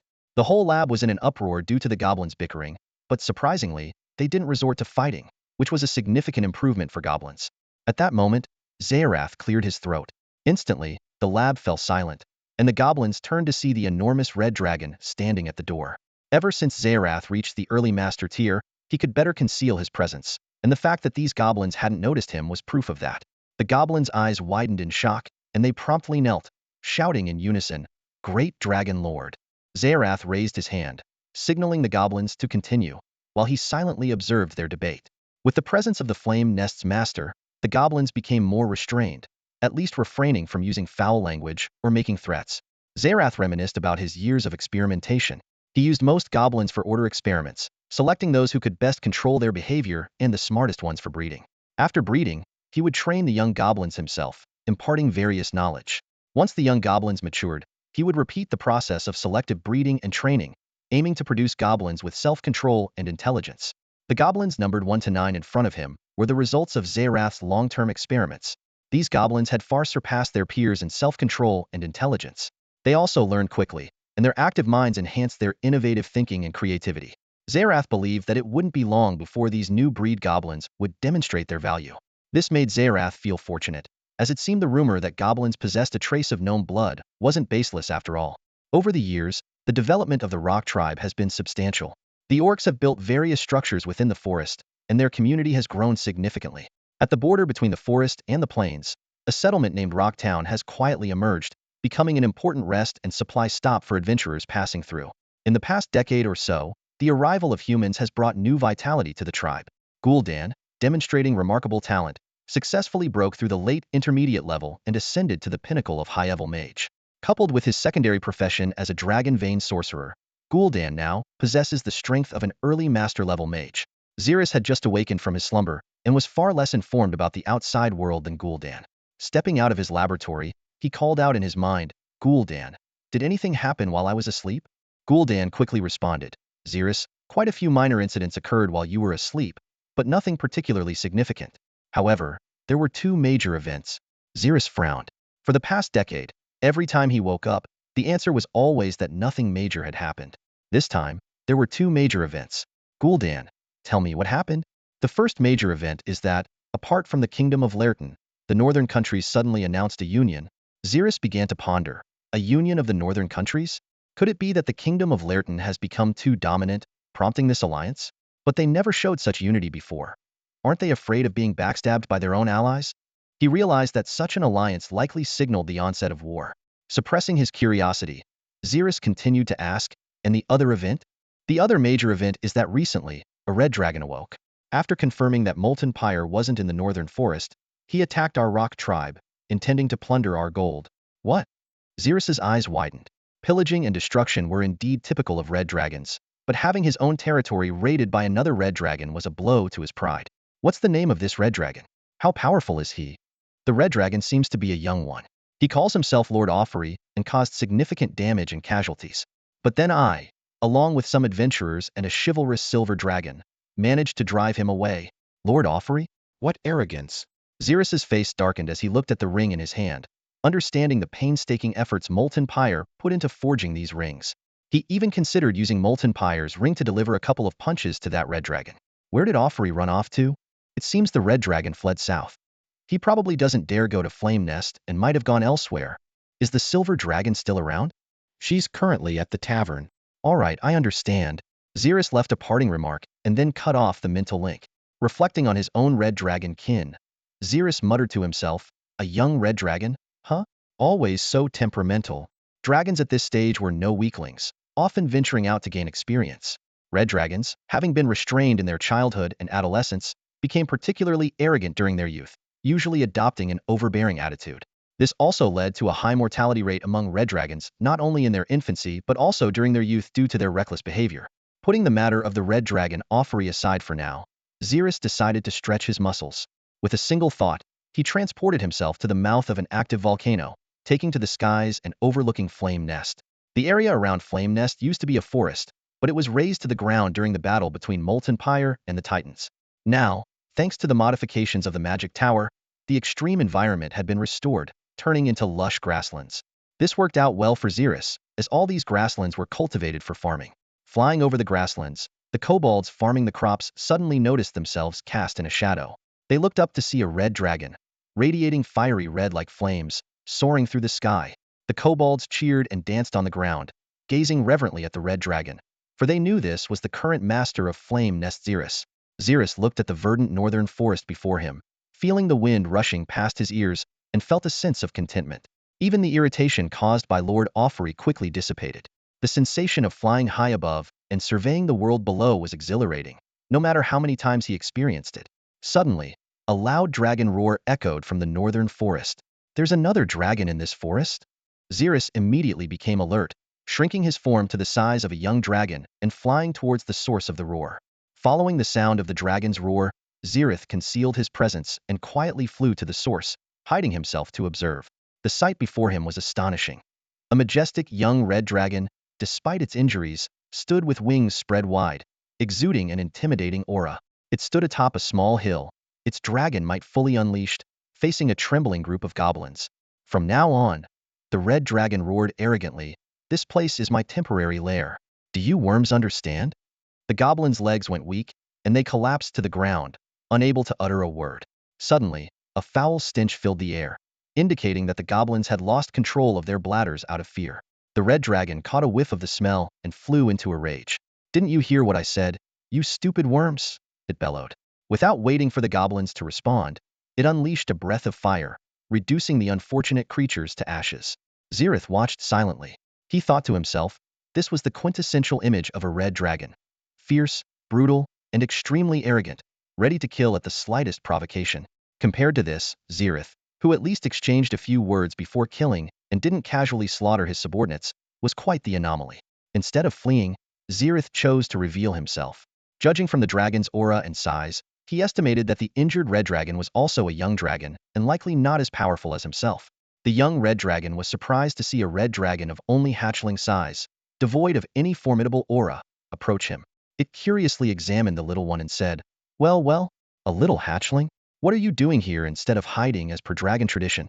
Thinking for a moment, it suddenly burst into laughter. Ha ha ha, have you come to seek my protection after witnessing my might? Well, you've come to the right dragon. Sign a contract with me, be my underling, and I'll protect you. The contract won't last long, just 500 years. Don't accuse me of bullying. It's a fair deal. Zerith rolled his eyes, thinking that this red dragon truly embodied all the traits of their kind. Not only brutal but also extremely narcissistic. Seeing the hatchling's disdainful expression, the young red dragon became displeased. Clenching its fist, it prepared to teach the presumptuous little one a lesson. You don't want to? Looks like I need to teach you some respect for your elders, it roared. Remember my name, you brat? I am the great dragon Avril Chris. Before the words had fully left its mouth, Avril swung his fist at the hatchling. In that instant, Zerith no longer held back his strength, fully unleashing his aura. He swiftly transformed back into his original form, a muscular, 20-meter-long red dragon. Zerith effortlessly caught Avril's punch, musing, Avril? That name sounds familiar. Oh, isn't this the great Avril who once attacked my territory? What a pitiful sight you are now. Avril was dumbfounded. The hatchling had suddenly become a larger, stronger red dragon, leaving him utterly bewildered. He had only heard of gold dragons disguising themselves as weak creatures to lure and destroy evil forces, but never imagined his kind would employ such a tactic. Zerith, unfazed by Avril's shock, smirked and said, Avril, you sure are good at bullying the weak. How about we have a real fight, face to face? Avery stared at Zerith in front of him, feeling a jolt of shock. This red dragon was a meter taller than him, with bulging muscles and an intimidating presence. Just as Avery was about to back down, Zerith's words ignited his fury. You say I bully the weak? Zerith sneered. In this world, it's survival of the fittest. Shouldn't they be blamed for being too weak? These words completely stirred Avery's fighting spirit. He roared, come on, we're both red dragons. Let's fight. Damn it, I won't back down. The two red dragons were on the verge of clashing, and the atmosphere became tense. Although Avery was reckless, he was still cautious. He knew that the five-colored dragon clan was few in number, and their leader, Tiamat the five-headed dragon queen, had forbidden infighting. This gave Avery a bit of confidence, making him feel emboldened. Zerith's lips curled into a slight smile, secretly pleased. Fight me? You probably haven't seen the power of the molten mountain flame knuckles, he thought. This is a perfect chance to test the ring's power. Before the words had fully left his mouth, the two red dragons were already grappling with each other. Avery swung his claws, aiming for Zerith's vital points.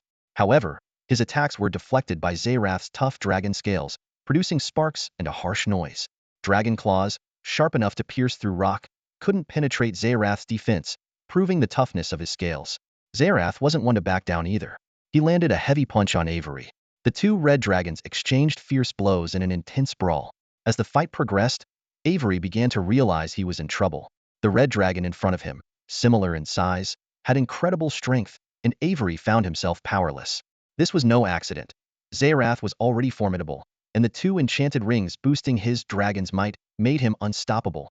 During a brief moment of respite, Avery finally noticed the vibrant scales on Zerith. He was shocked to discover that this powerful red dragon was still in its adolescent stage. You're just a teenager? And already 20 meters long? Avery dodged an attack and asked in disbelief, what the hell have you been eating? Zerith didn't respond, continuing to throw punches. He knew that despite his current advantage, the strong defense of Avery's dragon scales meant that he'd only end up with a few bruises. For dragons, such injuries could be healed with a meal and a few days' rest. Despite being at a disadvantage, Avery refused to give in. Pinned down, he still taunted. You think you're tough? Being tough is useless. It's all about influence and connections. Hearing this, Zerith smiled, thinking, comparing influence and connections with me? When you encounter a mouthy red dragon, just beat them up. To truly fight a red dragon, you need the power of the rings. In an instant, Zerith's rings transformed into knuckle dusters under his mental command. He clenched the knuckle dusters and delivered a powerful punch. Ouch, damn it. Avery let out a piercing scream. When Zerith withdrew his fist, there were 4 gaping, bloody holes on Avery's body, with shattered scales and boiling dragon blood mixing together, creating a gruesome scene. Before Avery could recover, Zerith delivered another punch. Damn it.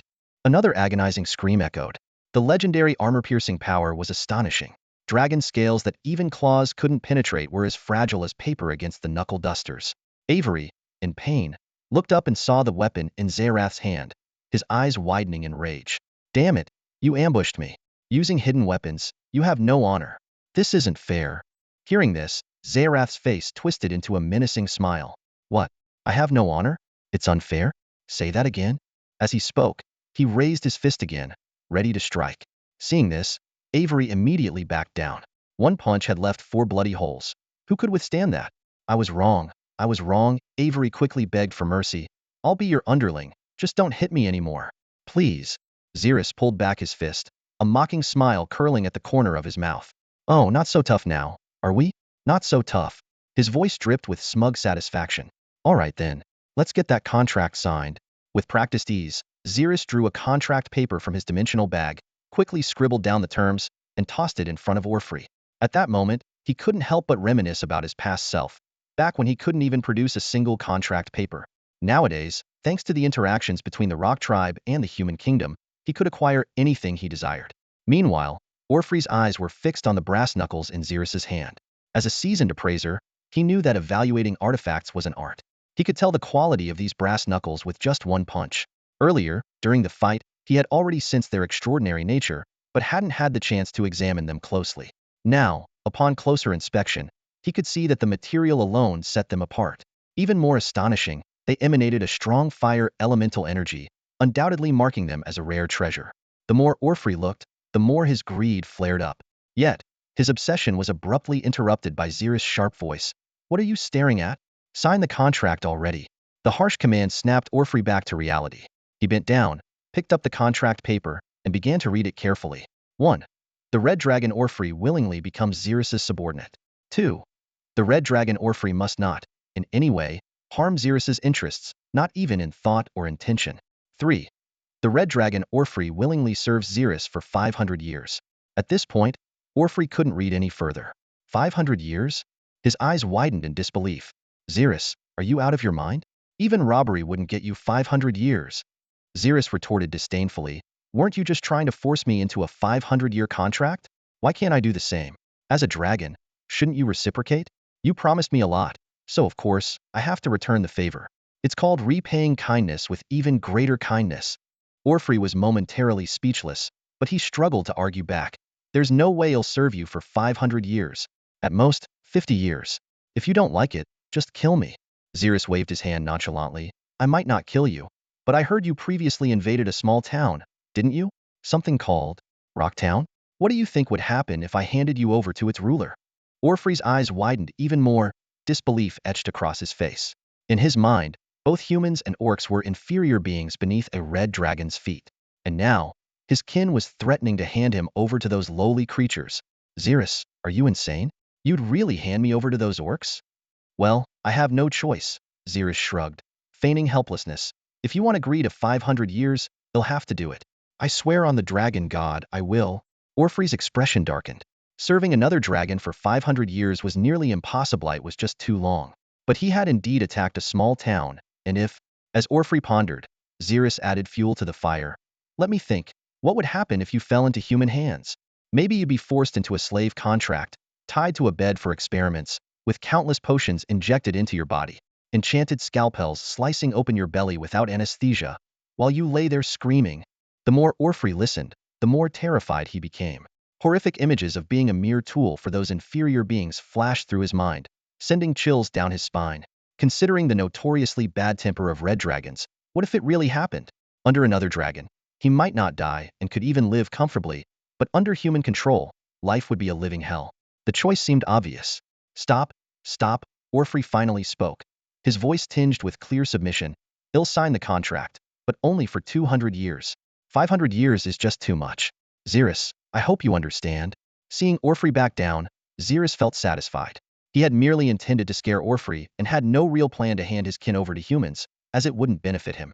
Zerith nodded, took the contract paper, and made the necessary changes. All right, I understand. 200 years it is, then. Finally, as the contract paper ignited in midair, Zerith wore a victorious smile, while Orphrey's face was grim. The contract stipulated 1. The red dragon Orphrey willingly becomes Zerith's subordinate and serves him for 200 years without harming Zerith's interests in any form. 2. The red dragon Orphrey is allowed to possess personal property. 3. The contract, though lengthy, was not entirely unreasonable. Zerith, a cunning strategist well-versed in red dragon psychology, had crafted each clause meticulously. He ensured that while Orphrey couldn't refuse, the contract's value was maximized. The terms stipulated that Orphrey must share his acquired wealth with Zerith, a significant blow to a greedy red dragon. Additionally, Orphrey had to obey Zerith's commands in daily matters, except in life-or-death situations. Though the conditions seemed harsh, they precisely hit Orphrey's bottom line, forcing him to comply. After signing the contract, Zerith decided to personally visit Rockstone Town. Turning to Orphrey, he said impassively, "You're coming with me to Rockstone Town now?" Orphrey, still fuming over the contract's unfairness, was startled. "Didn't we agree I wouldn't be handed over to those orcs? I've already signed a 200-year contract. What more do you want?" Zerith rolled his eyes in exasperation. "Who said anything about handing you over to the orcs? I'm just going to Rockstone Town for some business." Relieved but still wary, Orphrey's mind conjured images of Zerith wreaking havoc in the town, with orcs and adventurers fleeing in terror. With a sycophantic grin, he said, "So, we're raiding Rockstone Tribe again? Don't worry, boss. Last time, there was a silver dragon in town. That meddling silver dragon, also a master tier, was injured by me. If it weren't for that old orc teaming up with the dragon and those cowardly adventurers ganging up on me, I wouldn't have lost. Now, with our combined strength, we can raid Rockstone Town and make a fortune." Zerith silently scoffed, thinking, "Raid my own subordinates' town? How can I let you ruin my long-term business?" But he kept his thoughts to himself, merely shooting Orphrey a withering glance before taking to the skies. Orphrey mistook Zerith's silence for disdain, thinking he was seen as weak and a disgrace to the red dragons. He followed quietly. The two dragons flew for hours. As the dense forest gave way to the northern plains, a bustling town at the forest's edge came into view. Rockstone Town. Upon seeing the town, Orphrey's excitement surged. He thought, a dragon's revenge can wait 100 years. But the opportunity has come so quickly. He sped towards the town, roaring, "Ha ha ha! Foolish insects! Your master Orphrey is back. Today, none of you will escape. Hand over your treasures." With that, Orphrey unleashed his full dragon might, took a deep breath, and prepared to unleash his dragon breath. Gul'dan sensed the familiar presence approaching and was alarmed. He never expected the red dragon, recently driven away, to return so soon.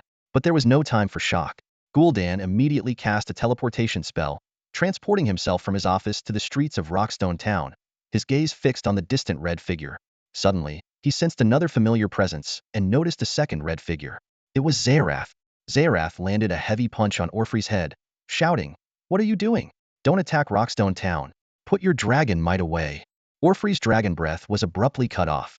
Rubbing his head, he asked, "Why not? Didn't you come here to raid the town?"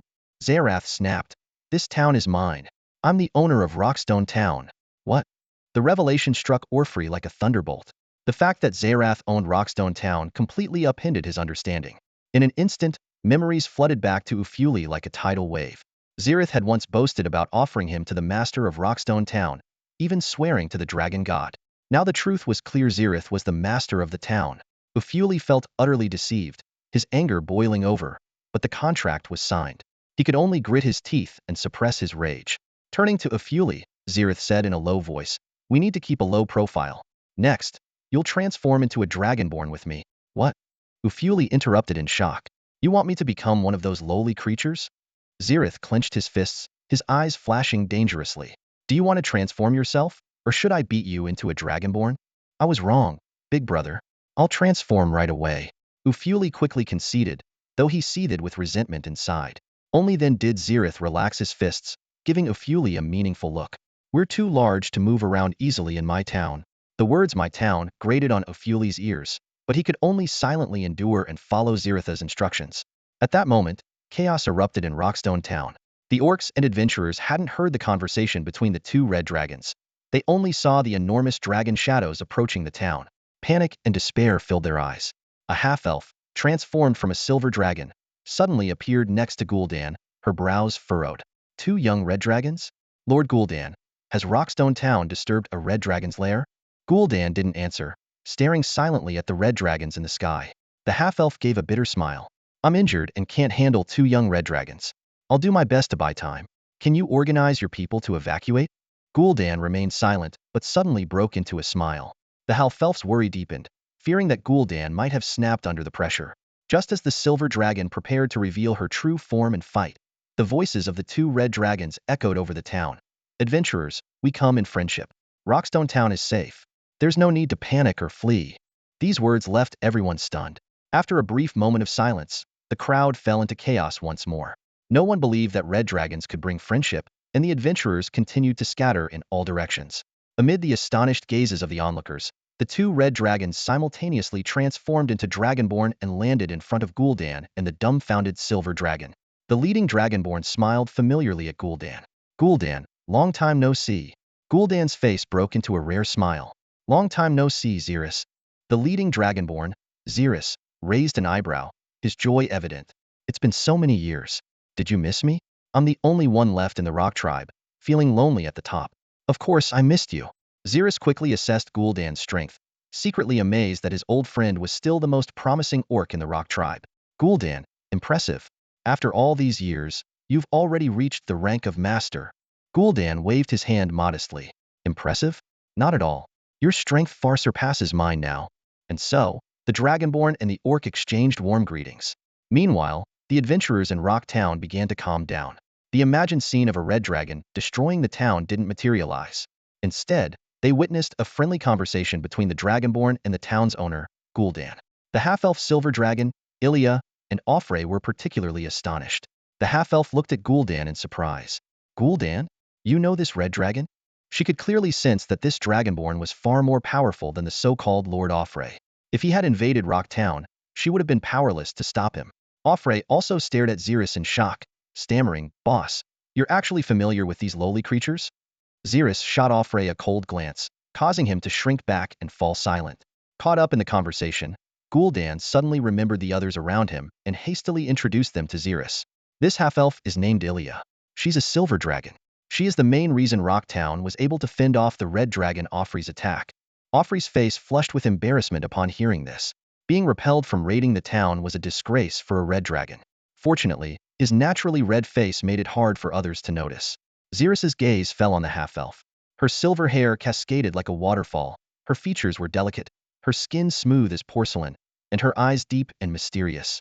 A light summer dress outlined her yet fully developed figure, with bare legs and shoulders showing a few bruises, likely from her battle with Offray. Addressing the silver dragon who had protected his source of income, Zerith spoke warmly. Ilya, it's a pleasure to meet you. My name is Zerith. How are your injuries? Thanks to you, our rock town successfully defended against this fool's attack. You've saved my livelihood, our rock town. With that, Zerith gave Offray a hearty slap on the back, making him feel even more guilty. Right, Offray? You did such a great thing, attacking the rock tribe. Compensation is definitely in order. The word compensation made Offray's heart ache. Ilya frowned slightly at Zerith's friendliness. In her mind, red dragons weren't usually this amiable. But out of politeness, she nodded. Lord Zerith, it's a pleasure to meet you too. Thank you for your concern. But this one, she pointed to Offray behind Zerith, seemingly puzzled by their relationship. Zerith clenched his fist, forcing a smile. This guy? I bumped into him on my way here, and decided to have a little chat. He eventually surrendered to my moral superiority and willingly joined my ranks. Right, Offray? Seeing Zerith's threatening smile, Offray quickly nodded like a bobblehead. Yes, that's right. My boss has always been one to conquer with virtue. Subduing a dragon with virtue? A hint of doubt flashed through Ilya's mind, but she didn't dwell on it. The red dragon before her gave her an indescribably strange feeling, like a notorious criminal suddenly turning into a gentle soul.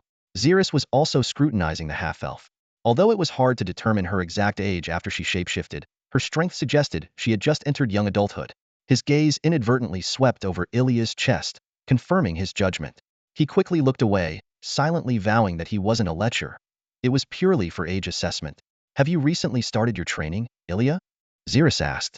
Ilya smiled and nodded. You're correct, Lord Zerith. Zerith nodded knowingly. For metallic dragons, training was a rite of passage. Unlike chromatic dragon hatchlings, who were abandoned at 3 years old, metallic dragons grew up under their parents' protection until they reached young adulthood and were sent out for training. By this time, gold and silver dragons had reached master level and possessed basic self-preservation abilities. Their first training often began in the form of becoming adventurers. As the conversation continued, more adventurers gathered around, curiously observing the two red dragon people. For them, a red dragon not plundering towns was indeed a rare sight. Zerith noticed Ilya's injuries. Although Gul'dan's shaman healing had taken care of her external wounds, her internal injuries still needed time to heal. He suggested, Ilya, if you don't mind the trouble, you could recuperate in Rockridge town. The northern forest here is rich in herbs and food. You won't regret it. Gul'dan immediately understood Zerith's intention and chimed in. That's right, Miss Ilya. Stay here and experience the customs of our Rockridge tribe. Ilya pondered for a moment before nodding in agreement. Zerith and Gul'dan exchanged a satisfied glance. The next few days would be a prime opportunity to build a closer relationship. As a red dragon, Zerith needed to show the silver dragon that he was different from other red dragons, to create a positive image. This could not only dissolve hostility but also open up special connections and trade channels. After a brief exchange of pleasantries, Zerith bid farewell to Ilya, took to the sky, and reverted to his dragon form, declaring to everyone, I am Zerith Osiris, the red dragon. Welcome, travelers. From today on, this region will be under my protection. The adventurers turned their heads in astonishment, looking at Gul'dan in disbelief. Convincing a red dragon to guard a territory was an achievement even nations struggled to accomplish. Gul'dan noticed the surprised looks and merely smiled wryly, saying nothing. However, not all adventurers trusted the red dragon. Some kept their doubts to themselves out of fear, while others thought it was a ruse. A red dragon not plundering was one thing, but protecting a place? How could it be so benevolent?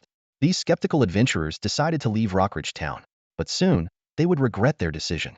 At this moment, in the southern part of the northern forest, just south of Rocktown, a once tranquil grassland was the stage for a thrilling escape. The sound of hooves pounding the ground echoed incessantly, and the terrified cries of various animals filled the air. Herds of wild beasts were frantically fleeing northward, as if something terrifying was chasing them from behind. Suddenly, an arrow sliced through the air, piercing the body of a lagging goat with such force that it pinned the animal to the ground. The goat struggled in agony, letting out piercing cries as it tried in vain to get up. More arrows followed, raining down like a deadly storm, felling animals one after another. The surviving beasts, even more panicked, bolted north without a moment's hesitation. Behind the terrified animals, a group of uninvited guests stepped onto the northern grassland. Meanwhile, adventurers who had left Rocktown gathered together, heading towards Plain City while angrily complaining. Damn red dragon. One adventurer cursed. I spent so much gold preparing for this expedition, and now it's all ruined. Did it really think I would buy that, protect the town nonsense? Exactly. Another adventurer chimed in. Everyone across the continent knows red dragons are brutal and deceitful. It's probably plotting how to eat us one by one right now. Some adventurers, having left the comfort of their inns, felt particularly disgruntled as they trudged through the wild grasslands. The ones staying in Rocktown are the real fools, someone mocked. They actually believe the red dragon's lies. Just wait, soon we'll hear about 2 red dragons slaughtering the entire town. The group burst into laughter, their fatigue momentarily forgotten.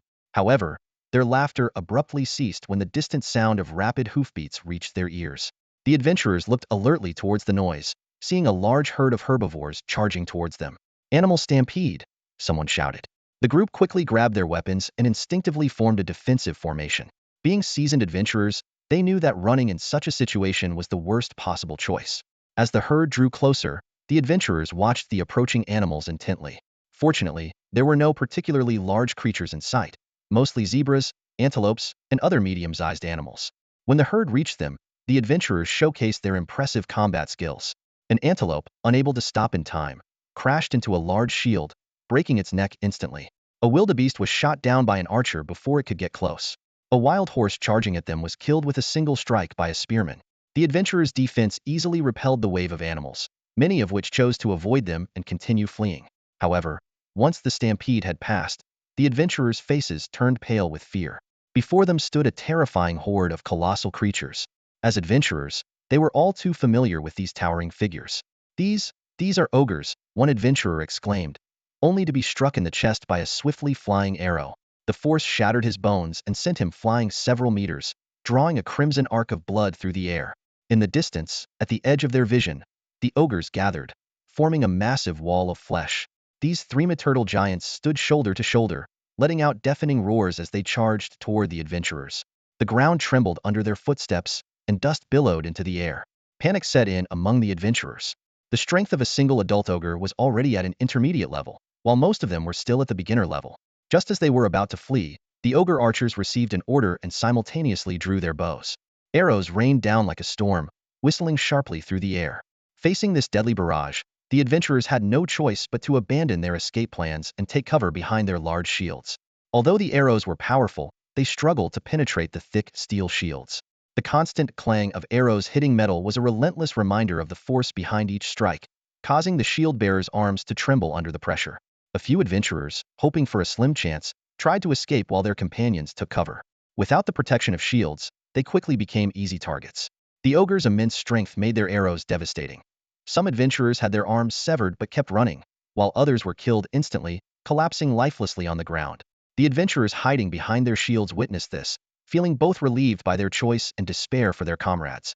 They didn't blame those who tried to flee, knowing that staying meant certain death. After the arrow storm subsided, the ogres had reached the adventurers' defensive line. Wielding massive wooden clubs wrapped in iron and studded with nails, makeshift maces, the 3-meter giants made the adventurers' shields look like mere toys. The ogres swung their clubs with tremendous force. Wham! With a thunderous crash, an adventurer was sent flying, shield and all, arcing through the air before hitting the ground hard. Seeing this, the remaining adventurers lost all will to resist and scattered in all directions. The ogres didn't pursue aggressively, but rather chased them slowly, grinning as if enjoying a game of cat and mouse. Among them, one ogre stood out, reaching an astonishing height of 4 meters. Clad in heavy steel armor and wielding a giant spiked mace, he was undoubtedly their leader Baga. Baga looked at the fleeing adventurers and laughed uproariously. Ha ha ha! Baga will kill you all today. Baga is the king of the northern peaks. Ha ha ha! His laughter thundered across the battlefield, instilling even more fear in the hearts of the fleeing adventurers. The adventurers looked back in terror at the ogres pursuing them, their footsteps never daring to falter. Along the way, they had witnessed their comrades being caught, tortured to death, and eventually devoured by these horrifying creatures. The ogres seemed to relish the screams of their prey, which only intensified the survivors' fear. During their desperate escape, one adventurer suddenly shouted, "Quick, head to Panchir town. There's a dragon there." This statement was like a glimmer of hope, reminding the others of the massive red dragon that blotted out the sky. Despite the red dragon's reputation for brutality, at this moment, it became their only lifeline. Compared to being tortured to death by ogres, reaching Panchir town at least offered a slim chance of survival. Clinging to their last hope, the adventurers sprinted towards Panchir town. Meanwhile, orc patrols around the town were diligently carrying out their duties. This patrol team consisted of 4 ordinary orcs and an elite wolf rider captain. To ensure timely reporting of any unusual situations to the town, each patrol captain was carefully selected from among the wolf riders. The monotonous routine of patrols often led the orc soldiers to chat as they patrolled. They talked about the red dragon that had visited today, speculating that it might be the true master of the Panchir tribe, possibly even superior to Chief Sor and the Grand Chieftain. A young orc recruit was particularly excited, having heard tales of the tribe being backed by a red dragon since childhood, and now seeing it in person filled him with immense pride. The captain, riding his wolf and listening to his troops' conversation, merely smiled. As a veteran, he had personally experienced the red dragon's might, a memory that remained vividly etched in his mind.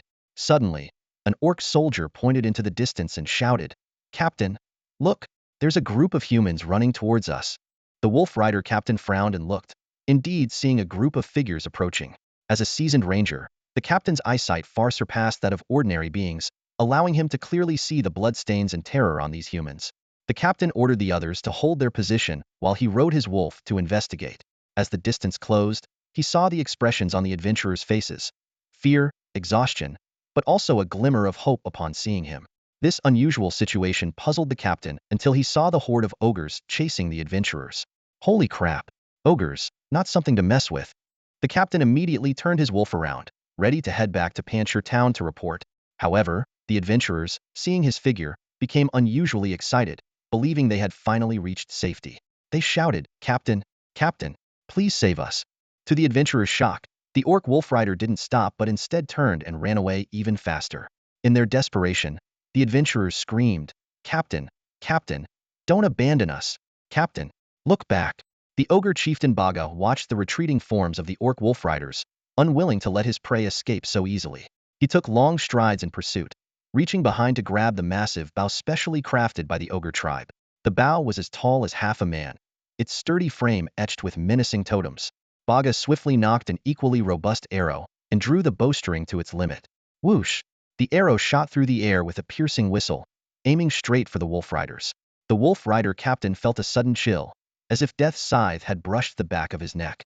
Instinctively, he turned his head to see a colossal arrow hurtling toward him at an incredible speed. In a split second, he raised his shield.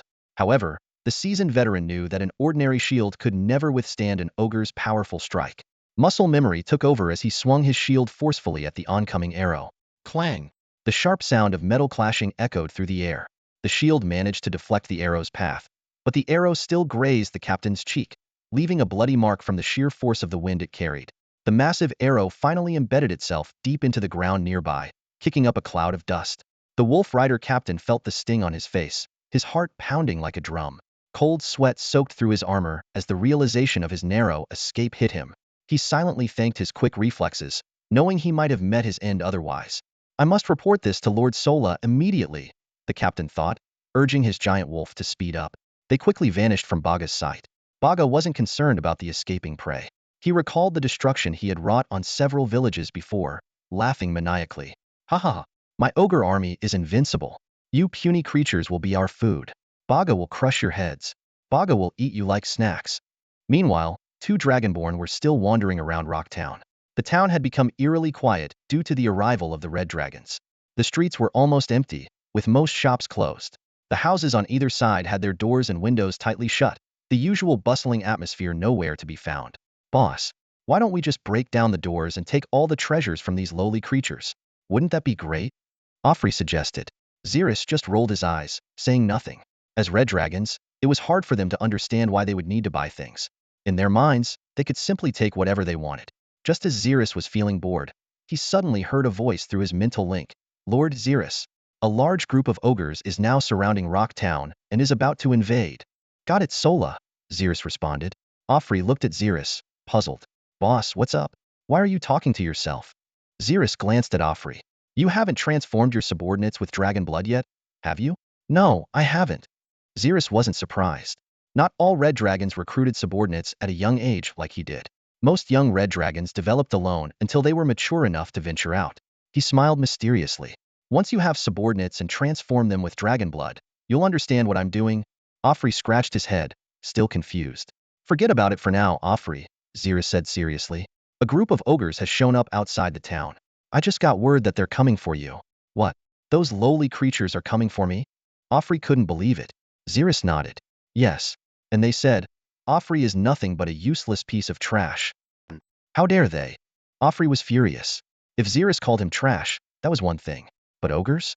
To other creatures, ogres might be terrifying predators. But to red dragons, they were just oversized, dim-witted rats. Even the lowest of creatures think they can trample over me now. Boss, let's go. We need to show these ogres what we're made of. With that, Offrey soared into the sky, his body rapidly expanding into his dragon form. Zerith, still in his dragonborn shape, nimbly leapt onto Offrey's back. Together, they flew towards the outskirts of Rocktown, ready to give the presumptuous ogres an unforgettable lesson. Ding ding ding, ding ding ding. A series of crisp, urgent bell rings shattered the tranquility of Panchur Town, echoing through every corner. It was the alarm signaling imminent danger. Following that, Gul'dan's voice, amplified by magic, resounded throughout the entire town. Attention, all residents. A large horde of ogres, numbering over 100, is approaching Panchur Town. Stay calm and trust in our security forces and the great red dragon, Zerith. The message repeated mechanically, reverberating over the town. In an instant, all the adventurers were on high alert, whether they were drinking in the tavern or resting in the inn, their eyes wide open. They were well aware of the terror ogres could bring an adult ogre possessed mid-ear strength, and encountering just one could spell doom for a small team. Now, over 100 were coming. Meanwhile, the ogre army had already reached the outskirts of the town. Without any negotiation, they charged directly at the well-prepared Beastman soldiers. A chaotic battle ensued instantly. The ordinary Beastman soldiers found their weapons ineffective against the ogre's tough skin and thick fat. Only skilled fighters could inflict real damage. Conversely, an ogre's single swing could turn a Beastman into a bloody pulp. The ogre leader, Baga, swung his massive spiked club at a Beastman soldier. The soldier couldn't dodge in time and was struck in the head. Instantly, the Beastman's skull shattered under the immense force, leaving a headless corpse. In just 1 minute, the Beastman casualties exceeded 100. At that moment, a loud dragon roar pierced the sky. Insects, prepare to die. A massive crimson figure soared over the Beastman ranks, creating a whirlwind. It was the red dragon, Offrey, with Zerith in his dragonborn form riding on its back, pointing at the tallest ogre, Baga. That's the one. Teach him a lesson, Zerith commanded. Got it, boss. Offray responded, diving straight towards Baga. Baga barely had time to look up before the crimson figure was upon him. Boom. With a thunderous crash, Baga's hasty block was futile, and he was sent flying by the 18-meter-long Offray, creating a large crater upon landing. Roaring in fury, Baga got up, gripping his club tightly and charging at Offray. The red dragon sneered, raising a claw to meet him. Though both were early-stage master-level fighters, the natural advantage of the dragon left Baga completely outmatched, being relentlessly pummeled by Offray. Meanwhile, Zerith had already leapt to the ground, flying into the Beastman ranks and ordering their leader, Salar, pull your Beastman soldiers back. Let the red dragon handle this. Feeling the familiar aura from the Dragonborn, Salar immediately commanded, all Beastmen, fall back temporarily. The Beastman soldiers quickly disengaged from the fight. The ogres initially wanted to pursue, but were captivated by the battle between their leader and the red dragon. Seeing Baga getting severely beaten, the ogres hesitated, unsure whether to intervene. Ultimately, they were too intimidated by the red dragon's might to act rashly. Offray pinned Baga to the ground, his claws and tail relentlessly striking, breaking down the ogre leader's body and spirit. Boom, boom, boom. The heavy blows echoed continuously, leaving Baga covered in wounds, suffering under the red dragon's brutal assault. The sounds of physical blows echoed continuously as Offray seemed to have found the perfect outlet for his pent-up anger. His fists rained down on Baga like a relentless storm, each punch accompanied by a dull thud. By now, Baga's face was unrecognizable, blood seeping from his twisted features, turning his entire visage into a gory mess. He lay collapsed in the pit formed by the brutal beating, his body trembling uncontrollably from the excruciating pain. Unable to endure the torment any longer, Baga finally let go of all his pride and, with a voice trembling with fear and despair, cried out, Baga surrenders. Baga can't beat you. Baga gives up. His voice was a stark contrast to his earlier arrogance. Standing nearby, Zerith watched the scene unfold and nodded with satisfaction. He thought to himself, since Baga had surrendered, recruiting him would add a master-level warrior to their ranks, definitely a worthwhile gain. However, just as Zerith was basking in his inner joy, Offrey's actions took everyone by surprise. He gazed down at the barely alive ogre in the pit, a sinister smile spreading across his face as he taunted, You think surrendering will make me spare you? Even if I wanted to, my boss wouldn't. How dare you disrespect the great Offray? Die, you worm. Before Zerith could react, Offray took a deep breath, flames swirling in his throat. Zerith's eyes widened in horror as he shouted, Stop, don't. But it was too late. Offray had already opened his massive jaws, unleashing a torrent of dragon fire. Flames engulfed the pit, consuming Baga entirely. Agonized screams and wails erupted from the inferno. Aya! Zerith's eyes widened even further, filled with regret as he thought, Damn it, my master-level ogre. His body swelled, transforming into a majestic dragon form. Lighten, haste, accelerate flight, Zerith chanted, casting several spells that infused his body with glowing energy. Boosted by these auxiliary spells, his flying speed increased dramatically, and within seconds, he reached the scene. Furious, Zerith threw a punch at Offrey's head, who was still spewing dragon fire, shouting, You reckless dragon! That's my master-level ogre! Don't kill him! Offrey, in the midst of his fiery onslaught, felt a sudden sharp pain in his head, forcing him to stop. He turned around in rage, roaring, Who dares hit the great Offrey? Before he could finish, another punch landed on his head. Dazed, he finally saw it was Zerith. Offrey was instantly terrified, forcing a nervous smile as he stammered, Boss, what brings you here? Zerith replied irritably, If I didn't come, we'd be at a huge loss. He hurriedly pushed Offrey aside and rushed to the pit. The entire pit was scorched black by the dragon fire, and inside lay a charred mass emitting a nauseating burnt smell. Only the faint rise and fall of the mass indicated that the ogre still clung to life. Seeing this, Zerith couldn't help but marvel. Surviving nearly 78 seconds of dragon fire and still being alive, ogres are indeed resilient. He acted quickly, pulling out several large bottles of healing potions from his dimensional bag and pouring them over Baga's charred body. He then removed a few scales, extracting some dragon blood to begin the dragon blood conversion ritual. After several hours of intense emergency treatment, thanks to Zerith's efforts and the remarkable transformation brought by the dragon blood, Baga finally escaped the brink of death. However, his appearance had become extremely grotesque. His nose, flattened and scorched by the dragon fire, made his entire face look like a twisted lump of flesh. His body was covered in horrific burn marks, and the dragon blood conversion had left faint dragon scale patterns on his skin. When Baga finally awoke from his coma, both Zerith and Offrey sighed in relief. Baga struggled to sit up, his eyes meeting the gaze of the two red dragons staring at him. Zerith raised his head, speaking in a commanding tone, "Baga, it is I who have given you a second life. I am your new master." Recalling the recent ordeal, Baga shuddered with fear. He knew that even among equals, a red dragon's power far surpassed his own. Adhering to the ogre tribe's principle of submitting to the strong, Baga immediately knelt, his voice trembling. "Great red dragon, your power is immense. Baga pledges loyalty to you." Zerith nodded in satisfaction and reverted to his dragon-human form. He commanded, "Now go and instruct your subordinates, Baga." Baga nodded in agreement, struggling to climb out of the pit. The surrounding ogres, seeing his horrific state, recoiled in terror. To them, Baga, now burnt beyond recognition, looked like an indescribable monster, sending chills down their spines. "Baga is so ugly." The ogre Baga wailed in despair, clutching a small mirror he had somehow procured. He scrutinized his hideous reflection, his coarse skin marred with scars, and his tusks jutting awkwardly from the corners of his mouth. His fellow ogres scattered around him, their avoidance only deepening Baga's anguish over his appearance. When Xerxes assigned the ogres to the forest, Baga still couldn't tear his eyes away from the mirror. He sat under a sturdy oak tree, muttering to himself, "Baga is so ugly." Xerxes watched the self-conscious ogre, unsure of how to console him. He pondered silently. Even ogres care about their looks these days? It seems Baga has taken quite a hit to his self-esteem. Boo-hoo. Baga is so ugly. Baga will never find a pretty ogre girl. Baga's lament interrupted Xerxes' thoughts. The red dragon frowned, thinking, don't all ogres look pretty much the same? Though Xerxes wasn't exactly a paragon of empathy, he did care about his subordinates' well-being. After all, having better-looking minions wouldn't hurt his own eyes. Unfortunately, Xerxes lacked magic to alter appearances. He decided to seek help from a silver dragon, so he transformed into his dragonborn form and hurried to the inn. At Ilia's door, he knocked politely. "Come in," came a melodious voice from inside. Xerxes entered to find a half-elf with long silver hair lounging on the bed.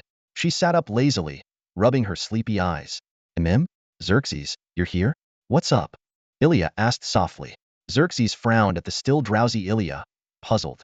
"Ilia, you just woke up? The ogre attack and the loud announcement at Rockstead didn't wake you?" Ilia gave an innocent smile and explained. "Nope, Gul'dan told me not to worry, saying you would handle everything." Xerxes pondered for a moment before recalling his mission. "Let's set that aside for now. I came to see you because I have a problem. One of my subordinates is disfigured. Do you have any magic to improve appearances?" Ilia chuckled. "Caring about a subordinate? That's not very dragon-like of you, but no. My dragon heritage doesn't include such magic, and I haven't learned it. Theoretically, it's impossible. If your subordinate is a spellcaster, maybe they could learn disguise magic, or perhaps shape-shifting could help." Xerxes thought about it in ogre learning magic. Unless it was a two-headed ogre, ordinary ogres didn't have the intellect for that. Not all creatures were like dragons, and spellcasters weren't exactly common. Seeing Xerxes deep in thought, Ilia continued, "I know a dwarf friend who might be able to craft a suitable item to solve your subordinate's appearance issue." "A dwarf?" Xerxes perked up, knowing dwarven craftsmanship was renowned across the continent. Ilia raised her head proudly. "Of course, but I can't introduce my dwarf friend to you for free." Xerxes nodded in understanding. Considering they had only just met, he appreciated that a silver dragon would even consider helping. Red dragons had a certain reputation, and Ilia offering to connect him with a dwarf was no small favor. "Tell me, Ilia, what do you want? Gold? Or perhaps some collectibles?" Xerxes asked. Ilia laughed and shook her head. "I don't need money, and as for collectibles, we silver dragons have plenty." Xerxes frowned in thought. Silver dragons were the least greedy of all dragons, and with Ilia's family background, he had little that could pique her interest. Seeing Xerxes' serious expression, Ilia laughed softly. "Don't worry, Lord Xerxes, my request isn't too high." Ilia smiled gently and slowly pointed at Zerith. "You." Her voice was soft yet firm. Xerxes' eyes widened in surprise. "Me?" His voice was filled with disbelief. A silver dragon from the good-aligned faction playing such a trick? It truly astonished him. Quickly regaining his composure, Xerxes replied with righteous indignation, "I must decline, Miss Ilia. While I know I'm handsome, please control yourself. Selling myself is something I simply can't do." Ilia couldn't help but laugh. "Who said I wanted your body? I just need a favor from you." Xerxes let out a long sigh of relief, as if a massive weight had been lifted off his shoulders. "Good thing I still have my dignity," he thought. But then, his brows furrowed. "A favor? though intangible, held significant value in this dog-eat-dog world. No matter how the world changed, human relationships remained crucial. This thought plunged Zerith into deep contemplation. Elia, unhurried, continued to explain, I don't just have dwarf friends. I also know human kings from various nations. I'm not just an adventurer, but also a member of the Moonshadow Society. The Moonshadow Society? Zerith searched his mind for the name, but found nothing. Elia squinted her eyes and patiently explained. The Moonshadow Society is a newly established organization created by the Moon Elves, a noble elven race from the central continent, in the last millennium. The society aligns with good, upholding the ideals of freedom and justice. You should know the rest, Zerith. Zerith nodded in realization. No wonder there was no mention of it in the dragon's legacy. The society was established only in the last 1,000 years, shorter than the lifespan of a red dragon's ancestor.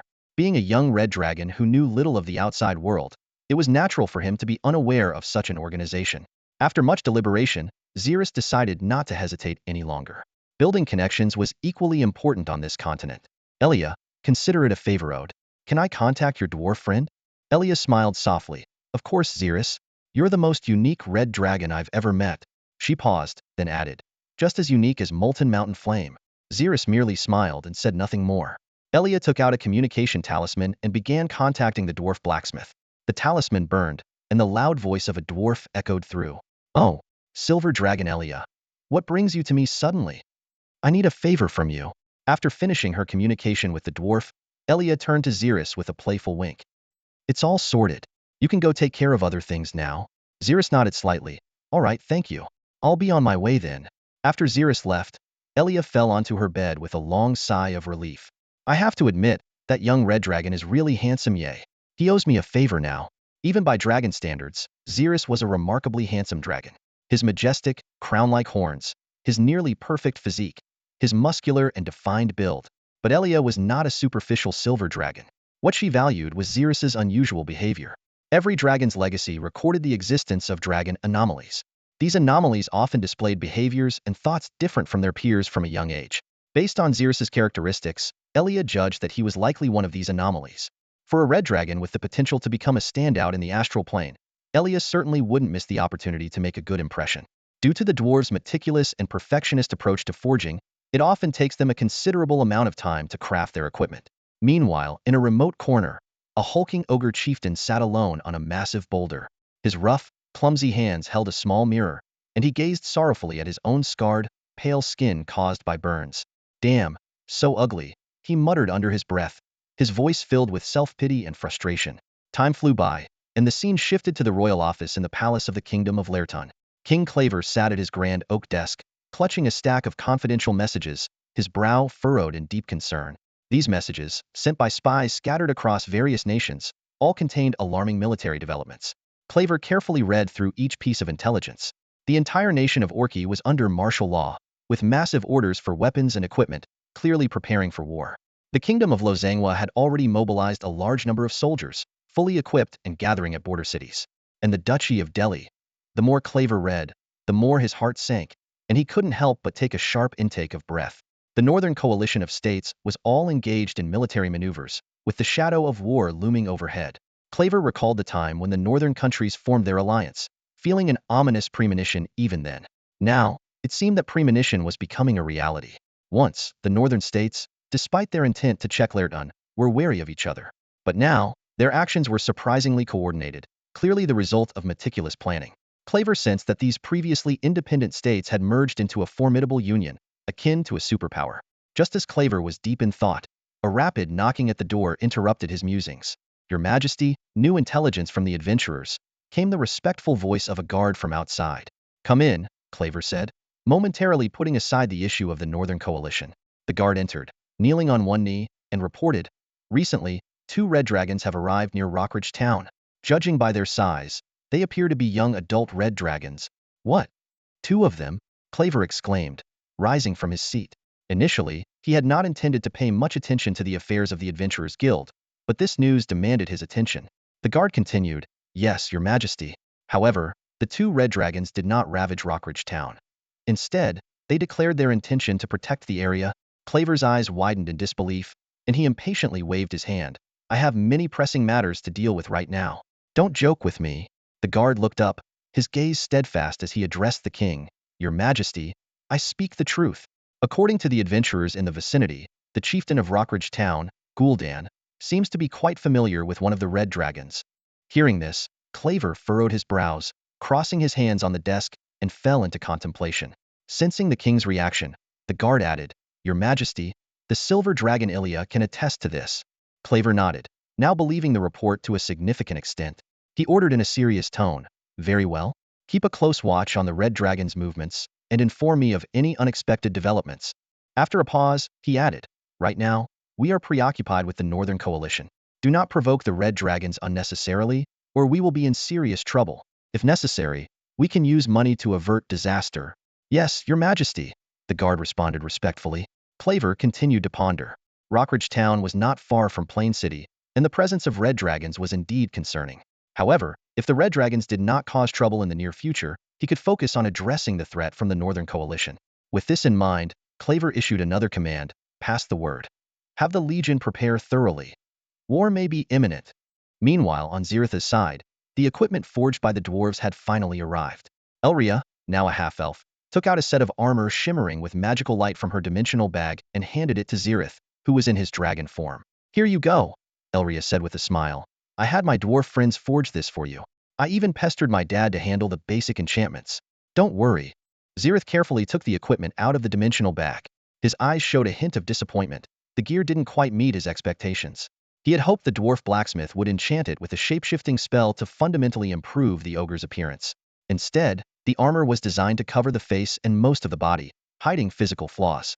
Nonetheless, even by dragon standards, the armor was extraordinary.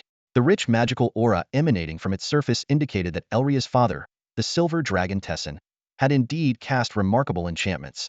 Zerith examined the equipment closely. Name: Doom Plate Armor. Quality: Height Ear Magical Equipment. Spirit Mark: None. Passive enchantments: High durability, energy coating, lightweight, slow regeneration. This set, crafted by the dwarf master blacksmith Hammer from the Central Plains using fine steel and personally enchanted by Elria's father Tessin, was invaluable. The 4 passive enchantments, though seemingly mundane, would continuously prove useful in various situations. High durability could withstand most ordinary attacks, while energy coating provided additional protection. Without armor-piercing weapons, it would be nearly impossible to inflict significant damage on the wearer. Realizing the armor's value, Zerith felt like a modern human receiving a Ferrari at the age of 14, with the only cost being a favor. He nodded solemnly at Elria. "I owe you a big one. I'll go give this to my subordinate." Elria waved her hand with a smile. "Go ahead." Zerith spread his wings and flew towards the forest where Baga resided. From a distance, he spotted the emaciated Baga slumped on a rock, staring at his reflection in a mirror with no appetite. Landing beside Baga, Zerith frowned and asked, "Haven't you eaten?" Baga struggled to stand and bowed slightly. "Greetings, great dragon lord." Baga doesn't want to eat. Without further ado, Zerith tossed the heavy armor beside Baga, causing a loud thud. "This armor is specially prepared for you. Wear it, and you won't look ugly anymore. Put it on and then go eat." Baga turned to Zerith, eyes filled with hope. "Master, will Baga really not look ugly after wearing this?" "Yes, really. Not only will you not look ugly, but you'll also look incredibly handsome." Tears streamed down Baga's face as he hugged Zerith's feet tightly. "Wah, Master, you're so good to Baga." The other ogres stay far away from Baga. Zerith felt a bit helpless, thinking how this nearly adult ogre could still be so childish. "Get up, Baga." "Thank you, Master. You're better to Baga than Baga's own father. Baga swears not to disappoint you." "All right, hurry up and try it on. Improve your strength and kill all my enemies. That's the best way to repay me." Watching the excited Baga pick up the Doom Plate armor, Zerith couldn't help but facepalm. It seemed Baga's intelligence wasn't very high, and he started to ponder if he should arrange a teacher for Baga. After all, no matter how strong one is, intelligence shouldn't be neglected. Before Baga even touched the destruction armor, he could feel its weight and solidity. The magical glow emanating from the heavy armor illuminated the ogre's coarse face and ignited a fire of excitement within him. "Baga likes this gear. Master is so good to Baga," he shouted with glee. Even an ogre, known for their dullness, could sense the extraordinary nature of this equipment. A wave of unprecedented gratitude surged through Baga's heart. This kind of care was something even his brutal father had never shown him. In the ogre tribe, familial affection was an unfamiliar concept. All ogres were exceptionally savage, and even parents were as cold and ruthless as red dragons. Baga had never experienced true affection growing up. Eagerly, Baga donned the destruction armor and put on the uniquely shaped destruction helmet. The triangular helmet completely covered his face. Despite its odd appearance, the quality was top-notch. Baga glanced at himself in the mirror and couldn't help but grin. No longer looked hideous. Instead, he appeared quite valiant. Suddenly, a rumbling sound came from Baga's stomach. Long-term hunger had consumed all the fat on his body. At that moment, Zerith reluctantly took out the food he had prepared earlier, piling it into a small mountain. Baga, I got some food for you. At the sound of his master's voice, the ogre turned around, his eyes gleaming at the sight of the food pile. He lunged at the heap, grabbing a large chunk of meat and stuffing it directly into his gaping mouth. The ogre's powerful stomach acid could easily digest the unchewed meat. As Baga devoured the food ravenously, he cried tears of joy. Wah, master is so good to Baga. Baga likes master. Baga will serve master forever. Snot and saliva mixed with his tears, falling onto the food pile, which he ate without a second thought. Watching this scene, Zerith felt both speechless and moved. Just then, a familiar mechanical voice echoed in his mind. Congratulations, host, for maximizing the loyalty of a subordinate to the level of absolute loyalty. Achievement unlocked, a good lord. Achievement reward, affinity, a rank. Your subordinates will be even more loyal. As soon as the system notification ended, Pansy, who had been resting, suddenly woke up. My true dragon master treats me so well. How can I be resting here? I've only been working for 15 hours straight. What excuse do I have to rest? She immediately got up and resumed her training. Simultaneously, the spider apes in the web forest were filled with deep remorse. The great true dragon has treated us so well. How could I have ever thought of secretly letting the tribe escape? What a grave mistake. From now on, every member of our spider ape tribe must pledge loyalty to the true dragon lord. In the laboratory of Flame Nest, a group of goblins was frowning over an unsolvable math problem. Suddenly, they exchanged glances and became excited. Master has painstakingly nurtured us, separating us from the other dumb goblins. Without the master, we wouldn't be here. But we can't even solve a math problem. How can we face the true dragon lord like this? The goblins began to make statements one after another. Gob 1, we need to work harder and make outstanding contributions for the master. I'm not sleeping tonight. Gob 2, I'm not sleeping either. Me too. Gob brothers, we must invent something great to repay the master's care and nurturing. The kobolds working in Flame Nest were equally enthusiastic, swinging their pickaxes with renewed vigor. For a moment, nearly all the subordinates were reminded of Zerith's kindness and began working twice as hard. The entire territory buzzed with a sudden surge of loyalty and fervor. Time passed, and Baga's physique had returned to its former grandeur. He wore a conical destruction helmet and wielded a massive hammer, the destruction hammer. His presence radiated an awe-inspiring aura. Standing nearby, Zerith calculated silently. Owing a favor for just an enchanted item was significant enough, let alone this highly valuable set of gear. He silently vowed to remember Ilia's kindness. The northern forest had entered a brief period of calm, with even adventurers becoming a rare sight. Meanwhile, the northern plains were bustling with activity. Human nations were mobilizing their forces and assembling armies. The leader of the Northern Alliance was a master-level berserker named Panlai. Under his command, the Northern Alliance troops were fully prepared and marching towards the Kingdom of Lyleton. The Kingdom of Lyleton had anticipated this and had dispatched a large number of troops to stand ready. Their main force was stationed at the western border in the city of Liaoyu. True to its name, the city stood firm on the vast expanse of the northern plains. Due to frequent wars with neighboring countries, Lyleton had transformed Liaoyu into an impregnable fortress. The towering, thick walls were lined with sturdy cannons and magical crossbows. Outside, a massive moat encircled the city. Within the city stood a small magic tower, guarded by a master-level mage. Unlike ordinary cities, Liaoyu had few civilians. Most residents were well-trained soldiers of the Kingdom of Lyleton. It resembled a military stronghold more than a typical city. Even if the enemy breached the walls, they wouldn't face unarmed civilians but a large number of fully armed elite soldiers. Urban warfare within the city would become a nightmare for the invaders. Conquering such a well-fortified stronghold would undoubtedly come at a heavy cost. The Northern Alliance's army soon gathered outside Liaoyu. At this moment, Lyleton's core commander, master-level greatsword warrior Jode, stood on the city wall, looking down at the enemy. Panlai, glaring at the towering walls, was furious with Jode's defensive stance. He laughed maniacally and shouted, "Ha ha! Jode, are you hiding in the city, too scared to face us? Coward! Weakling! And you call yourselves soldiers?" Panlai unleashed a torrent of insults, cursing everything from ancestors to wives and children, each word more vulgar than the last. His voice, amplified by magic, echoed throughout Liaoyu, heard clearly by all the defending soldiers. They clenched their fists and gritted their teeth, but dared not act without orders, waiting for their commander's directive. A soldier knelt on one knee before Jode and asked, "General Jode, what should we do?" Jode waved his hand nonchalantly. "Let him keep shouting. We won't respond. Can't you see it's an obvious provocation? He'll tire of it eventually." "Yes, sir," the soldier replied. And so, Panlai continued his tirade below while Jode remained unperturbed on the wall. Over time, Panlai's attempt to disrupt the defenders' morale failed. Frustrated, he took a swig of water to soothe his throat and then loudly commanded, "All units, listen to my order. Launch a full-scale assault." As the words left his mouth, the battlefield erupted. Amid the deafening drumbeats, soldiers let out thunderous roars and surged towards the front lines like a tidal wave. The catapults launched the first attack, hurling massive rocks that crashed against the walls of Liaoyu City. However, the walls had been fortified with enchantments, making them incredibly resilient. The rocks only created dents upon impact but failed to breach the defenses. Following closely, the Northern Alliance's troops advanced in units of 100 towards the moat. Each squad had 99 soldiers wielding large shields and daggers, surrounding a novice spellcaster in the center. Meanwhile, the defenders on the city walls unleashed a barrage of arrows, raining down on the advancing formation. The soldiers raised their shields in unison to protect their heads, but a few stray arrows still found their marks, claiming lives. Fallen soldiers were swiftly replaced, and the formation remained intact.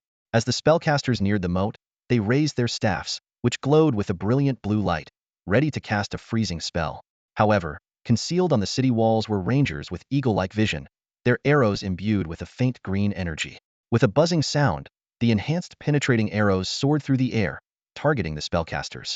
Despite the soldiers' desperate attempts to shield them, the power of these special arrows was beyond ordinary. They easily pierced through the bodies of the shield bearers and continued with undiminished force to strike the spellcasters in the chest. In an instant, several spellcasters fell dead. However, not all the spellcasters met this fate. Those who succeeded in casting the freezing spell turned the moat into a solid ice bridge, wide enough for hundreds to cross. As the Northern Alliance soldiers stepped onto the ice, they felt a violent tremor beneath their feet. It turned out that Jode had anticipated this and ordered his spellcasters to lay earthquake spells at the riverbed. The ice bridge shattered instantly, plunging the soldiers into the freezing waters. To make matters worse, countless novice water elementals materialized, dragging the fallen soldiers into the depths. Some water elementals hurled water projectiles, fiercely attacking the invaders. Meanwhile, although Pingchuan City to the east remained temporarily calm, its residents were still uneasy. The once lively Adventurers' Tavern was now filled with a heavy atmosphere. Sparse patrons sat together, whispering about the war on the northern plains. "Hey brother, I don't think the kingdom of Laertun can hold out this time. They're up against too many," a drunken adventurer remarked. "What's it to us? Let's finish this drink and call it a night." Another responded indifferently. "Why do you think all the kingdoms suddenly got so united?" someone asked in confusion. "Maybe they don't want to see Laertun becoming too powerful." While these drunken men debated the affairs of the nation, Zerith was extracting crucial information from Baga. At this moment, Baga sat beside Zerith, his expression tinged with a touch of sentiment. He turned to the dragonborn next to him, his tone carrying a hint of heartfelt conversation. "Baga really needs to thank that guy. If it weren't for him, I wouldn't have met such a good master." Hearing this, Zerith furrowed his brows slightly, a trace of confusion flashing in his eyes. "So, Baga, you didn't come here of your own free will? Who is this guy you're talking about?" Baga scratched his head and answered earnestly, "Baga doesn't know who he is. Baga only knows that guy told Baga to come and clean up the humans. That way, Baga could eat lots and lots of snacks." A sharp glint appeared in Zerith's eyes, as if he had caught onto a crucial clue. "The ogre attack on the northern plains was instigated by someone," he pressed on. "Do you know what he looks like?" Baga shook his head, looking puzzled. "Baga doesn't know. He spoke to me in my mind."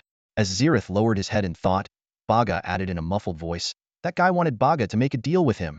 Baga doesn't understand what making a deal means. It sounds troublesome. Baga doesn't want to make a deal." "A deal?" Zerith muttered to himself, his mind racing.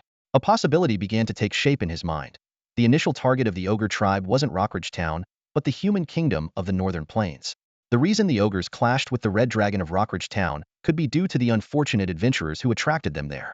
If it weren't for those adventurers, the ogres, being manipulated, would most likely have attacked Flatland City. Recalling the intelligence from the inn, Zerith mentally calculated the timeline. Liao Domain City had already begun its conflict. He couldn't help but remember the unprecedented unity among the northern kingdoms, which had seemed suspicious at the time. If the ogres reached Flatland City, the Laelton Kingdom would be attacked from both east and west. Zerith didn't believe in such coincidences. Someone must be pulling the strings from the shadows. A sudden thought struck Zerith, who could secretly unite the northern kingdoms while also communicating with the remote northern peaks. The answer seemed obvious. Zerith turned to Baga and asked, Baga, did the person who contacted you ever laugh? Baga scratched his head, looking confused. He did laugh, master. Why? What did his laugh sound like? How did he laugh? Zerith pressed. Baga thought for a moment and then imitated. He laughed like this. Ga ga ga ga. Hearing this laugh, Zerith instantly confirmed the identity of the mastermind. Who else but a devil could emit such a sinister laugh? Since it was a devil pulling the strings, Zerith had to reconsider whether to get involved in this conflict. He recalled once thwarting a devil's plan, and that devil had sworn revenge. Zerith speculated that the kings of the northern kingdoms might have already been corrupted by the devil, though he couldn't rule out the possibility of coincidence. He remembered the devil's words, realizing that the devil had diverted its efforts to corrupt other kingdoms instead of dealing with him at that time. Zerith sneered inwardly. This arrogant devil had chosen the wrong ally. It had opted for the seemingly formidable and unstoppable ogre army, but had underestimated the intelligence of the ogre leader, Baga. With a sly smile, Zerith said to Baga, Baga, if that person contacts you again, don't say anything. Just tell him you got lost and wandered into a forest. After speaking, Zerith spread his wings and flew towards the rock region, muttering to himself as he flew. Heh heh heh, a devil? Huh? Planning to deal with me after Leilton Kingdom? I'll make sure to prepare a nice surprise for that devil. In a cozy room at the Panshur Inn, Ilya sat quietly by the window, dressed in a short skirt. Her gaze drifted beyond the window frame to the vast, serene grasslands stretching out into the distance. The tranquil scenery filled her with a sense of peace, and she couldn't help but start sketching the outlines of flowers and trees on a piece of paper. Suddenly, a rapid knock on the door shattered the calm. Come in, Ilya called out.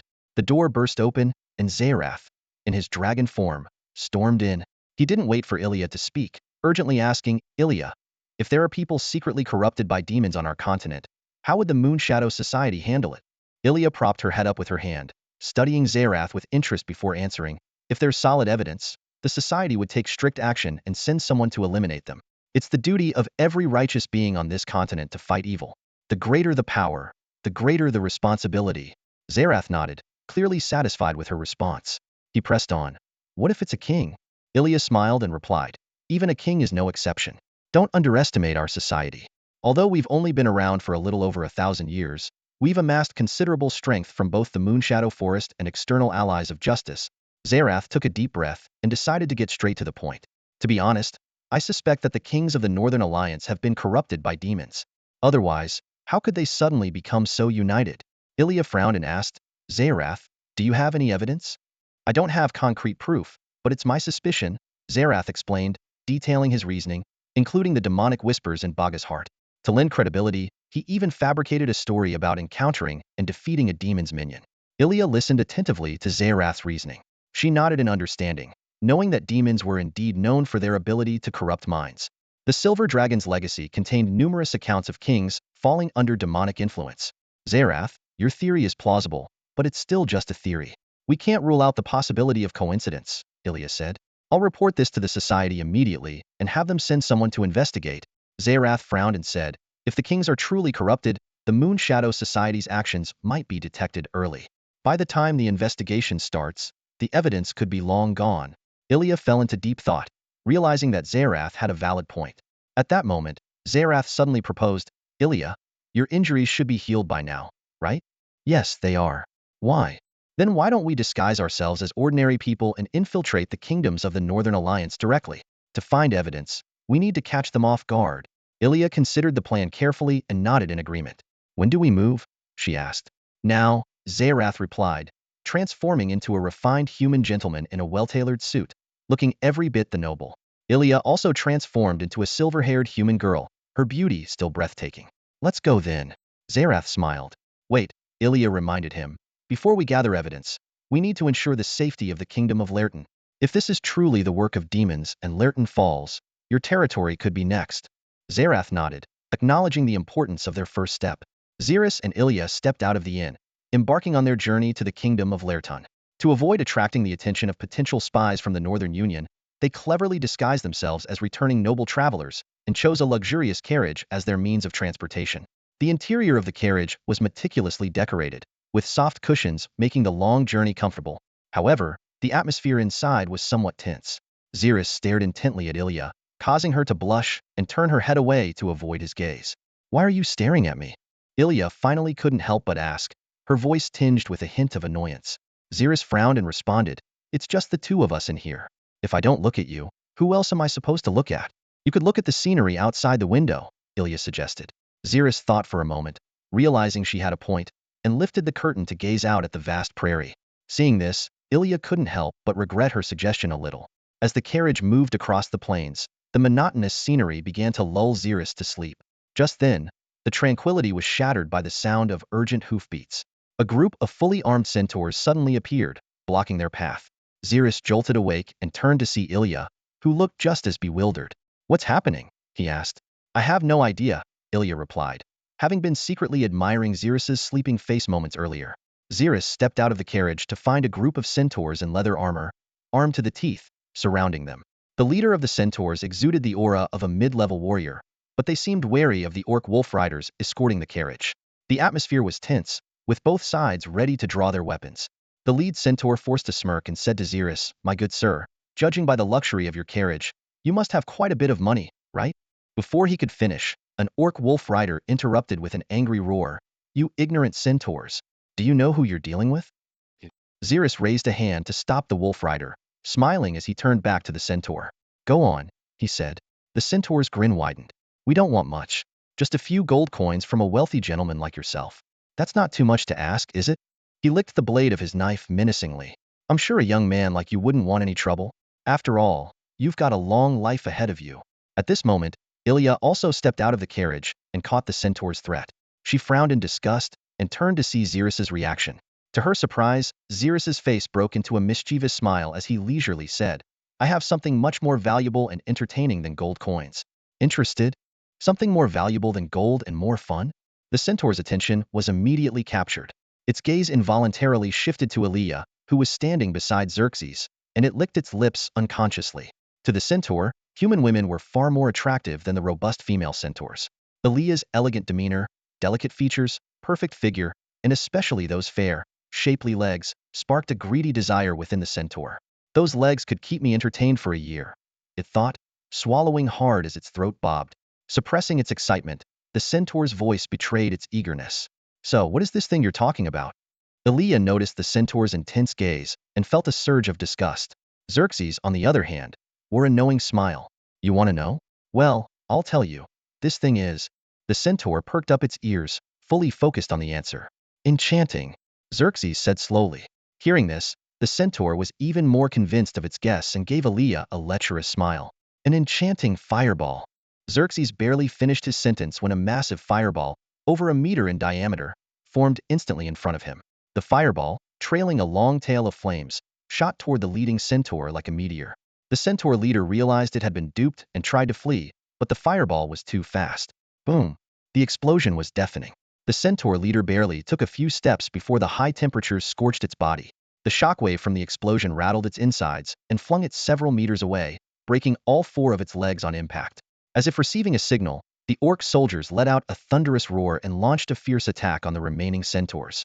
Seeing their leader incapacitated in an instant and hearing the howls of the orc wolf riders, the other centaurs lost their will to fight and turned to flee. Xerxes wasn't about to let them escape. He sneered, if you're prepared to kill, you should also be prepared to be killed. With that, he chanted another spell, releasing new magic. Quagmire. The solid ground ahead of the fleeing centaurs turned into a murky swamp. The leading centaur stumbled and fell face first into the mud. Xerxes laughed heartily. Gul'dan was right. This spell works wonders against centaurs. Ilya wasn't one to be outdone. She cast her own spell. Icebind. A thin layer of frost instantly covered the centaurs, drastically slowing their movements. In the end, the entire centaur group was slaughtered by the orc wolf riders, leaving only the centaur leader, who was barely clinging to life after the fireball attack. Xerxes approached the dying centaur leader, wrapping an arm around Ilya's shoulders, and taunted, still thinking about her? Consider it a mercy that you're dying like this. Hearing this, Ilya felt a warmth in her heart. Unconsciously, she began to see Xerxes in a more flattering light, finding him more handsome and charming than before. The centaur leader, using its last bit of strength, glared viciously at Xerxes before finally succumbing to its injuries, dying with its eyes wide open in defiance. Encountering the bandit centaurs on the road was just a minor hiccup. After defeating them, Zerith and Ilya resumed their journey, with the carriage speeding along the dusty road towards Pingchuan City. As dusk fell, the carriage approached the outskirts of Pingchuan City. The guards on the city walls frowned at the approaching party. A group of fierce orc wolf riders escorting an ordinary carriage, from which two well-dressed and refined individuals disembarked. The contrast was suspicious. Zerith adjusted his slightly disheveled attire and approached the city guards. Noticing their wary gazes, he explained, "Brothers, don't worry about the orcs. They're here to protect me and mean no harm." The guards' brows relaxed a bit, but the caution in their eyes remained. "Sir, please present your identification." Zerith's eyes widened. "You need identification to enter the city? These are special times, special measures. We hope you understand," the guard replied formally. At this moment, Ilya gracefully stepped forward and produced a document from her cloak. The guard took it and examined it carefully. Moments later, his demeanor changed abruptly, and he said respectfully, "Please, come in." Ilya smiled and nodded at Zerith. The two entered the city gates, and the orc wolf riders behind them slowly retreated. The city guards watched the departing orcs and silently breathed a sigh of relief. With the front lines tense, they didn't want any trouble at the rear. Inside the city, the streets were bustling with people. Zerith turned to Ilya. "Where do we go now?" "Straight to the magic tower in Pingchuan City. We can use it to teleport to the capital of the kingdom of Lyreton," Ilya answered confidently. To Zerith's surprise, Ilya seemed to have extraordinarily high clearance. They easily gained access to the magic tower in Pingchuan City and arrived at the room with the teleportation platform. The vast space echoed their voices. The two stood on the teleportation platform as a white light gradually enveloped them. In an instant, the blinding light filled the room. When the light faded and their vision cleared, they found themselves in the capital of the kingdom of Lyreton City. Stepping out of the teleportation chamber, they were greeted by the busy scene inside Lyreton City's magic tower. Apprentice mages, wearing pointed hats and cloaks, bustled about, paying no attention to the newcomers' unusual attire. However, the master of the magic tower had already noticed the arrival of unexpected guests. In the control room of the tower, a surprised voice exclaimed, "Dragon shapeshifting? 2 dragons have come to my tower. My goodness, one of them is a red dragon."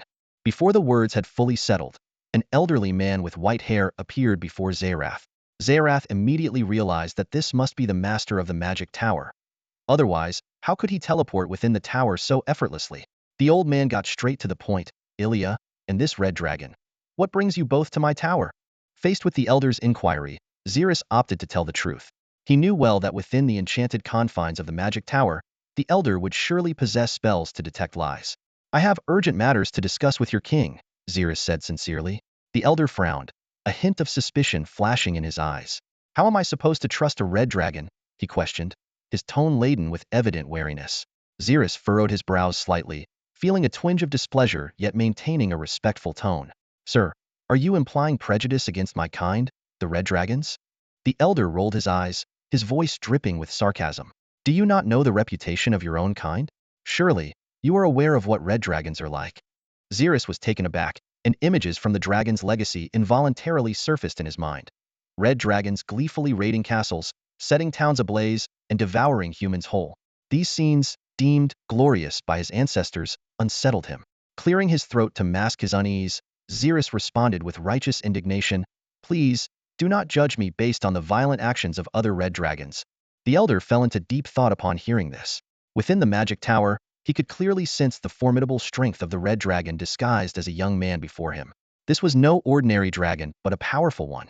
While he could handle the situation within the tower, outside of it, subduing a red dragon causing havoc would be a tall order.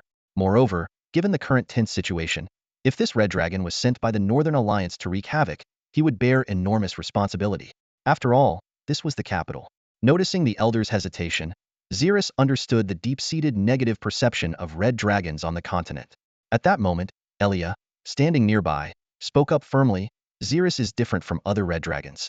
I vouch for him on my honor as a silver dragon." "Vouch for him as a silver dragon?" The elder glanced at Ilya in surprise and seemed to make a decision. He looked at Zerith solemnly. "All right, I'll trust you this once." With those words, the elder began chanting a spell, and a magical glow enveloped the three of them. Zerith recognized it as a teleportation spell, giving him a rough estimate of the elder's capabilities. Only a master-level spellcaster could cast even the most basic teleportation spell. In the next instant, space rippled, and the three of them appeared in the grand throne room of the kingdom of Lyreton. The hall was lavishly decorated. with a red carpet underfoot and a dozen fully armed human soldiers lining the walls, standing motionless. At the end of the carpet was a throne symbolizing honor, with a smaller seat beside it, clearly for the king's confidant. Most strikingly, on either side of the throne and the smaller seat stood a three-metal suit of armor. These armored figures held great swords with their tips resting on the ground, red plumes flowing from their helmets, exuding a sense of majesty and power. Zerith immediately realized that these massive armors were likely constructs akin to magma beasts' armor golems. "Everyone, please wait a moment while I inform the king in his office," the old man said, leaving the room. Just then, the grand doors of the hall burst open. A man with a resolute expression strode in, adorned in intricate armor and carrying a runic greatsword on his back. His eyes immediately locked onto Zerith, his brow furrowing. "Red Dragon?" The man growled, his presence instantly dominating the room.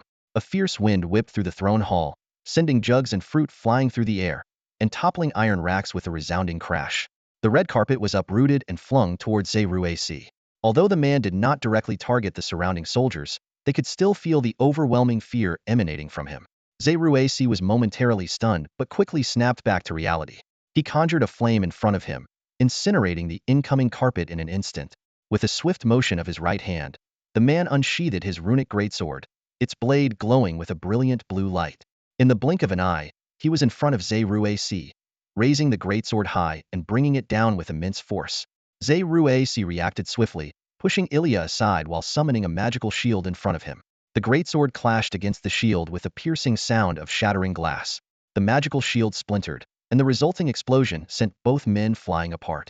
The man knew he couldn't allow a spellcaster to gain distance. He launched himself forward, appearing before Zerith in an instant, his greatsword raised once more. Zerith's eyes widened. This was the closest he had ever been to death. But he did not give up, knowing the life-saving magic embedded in his molten mountain flame ring. He extended his hand, quickly forming a small explosive fireball in his palm. "Magic! Explosive burst!" Zerith muttered. The moment the runic greatsword touched the fireball, a massive explosion erupted. Smoke filled the air, and both men were blasted apart. The old man watched in astonishment. A high-level spellcaster was able to instantly cast an explosive spell, and in his own hand no less. Such a self-damaging maneuver was beyond the capability of ordinary mages. As the smoke cleared, Zerith appeared slightly disheveled, but otherwise unharmed. His affinity with fire elements, his trait as the scion of flames, and the passive skills of the molten mountain flame ring granted him exceptional resistance to fire. The man, equally formidable, sustained only minor injuries due to his strength and equipment. Just as he was about to attack again, the old man flashed between them. "Rantzig, calm down. This is all a misunderstanding." "They are here with me," the old man shouted. At these words, Rantzig's demeanor softened slightly. "Elfir, you brought this red dragon here?" The old man nodded. "He's here to discuss important matters with our king." Rantzig glanced at Zerith with suspicion. "Can we trust him?" "I've already used magic to verify his words. He's telling the truth," the old man assured. Trusting Elfir and confident in his own abilities, Rantzig sheathed his runic greatsword. "All right," he said tersely. Zerith exhaled in relief, deeply aware of the importance of connections. This was one of the reasons he had allied with the silver dragon Ilya. Elfir also felt a weight lift from his shoulders. Rantzig, known as the Sword of Lairdon, was the kingdom's ultimate warrior. Bringing the red dragon into the throne hall was a calculated risk based on his trust in Rantzig's strength. While the old man went to report to the king, Rantzig approached the still-guarded Zerith. "My apologies for the hostility," he said briefly, then moved to a seat beside the throne, placing his runic greatsword down, and awaited the king's arrival. Zerith stood rooted to the spot, his brows furrowed as he stared in disbelief at Landsger. This man had just tried to kill him, and now he wanted to brush it off as if nothing had happened? Anger surged within Zerith, and it took all his self-control not to retaliate on the spot. And now, he had to endure this insult? He let out a cold laugh, his eyes sharp as daggers. "Is this how the kingdom of Lairdon treats its guests? Is this the hospitality you offer to those who travel from afar?" Nearby, the silver dragon Ilya widened her eyes, signaling to Zerith with a look that said, "Are you crazy? Do you not know how powerful he is?" Zerith returned with a confident glance, as if to say, "Trust me." Ilya rolled her eyes in exasperation, thinking to herself that the reckless nature of red dragons truly ran deep in their lineage. However, Zerith was not acting purely on impulse.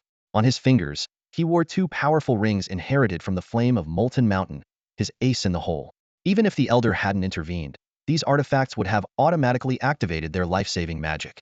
Zerith calculated that with these rings, he stood a chance against Lansdor. To his surprise, Lansdor smiled at Zerith's provocation. In his eyes, Zerith was merely a young red dragon at the master level, in the most volatile stage of his life. I admit my actions earlier were rash, Lansdor said slowly, but you must understand, the king's safety is my responsibility. Given the unique nature of red dragons, I couldn't take any risks. He paused before continuing. If you can prove that you are different from other savage red dragons, I will gladly apologize. Zerith sneered and retorted. Do you think this will end just like that? Lansdor frowned, realizing he had indeed been discourteous. Softening his tone, he said, as compensation, I am willing to offer you a treasure as a knight's token of goodwill. At this moment, the elder stepped between them, trying to mediate. Please, both of you, calm down. This is all a misunderstanding. Zerith remained silent for a moment, weighing his options. He hadn't come here to fight, and with Lansdor being a high-ranking ally, it would be unwise to spark internal conflict before the impending war. This would only play into the hands of the cunning devils. Despite his anger, Zerith still had a sense of the bigger picture. Finally, Zerith said coldly, Lansdor, we'll settle this score another time. With a slight nod, he temporarily set aside the grudge. As everyone held their breath, King Clave emerged, stepping forward slowly. Under the watchful eyes of the crowd, Claywu stepped forward. The passage of time was evident in his graying hair, but his eyes still sparkled with wisdom. With a steady gait, he approached the throne and, after sitting down, clapped his hands lightly. A nearby guard immediately understood and brought over an ornate chair, respectfully inviting Zerith to sit. This gesture symbolized their equal status, requiring no bowing or kneeling, and significantly eased the anger in Zerith's heart. Claywu spoke first, his voice calm and powerful. If I'm not mistaken, you must be the red dragon from Panshir Town, Zerith, correct? It was Lansdor who offended you earlier. This is to compensate for that, and I sincerely apologize. As he finished speaking, two soldiers carried a large chest forward. When opened, it revealed a dazzling array of gold coins, jewels, and even rare elemental crystals, worth a fortune. Zerith's eyes lit up, inwardly admiring the king's generosity and shrewdness. Casually, he stored the entire chest into a dimensional bag and said nonchalantly, It's all right, we can discuss this minor issue later. Claywu raised an eyebrow and asked, So, Lord Zerith, what major matter brings you to seek me out personally? Adjusting his posture, Zerith began to elaborate on his suspicions about demons.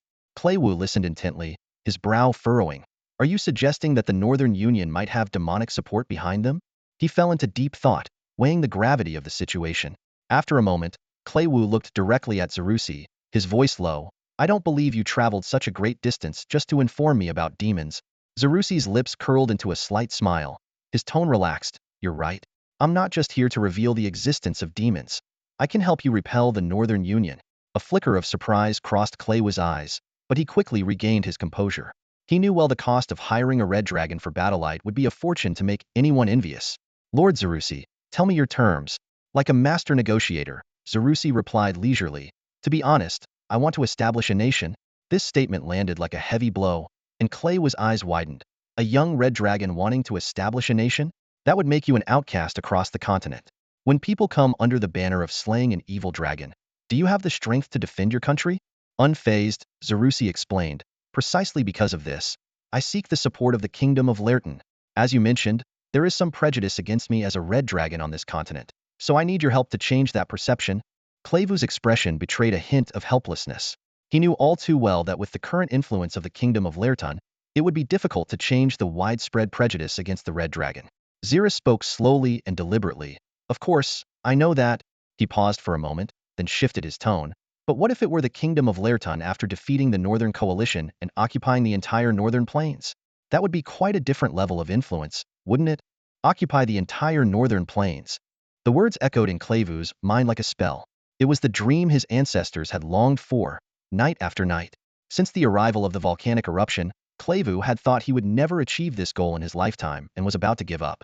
Yet here was a red dragon speaking these words. How could he not be excited? Suppressing his inner shock, Clayvu asked, Lord Zerith, what do you mean? I will help you defeat the Northern Coalition and let you rule the entire Northern Plains. Then, the Northern Plains will be yours, and the Northern Forest will be mine. We will split the entire Northland. Zerith answered straightforwardly. Clayvu's eyes widened. The red dragon before him had ambitions for the entire Northern Forest? It was well known that young red dragons typically could only find a dwelling deep within the forest. No, something was different. This red dragon could sit calmly and communicate with him, far surpassing the typical nature of his kind. At the same time, the old man standing nearby showed a look of astonishment upon hearing Zerith's words. He concluded that this red dragon was an exceptional anomaly. After a moment of silence, Clavu said, "Lord Zerith, your ambitions are grand. But do you have the power to match them?" Zerith smiled faintly. "I have my trump card." Clavu nodded, refraining from further questions, as it would be impolite to inquire about another's secrets. Pausing for a moment, he continued, "Lord Zerith, do you have any other conditions?" "Of course. When the time comes, I hope we can become allies and support each other." "Support each other?" "Yes. My nation is newly established and lacks foundation. What I need most urgently is knowledge. The libraries of the Kingdom of Lerton, professional knowledge and magical knowledge." Clavu fell silent at this condition. As a human, he understood the value of knowledge better than any wild creature. Truth be told, just the agricultural, labor, and biological knowledge Zerith mentioned was already priceless, not to mention the even more valuable professional and magical knowledge. Zerith also understood the preciousness of knowledge. Seeing Clavu hesitate, he relented slightly. "Of course, I don't need access to your nation's classified knowledge. You can take your time to think it over." Clavu breathed a sigh of relief. After a brief contemplation, he took out a contract parchment from his dimensional bag. The parchment floated in the air, and to Zerith, the magic emanating from it was far more potent than that of an ordinary contract parchment. Unsurprisingly, this was the famed Devil's Contract of the multiverse. Devils were among the most orderly beings in the multiverse. From birth, they were companions of order, with the nine hells operating like a machine, and devils as its employees, strictly adhering to order and harvesting souls for the nine hells. As creations of devils, the binding power of a devil's contract far exceeded that of ordinary contract parchments. Clavu and Zerith began drafting the contract's terms on the devil's parchment. The contract was drafted, and Zerith carefully picked up the paper, meticulously inspecting every corner to ensure there were no hidden magical traps. Satisfied, he solemnly signed his name. Clawu, equally cautious, did the same after thorough verification. As soon as they both signed, the contract floated into the air and spontaneously combusted. As the ashes scattered, the contract's contents were seared into their minds like a brand. Zerith and Clawu exchanged a knowing smile and said in unison, "Let's begin." Zerith immediately used his telepathic link to summon all his vassals. Instantly, the vassals everywhere stopped what they were doing, alert and awaiting orders. Doug halted his work of chiseling a cave. Rock fragments still clung to his shovel. Vol'jin lifted his blood-stained mouth, eyes gleaming with a bloodthirsty light. The lazy Baga cracked a cold smile, his body already poised for action. Solar quickened his pace in sharpening his sword, the blade gleaming coldly in the sunlight. The silent Gul'dan began meticulously cleaning his staff, with magic dancing at its tip. Pansy and Koval swiftly gathered the flame spiders of the fire nest, the spider swarm ready to move. The lava behemoth and the rock behemoth, whose primary duty was to guard the fire nest, remained vigilant but did not take action. All other subordinates quickly assembled and advanced toward the kingdom of Lerton. Meanwhile, the battle in Liaoyu City raged on. The Northern Coalition had been unable to breach the city's defenses for days and had temporarily retreated to a nearby town. However, today, a powerful reinforcement arrived, a legendary swordsman named Ku'ur. Ku'ur's arrival bolstered the Northern Coalition's morale. They regrouped beneath the walls of Liaoyu City, ready to launch a final assault. At Ponlia's command, the vanguard charged forward. Soldiers pushed siege towers across the frozen moat, advancing on the city walls. The defenders on the walls drew their bows and returned fire, but suddenly, they saw a figure floating in midair, slowly approaching. The sight shocked both the defenders and their commander. Jod, it was the mark of a legendary warrior. Jod was the first to recover and shouted, "What are you standing around for? Use the magic ballisti." The soldiers hastily operated the massive magical ballisti, aiming at Ku'ur in the sky. Whoosh! A giant bolt shot through the air. Ku'ur calmly drew his long sword, sending out a sword wave that split the bolt in two. The wave continued, striking the ballista. Boom! The ballista exploded, sending debris flying and throwing the operators off the wall. Other ballisti immediately launched a volley, a dense rain of arrows targeting Ku'ur. With a slight smile, Ku'ur gathered sword energy at the tip of his blade and unleashed the legendary technique Wall of Gale. He swung his sword powerfully, intertwining sword energy and air currents to form an invisible barrier in front of him. The arrows struck the barrier and were instantly shredded by the sword energy, turning to dust. The magical ballista had not harmed Ku'ur at all.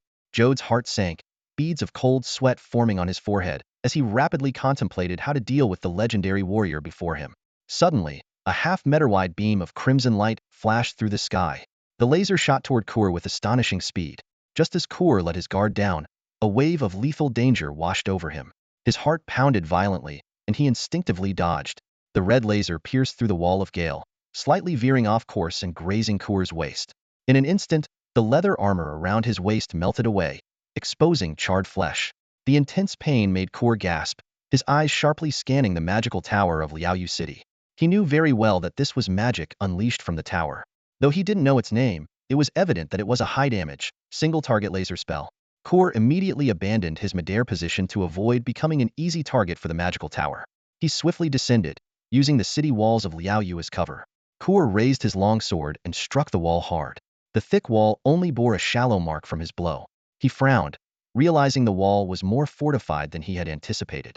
Glancing back at his soldiers, Kur decided to get his troops inside the city first. Seeing this, Jode immediately ordered the giant magical ballista to focus fire on the ladders below the city wall. One by one, the ladders exploded into fragments under the barrage of arrows. However, under Kur's cover, many ladders still managed to reach the top of the wall. The soldiers of the Northern Alliance let out thunderous roars, seizing the opportunity to climb up desperately. The defending soldiers, armed with long spears, mercilessly struck down every enemy that made it to the top.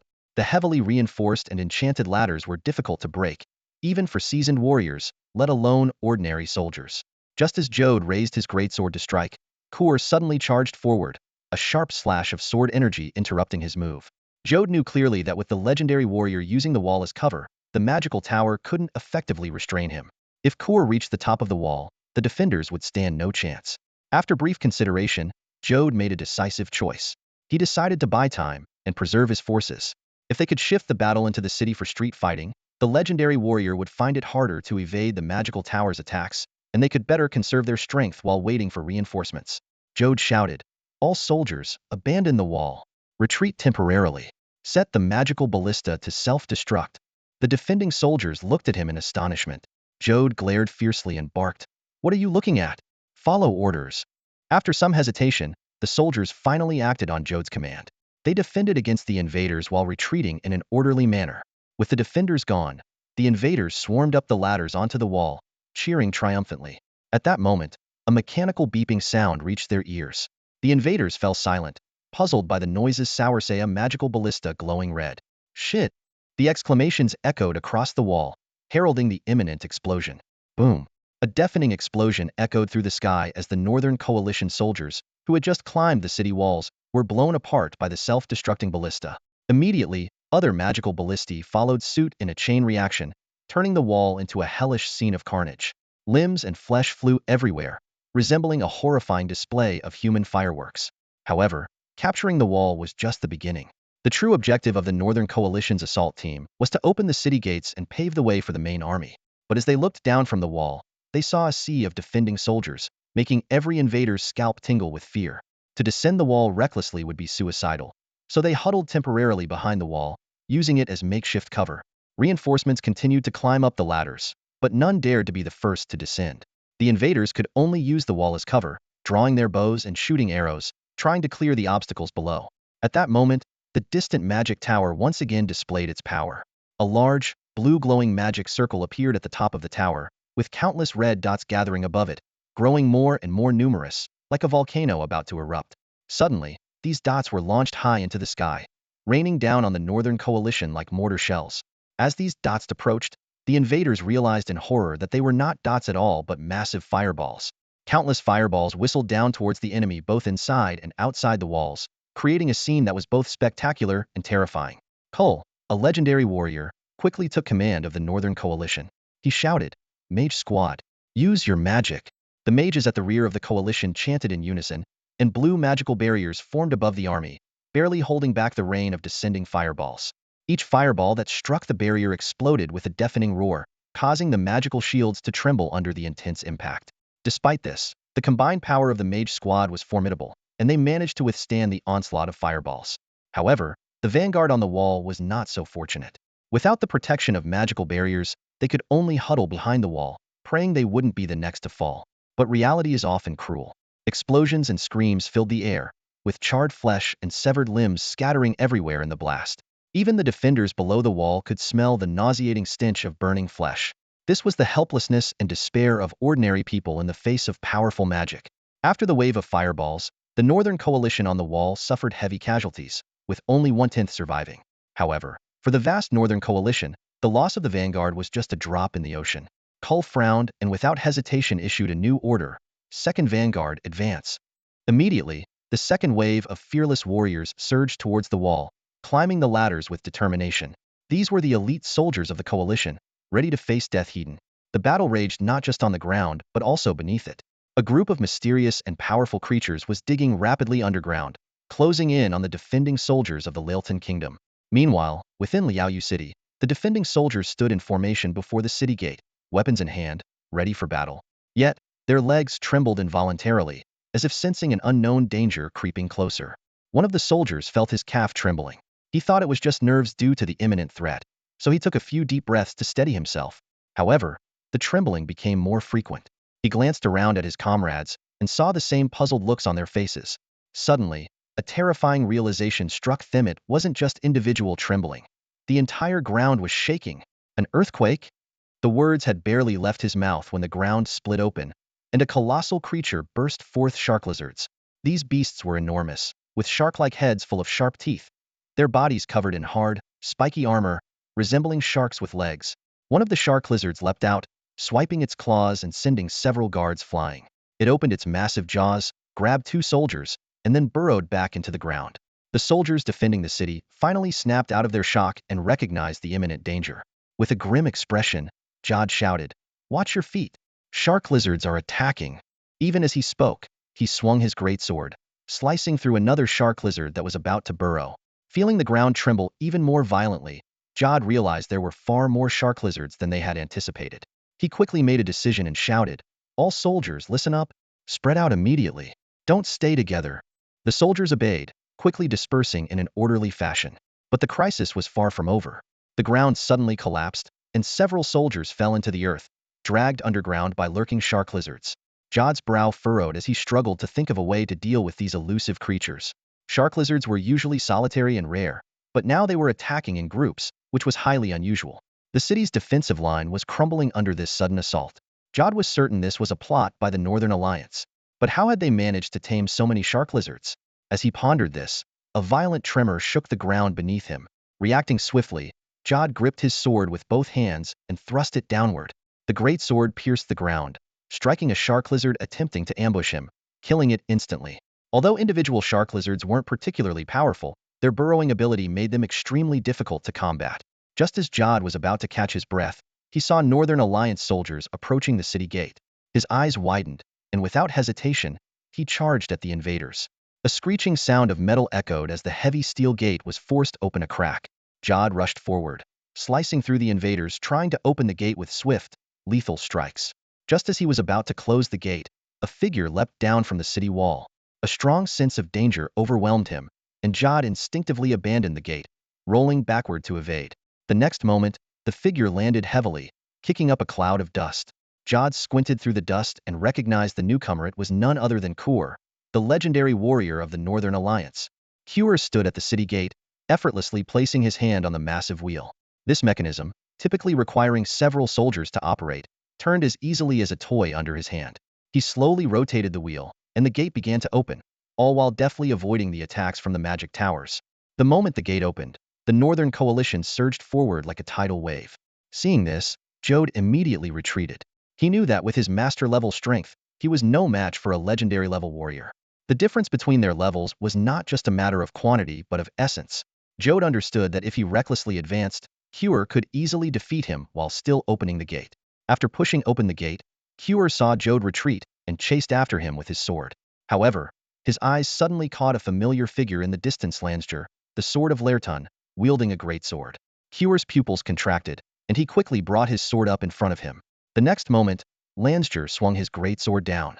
Kur barely managed to block the strike, and the immense force reverberated through his entire arm. As their swords clashed, sparks flew and the sound of metal grinding was piercing.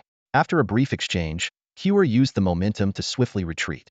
Seeing this, Jod shouted excitedly, "Master, you're here? Without looking back, Lansjer briefly replied, "Organize the soldiers. I'll handle the legendary on the other side."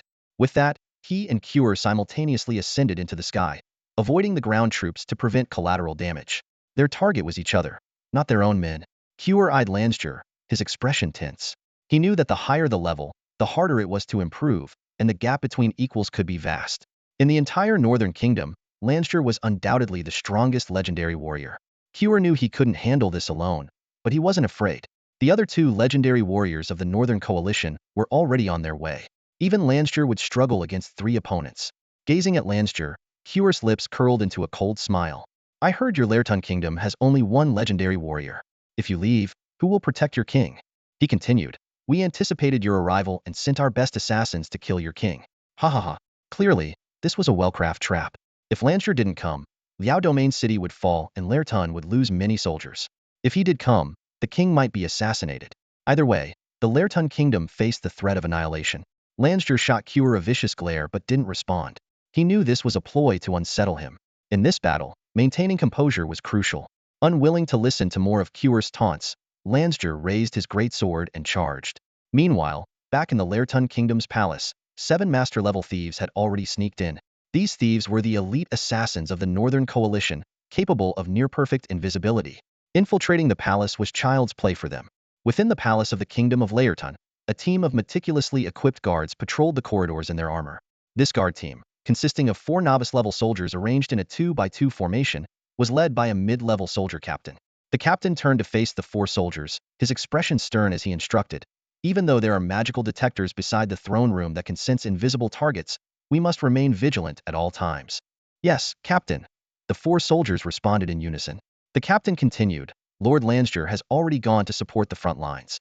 Now is the perfect time for the enemy to strike. Do not let your guard down." No sooner had he spoken than an arrow appeared out of nowhere, whistling through the air and piercing the throat of one of the patrolling soldiers with deadly precision. The soldier beside him, shocked, turned abruptly, only to see a dagger, faintly glowing with a grayish light, swiftly stabbing towards his head. The dagger, enhanced with armor-piercing and penetration effects, struck true, killing him instantly.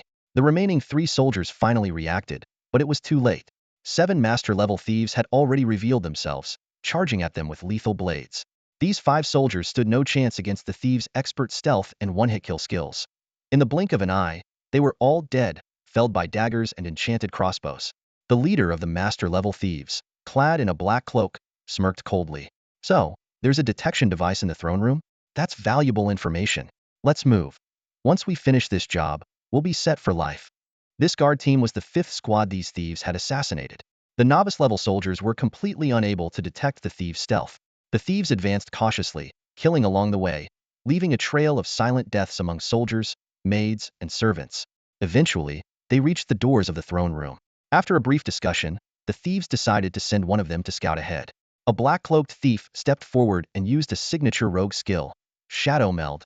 Instantly, he entered the shadow plane, becoming undetectable and virtually invincible, able to pass through walls. However, the moment he stepped into the throne room, a powerful magical force expelled him from the shadow plane. Simultaneously, a dazzling magical glow erupted from beneath the red carpet in the hall. Clearly, the entire throne room had been rigged with magic designed specifically to counter rogues, disabling invisibility and other plane-shifting abilities.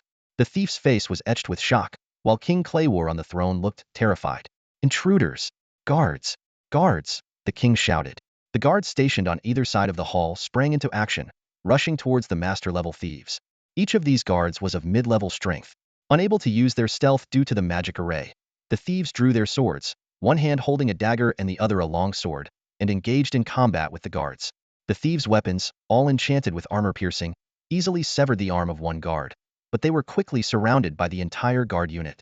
Without their invisibility, the thieves were like high-damage but fragile paper targets. Even though they were master-level, facing a group of fully armed mid-level guardian warriors was overwhelming. All the guardian warriors were at the peak of mid-level strength, and the captain of the guard was at mid-high level. Even more astonishing was that they were fully equipped with enchanted gear.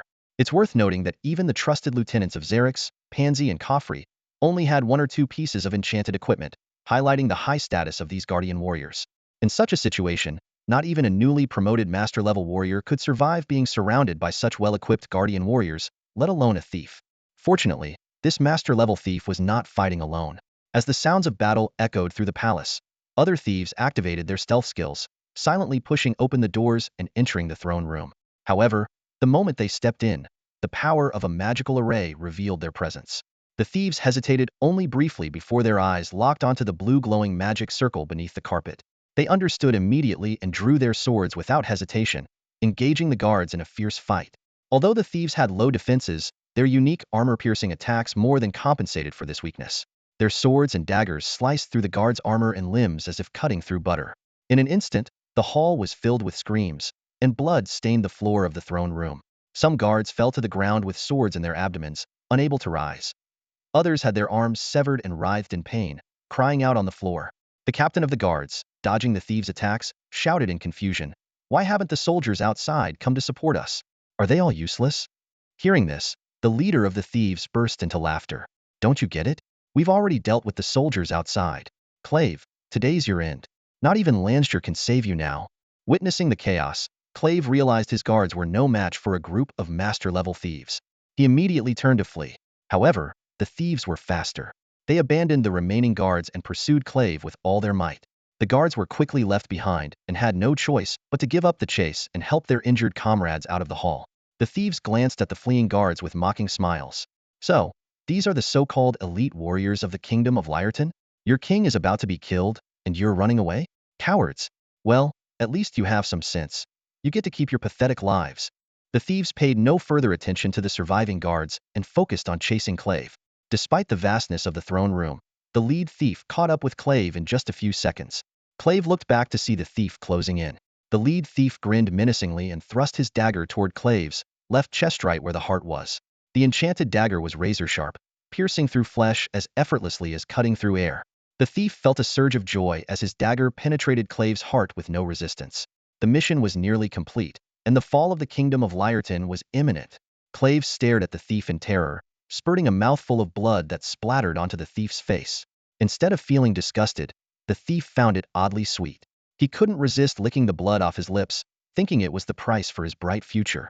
However, as the blood entered his mouth, the thief froze. It tasted sweet and sour.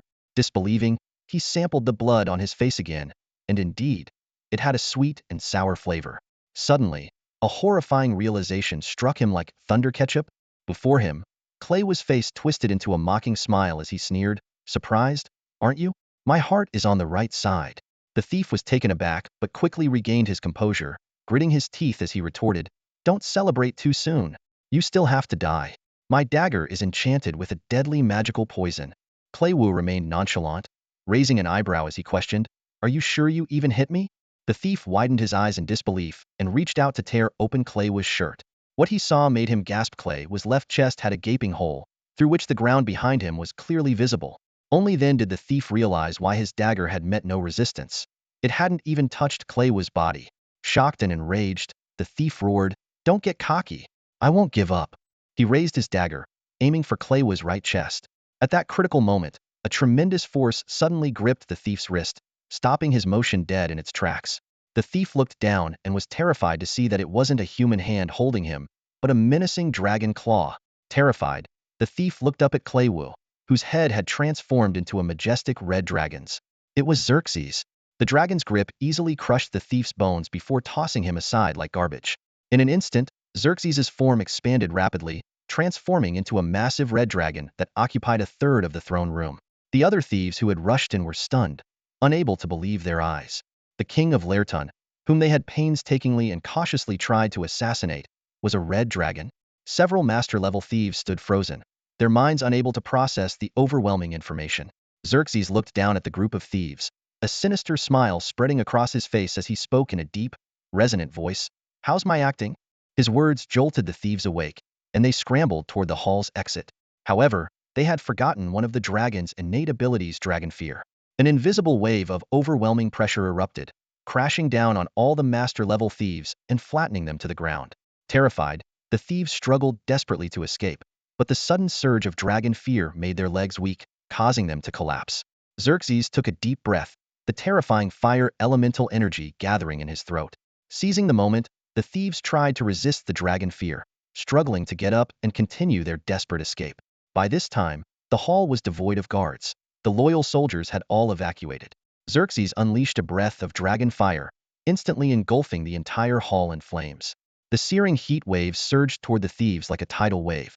The thieves ran for their lives, terrified of being reduced to cinders by the dragon's breath. They could feel the terrifying heat closing in from behind, pushing themselves to the limit as they raced toward the exit. These desperate criminals were racing against time and death itself. The throne room's door was within reach. If they could just get through, they could use their shadow-stepping abilities to escape into the shadow realm, away from the dragon's breath and this horrifying place. But at that critical moment, several guards suddenly appeared at the doorway. With sinister smiles, the guards slowly closed the door. To make matters worse, they tauntingly flipped off the thieves as they did so.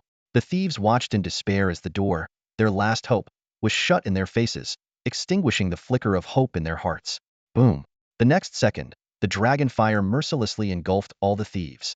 Outside, the guard captain braced himself against the door, shouting theatrically, "Hold the door! Don't let those brazen assassins escape!" Despite his efforts to appear serious, a smirk crept onto his face. The thieves were engulfed by dragon fire, with tongues of flame surging like a tidal wave. A few quick-witted thieves swiftly pulled out magic scrolls, instantly casting shimmering magical shields around themselves. Those who couldn't react in time were reduced to ashes, not even managing to utter a scream.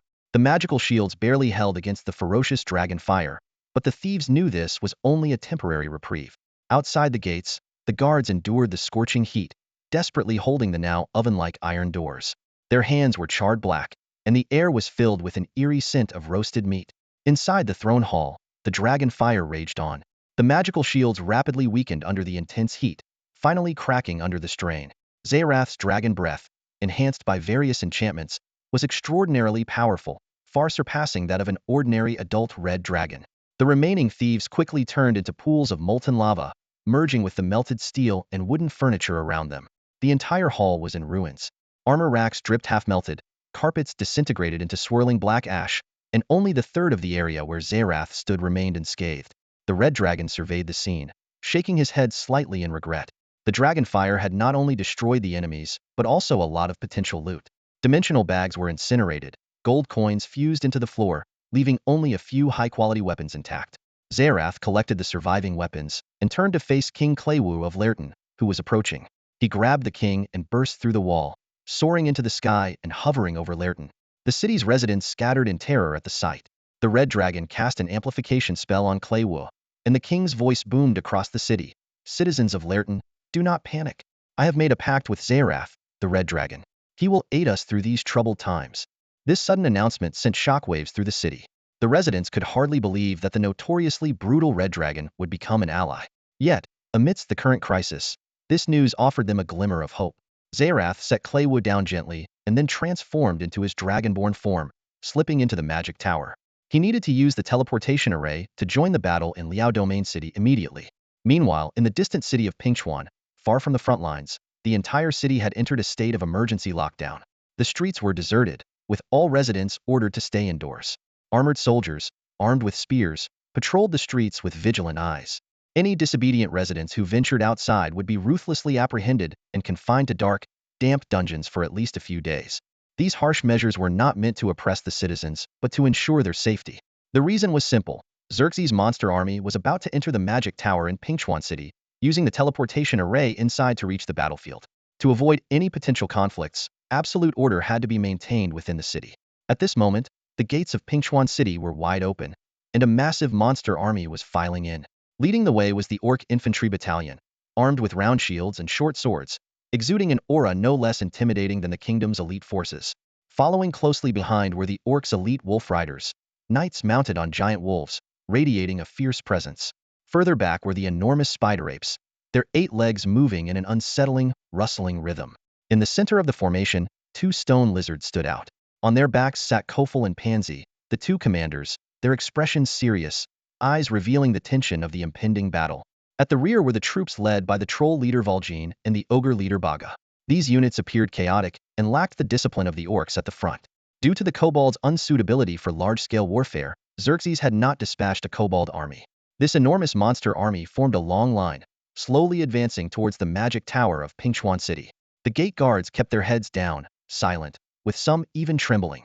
It was their first time encountering such terrifying creatures up close. The trolls looked down at the city guards, drooling foul-smelling saliva. They were constantly tormented by hunger, a consequence of their abnormal regenerative abilities. The hunger drove the trolls to want to devour the humans before them, but Vol'jin's authority and their remaining sanity barely maintained order. The soldiers' fear stemmed from the ever-present possibility of these colossal creatures losing control. No one wanted to become pulp under an ogre's club or food in a troll's stomach. Once the monster column had passed, a trembling soldier turned to his officer, his voice filled with unease. "Sir, can we really entrust the future of Lairdon Kingdom to these monsters? Letting them into the city, I'm worried they won't be able to restrain their bloodthirsty nature." The officer sighed, his tone laced with resignation. "We have no choice. The Northern Coalition is advancing aggressively, and these monsters are indeed formidable in battle. Did you see those ogres? 20 of you wouldn't be a match for one of their clubs. 10 of you couldn't kill a single troll, even if you fought to exhaustion. Even the orcs are stronger than you. In this war, we need their strength." The soldier, though wanting to argue, realized the officer had a point, and ultimately lowered his head in silence. The brutal and savage army of monsters formed a long line, slowly making their way into the magic tower of Pingchuan City. The heavy footsteps echoed through the streets, with the enormous shadows of ogres and trolls cast on the ground, causing even the patrolling soldiers to instinctively step back. In a nearby house, curious residents carefully peeked through the curtains, only to be rendered speechless by the sight before them. Rows of massive, ferocious-looking monsters were marching forward. The residents quickly closed the curtains, their hearts pounding. At that moment, they finally understood the reason behind the city's lockdown, and those who had previously been discontent fell silent. In a wooden cabin not far away, a bright-eyed little girl puffed up her cheeks and asked her father, "Daddy, why can't we go outside today?" Her father gently replied, "Sweetie, the city lord has ordered everyone to stay inside today. Be good and go play in your room." The little girl pouted and reluctantly returned to her room, mumbling, "Today is such a boring day." Just then, heavy footsteps echoed from outside. The little girl couldn't contain her curiosity and quietly pulled back the curtain. Suddenly, a giant figure came into view. It was a troll, with foul-smelling drool dripping from its mouth. She was frozen in fear. At the same time, the troll's eyes met hers through the window, and a wave of intense hunger washed over it. The troll's gaze wandered over the little girl's delicate body, her fair face and small frame, seemingly tempting it to devour her in one gulp. As these thoughts churned in its mind, hunger began to overpower its reason. Suddenly, it let out a deafening roar and charged towards the wooden cabin with its hands raised high. The sudden commotion left everyone stunned. Even the residents hiding inside their homes shuddered at the roar. In the nick of time, a massive club came whistling from behind, smashing heavily onto the troll's head. With a loud thud, the troll's head exploded under the immense force, splattering blood everywhere. The little girl was swiftly grabbed by her father, narrowly escaping the gruesome scene. As the headless troll collapsed to the ground, people saw an even larger and more imposing ogre standing behind it. The ogre shook the giant club in its hand, splattering blood onto the surrounding houses. The sight left the residents too terrified to even breathe. The other hungry trolls snapped back to their senses and continued to march forward, albeit more cautiously. Ogres were not only stronger than trolls, but also had tougher skin and thicker layers of fat, making them more resilient. Before the monster army entered Pingchuan City, Xerxes had instructed Baga to have the ogre army manage the unruly trolls. While ogres weren't particularly smart, they were still a bit more intelligent than trolls and took pleasure in managing what they considered stupid trolls. The ogre gleefully hoisted the headless troll's corpse onto its shoulder and continued on its way, a proud smile on its face. It thought to itself, "I took down a dumb troll. The chief will definitely praise me." Within the walls of Liao City, chaos reigned as battle raged. Soldiers of the Northern Alliance clashed fiercely with the defenders of the Kingdom of Lairdon in the narrow streets, the air filled with the sounds of steel and the cries of the wounded. In the city's center, 3 legendary warriors took turns assaulting Lance, forcing him into a defensive struggle, unable to fully unleash his power. Despite the support of the magic tower, Lance was hard-pressed, managing only to fend off his attackers without sustaining serious injury. High above, the mages of the Northern Alliance engaged in a spectacular magical duel with the magic tower. Vibrant spells exploded in the sky like deadly fireworks. On the ground, Shaxabeasts rampaged through the Lairdon ranks like bloodthirsty machines, tearing soldiers apart. Under this overwhelming assault, the defenders of Lairdon were pushed back, eventually retreating to the magic tower for a desperate last stand. The forces of the Northern Alliance pressed in, their numerical superiority evident. Morale plummeted, and despair gripped the hearts of Lairdon soldiers. At this critical juncture, a massive portal suddenly tore open in the sky. A colossal crimson figure descended, a whirlwind of dust and debris blinding everyone. A thunderous dragon roar echoed through the heavens. I am Zerith Osiris, the great dragon. Tremble, human worms of the Northern Alliance.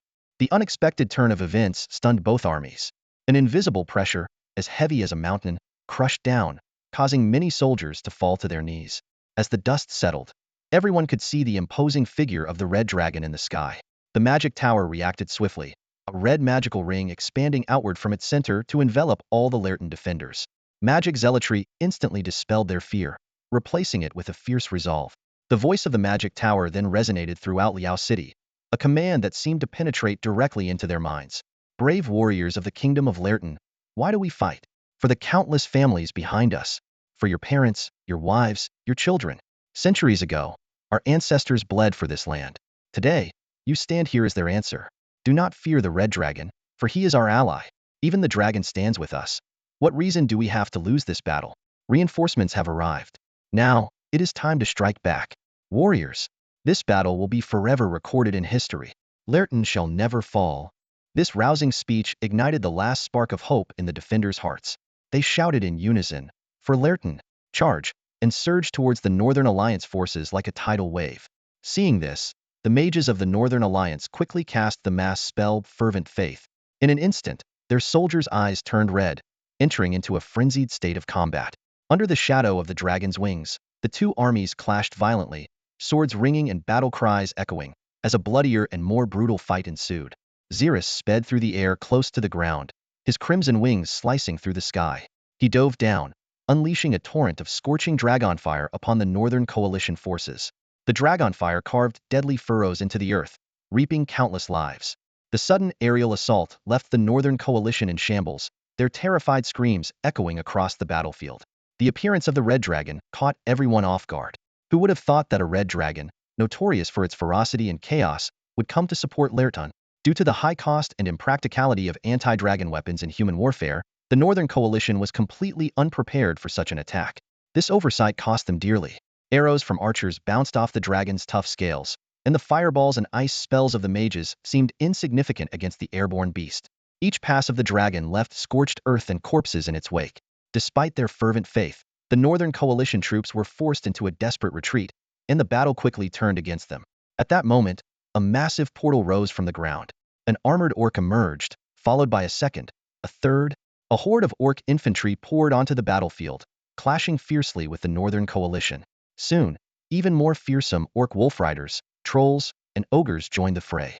The orc wolf riders, the tribe's elite, maneuvered swiftly through the battleground, their mounts and riders working in deadly harmony. Sharp blades flashed in the air, claiming life after life. If the war between the Northern Coalition and Lerton's forces was brutal and tragic, the fight against this monstrous army was sheer bloodshed and terror. Troll Chieftain Valjean stood amidst the carnage, letting out a chilling laugh. "Dinner time, boys." Ha ha ha. The trolls, ravenous from their time in the portal, drooled and savagely attacked the Northern Coalition soldiers. A coalition soldier swung his sword with all his might, carving a deep wound into a troll's flesh. Yet, in the next instant, the wound healed visibly. In horror, the soldier watched as the troll grabbed him, opened its maw, and bit off his head. Meanwhile, the troll casually punched another soldier attempting a sneak attack, sending him flying meters away, leaving a clear imprint on his armor. The more the trolls ate, the faster they regenerated. Even when surrounded by coalition soldiers, they could replenish their strength from the battlefield corpses. Over 100 three-turtle ogres loomed like mobile fortresses, each wielding massive clubs that crushed soldiers into the ground, leaving twisted bodies in their wake. With a mere swing, an ogre could send a soldier flying into the air, only to crash back down heavily. In contrast, the coalition soldiers' weapons were feeble against the ogre's thick fat and tough skin. Everyone realized that this terrifying army was under the command of the Red Dragon. Nearly every Red Dragon powerful enough to establish a territory commanded such a force. Although these monsters lacked coordination and often fought amongst themselves, their sheer physical might struck fear into every soldier's heart. High above, the Northern Coalition's legendary heroes witnessed the gruesome scene below, their eyes wide in disbelief at the massacre. They exchanged glances and nodded in silent agreement, making a significant decision. Kur broke away from the fierce combat and retrieved a mysterious box from his dimensional bag. The moment Lance saw the box, an indescribable sense of dread washed over him. Kur gazed at the treasure box in his hand, a hint of regret flashing in his eyes. He spoke slowly, his voice tinged with a trace of sorrow. "The king personally entrusted this to me. We intended to wear you down until you were exhausted, and then use this to defeat you. But we didn't expect a red dragon to appear out of nowhere." With that, Cure decisively opened the box. Inside lay a deep black pearl that immediately drew everyone's attention. Lancege felt an inexplicable sense of unease, as if the black pearl contained an indescribable danger. Suddenly, the space around the black pearl began to distort, creating an eerie, surreal effect. Cure, with quick reflexes, grabbed the pearl and hurled it towards Lancege. Instinctively, Lancege leaped backward, trying to evade the unknown threat. However, the black pearl seemed to have a will of its own, locking onto Lancege's presence and relentlessly pursuing him no matter how he dodged and turned. The distorted space around the black pearl rapidly expanded, forming a gigantic void resembling a black hole. The powerful suction force acted on Lancege, making him feel dizzy and disoriented. He realized it was likely some potent magic, and alarm bells rang in his mind. He ran with all his might, but as the black pearl drew closer, the suction force grew even stronger. In the end, Lancege could no longer resist the terrifying force and was forcibly sucked into the black hole created by the black pearl. In the next instant, the entire black hole vanished as if it had never existed. Lancege's presence was nowhere to be seen, and everything returned to calm. At that moment, the red dragon Zerith, who was wreaking havoc on the Northern Coalition from low altitude, suddenly sensed Lancege's disappearance. Startled, he thought to himself, without Lancege, who was like a big fool tank, who would stop those 3 legendary warriors? Zerith looked up into the sky, but Lancege was nowhere to be seen. Instead, 3 imposing legendary warriors were openly displaying their power, glaring menacingly at him. Feeling the sharp gazes, Zerith showed a look of helplessness. He stopped his rampage on the Northern Coalition and ascended to the sky, ready to confront the 3 legends. Cure looked at the red dragon before him with interest, a playful smile curling at his lips. "Young red dragons these days really aren't afraid of death. You're just at the master level, yet you dare to recklessly join our war? Tell me, how much did the kingdom of Lealton pay you?" Hovering in the air, Zerith bared his rows of sharp, sturdy dragon teeth and forced a cheeky grin. "What? Are you looking to hire me too? My rates aren't cheap." Hearing this, another berserker legend couldn't help but burst into laughter. "Cure, stop wasting words with this red dragon. After killing so many of our soldiers, I'm going to capture this red dragon today and make him my slave. I'll ride on his head every day." "I was thinking the same." Another legend nodded, his tone nonchalant. Without another word, he drew his long sword and charged towards Zerith. Cure and the berserker legend followed suit, launching their attack on the red dragon. As they advanced, they discussed how to deal with the red dragon. "I want to ride this red dragon too, be a dragon knight for once."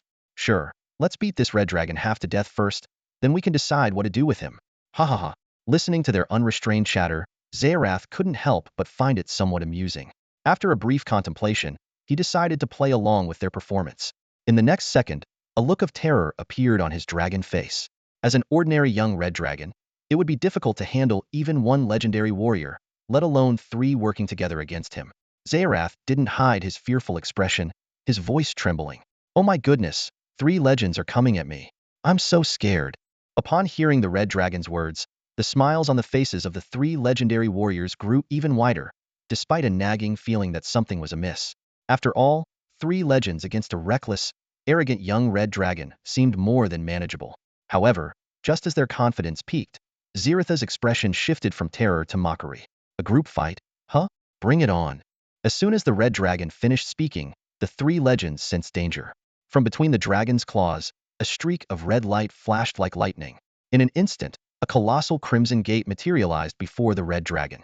It was none other than the fabled elemental gate. As the gate slowly opened, a torrent of fiery elemental energy surged forth, engulfing the surroundings in a tide of blazing wind. Inside, streams of high-temperature flames flowed relentlessly, ready to erupt at any moment. The 3 legendary warriors were stunned by the sudden turn of events. The overwhelming flames forced them to keep their distance from the red dragon. Suddenly, a resonant, expansive voice echoed from within the gate, reverberating across the battlefield. "I am Orahakan, answering your call." Every living creature instinctively looked up, only to see a massive fire elemental stepping through the gate, walking on air. Zerith extended a claw, pointing at the 3 legends. "Orahakan. It's those 3 who ganged up on me." Orahakan looked down, the 3 legends appearing minuscule and trembling at his feet. They gazed up at the towering fire elemental, feeling the violent energy emanating from him, their fear indescribable. Even as legendary figures, they clearly recognized the vast disparity in power. Without a word, Orahakan raised his giant hammer, engulfed in intense flames, and smashed it down upon the trio. Thus began a one-sided battle. Seizing the opportunity, Zerith flew low and rejoined the Northern Coalition's battlefield. Let the legends handle their fight. I prefer picking on the weak. Hey kids, your dragon grandpa's here. His voice dripped with mockery. Witnessing this scene, the soldiers of the Northern Coalition lost all morale. They threw down their weapons and armor, fleeing in panic, each striving to escape as quickly as possible. Meanwhile, the shark lizards were completely overwhelmed by the ogres and trolls. One shark lizard burrowed underground, attempting to attack an ogre from below. The ogre, caught off guard, found its feet sinking into the soft earth. The shark lizard seized the moment, biting fiercely into the ogre's leg. The ogre roared in pain, then reached down with its muscular arms, grabbing the shark lizard and yanking it from the ground. The outcome of the battle was now beyond doubt. Just as victory seemed assured, a black hole suddenly appeared in the sky. A figure fell from it, and Zerith swiftly flew over to catch him. It was Lansjer, now unconscious, his gear shattered and his body covered in deep, bone-revealing wounds. Were it not for his faint breathing, Zerith would have thought him dead. Though Lansjer had been expelled from the black hole, it did not disappear. It continued to hover ominously in the sky, as if heralding an even greater impending crisis. In the next moment, the corpses on the battlefield suddenly emitted a blood-red aura, seemingly drawn by an invisible hand, continuously drifting towards the black hole in the sky. Immediately afterward, a piercing shriek swept through the area, striking the souls of all the living present. Countless souls, stripped from the bodies, emerged, their faces twisted in agony, screaming as if enduring unspeakable torment.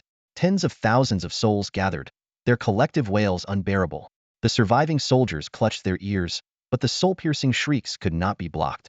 Most soldiers collapsed to the ground, their expressions contorted in pain. Zerith, being a traverser, had a soul nourished by a dragon egg, making it more resilient than the average person's. Even so, he felt a sharp pain in his head. Fighting through the discomfort, he focused on the direction of the black hole. He saw countless wailing souls being stripped from the corpses, slowly absorbed by the black orb. This soul-targeting method shocked Zerith. In his understanding, souls of the deceased should enter the river of the dead, to be sent to different destinations based on their deeds in life. Chaotic evil souls would be sent to the abyss to become demons. Lawful good souls would ascend to the Mount of Heaven, and lawful evil souls would be sent to the nine hells, strengthening the devils.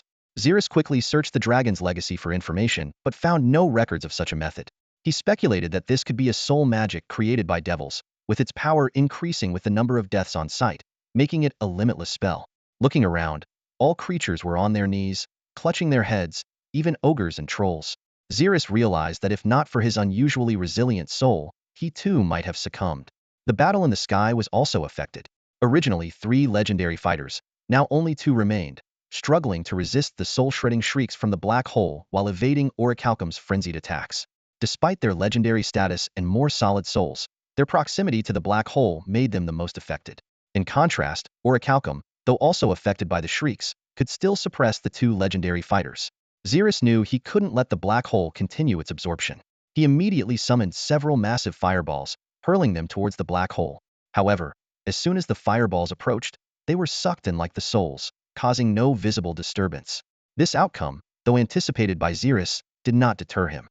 He muttered to himself, "Let's see the power of a legendary spell then." As he spoke, a crimson light flashed from the ring on his hand. Legendary spell, Meteor Blast. The moment the meteor burst was unleashed, a small crimson magic circle formed on the ring. The circle rapidly expanded, casting a shadowy image beneath Zerith's feet. Simultaneously, a massive fire elemental energy gathered high above, forming a colossal sun that painted the entire sky a brilliant red.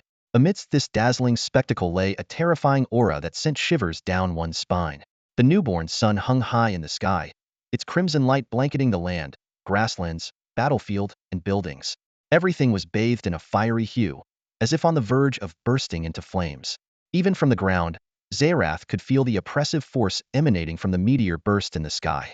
Despite the immense power of the legendary spell, its charging time was equally long. However, this posed no problem, as the black hole remained stationary. As time passed, the gigantic sun began to slowly descend towards the black hole.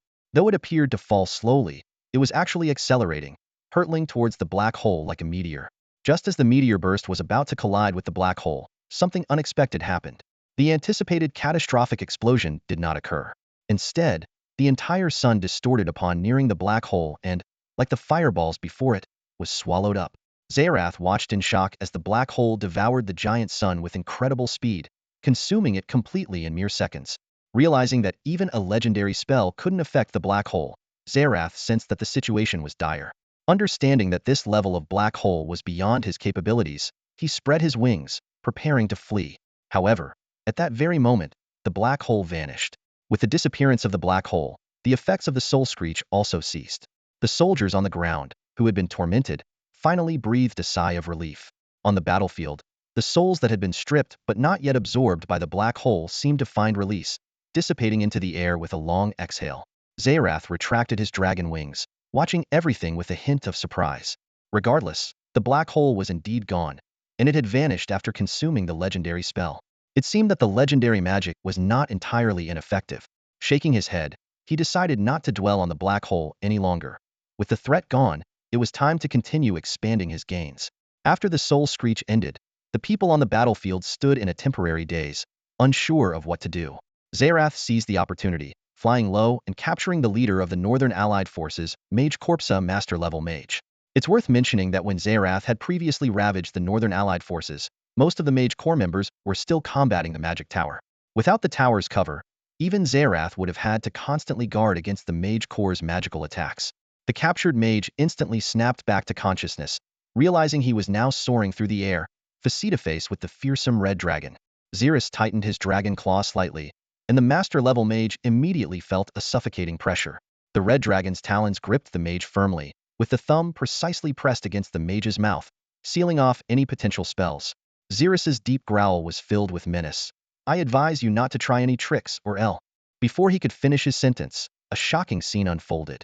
The master-level mage, without uttering a single incantation, instantly cast a blink spell and escaped the dragon's grasp.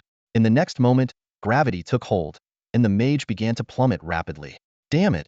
Zerith cursed, clearly startled by the mage's prowess. The ability to cast a blink spell without incantation was not something an ordinary master-level mage could achieve. However, upon reflection, it wasn't surprising given that this mage was the leader of the Northern Alliance's Mage Corps. Zerith felt somewhat reassured. After all, a mage who had not reached the legendary rank couldn't fly, and falling from such a height would result in severe injury or worse. He spread his massive wings and dove towards the falling mage. Yet another surprise awaited him. The ring on the mage's ring finger suddenly emitted a silver glow, and the mage stopped midair. Zerith exclaimed, "A flying magic item?" Despite his astonishment, he reminded himself to be wary of the various magical artifacts mages might possess. Just as Zerith's claw was about to grab the mage again, a dense fog materialized out of nowhere, enveloping the mage completely. This was the high-level spell Obscuring Mist, effectively blinding the red dragon. Zerith's claw grasped empty air once more, but he immediately activated his dragon brain computer and plunged into the mist without hesitation. Visibility within the fog was extremely low, and even his outstretched claw was barely discernible. Capturing a master-level mage in such conditions seemed nearly impossible, but Zerith's dragon brain computer could work wonders. He keenly detected the slightest air currents, his brain rapidly processing various data. The red dragon chanted a spell swiftly, and his claw reached forward. In an instant, Zerith's form blinked in front of the mage, his claw accurately seizing the mage. This time, he did not hesitate. His claw tightened fiercely. The mage's bones shattered under the immense force, and agonized screams echoed through the skies. Zerith's dragon face darkened, and he said coldly, "I told you not to play tricks. Do you not understand?" With that, he applied more pressure, and more bones snapped audibly. The master-level mage, enduring excruciating pain, was filled with confusion. How had he been captured? From his perspective, the red dragon had appeared out of nowhere, and he was instantly caught in the dragon's claw without any chance to resist. Unable to comprehend, the mage gave up trying to understand. Despair enveloped his heart as he closed his eyes, awaiting death. After all, what good could come from falling into the hands of a red dragon? At that moment, a desperate thought crossed his mind. Rather than be tortured to death by the dragon, he might as well end it quickly. He opened his mouth, preparing to bite his tongue and end his life. However, this small action did not escape the dragon's sharp eyes. Zerith swiftly pressed the tip of his thumb claw against the mage's mouth, preventing his suicide. "Don't be so hasty to die," Zerith said, with a hint of admiration in his voice. "Your strength has earned the recognition of the great dragon." Submit to me, and I will spare your life.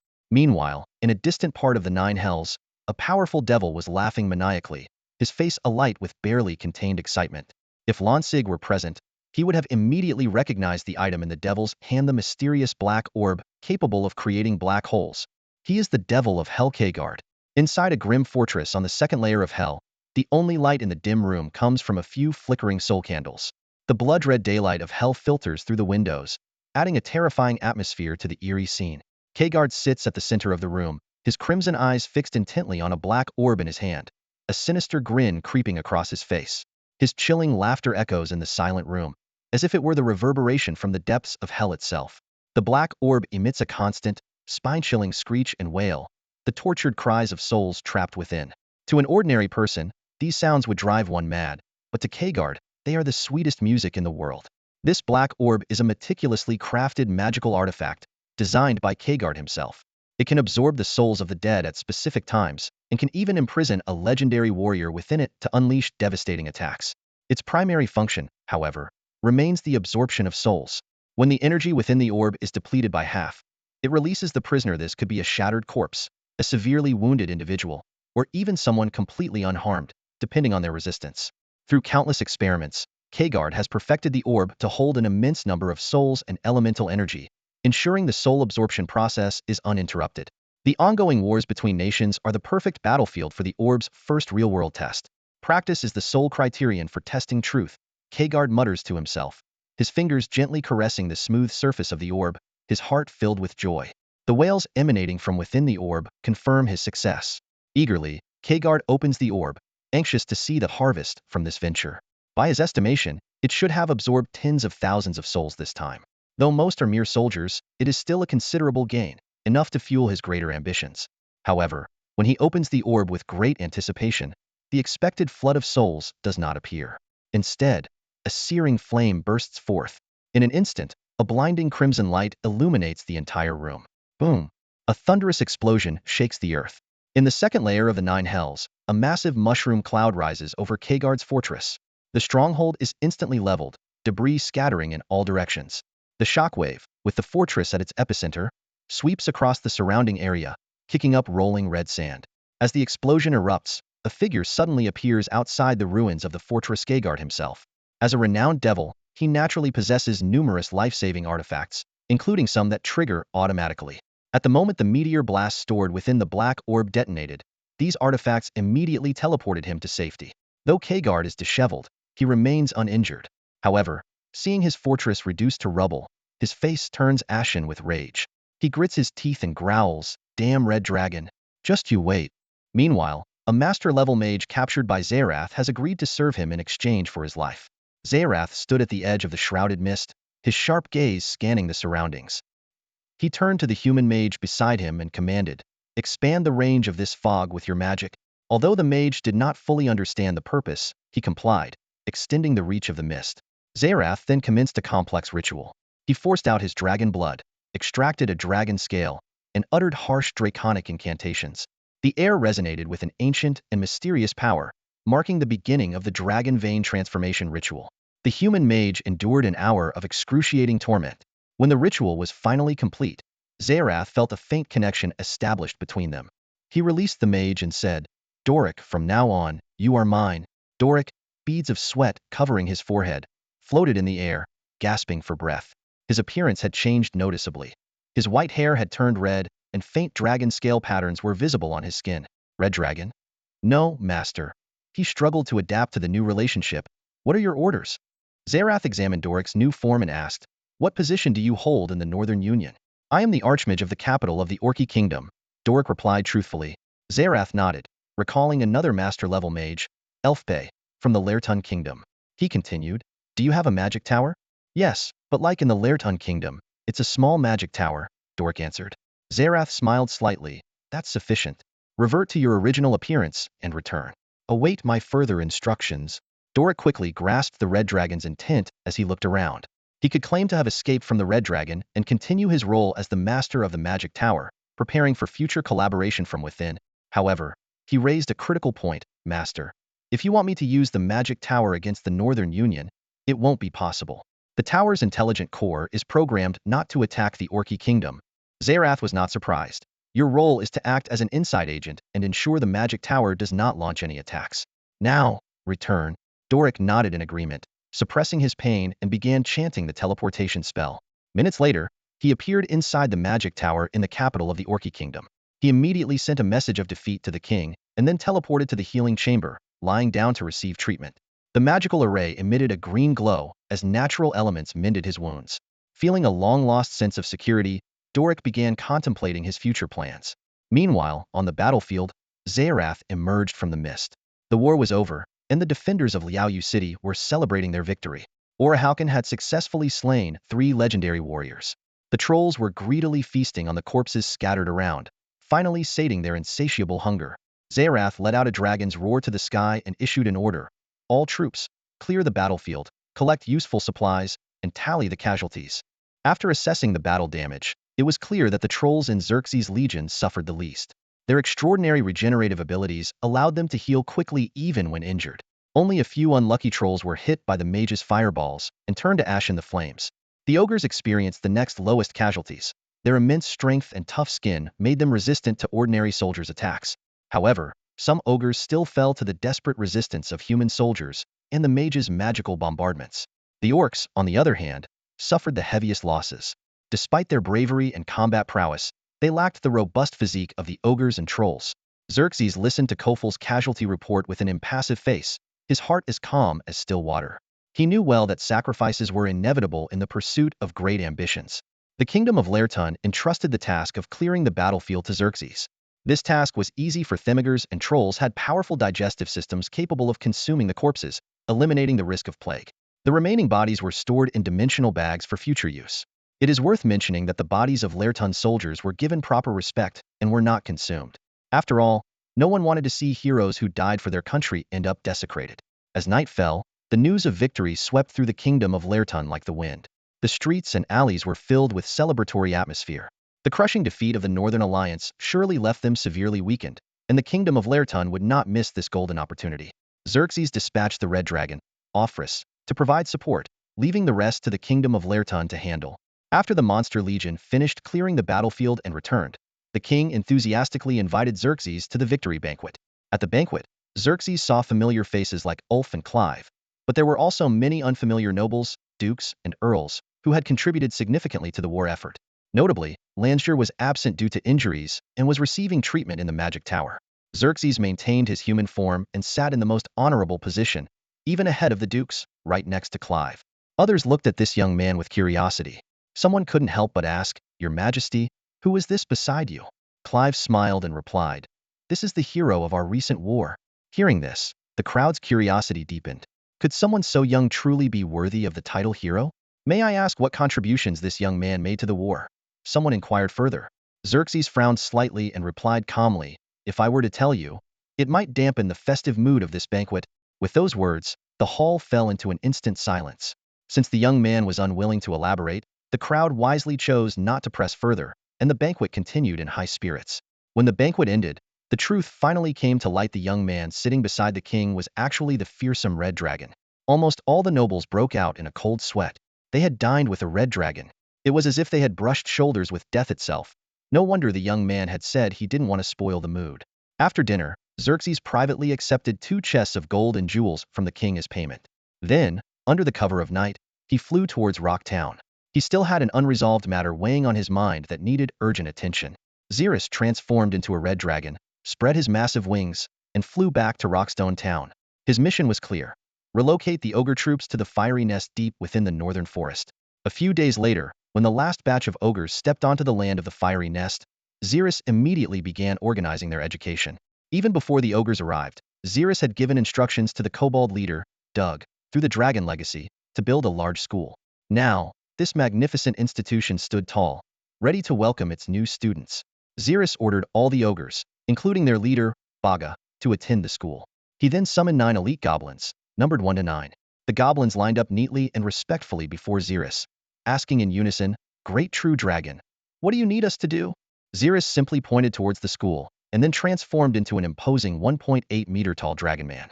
"Follow me inside," he commanded succinctly. As they stepped through the school gates, They were greeted by a vast playground where hundreds of ogres were curiously examining their unfamiliar surroundings. When the ogres saw Zerith leading the 9 goblins, they all turned to look. The goblins cautiously followed Zerith, their hearts filled with unease. The fierce gazes of the ogres made them weak in the knees, but under the oppressive presence of their red dragon master, they had no choice but to press on. Zerith led the goblins to stand before the ogres, ignoring the palpable tension between the two groups. His voice boomed across the playground. Starting today, Goblin 1 to Goblin 9, you will be the teachers of these ogres. We have 82 ogre students, divided into 9 classes. Each class will have 9 students, with the last class having 10. Do you understand? The goblins, trembling, glanced at the towering ogres and then at Zerith's unwavering gaze, finally squeezing out the words, "We understand." With confirmation, Zerith turned to the ogres. From now on, these 9 goblins are your teachers. You are students, and they will teach you knowledge. Do you understand? The ogres stared at the small goblins in confusion. In their minds, goblins were always food, and now they were supposed to be teachers? Though puzzled, they responded in unison, "We understand." Seeing the confusion in the ogre's eyes, one goblin mustered the courage to voice a concern to Zerith. "Great Red Dragon, will these students attack the teachers?" Zerith paused, realizing the gravity of the concern. He turned to the ogres and asked, "Do you know what a teacher is?" An ogre immediately replied, "A teacher is food. Goblins don't have much meat, but I can still eat them." Hearing this, the goblins shivered in unison. These students not only wanted to attack the teachers, but also eat them. Who would dare to teach under such conditions? Zerith's expression darkened instantly. His form rapidly expanded back into the majestic red dragon. "Teachers are not food," he roared. "Teachers are your mentors who impart knowledge and make you stronger." Then, with a threatening tone, he declared, "I am the principal of this school. Attacking a teacher is a direct insult to me as the principal. No ogre is allowed to attack a teacher, or I'll smash their head." The ogres, now understanding the gravity of the situation, nodded in agreement, realizing that disobedience would lead to dire consequences. After reiterating the rule against hitting the teacher, the class began. In the classroom, a group of over 3 turtle ogres obediently sat on small stone stools, facing simple stone slab desks. On the podium, a goblin teacher cautiously delivered the lesson, not daring to step down and patrol. Despite their low intelligence, the honest ogres listened with great attentiveness. Having settled the ogre school, Zerith turned his attention to the trolls. Compared to ogres, trolls had even lower intelligence and were often driven by hunger. Even in a state of hunger, ogres could control themselves well enough not to harm the goblin teacher. But trolls were different. Sometimes, individuals would lose control, much to the dismay of the troll leader, Valjean. To improve the troll situation, the primary task was to address their hunger. By this time, some time had passed since the war ended. The Northern Alliance had suffered a crushing defeat, leaving people in a state of anxiety, while the Kingdom of Lerton seized the opportunity to launch a counterattack. Zerith dispatched Offrey to support the Lerton army. Meanwhile, the entire nation of Lerton celebrated, and newspapers featured an image of a red dragon, causing a sensation. "Shocking! The red dragon has become our ally. This red dragon is different. What is the relationship between the monster army and our kingdom's forces?" Zerith's image appeared in the newspapers, hailed as the different red dragon and an ally of the Kingdom of Lerton. This unique red dragon quickly became a hot topic of conversation among the people of Lerton. Zerith understood that King Clive was using public opinion to build a positive image for himself. At the same time, the red dragon's fame spread across the entire central continent, reaching human and elf nations alike. In the central continent, King Jorban held new intelligence about Zerith in one hand and news of yet another red dragon plundering his border cities in the other, deep in thought. How is it that the Kingdom of Lerton gets support from a red dragon, while I suffer raids? Could Lerton be deceiving me? Other countries, seeing this news, were also puzzled, as most of their towns had suffered from red dragon raids. Realizing he could no longer remain low-key, Zerith decided to take the opportunity to promote himself more openly. In a wandering gnoll tribe, a rather burly gnoll spoke up, "Have you heard about the red dragon in the northern forest? He's quite something." The other gnolls looked at him with puzzled expressions, unaware of the red dragon's deeds. The burly gnoll continued, "That red dragon is not only powerful, but also treats his subordinates exceptionally well. Gnolls under his command never worry about food and drink. I've seen it with my own eyes. Every gnoll under him is in great shape." The fellow gnolls, hearing this, swallowed hard. The smallest gnoll, hearing the sound of his companion swallowing, felt a wave of fear and began to tremble involuntarily. The strong gnoll excitedly suggested, "Why don't we join that red dragon? It's got to be better than wandering in the wilderness." Rumors of Zerusi spread like wildfire among the monster tribes. These tales were told by soldiers Zerith had sent as undercover agents. They posed as bards among the monsters, singing exaggerated praises of Zerith and depicting the treatment of his monster followers as heavenly. The monsters, already struggling in the wilderness, were easily swayed by these bards and fell into what seemed like a massive pyramid scheme. Eager to experience the life under the Red Dragon's command, they passed on the legendary deeds of Zerith by word of mouth. Many monsters traveled great distances, crossing mountains and rivers, to pledge their allegiance. As outside forces continued to pour in, Zerith's monster army grew in numbers and strength. Meanwhile, the Kingdom of Lydon dispatched its army to attack the Northern Coalition. With the Red Dragon Orfire's assistance, Layton's forces were unstoppable, capturing 2 cities in quick succession. Now, they were preparing to assault the 3rd city of the Northern Coalition. Orfire hovered in the air, looking down at the human defenders on the city walls. He laughed arrogantly. "You pathetic humans, trying the same trick on Orfire for the 3rd time? Ha ha ha, are you out of your minds?" With that, he spread his wings, exuding dragon might, and charged at the human soldiers on the wall. The leading general of Lydon was about to caution Orfire to be careful, but in the next moment, he saw the Red Dragon already flying above their own troops, laughing incessantly. The general sighed helplessly and then ordered the entire army to attack in sync with the Red Dragon. The city walls of the Northern Coalition were equipped with magical ballistae, large weapons capable of taking down enemy war machines and even young dragons. Orfire, though arrogant, was not foolish. He maintained a safe distance from the ballistae, skillfully dodging the incoming arrows. Suddenly, Orfire extended his finger and chanted in dragon tongue. Dragon magic. Explosive blast. A massive fireball formed in front of him. Explosive blast was a standout among mid-level spells, much more powerful than a regular fireball. The fireball whistled towards a fixed magical ballista. Boom! A thunderous explosion echoed in the air, and the ballista shattered into pieces. Though it wasn't the first time the soldiers below had seen Orfire destroy a magical ballista, they were still filled with fervor. With the Red Dragon's help, the battle became significantly easier. Orfire, with a look of disdain, continued to circle in the air, dodging arrows while relentlessly casting explosive blast. The magical ballistae were destroyed one after another, and Orfire's pride swelled. Once he was sure the ballistae no longer posed a threat, Orfire dove sharply towards the city walls. Rather than using magic to eliminate his enemies, he preferred the brute force of close combat, relishing the terror in the soldiers' eyes and their anguished screams. Landing on the wall, Orfire swung his tail, sending a large group of soldiers and defensive structures flying. Debris tumbled down, nearly hitting the Lydon soldiers attacking from below. He then slapped his hand down, crushing the enemies in front of him into pulp. However, the Northern Coalition had long been preparing for the threat posed by Orfire. Before Layton's army attacked this 3rd city, they had already set up anti-dragon weapons. Now, they waited for the Red Dragon Orfire to fall into their trap. Offrey perched atop the city walls, mercilessly slaughtering the defending soldiers, which allowed the soldiers of Lerdon Kingdom to safely set up the ladders. The Red Dragon's claws tore through the air, each strike claiming the lives of several soldiers. Blood flowed like rivers on the walls, and the air was filled with the sound of agonized screams. However, a heavily armored master-ranked officer, a heavy shield guard, charged forward resolutely. He raised his shield to meet Offrey's ferocious attacks. The clash of metal and dragon scales produced deafening booms. Despite being left breathless with each defense, the officer held his ground, barely fending off the Red Dragon's savage onslaught. At that moment, a synchronized march echoed from the stairway of the wall. Several stern-faced soldiers carrying magical crossbows came into view. Moving against the tide of fleeing troops, their eyes were fixed determinedly on the Red Dragon. This squad, comprised entirely of midder professionals, was the elite among the vast human army. "Vile dragon, flying lizard, your end is near," one crossbowman shouted, his voice filled with resolve. Only then did Offrey notice these tiny beings and the faintly glowing weapons in their hands. The Red Dragon sneered disdainfully. "Foolish insects, wielding such toys, you dare to challenge the great Offrey?" With that, Offrey grabbed the heavy shield guard he was battling and hurled him at the crossbowman like a javelin. He then spread his wings, ready to personally teach these humans a lesson. The crossbowman quickly scattered, deftly avoiding the incoming human projectile. The shield guard crashed heavily to the ground, but, thanks to his thick armor, was not fatally injured. Struggling to his feet, the officer shouted, "Fire!" Arrows whizzed through the air, aimed directly at the Red Dragon. However, Offrey neither dodged nor flinched, instead lifting his head arrogantly. "Stupid reptiles, do you think these needle-thin arrows can harm the great Offrey?"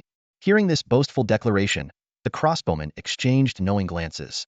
Clearly, this young Red Dragon had never experienced the true horrors of battle. But as the arrows neared his scales, Offrey suddenly sensed something amiss.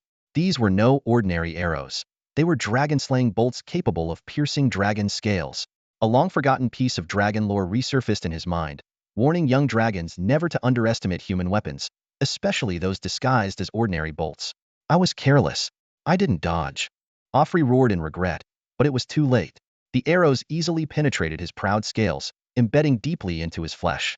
The excruciating pain spread throughout his body, and the young red dragon realized he had been taught a harsh lesson by the world.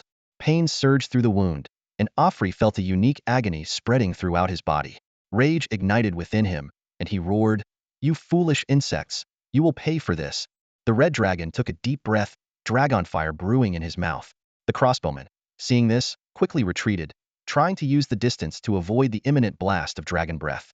Meanwhile, Offrey felt waves of numbness emanating from his wound, as if countless poisonous needles were piercing his body. From the rear, more soldiers wielding dragon-hunting crossbows rushed forward, and several more bolts struck Offrey. His tail lashed out violently, sweeping away the soldiers behind him and smashing the stone defenses on the city wall. In the distance, a group of soldiers was slowly pushing a large dragon-hunting ballista into position. Offrey knew very well that if such a weapon hit him, it could be life-threatening. He quickly assessed his condition, realizing he had taken quite a few hits. As a young red dragon, he had not even lived a quarter of his lifespan and could not afford to fall here. With all his might, Offrey flapped his wings, trying to take to the sky. Despite being sedated, he managed to lift off, but his speed was noticeably reduced. In this state, evading the large ballista was nearly impossible, let alone flying out of its range. Seeing the city guard had already adjusted the ballista and aimed it at him, Offrey was in a dire situation. At the critical moment, soldiers from the kingdom of Lerton stormed the city walls via ladders, engaging the enemy operating the ballista in close combat. Offrey breathed a sigh of relief and took the opportunity to slowly retreat to the rear of the battlefield. Even though Offrey withdrew from the fight, the kingdom of Lerton emerged victorious. Soldiers who had scaled the walls quickly secured their positions, raining down fire on the forces within the city. Once inside, Lerton's soldiers refrained from looting and harming civilians, focusing instead on eliminating the remnants of the Northern Coalition until they surrendered. Offrey lay listlessly beside a tent in the rear camp, surrounded by anxious human mages. One of them explained, "These bolts have armor-piercing effects specifically designed for dragons, like poison needles fully embedded in the body. We need to perform surgery to remove them. We can see the puncture wounds, so we can follow them to extract the bolts." Upon hearing this, Offrey frowned in displeasure. The thought of these inferior beings cutting into him, combined with the day's events, sank his mood to the lowest. The red dragon roared with impatience and ferocity. "Damn it! Surgery? Do you know who I am, you wretched lowly creatures? Isn't there an easier way?" Just as Offrey finished speaking, the mage standing nearby felt his legs go weak, almost unable to stand. Performing surgery on a red dragon? This was the most daunting task they had ever faced. Known for its bloodthirsty and violent nature, any misstep during the procedure could easily provoke the dragon, likely resulting in their deaths. The mages exchanged uneasy glances, none daring to step forward.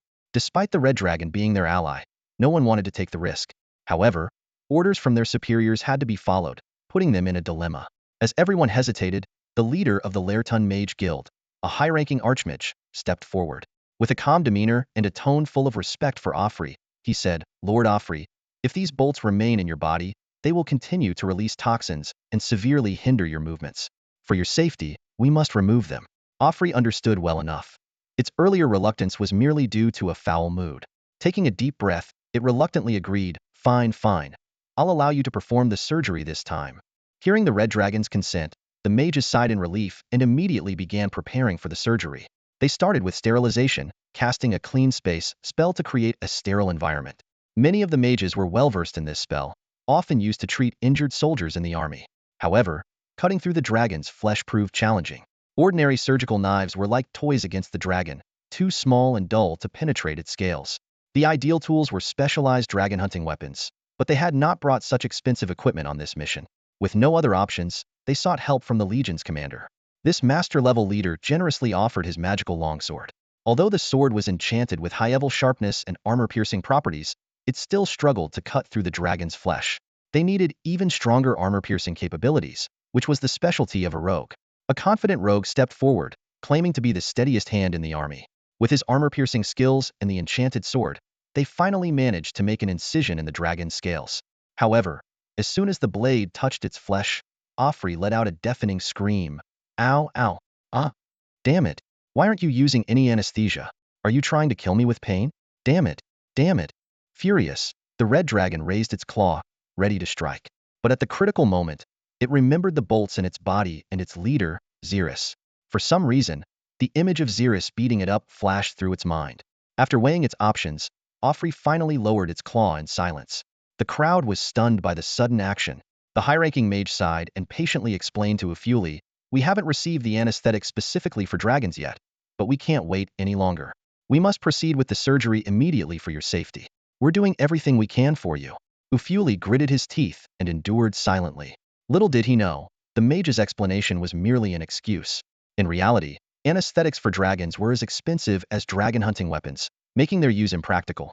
The red dragon had no choice but to undergo the surgery without anesthesia. Amid Ufuli's agonizing cries, the surgery was finally completed. Dozens of poisoned arrows were extracted one by one, leaving the red dragon exhausted and drenched in sweat. The final step was to heal the wounds. The healers poured a medicinal solution into the injuries, and new tissue began to grow slowly. As for the remaining toxins, the dragon's powerful metabolism would eventually clear them out, but it would take some time. The war raged on as night fell. In the heart of the Northern Union, a silver-haired half-elf girl, cloaked and moving stealthily through the darkened streets, was none other than Yaliya, the Silver Dragon. Her mission, coordinated with Zerith, was for the Red Dragon to support the Lyreton Kingdom on the front lines against the Northern Union, while she gathered evidence of the Devil's corruption within the country. Over the past few days, Yaliya's investigation revealed an alarmingly high crime rate in this city. Nighttime had become a haven for criminals, and even during the day, evil lurked, though less brazenly than at night. As she walked through the dark corners of this nation, Yaliya felt malicious gazes from all directions, sending chills down her spine. Suddenly, a tall man blocked her path, his bare chest showcasing his brute strength. He shouted in a rough, nearly roaring voice, "Hey, little girl, come have some fun with us." Yaliya scoffed disdainfully and was about to ignore him and walk away when more thugs began to surround her. They grinned wickedly, like a pack of hungry wolves eyeing their prey, their eyes gleaming with lust. "Looks like we're gonna have some fun tonight. Don't worry, I'll make sure you enjoy it." "Ha ha ha," one of the thugs jeered. As the group of thugs advanced, Yaliya's expression turned icy, showing no fear. In the next instant, the air around them was suddenly engulfed in frost, and the temperature plummeted below freezing. In the blink of an eye, the men were transformed into ice sculptures, their lives ending abruptly. Although these men were far from being professionals, they were more than capable of terrorizing ordinary citizens. Unfortunately for them, tonight they faced no ordinary person. Yaliya disgustedly stored the ice sculptures in a dimensional bag to dispose of the bodies and avoid detection. Just as she finished, a desperate cry for help echoed from a distance. She immediately cast a speed spell, a green light enveloping her feet, and darted towards the source of the sound. Upon arriving at the scene, she saw the group of thugs had already forced their way into a family's home. In that room, a chilling act of violence was unfolding. A group of thugs was tormenting a young girl, while her brother and parents were held down nearby, powerless to intervene. The bullies seemed to possess a twisted fetish, perhaps from being accustomed to wielding power, as they forced the girl's family to watch the entire ordeal. The girl's cries for help echoed through the neighborhood. Yet every door remained shut, and not a single light flickered on. The neighbors could clearly hear her heart-wrenching pleas. But in such a climate of fear, no one dared to step forward. All they could do was silently pray in the darkness, hoping they wouldn't be the next victims. At that critical moment, a pale blue light suddenly flashed. In the blink of an eye, the lead thug was frozen into an ice sculpture and shattered into icy fragments. The other villains, barely having time to react, were also instantly frozen. This was all the doing of Ilya, whose master-level skills made quick work of the ordinary men. The girl, pinned to the bed, felt a chill sweep across her as the thugs before her turned into ice statues. The room's temperature plummeted, and the ice sculptures exuded a biting cold. Residents who witnessed the scene repeatedly thanked Ilya, who deftly disposed of the bodies before starting a conversation with the townspeople. Through these conversations, Ilya learned about the country's situation. A few years ago, the king's laws began to loosen, and the government's crackdown on criminal organizations weakened. Ilya realized that this was the devil's doing, corrupting the kingdom through the king, using decrees and other means to lead the citizens into a lawful evil alignment, thereby harvesting the souls of these evildoers. Despite this, some residents still refused to succumb to corruption. Ilya immediately cast a silence barrier and lit a communication talisman to contact Zerith, revealing all the evidence she had gathered. After listening, Zerith said gravely, "I understand, Ilya. Go to the Mage Tower in the capital of the Orky Kingdom. The master there is one of my subordinates. You two will devise a plan. Ilya, surprised, asked, Zerith, when did you recruit a great mage? That's my secret, Zerith replied. You can set off now. The task of saving the northern people from this plight is in your hands. Ilya smiled wryly, thinking to herself how unfathomable Zerith's power truly was. Meanwhile, after ending the conversation with Ilya, Zerith continued his work in the Mage Tower of the Lertun Kingdom, frantically stuffing various books into his dimensional bag. The books he selected were diverse. For architecture, hundreds of architectural plans and tunnel exploration manuals, which he intended to bring back for his kobold subordinates. For metalworking, titles like How Steel is Made and The Art of Blacksmithing. For agriculture, books such as The Proper Cultivation of Crops and Postpartum Care for Sows. For magic, Basic Magic for Mages and Elementary and Intermediate Magic, as Zerith aimed to learn more elemental spells. However, he skipped over the history of the Lertun Kingdom and Be a Proud Lertonian, as they held no practical value for him and his monster army. Zerith was voraciously absorbing knowledge and collecting books in the Lertun Kingdom, knowing that these would form the foundation of his future nation's intellectual wealth. Time flows like water, and the situation for the Northern Alliance grows increasingly dire. Continuous defeats have left the monarchs of various nations in a state of distress. Meanwhile, Ilya has been covertly gathering evidence more smoothly than ever. As the army of the Kingdom of Leylatin advances, pushing deep into the heart of the Northern Alliance, the kings are forced to hold an emergency underground meeting. The meeting is set in the capital of the Kingdom of Orki, conveniently where the new Master Mage of the Red Dragon Dorig has his magic tower. Utilizing the tower's powerful detection abilities, Dorig keenly senses multiple magical fluctuations emanating from beneath the royal palace. These fluctuations unmistakably indicate that the humans corrupted by demons are gathering once again, plotting something nefarious. With the various factions of the Northern Alliance assembled, the time to spring the trap is ripe. Dorig manipulates the magic tower, placing a crimson dragon scale inside it, and begins a solemn summoning ritual. Simultaneously, far away in Flame Nest, Zerith hears a melodious summoning voice in his heart. Great Red Dragon, I summon you with this ritual. Without hesitation, Zerith responds, I answer your call. Before the words have even fully left his mouth, he transforms into human form and instantly appears inside the magic tower in the Kingdom of Orki. Dorig bows respectfully to Zerith's master. Zerith nods slightly and gets straight to the point. Let's go. Understanding immediately, Dorig activates the teleportation spell for Zerith and Ilya. In an instant, they are transported to the underground passage leading to the secret meeting of the kings, Ilya positioned at the entrance, and Zerith guarding the exit. After completing the deployment, Dorig uses the magic tower to send a message to the kings. Your Majesties, I have just discovered 2 assassins entering the palace. They are about to escape. I have sealed all spaces within the palace using the magic tower. These assassins will not escape my grasp. As soon as he finishes speaking, Dorig activates the magic dimensional anchor, giving the kings no chance to respond. The king of Orki, in the underground meeting room, is bewildered by the message. The leader of the black-robed men is about to ask a question when he suddenly senses a powerful magical fluctuation. With a thunderous crash, the door to the underground meeting room is violently flung open, and a silver dragon bursts in. The dragon's form rapidly expands, occupying a third of the room in the blink of an eye. Then, a fierce blast of icy dragon breath sweeps through the room. The sudden attack throws everyone into a panic. Many are turned into ice sculptures the moment they come into contact with the dragon's breath. Those with quicker reactions hurriedly activate their protective items, and magical shields light up, barely holding off the icy assault. However, to their horror, they find that their once reliable teleportation and blink spells are completely ineffective.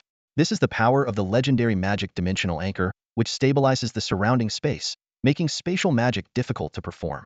Only now do the high-ranking officials of the nations realize they have fallen into a trap. Desperately, they try to flee, only to find that all doors are frozen shut by the silver dragon's breath, with nearly all exits blocked by solid ice, save for one door at the far end of the room. Clinging to a last shred of hope, they rush toward that door. But just as they are about to reach it, a crimson figure crashes through, blocking their escape. As soon as the group saw who had arrived, the fear in their eyes deepened into sheer terror.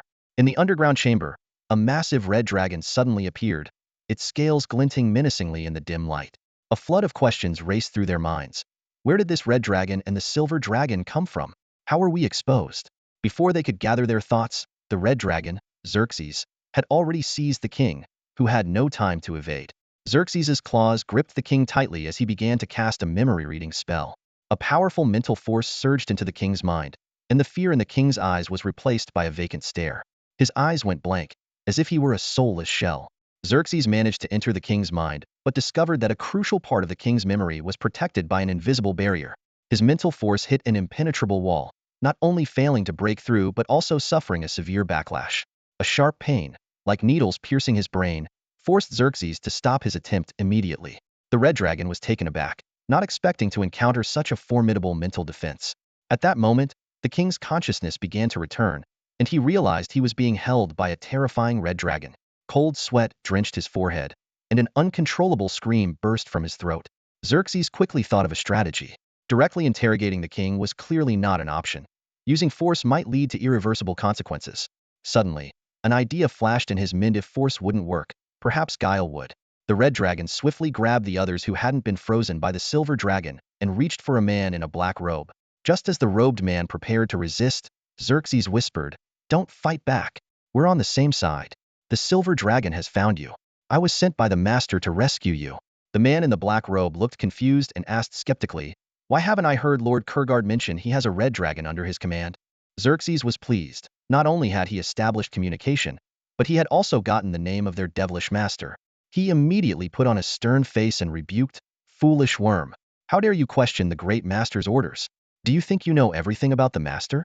Does the master need to report every detail to you?" The man in the black robe pondered the situation. The red dragon hadn't harmed any of them, and even the king of the northern nations had become the master's subordinate, information personally disclosed by the devilish master. This level of secrecy could indeed ensure maximum operational concealment. Moreover, red dragons were inherently chaotic and evil creatures. Alliances with devils were not uncommon. Perhaps some arrogant and inexperienced young red dragon had been tricked into a contract with the devil. In any case, the likelihood of a red dragon teaming up with a silver dragon was extremely low. After careful consideration, the man in the black robe ceased his resistance. Seeing this, Xerxes tightened his grip on the man and quickly fled through the chamber's exit. Ilya, the silver dragon, watched the scene unfold, and her keen hearing picked up the conversation between the red dragon and the man in the black robe. Her sharp mind quickly analyzed the situation and realized that Zerith, the red dragon, wasn't truly allied with the devil but was cleverly undermining him. Ilya immediately decided to play along, pretending to angrily chase after Zerith. The man in the black robe, seeing this, trusted the red dragon even more. Zerith noticed the silver dragon behind him and was secretly pleased to have such a clever ally. Suddenly, a wave of cold accompanied by sharp pain struck him. Turning around, he saw Ilya chasing him while casting ice magic. Large ice spheres were forming around her, not too big for a dragon, but still causing some damage to Zerith. At first, Zerith didn't pay much attention and continued to flee.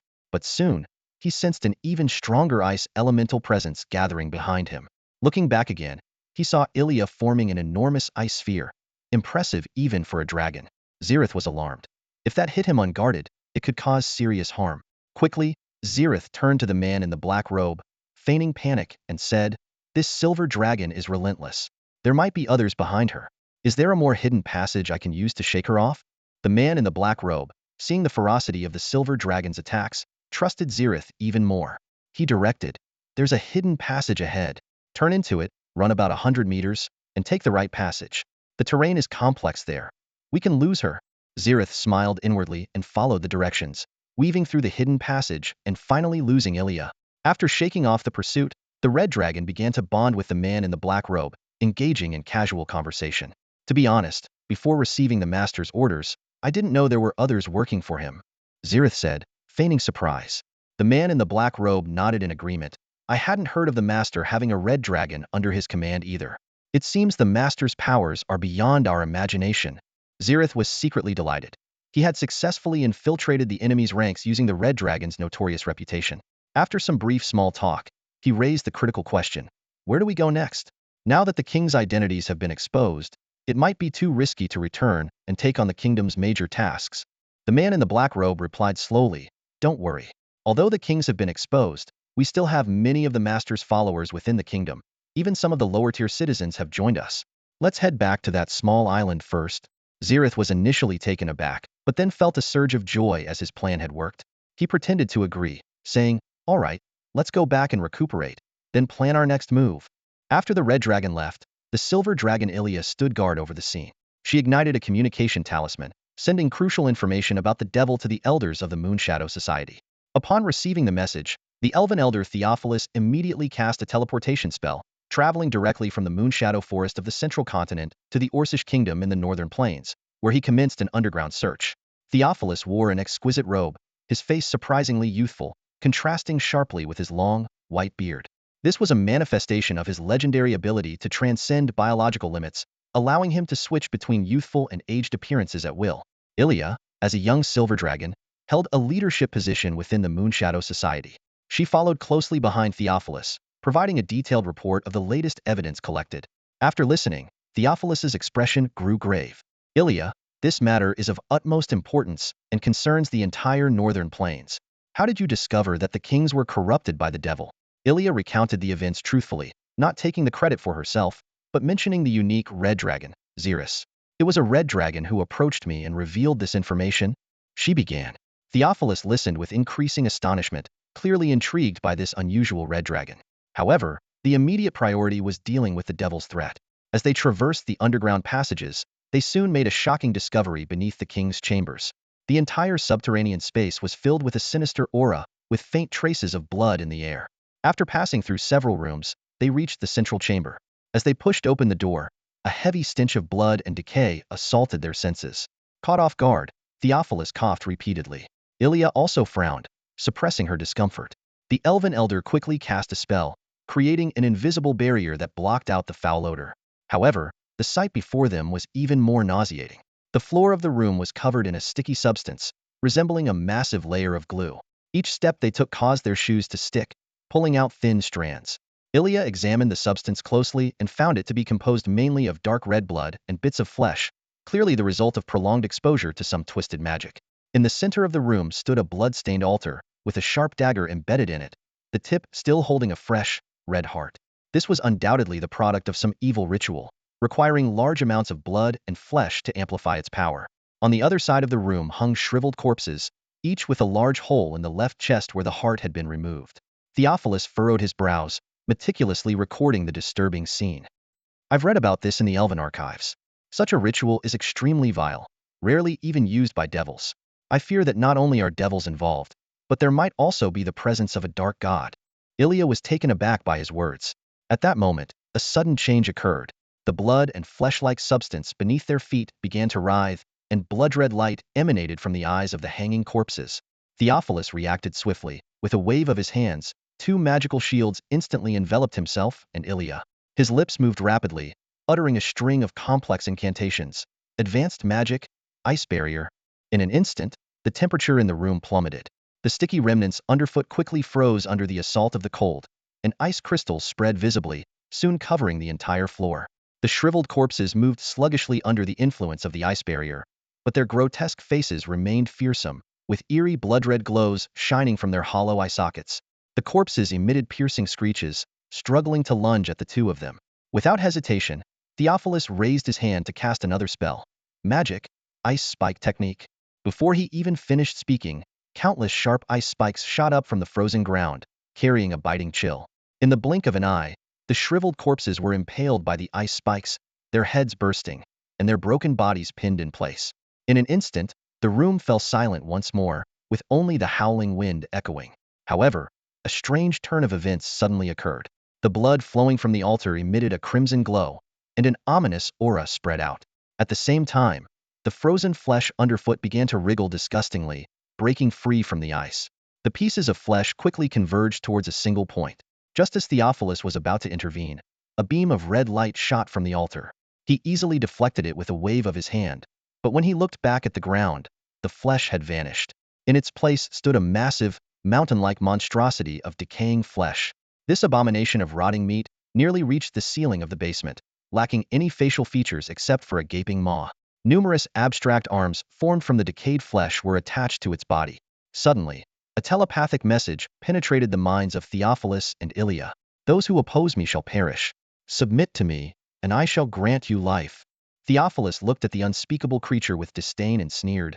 You grotesque beast, dare to ask for my submission? I have no need for your pitiful lifespan, you revolting entity. Ilya echoed softly from beside him.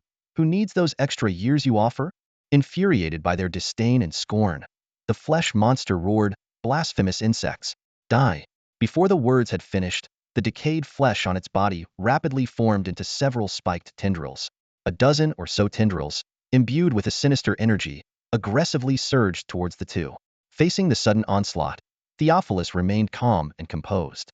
As a legendary archmage and an elder of the Moon Shadow Society, he effortlessly raised his hand to conjure a semicircular wall of flames in front of him. As the tendrils met the flames, they emitted a piercing hiss. The sinister energy protecting the tendrils forced them through the wall of fire. The sinister energy surrounding the tendrils quickly dissipated in the flames, and the power of the fire wall gradually weakened in this confrontation. The air was filled with the stench of burning, decayed flesh, as the fire elemental energy and the sinister energy neutralized each other, creating a nauseating effect. Just as the decayed tendrils were about to breach the wall of flames and touch Theophilus's magical shield, he quickly chanted another spell. A deafening explosion echoed throughout the room. Master-level magic, severe ice explosion, centered on Theophilus. The surrounding air seemed to freeze in an instant.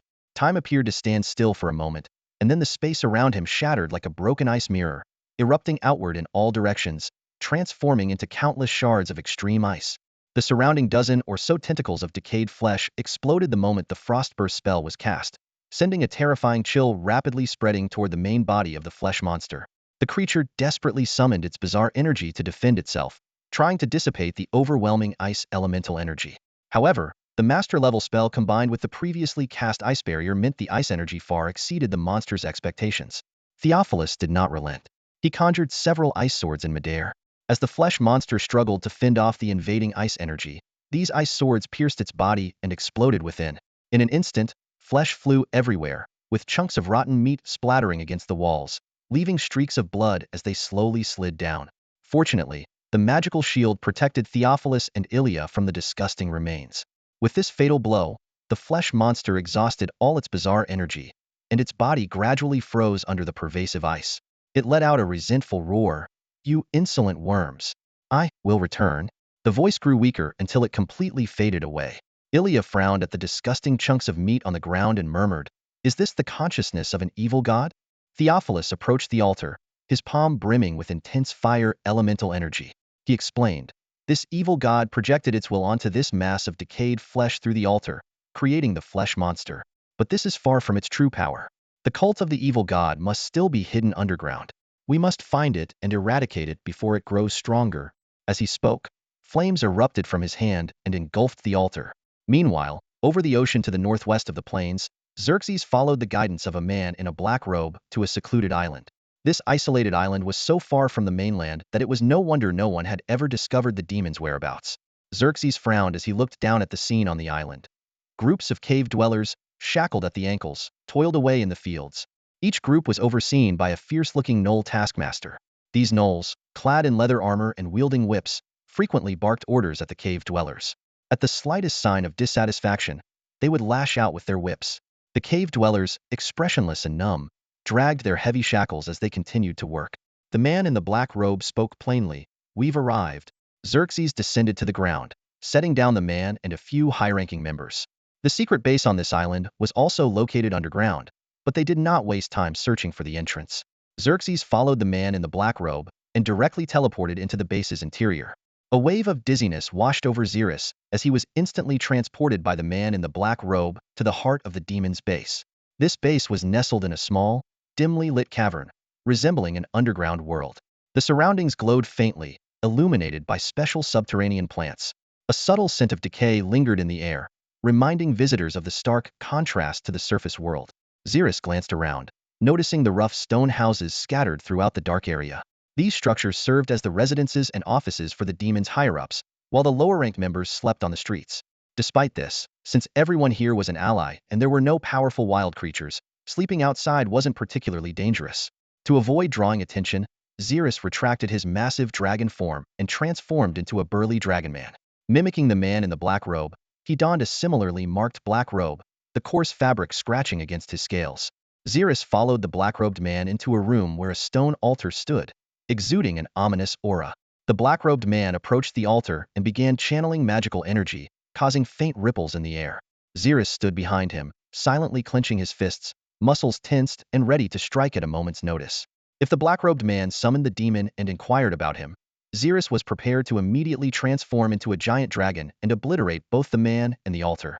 However, as time ticked by, the altar remained silent. Suddenly, the black-robed man turned to face Zerith. The dragoman's heart skipped a beat, but he forced himself to remain calm. The black-robed man shook his head and said, I still can't reach the master. How does the master contact you? Zerith let out a sigh of relief while internally cursing. How would I know how that idiot demon contacts me? Quickly adjusting his expression, he replied with a hint of impatience, he contacts me from within my mind. The black-robed man frowned and pressed on, but the master hasn't contacted me for a long time. How does he issue orders to you? Zerith realized the situation was dire. The demon had been missing for a while, and without a reasonable explanation, he could be suspected. Not wanting to miss this infiltration opportunity, he made a swift decision. In the next instant, Zerith's body expanded rapidly, reverting to his massive red dragon form, nearly filling the entire room. He grabbed the black-robed man, his dragon eyes blazing with fury, nostrils flaring with flames. Foolish insect! Zerith roared, his voice shaking the room. What kind of tone is that? Worm, know your place. Are you questioning the noble red dragon? The black-robed man, terrified by the sudden transformation, frantically shook his head and hands, his voice trembling. No, no, I wouldn't dare. Zerith tightened his grip on the black-robed man, glaring at him. Have I been too lenient with you, letting you overstep your bounds? The man in the black robe was in a state of panic, cold sweat dripping from his forehead. After much persuasion, he finally convinced the red dragon to release its claws. The red dragon snorted, turned around, and left, leaving the man in the black robe to wipe his forehead and take a deep breath before focusing on his work. Meanwhile, in a ruined part of hell, the devil Kurgard was frantically searching. Damn it! He muttered under his breath. Could the interplanar crystal that connects to the Tuscany plane have been destroyed? This crystal was crucial for maintaining contact with his subordinates. However, Kurgard dared not involve his underlings in the search for such a valuable item, knowing full well that some devils coveted his position. As a devil who had clawed his way up from obscurity, he understood this all too well. The impact of the meteor explosion far exceeded expectations, not only destroying most of the fortress, but also claiming the lives of many of his subordinates. Kurgard calculated his losses silently. If the fortress were a company, this blow would severely affect his standing in the eyes of his superiors. Seething with rage, he gritted his teeth. Damn red dragon. If I catch you, I'll make sure your soul burns in the fires of hell for 10,000 years. At that moment, Zerith was leisurely strolling through the main devil base. When he entered another room, the occupants were initially surprised to see a dragon man in a black robe with special markings, but quickly bowed respectfully. Ignoring them, Zerith began sifting through the base's information. As he reviewed the documents, Zerith was astonished to find that the devils not only had this main base, but also had bases in the Northern Union, beneath various palaces, under the northern peaks, and even in the frigid far north. Additionally, detailed records of underground gathering areas in northern civilian cities were also found. Zerith memorized these locations. Originally planning to destroy the base, he suddenly had a change of heart. Destroying the devil base isn't my responsibility, Zerith thought to himself. Even though they are my enemies and a threat to the entire continent, if I single-handedly wipe out their stronghold, wouldn't I be doing someone else's dirty work? As a red dragon, why should I offer my services for free? Thus, he concocted a reason to bid farewell to the man in the black robe and flew off the island. Zerith's current goal was to contact the silver dragon Ilya and discuss how to maximize the benefits of this operation. After flying for a while, he returned to the northern plains and found that the Moonshadow Association had already begun a large-scale search for devils and evil gods. Upon finding Ilya, Zerith got straight to the point. If I provide the locations of the devil bases, what reward can your association offer me? Ilya replied with a blank expression. Whether or not you're a member of our association, providing valuable information will earn you a corresponding reward. However, what? Zerith pressed. If you are a member of the association, you can also earn extra points, Ilya added. Zerith widened his eyes. Points? What are the points for? Points can be used to exchange for items, seek assistance, and are essentially a form of special currency within the Moonshadow Association, Ilya explained. Upon hearing this, Zerith's eyes suddenly lit up. You mean joining the guild can make money? He exclaimed in delight. However, he quickly furrowed his brow. But I also need to consider the issue of freedom. Ilya, what kind of price do I have to pay to join the Moonshadow Guild? Ilya thought for a moment before replying. Price? There really isn't any special price. You won't lose your freedom. Our management is very relaxed, and we don't force members to do anything. However, the guild does occasionally call on members to complete tasks, offering points as a reward. Zerith's eyes widened as he continued to ask, So, I can join your guild but not do anything? Ilya rolled her eyes at him and said, In theory, yes, but you would just be a name on the list without earning any points. What can the points be exchanged for? Zerith asked. Many things, Ilya explained, but the most important are the magical items and knowledge unique to the Moonshadow Forest. Zerith's interest was piqued immediately. While he had already gained a lot of magical knowledge in the kingdom of Laerton, human magic could hardly compare to that of the elves. Just for this reason alone, joining the guild seemed worthwhile. I want to join the guild, Zerith declared decisively. Ilya wasn't surprised by the dragon's decision. After all, Zerith had already given her plenty of surprises. She contacted the elven elder, Theophilus, who soon teleported to their side. Theophilus was slightly taken aback at the sight of the dragon, but courteously engaged in conversation with Zerith. After a brief exchange, the elder used a teleportation spell to transport the three of them to the inside of the Moonshadow Forest's magical tower, the Radiant Moonshadow. This magical tower was far more magnificent than the small magical towers in the northern human kingdoms. It was entwined with lush green vines, appearing from a distance like a verdant mountain, exuding a strong sense of natural energy. Considering Zerith's power and uniqueness, Theophilus made an exception by personally welcoming him. He briefly explained the conditions for joining the guild. Members of the good alignment could join directly, those of neutral alignment needed to make a contribution, and those of evil alignment were not allowed. The magical tower had a special spell to detect alignments. Although Zerith was of neutral alignment, he was granted membership due to his role in uncovering a devil. Upon joining, he eagerly said to Theophilus, "I know the hiding place of the devil's minions. I want a reward." Ilya couldn't help but chuckle, while the elven elder's eyes widened in realization. He instantly understood the dragon's true motive for joining the guild. Well, he thought. He's in it to score more rewards. Months flew by.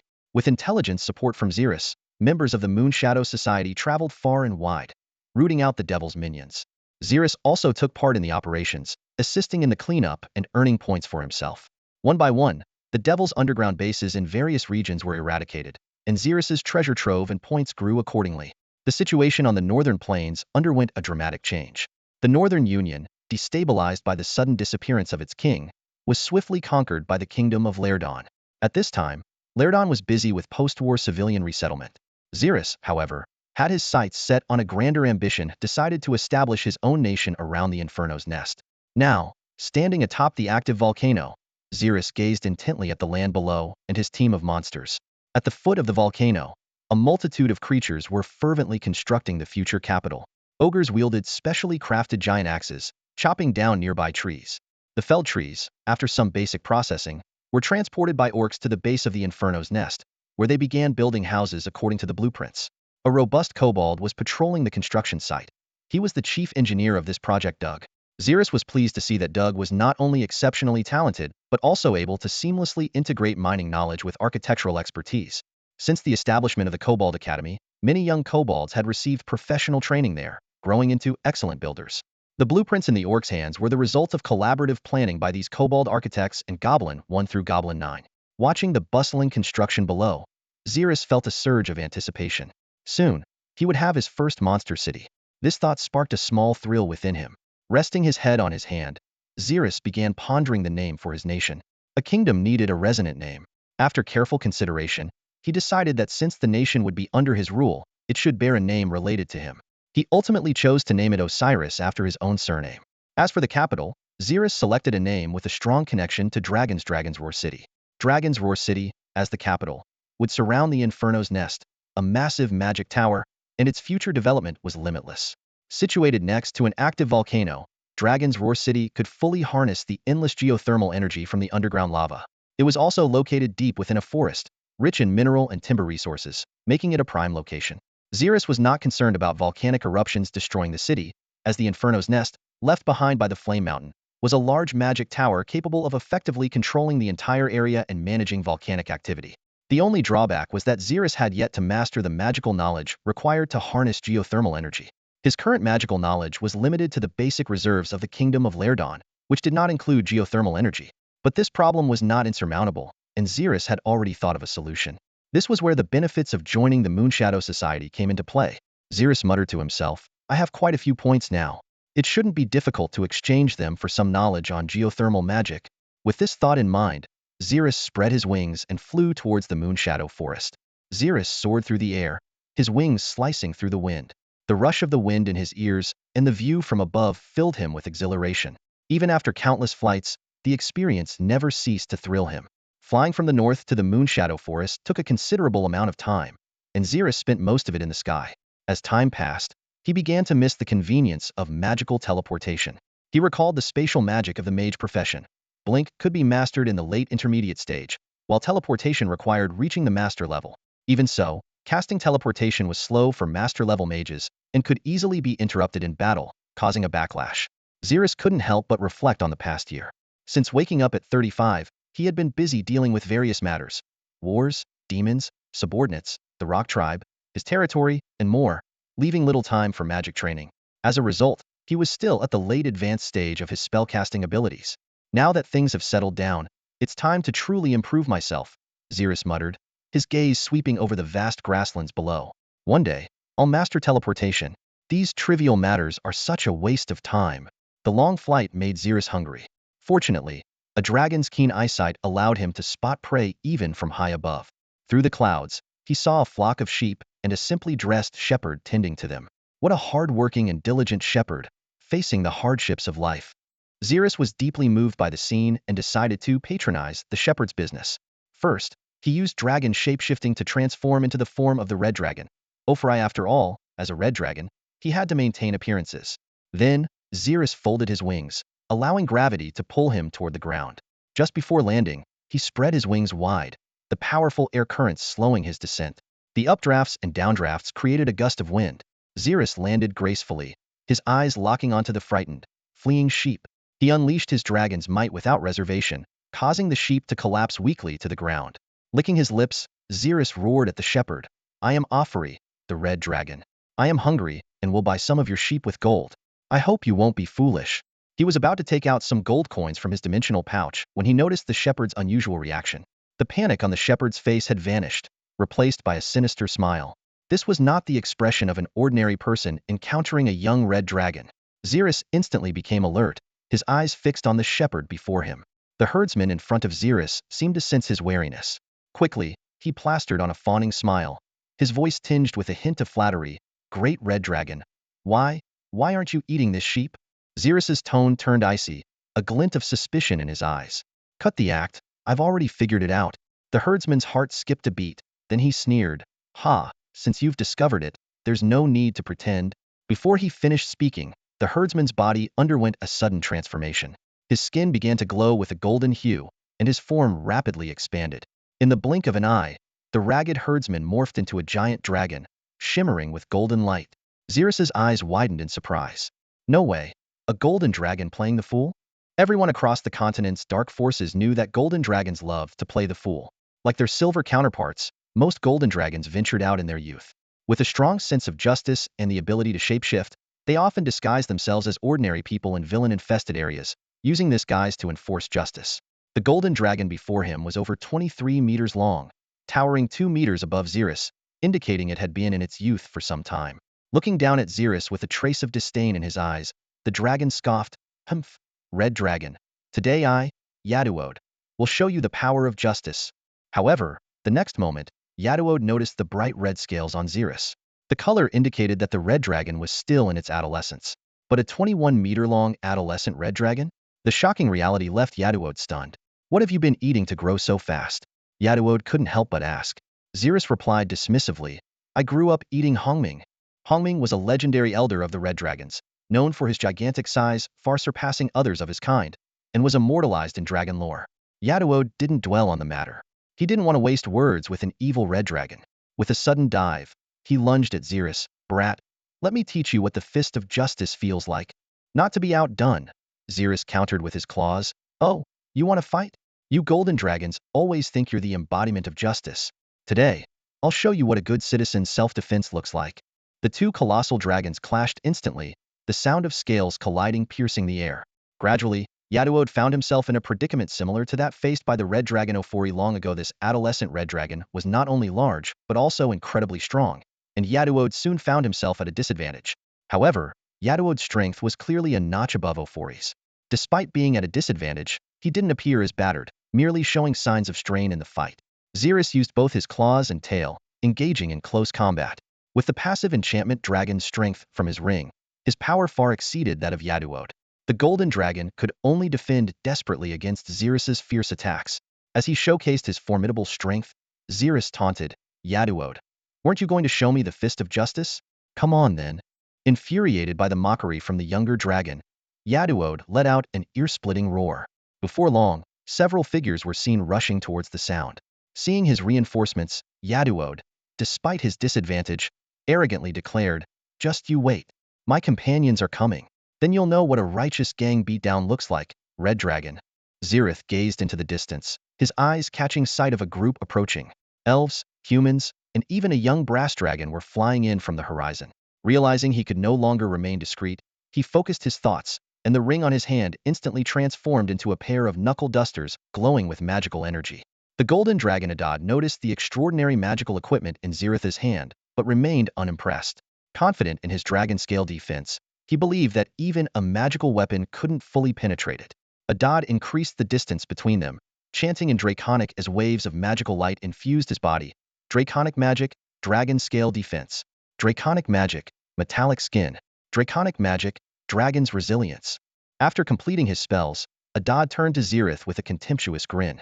You actually use weapons? How laughable. Facing the multi-layered buffs on the golden dragon, Zerith merely observed quietly. He knew that most dragons, whether chromatic or metallic, had an almost blind confidence in their abilities.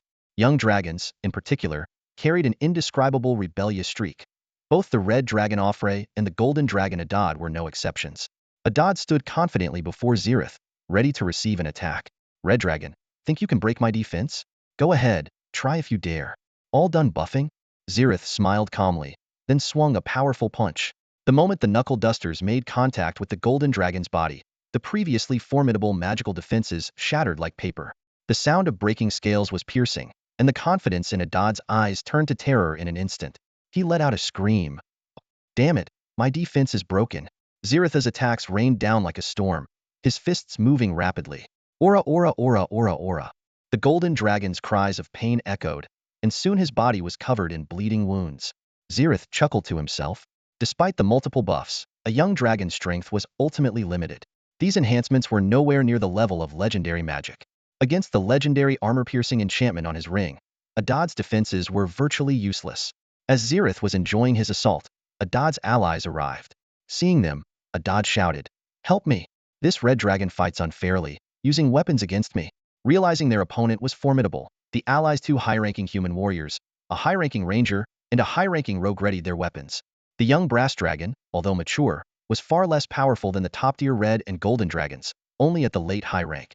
Zerith couldn't help but laugh. This is what you call a righteous gang-up. He stopped his attack and took to the sky, looking down on them.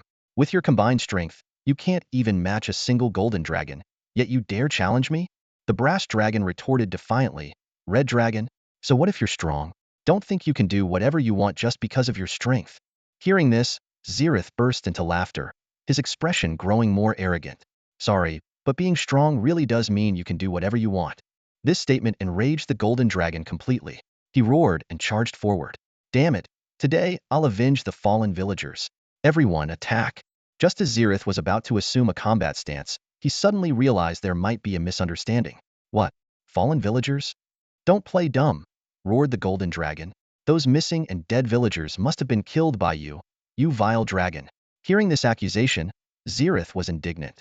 "The dead villagers have nothing to do with me. I was just passing through. I'm not taking the blame for this." "You're full of it," roared the golden dragon, his eyes blazing with fury.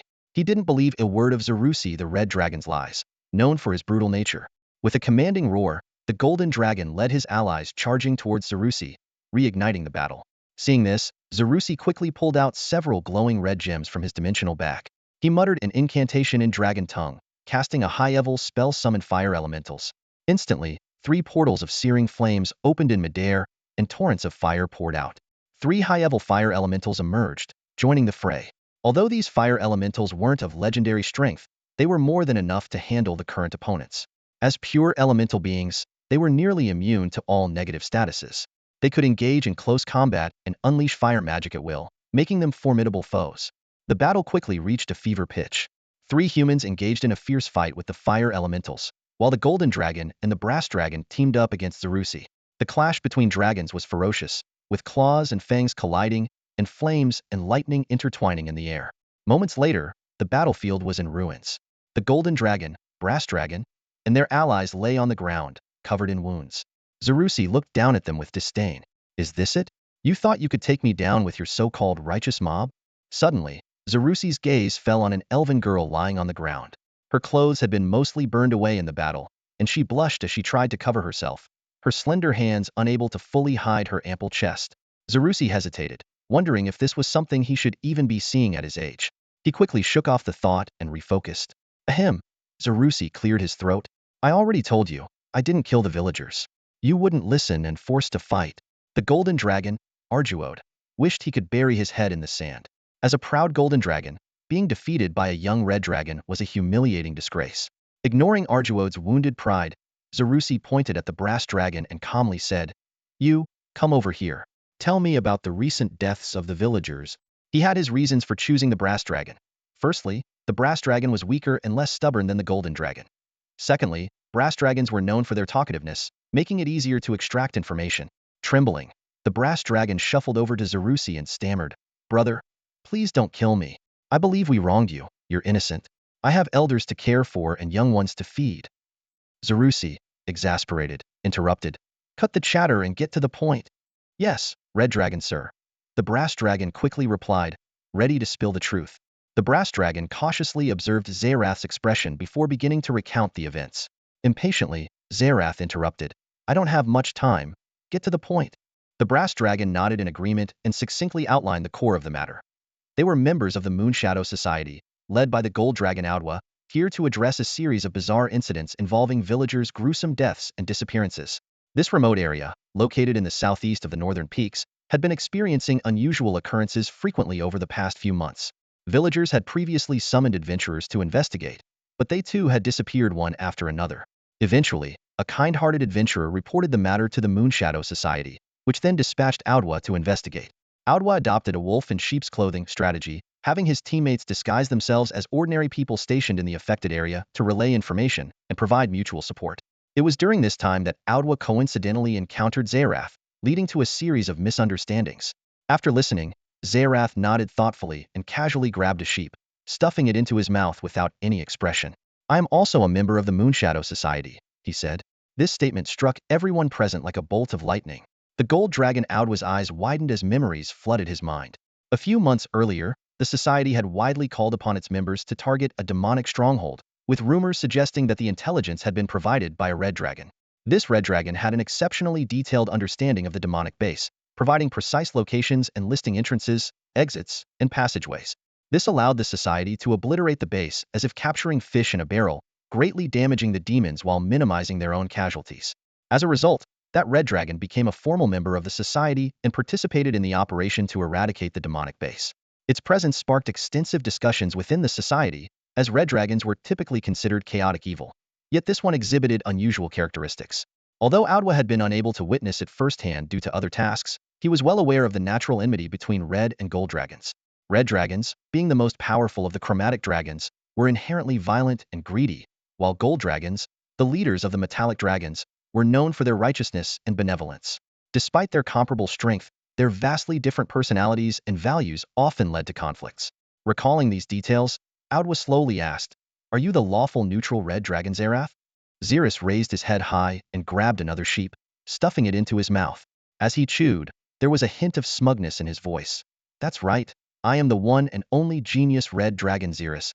Everyone present was stunned. They exchanged bewildered glances, clearly not expecting that the dragon before them was the famed red dragon Zerith, often talked about by the Moonshadow Society. The golden dragon Adad frowned deeply, confusion evident in his tone. Didn't you just say you were Offrey? Zerith almost choked on the mutton at that remark. He coughed lightly and his expression turned serious. Ahem, I was just worried that after I beat you, you'd come back for revenge. I needed a decoy. Adad was even more speechless. Do you think I'm like you red dragons, holding grudges for 100 years over the smallest slight? Zerith suddenly realized that the teachings of revenge passed down among red dragons didn't apply to all dragonkind. But to Zerith, this was a minor issue. He grabbed another sheep and swallowed it whole. Adad watched his flock rapidly diminish and said with some distress, You're going to eat all my sheep. Zerith wiped his mouth and nonchalantly replied, No big deal. I won't eat for free. I'll pay for them. With that, he let out a loud burp and pulled a silver coin from his dimensional bag. Feigning politeness, Zerith forced the fortune into Adad's hand. Here, take it. No need to thank me. I'm just that generous. Adad looked at the single coin, his expression a mix of amusement and exasperation. Generous?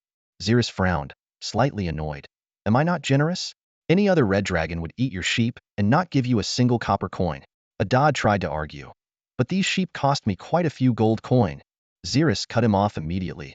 You have the nerve to say that? I was just innocently passing by, and you called people to gang up on me, a weak and helpless little red dragon.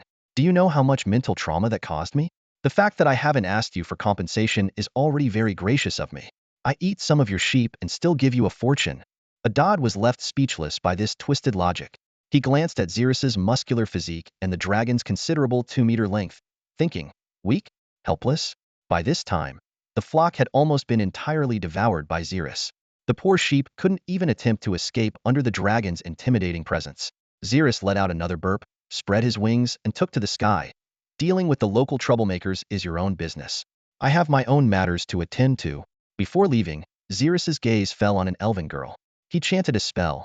Magic, garment creation. A ball of green light enveloped the elven girl.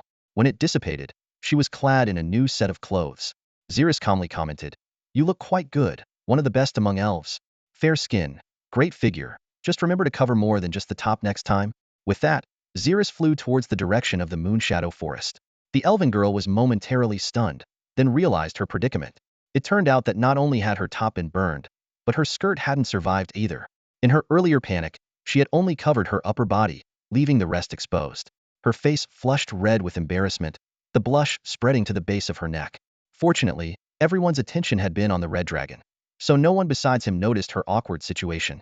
In a distant corner of the grassland, a shadowy figure stood quietly. Due to the distance, the figure could only see the massive forms of the red and golden dragons. He witnessed the entire encounter, including the battle between the two dragons. After the red dragon flew away, the mysterious figure also left the area silently. After a long journey that spanned nearly a third of the continent, Zerith finally saw the dense forest of Moonshadow Wood from high above. His wings beat steadily as he soared, eyes locked on the green expanse below. Moonshadow Wood was no ordinary forest.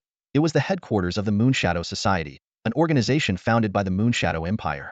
A wide road stretched from the forest's edge deep into its heart, like a ribbon cutting through a green maze. As Zerith prepared to descend, he recalled the warning from the elven elder Theophilus. Moonshadow Wood was particularly sensitive to red dragons. Although the reason was unclear, Zerith decided to proceed with caution. He quickly transformed into his dragonborn form, retracting his enormous dragon wings and replacing them with humanoid ones, then gently landed on the road. The road was 50 meters wide, flanked by towering, dense trees that provided a stark contrast. The path was bathed in sunlight, exuding peace and tranquility, while the woods on either side were deep and mysterious, as if concealing countless secrets. Zerith couldn't help but think of swimming in the ocean, looking up to see the clear blue sky and down to the unfathomable depths below. As he strolled along the wide road, Zerith's thoughts drifted to his own kingdom. He silently vowed to build a similar broad road for his monster army, inspired by the Moonshadow Empire. He even began to consider how constructing the road could serve as a method to train his troops, while promoting the honor of labor. As for wages, he believed providing food and shelter was sufficient, especially since free training and schooling were also offered. Lost in his plans, Zerith's attention was drawn to a patrol of elven guards. Lightly equipped and riding forest deer, the patrol consisted of 5 members. A late-stage novice druid leading the way, followed by a 2x4 formation of elven guardians. Their duty was to ensure the road's safety and prevent wild beasts from straying onto the path. One of the patrol leaders noticed Zerith and approached him on horseback. Sir, may we check your alignment? The leader asked politely, holding a crystal ball. Understanding the concern due to his red dragon bloodline, Zerith nodded in agreement. The crystal ball glowed, and moments later displayed the words, lawful neutral. Thank you for your cooperation. The Moonshadow Empire welcomes you. The leader bowed deeply, and Zerith nodded slightly in response before continuing his journey. After some time, Zerith arrived at a crossroads within the forest, where an ancient signpost stood. He stopped to carefully examine this guidepost that pointed the way to his future. The signposts pointed the way. 3 choices lay ahead: the Moonshadow Empire, the Radiant Moonshadow, and Moonshadow Peak. Without hesitation, Xerxes chose the leftmost path leading to the Radiant Moonshadow. His choice was no coincidence, as the headquarters of the Moonshadow Guild were housed in the Grand Magical Tower known as the Radiant Moonshadow. Following the winding mountain path, Xerxes soon arrived at a sizable forest city. The city's bustling energy hit him immediately, with residents of various races mingling. Graceful elves brushed past burly orcs, human merchants shouted at dwarf customers. At the heart of this vibrant scene stood an imposing magical tower, surrounded by a mist-like aura of intense magical energy. This was the radiant moonshadow, Xerxes' destination. As he approached the tower, two elven guards blocked his path. Though their eyes showed a flicker of surprise after all, red dragonfolk were a rare sight. They maintained a polite demeanor.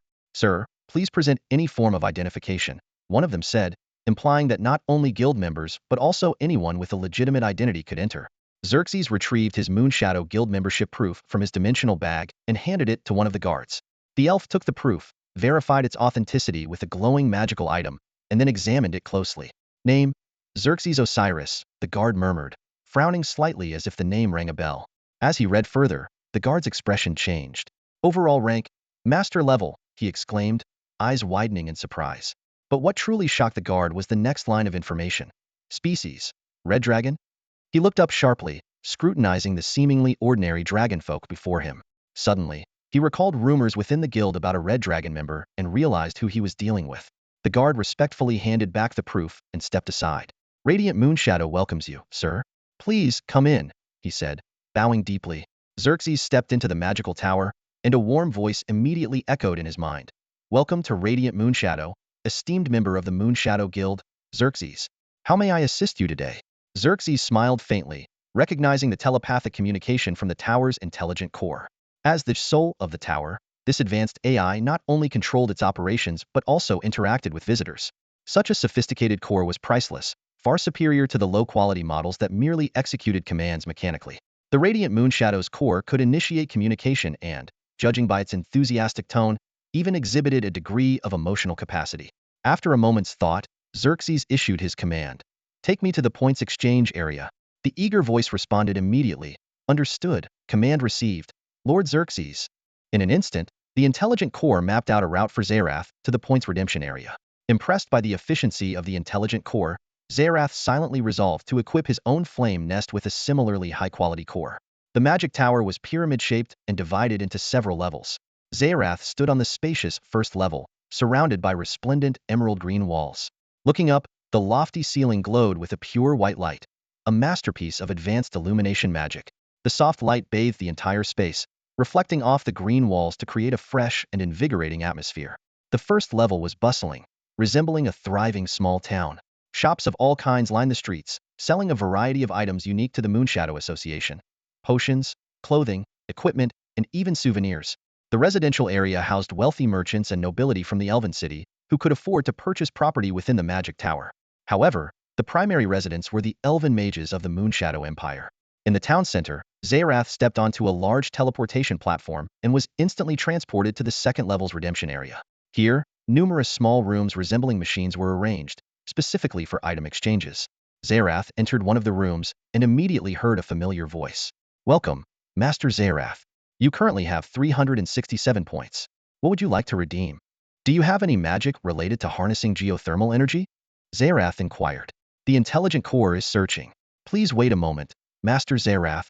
Moments later, a light screen appeared in front of Zerith, displaying a series of related information: geothermal energy magic circles, harnessing underground energy magic, magic energy conversion, how to utilize magic to channel resources into daily life, and how to better harness elemental energy for personal use. Zerith felt a surge of joy. Although the Moonshadow Association was a new organization to dragons, it had a long heritage for other shorter-lived races, backed by the Elven Empire with abundant resources. He carefully selected a few of the most satisfactory magic books, and his points quickly dwindled to 152. This was not surprising, as magic books were always among the most expensive items. A flash of virtual light swept through the air, and two magic books materialized in Zerith's hands. He placed the books into his dimensional bag and continued to ponder. Since he was here, he might as well buy some more interesting magic. "Intelligent core, do you have any magic related to souls?" "Yes, the intelligent core is searching. Please wait a moment, Master Zerith." The next second, the light screen refreshed, displaying only a few soul-related spells. Beginner magic, soul control. Beginner magic, soul trauma. Intermediate magic, soul scream. Zerith gazed at the three soul-related spells displayed on the screen, lost in thought. He had approached this with a trial mindset, never expecting to actually find soul magic. In his understanding, The soul is the most fundamental yet fragile existence in this world, neither visible nor tangible. The nature of the soul makes it nearly immune to all harm, rendering it almost invincible. However, this same quality also means that the soul is difficult to deliberately train. Zerith recalled the soul scream unleashed by the black hole he encountered earlier. It was merely a mid-level soul magic spell, yet it was powerful enough to bring an army of tens of thousands to their knees in an instant. This is the strength of soul magic, directly attacking the essence, bypassing external defenses. Because of this, mastering soul magic is extremely challenging, and very few people can wield it. Zerith remembered the records in the Dragon Legacy. Soul magic is fundamentally different from regular magic. Regular magic only requires the use of mental power, and even if interrupted, one would just suffer a backlash that could be recovered from with rest. Soul magic, however, requires the infusion of one's own soul for harmonization. If forcibly interrupted, it would result in damage to the essence of the soul. This kind of damage not only causes severe pain, but also takes a long time to heal. Severe soul damage can lead to loss of intelligence or even immediate death. Zerith thought about how the Dragon Legacy operates on the soul level through the Sea of Origin. Some young dragons, unable to withstand the impact of the legacy, would devolve into beastly dragons driven solely by instinct. This is actually a filtering mechanism of the Dragon Legacy, designed to weed out dragon babies with poorly developed souls. The Sea of Origin, as the source of all energy, is also an invisible and intangible sea of origins. Zerith knew that to ascend to legendary status, his soul must connect with the Sea of Origin. His gaze fell once more on the soul magic before him, his eyes gleaming with joy. Although, for now, he could only afford the most basic soul control spell, it was still an opportunity to begin his journey with soul magic. The 150-point price tag made Zerith wince a bit, especially considering that two high-quality regular magic books together cost just over 100 points. But given the rarity of soul magic, he gritted his teeth and made the decision. Purchase basic spell, soul control, Zerith said firmly. Congratulations, Master Zerith, on your successful purchase. The voice of the wisdom core echoed in his ear. Immediately, an ancient parchment scroll inscribed with magical runes appeared in Zerith's hand, emitting a faint magical aura. He carefully placed the scroll into his dimensional bag, and a sudden idea struck him. Wisdom core, can I sell the magic books I own? Zerith asked. Yes, Master Zerith, the wisdom core replied. However, the association will charge a 20 fee, with 10 as a listing fee and 10 as a handling fee. Zerith's heart leaped with joy. He immediately took out the Fire Elemental Magic book that had been with him for decades. He had obtained this book in the lair of the humanoid spider Ithquil. Since he was still young and the Dragon Legacy had not yet unlocked Fire Elemental Magic, he had relied on this book to learn until the Legacy unlocked the relevant content. The Wisdom Core displayed a series of Fire Element Magic books, with the screen densely packed with eye-catching titles: Essential Fire Element Magic for Beginners and Intermediates, Quick Mastery of Fire Element Magic, Want to Excel in Fire Element Magic, Fire Element Magic, The Beauty of Flames, and Say Goodbye to Weak Fire Element Magic. Zerith glanced around and realized that his ordinary Fire Element Magic book would likely go unnoticed among these. He immediately decided to change the title, use his remaining points to print the book, and then revise its content based on his experience as a red dragon. After several days of seclusion, Zerith finally completed his revisions. He exhaled deeply and looked proudly at his work. The new title boldly read, Genius Red Dragon Zerith, a Hansen Guide to Fire Element Magic. Zerith felt a surge of pride, thinking, who could resist a title like this? Plus, with my autograph, this book will become a sensation once I'm famous. After some contemplation, Zerith priced his book, which covered beginner and intermediate Fire Element Magic, at 10 points and set it for automatic printing by the system, enabling multiple sales. Satisfied with his efforts, he left the shimmering Moonlight Magic Tower. Since he was in the Moonlight Forest, Zerith decided to buy some local specialties. He strolled through the bustling yet tranquil city, feeling the serene atmosphere that sharply contrasted with human cities. He visited an apothecary and bought some agricultural growth potions and natural healing elixirs with gold coins. As Zerith was about to head to the next stall, a few large iron cages in the distance caught his attention. Inside the cages were several slaves, reminding him of the widespread slavery in this world. Whether due to racial disparities, prejudice, or the aftermath of wars, slaves were common in this survival-off-thefitist magical world. Even the generally good-aligned Moonshadow Empire permitted slavery. Zerith recollected the various slaves he had encountered: goblin cannon fodder from the Rock Tribe, troglodytes from the Devil's Island base, and even the numerous slaves held by the Baga Ogres during their northern peak reign. Although capturing elves as slaves was illegal, in this world, slaves were still seen as personal property and spoils of war. With mixed emotions, Zerith slowly approached the stall with the iron cages, ready to investigate further. As Xerxes approached the slave stalls, His eyes were immediately drawn to a dozen massive iron cages. These cages were covered in patches of rust and emitted a pungent odor of waste. The ground was filthy, and the streets extending from this area were all part of the slave trade district, giving the entire region a dilapidated appearance. Xerxes looked around, noting the stark contrast between this chaotic slave area and the beautiful, luxurious elven city surrounding it. Even the most prosperous cities have corners where sunlight scarcely reaches, especially in places where the slave trade is legal. Inside the iron cages were various creatures: orcs, humans, boarmen, and drow elves. Xerxes' attention was caught by a towering figure in one of the cages. It was a tall minotaur, with a pair of horns on its head, crouched within the confines of the cage. Heavy shackles bound its wrists, ankles, and neck. As Xerxes drew closer, he heard the sound of labored breathing. The minotaur's body was covered in scabs and scars, its head bowed.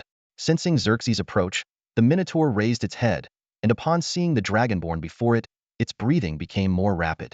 Xerxes reached out to touch the minotaur in the cage. Suddenly, the 2.8-meter-tall figure stood up abruptly and let out a roar. Die! The minotaur charged straight at the iron bars, its horns crashing into them with a resounding clang. The scene startled the buyers present, who cried out in alarm and stepped back. Only Xerxes remained standing, unfazed. A nearby slave trader, seeing this, angrily grabbed a whip and lashed at the minotaur. Damn beast! Behave yourself! You've scared off my customers! The crack of the whip echoed, adding fresh, bloody wounds to the minotaur's body. Xerxes raised his hand, signaling the trader to stop. The trader, understanding, put away his whip and glared at the minotaur. You're lucky this time. He then turned to Xerxes with a smile. Are you interested in this minotaur, sir? Xerxes nodded slightly. How much? Seeing the dragonborn's interest, the trader's smile widened. For just 200 gold coins, you can take this minotaur warrior home. He reached mid-tier at adulthood and has the strength of a mid-tier berserker. Not only is he a mid-tier warrior, but he can also be put to work like a beast of burden. I'll take him, Xerxes said, retrieving the gold coins from his dimensional pouch and completing the transaction with the trader. After the exchange of contracts, the trader opened the iron cage, releasing the minotaur. The trader smiled and advised, You'd better keep an eye on this minotaur. He has a stubborn temper. I know, Xerxes responded calmly. He then removed the shackles from the minotaur and asked, What's your name? The question stunned the minotaur for a moment. After a brief hesitation, he replied, Bane Bloodhoof. Zerith stared at Bane Bloodhoof with a blank expression, coldly asking, Did you just try to kill me? The question hit the Tauren like a sledgehammer, striking deep into his heart. A flicker of shock crossed Bane's eyes, but he nodded resolutely and replied in a low voice, Tauren will never be slaves. Zerith was taken aback by the response, a phrase that stirred long-buried memories. Many years ago, Gul'dan had said something similar. He couldn't help but reflect that Tauren, like orcs, were a fiercely spirited race. Narrowing his eyes, Zerith spoke with a threatening tone. You are my slave now. Your life and death are in my hands. If you want revenge, follow me and stay out of trouble. Bane's surprise deepened upon hearing this. He wondered silently, how does this dragon man know I seek revenge? And this tone, it's not something an ordinary dragon man would say. For a moment, Bane felt a hint of reverence for the dragon man before him, inexplicably deciding to follow Zerith. Of course, Zerith's inherent trait of affinity also played a role, making his subordinates more loyal. Bane was unaware that the moment Zerith touched him, all his information was revealed. Name, Bane Bloodhoof. Race Tauren. Strength, mid-level Tauren, mid-level warrior. Bio. As the son of the Tauren chieftain, Bane Bloodhoof is a prodigious member of the Bloodhoof tribe.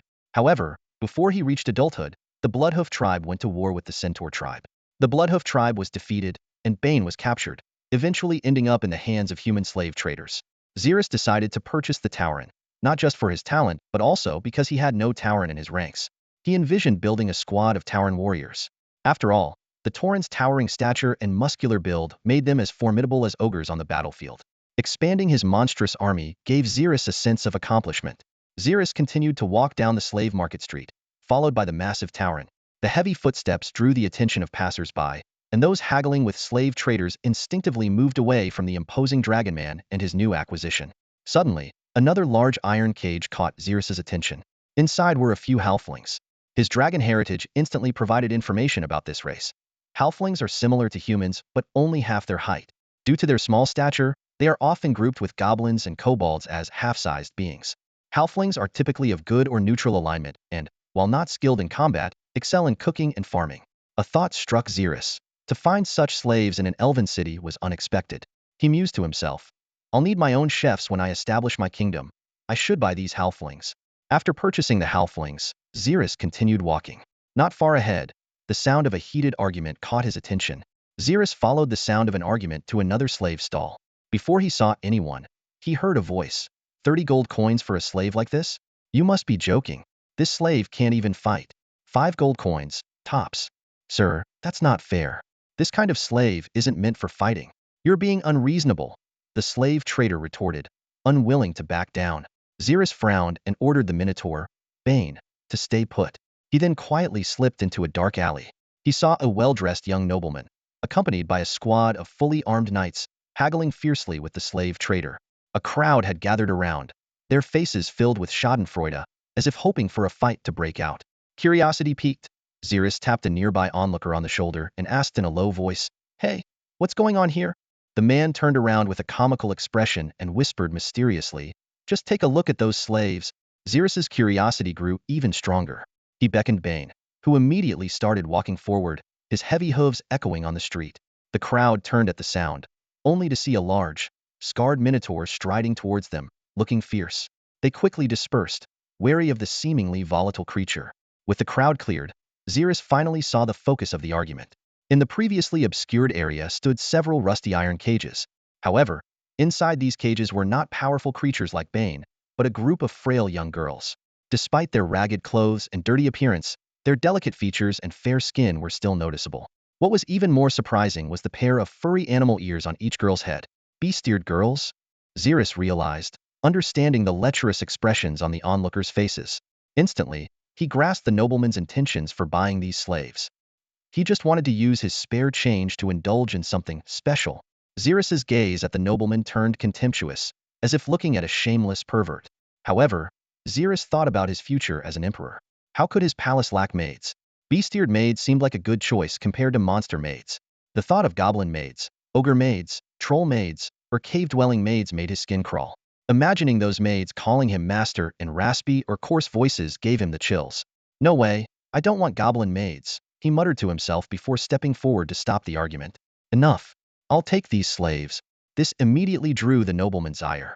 Hey, do you understand the concept of first come, first served? How dare you try to take what I've set my eyes on? Before he could finish, his knights moved menacingly towards Zerith, ready to intimidate. The head knight sized up Zerith arrogantly. Our master wants these slaves. I suggest a dragonkin like you back off. Zerith glanced at the knight dismissively. Even as a captain, he was merely a mid-tier human warrior. Confident in his own strength, Zerith laughed loudly. Since when does buying and selling follow a first-come, first-served rule? Your master thinks he can claim these slaves with his toothpick? If you don't have the money, get lost. Stop haggling here. These words infuriated the young nobleman. The toothpick comment was a severe insult, and no one had ever dared to speak to him like that. He jumped up, pointing at Zerith and shouting, You'll regret this. Zerith's eyes flashed with disdain as he coldly said, You? Make me regret? This statement was like a fuse, instantly igniting the conflict between both sides. Seeing the situation rapidly deteriorate, the slave master hurried forward, attempting to ease the tension. However, as he took a step, he was roughly shoved aside by the head guard. The guard's face darkened as he slowly drew his sword, the blade glinting menacingly in the sunlight. With each step he took towards Zerith, the threat became more palpable. Dragon Man, do you dare to duel me fairly? The head guard shouted. Why don't you dare? Upon hearing this, a cold smile appeared at the corner of the guard's mouth. In the elven city of shimmering moonlight, random killings were prohibited, but if both parties agreed to a fair duel, that was a different matter. Just as he was feeling smug, heavy footsteps suddenly echoed from behind. The captain turned sharply, only to see a massive figure slowly emerging from behind the dragon man. It was a towering minotaur, each step causing the ground to tremble slightly. A minotaur? The captain gasped, his smug expression instantly replaced by shock.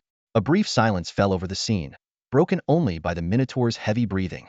The head guard stood frozen, his expression shifting from shock to hesitation and even a hint of retreat. Zerith furrowed his brow, ignoring the guard's reaction, and began chanting a spell rapidly. The next moment, a semicircular white air wall appeared out of nowhere, enveloping the group. Immediately, a wave of invisible magic spread across the area. Magic, air wall. Magic, silence barrier. Zerith's voice rang clearly in everyone's ears. It was then that everyone realized the severity of the situation. This seemingly ordinary dragon man was actually a mage. Zerith slowly unfurled his dragon wings and ascended into the air. No longer concealing his power, he unleashed the overwhelming aura of a master-level mage, pressing down on everyone present like a mountain. The Minotaur and others looked up, terrified, at Zerith floating in the air. Even the previously aggressive head guard now looked ashen-faced, his legs trembling uncontrollably. The Minotaur, Bane, was especially stunned. He never imagined that the dragon man who had bought him was actually a master-level mage. As a race that revered strength, Bane's respect for Zerith grew even deeper, but he was also puzzled. Why would such a powerful master be so cautious, to the point of completely hiding his strength? The noble's son was also panicking. He never expected that this seemingly unremarkable dragon man was a master-level mage in disguise. He realized he had messed with the wrong person and regretted it deeply. In his understanding, why would a powerful figure hide their aura? Weren't those big shots always eager to show off their might? Suspended in midair, Zerith extended a finger, gathering a dense ball of fire elemental energy at its tip. Seeing this, the noble's son, without a second thought, pleaded for mercy. "Spare me, my father." Before he could finish, a beam of fire pierced through his head. His body stiffened for a moment before collapsing lifelessly to the ground. A nearby guard, witnessing this, shouted in anguish and rage, "How dare you make a move? Aren't you afraid of the Viscount's revenge? The Viscount has close ties with the Count. If he finds out about this, you're dead." "Dragon man." Zerith looked at the guard impassively and said, "If I kill all of you, no one will know." At these words, the head guard's face turned deathly pale, as if he saw death beckoning. In mere moments, Zerith had dealt with all the guards. Their screams and the scenes of their deaths were all contained within the silence barrier and air wall, leaving the outside world unaware. "Time to clean up the scene," Zerith muttered to himself, beginning to tidy up. He placed all the bodies into a dimensional bag and meticulously cleaned the bloodstains on the ground, ensuring no trace was left behind. Suddenly, he noticed a dimensional bag on the noble's son's body. "Oh, unexpected loot." Zerith's eyes lit up. "I'll check it out after leaving this forest." He swiftly pocketed the dimensional bag and then dispelled the air wall. At this moment, the slave trader outside noticed the noble's son was missing and anxiously asked, "Where's that noble's son?" "He's the Viscount's son. He better not be in trouble." Zerith, slightly blushing, though it was unnoticeable due to his red dragon scales, calmly replied, "The noble's son couldn't beat me." He wisely used a teleportation scroll to escape. Now, shall we discuss business? That's all for today. Thank you so much for watching. I hope you guys enjoyed. If you wish to have another part of this recap, please give us at least 1,000 likes. Please don't forget to comment and subscribe to our channel for more content like this. Until next time.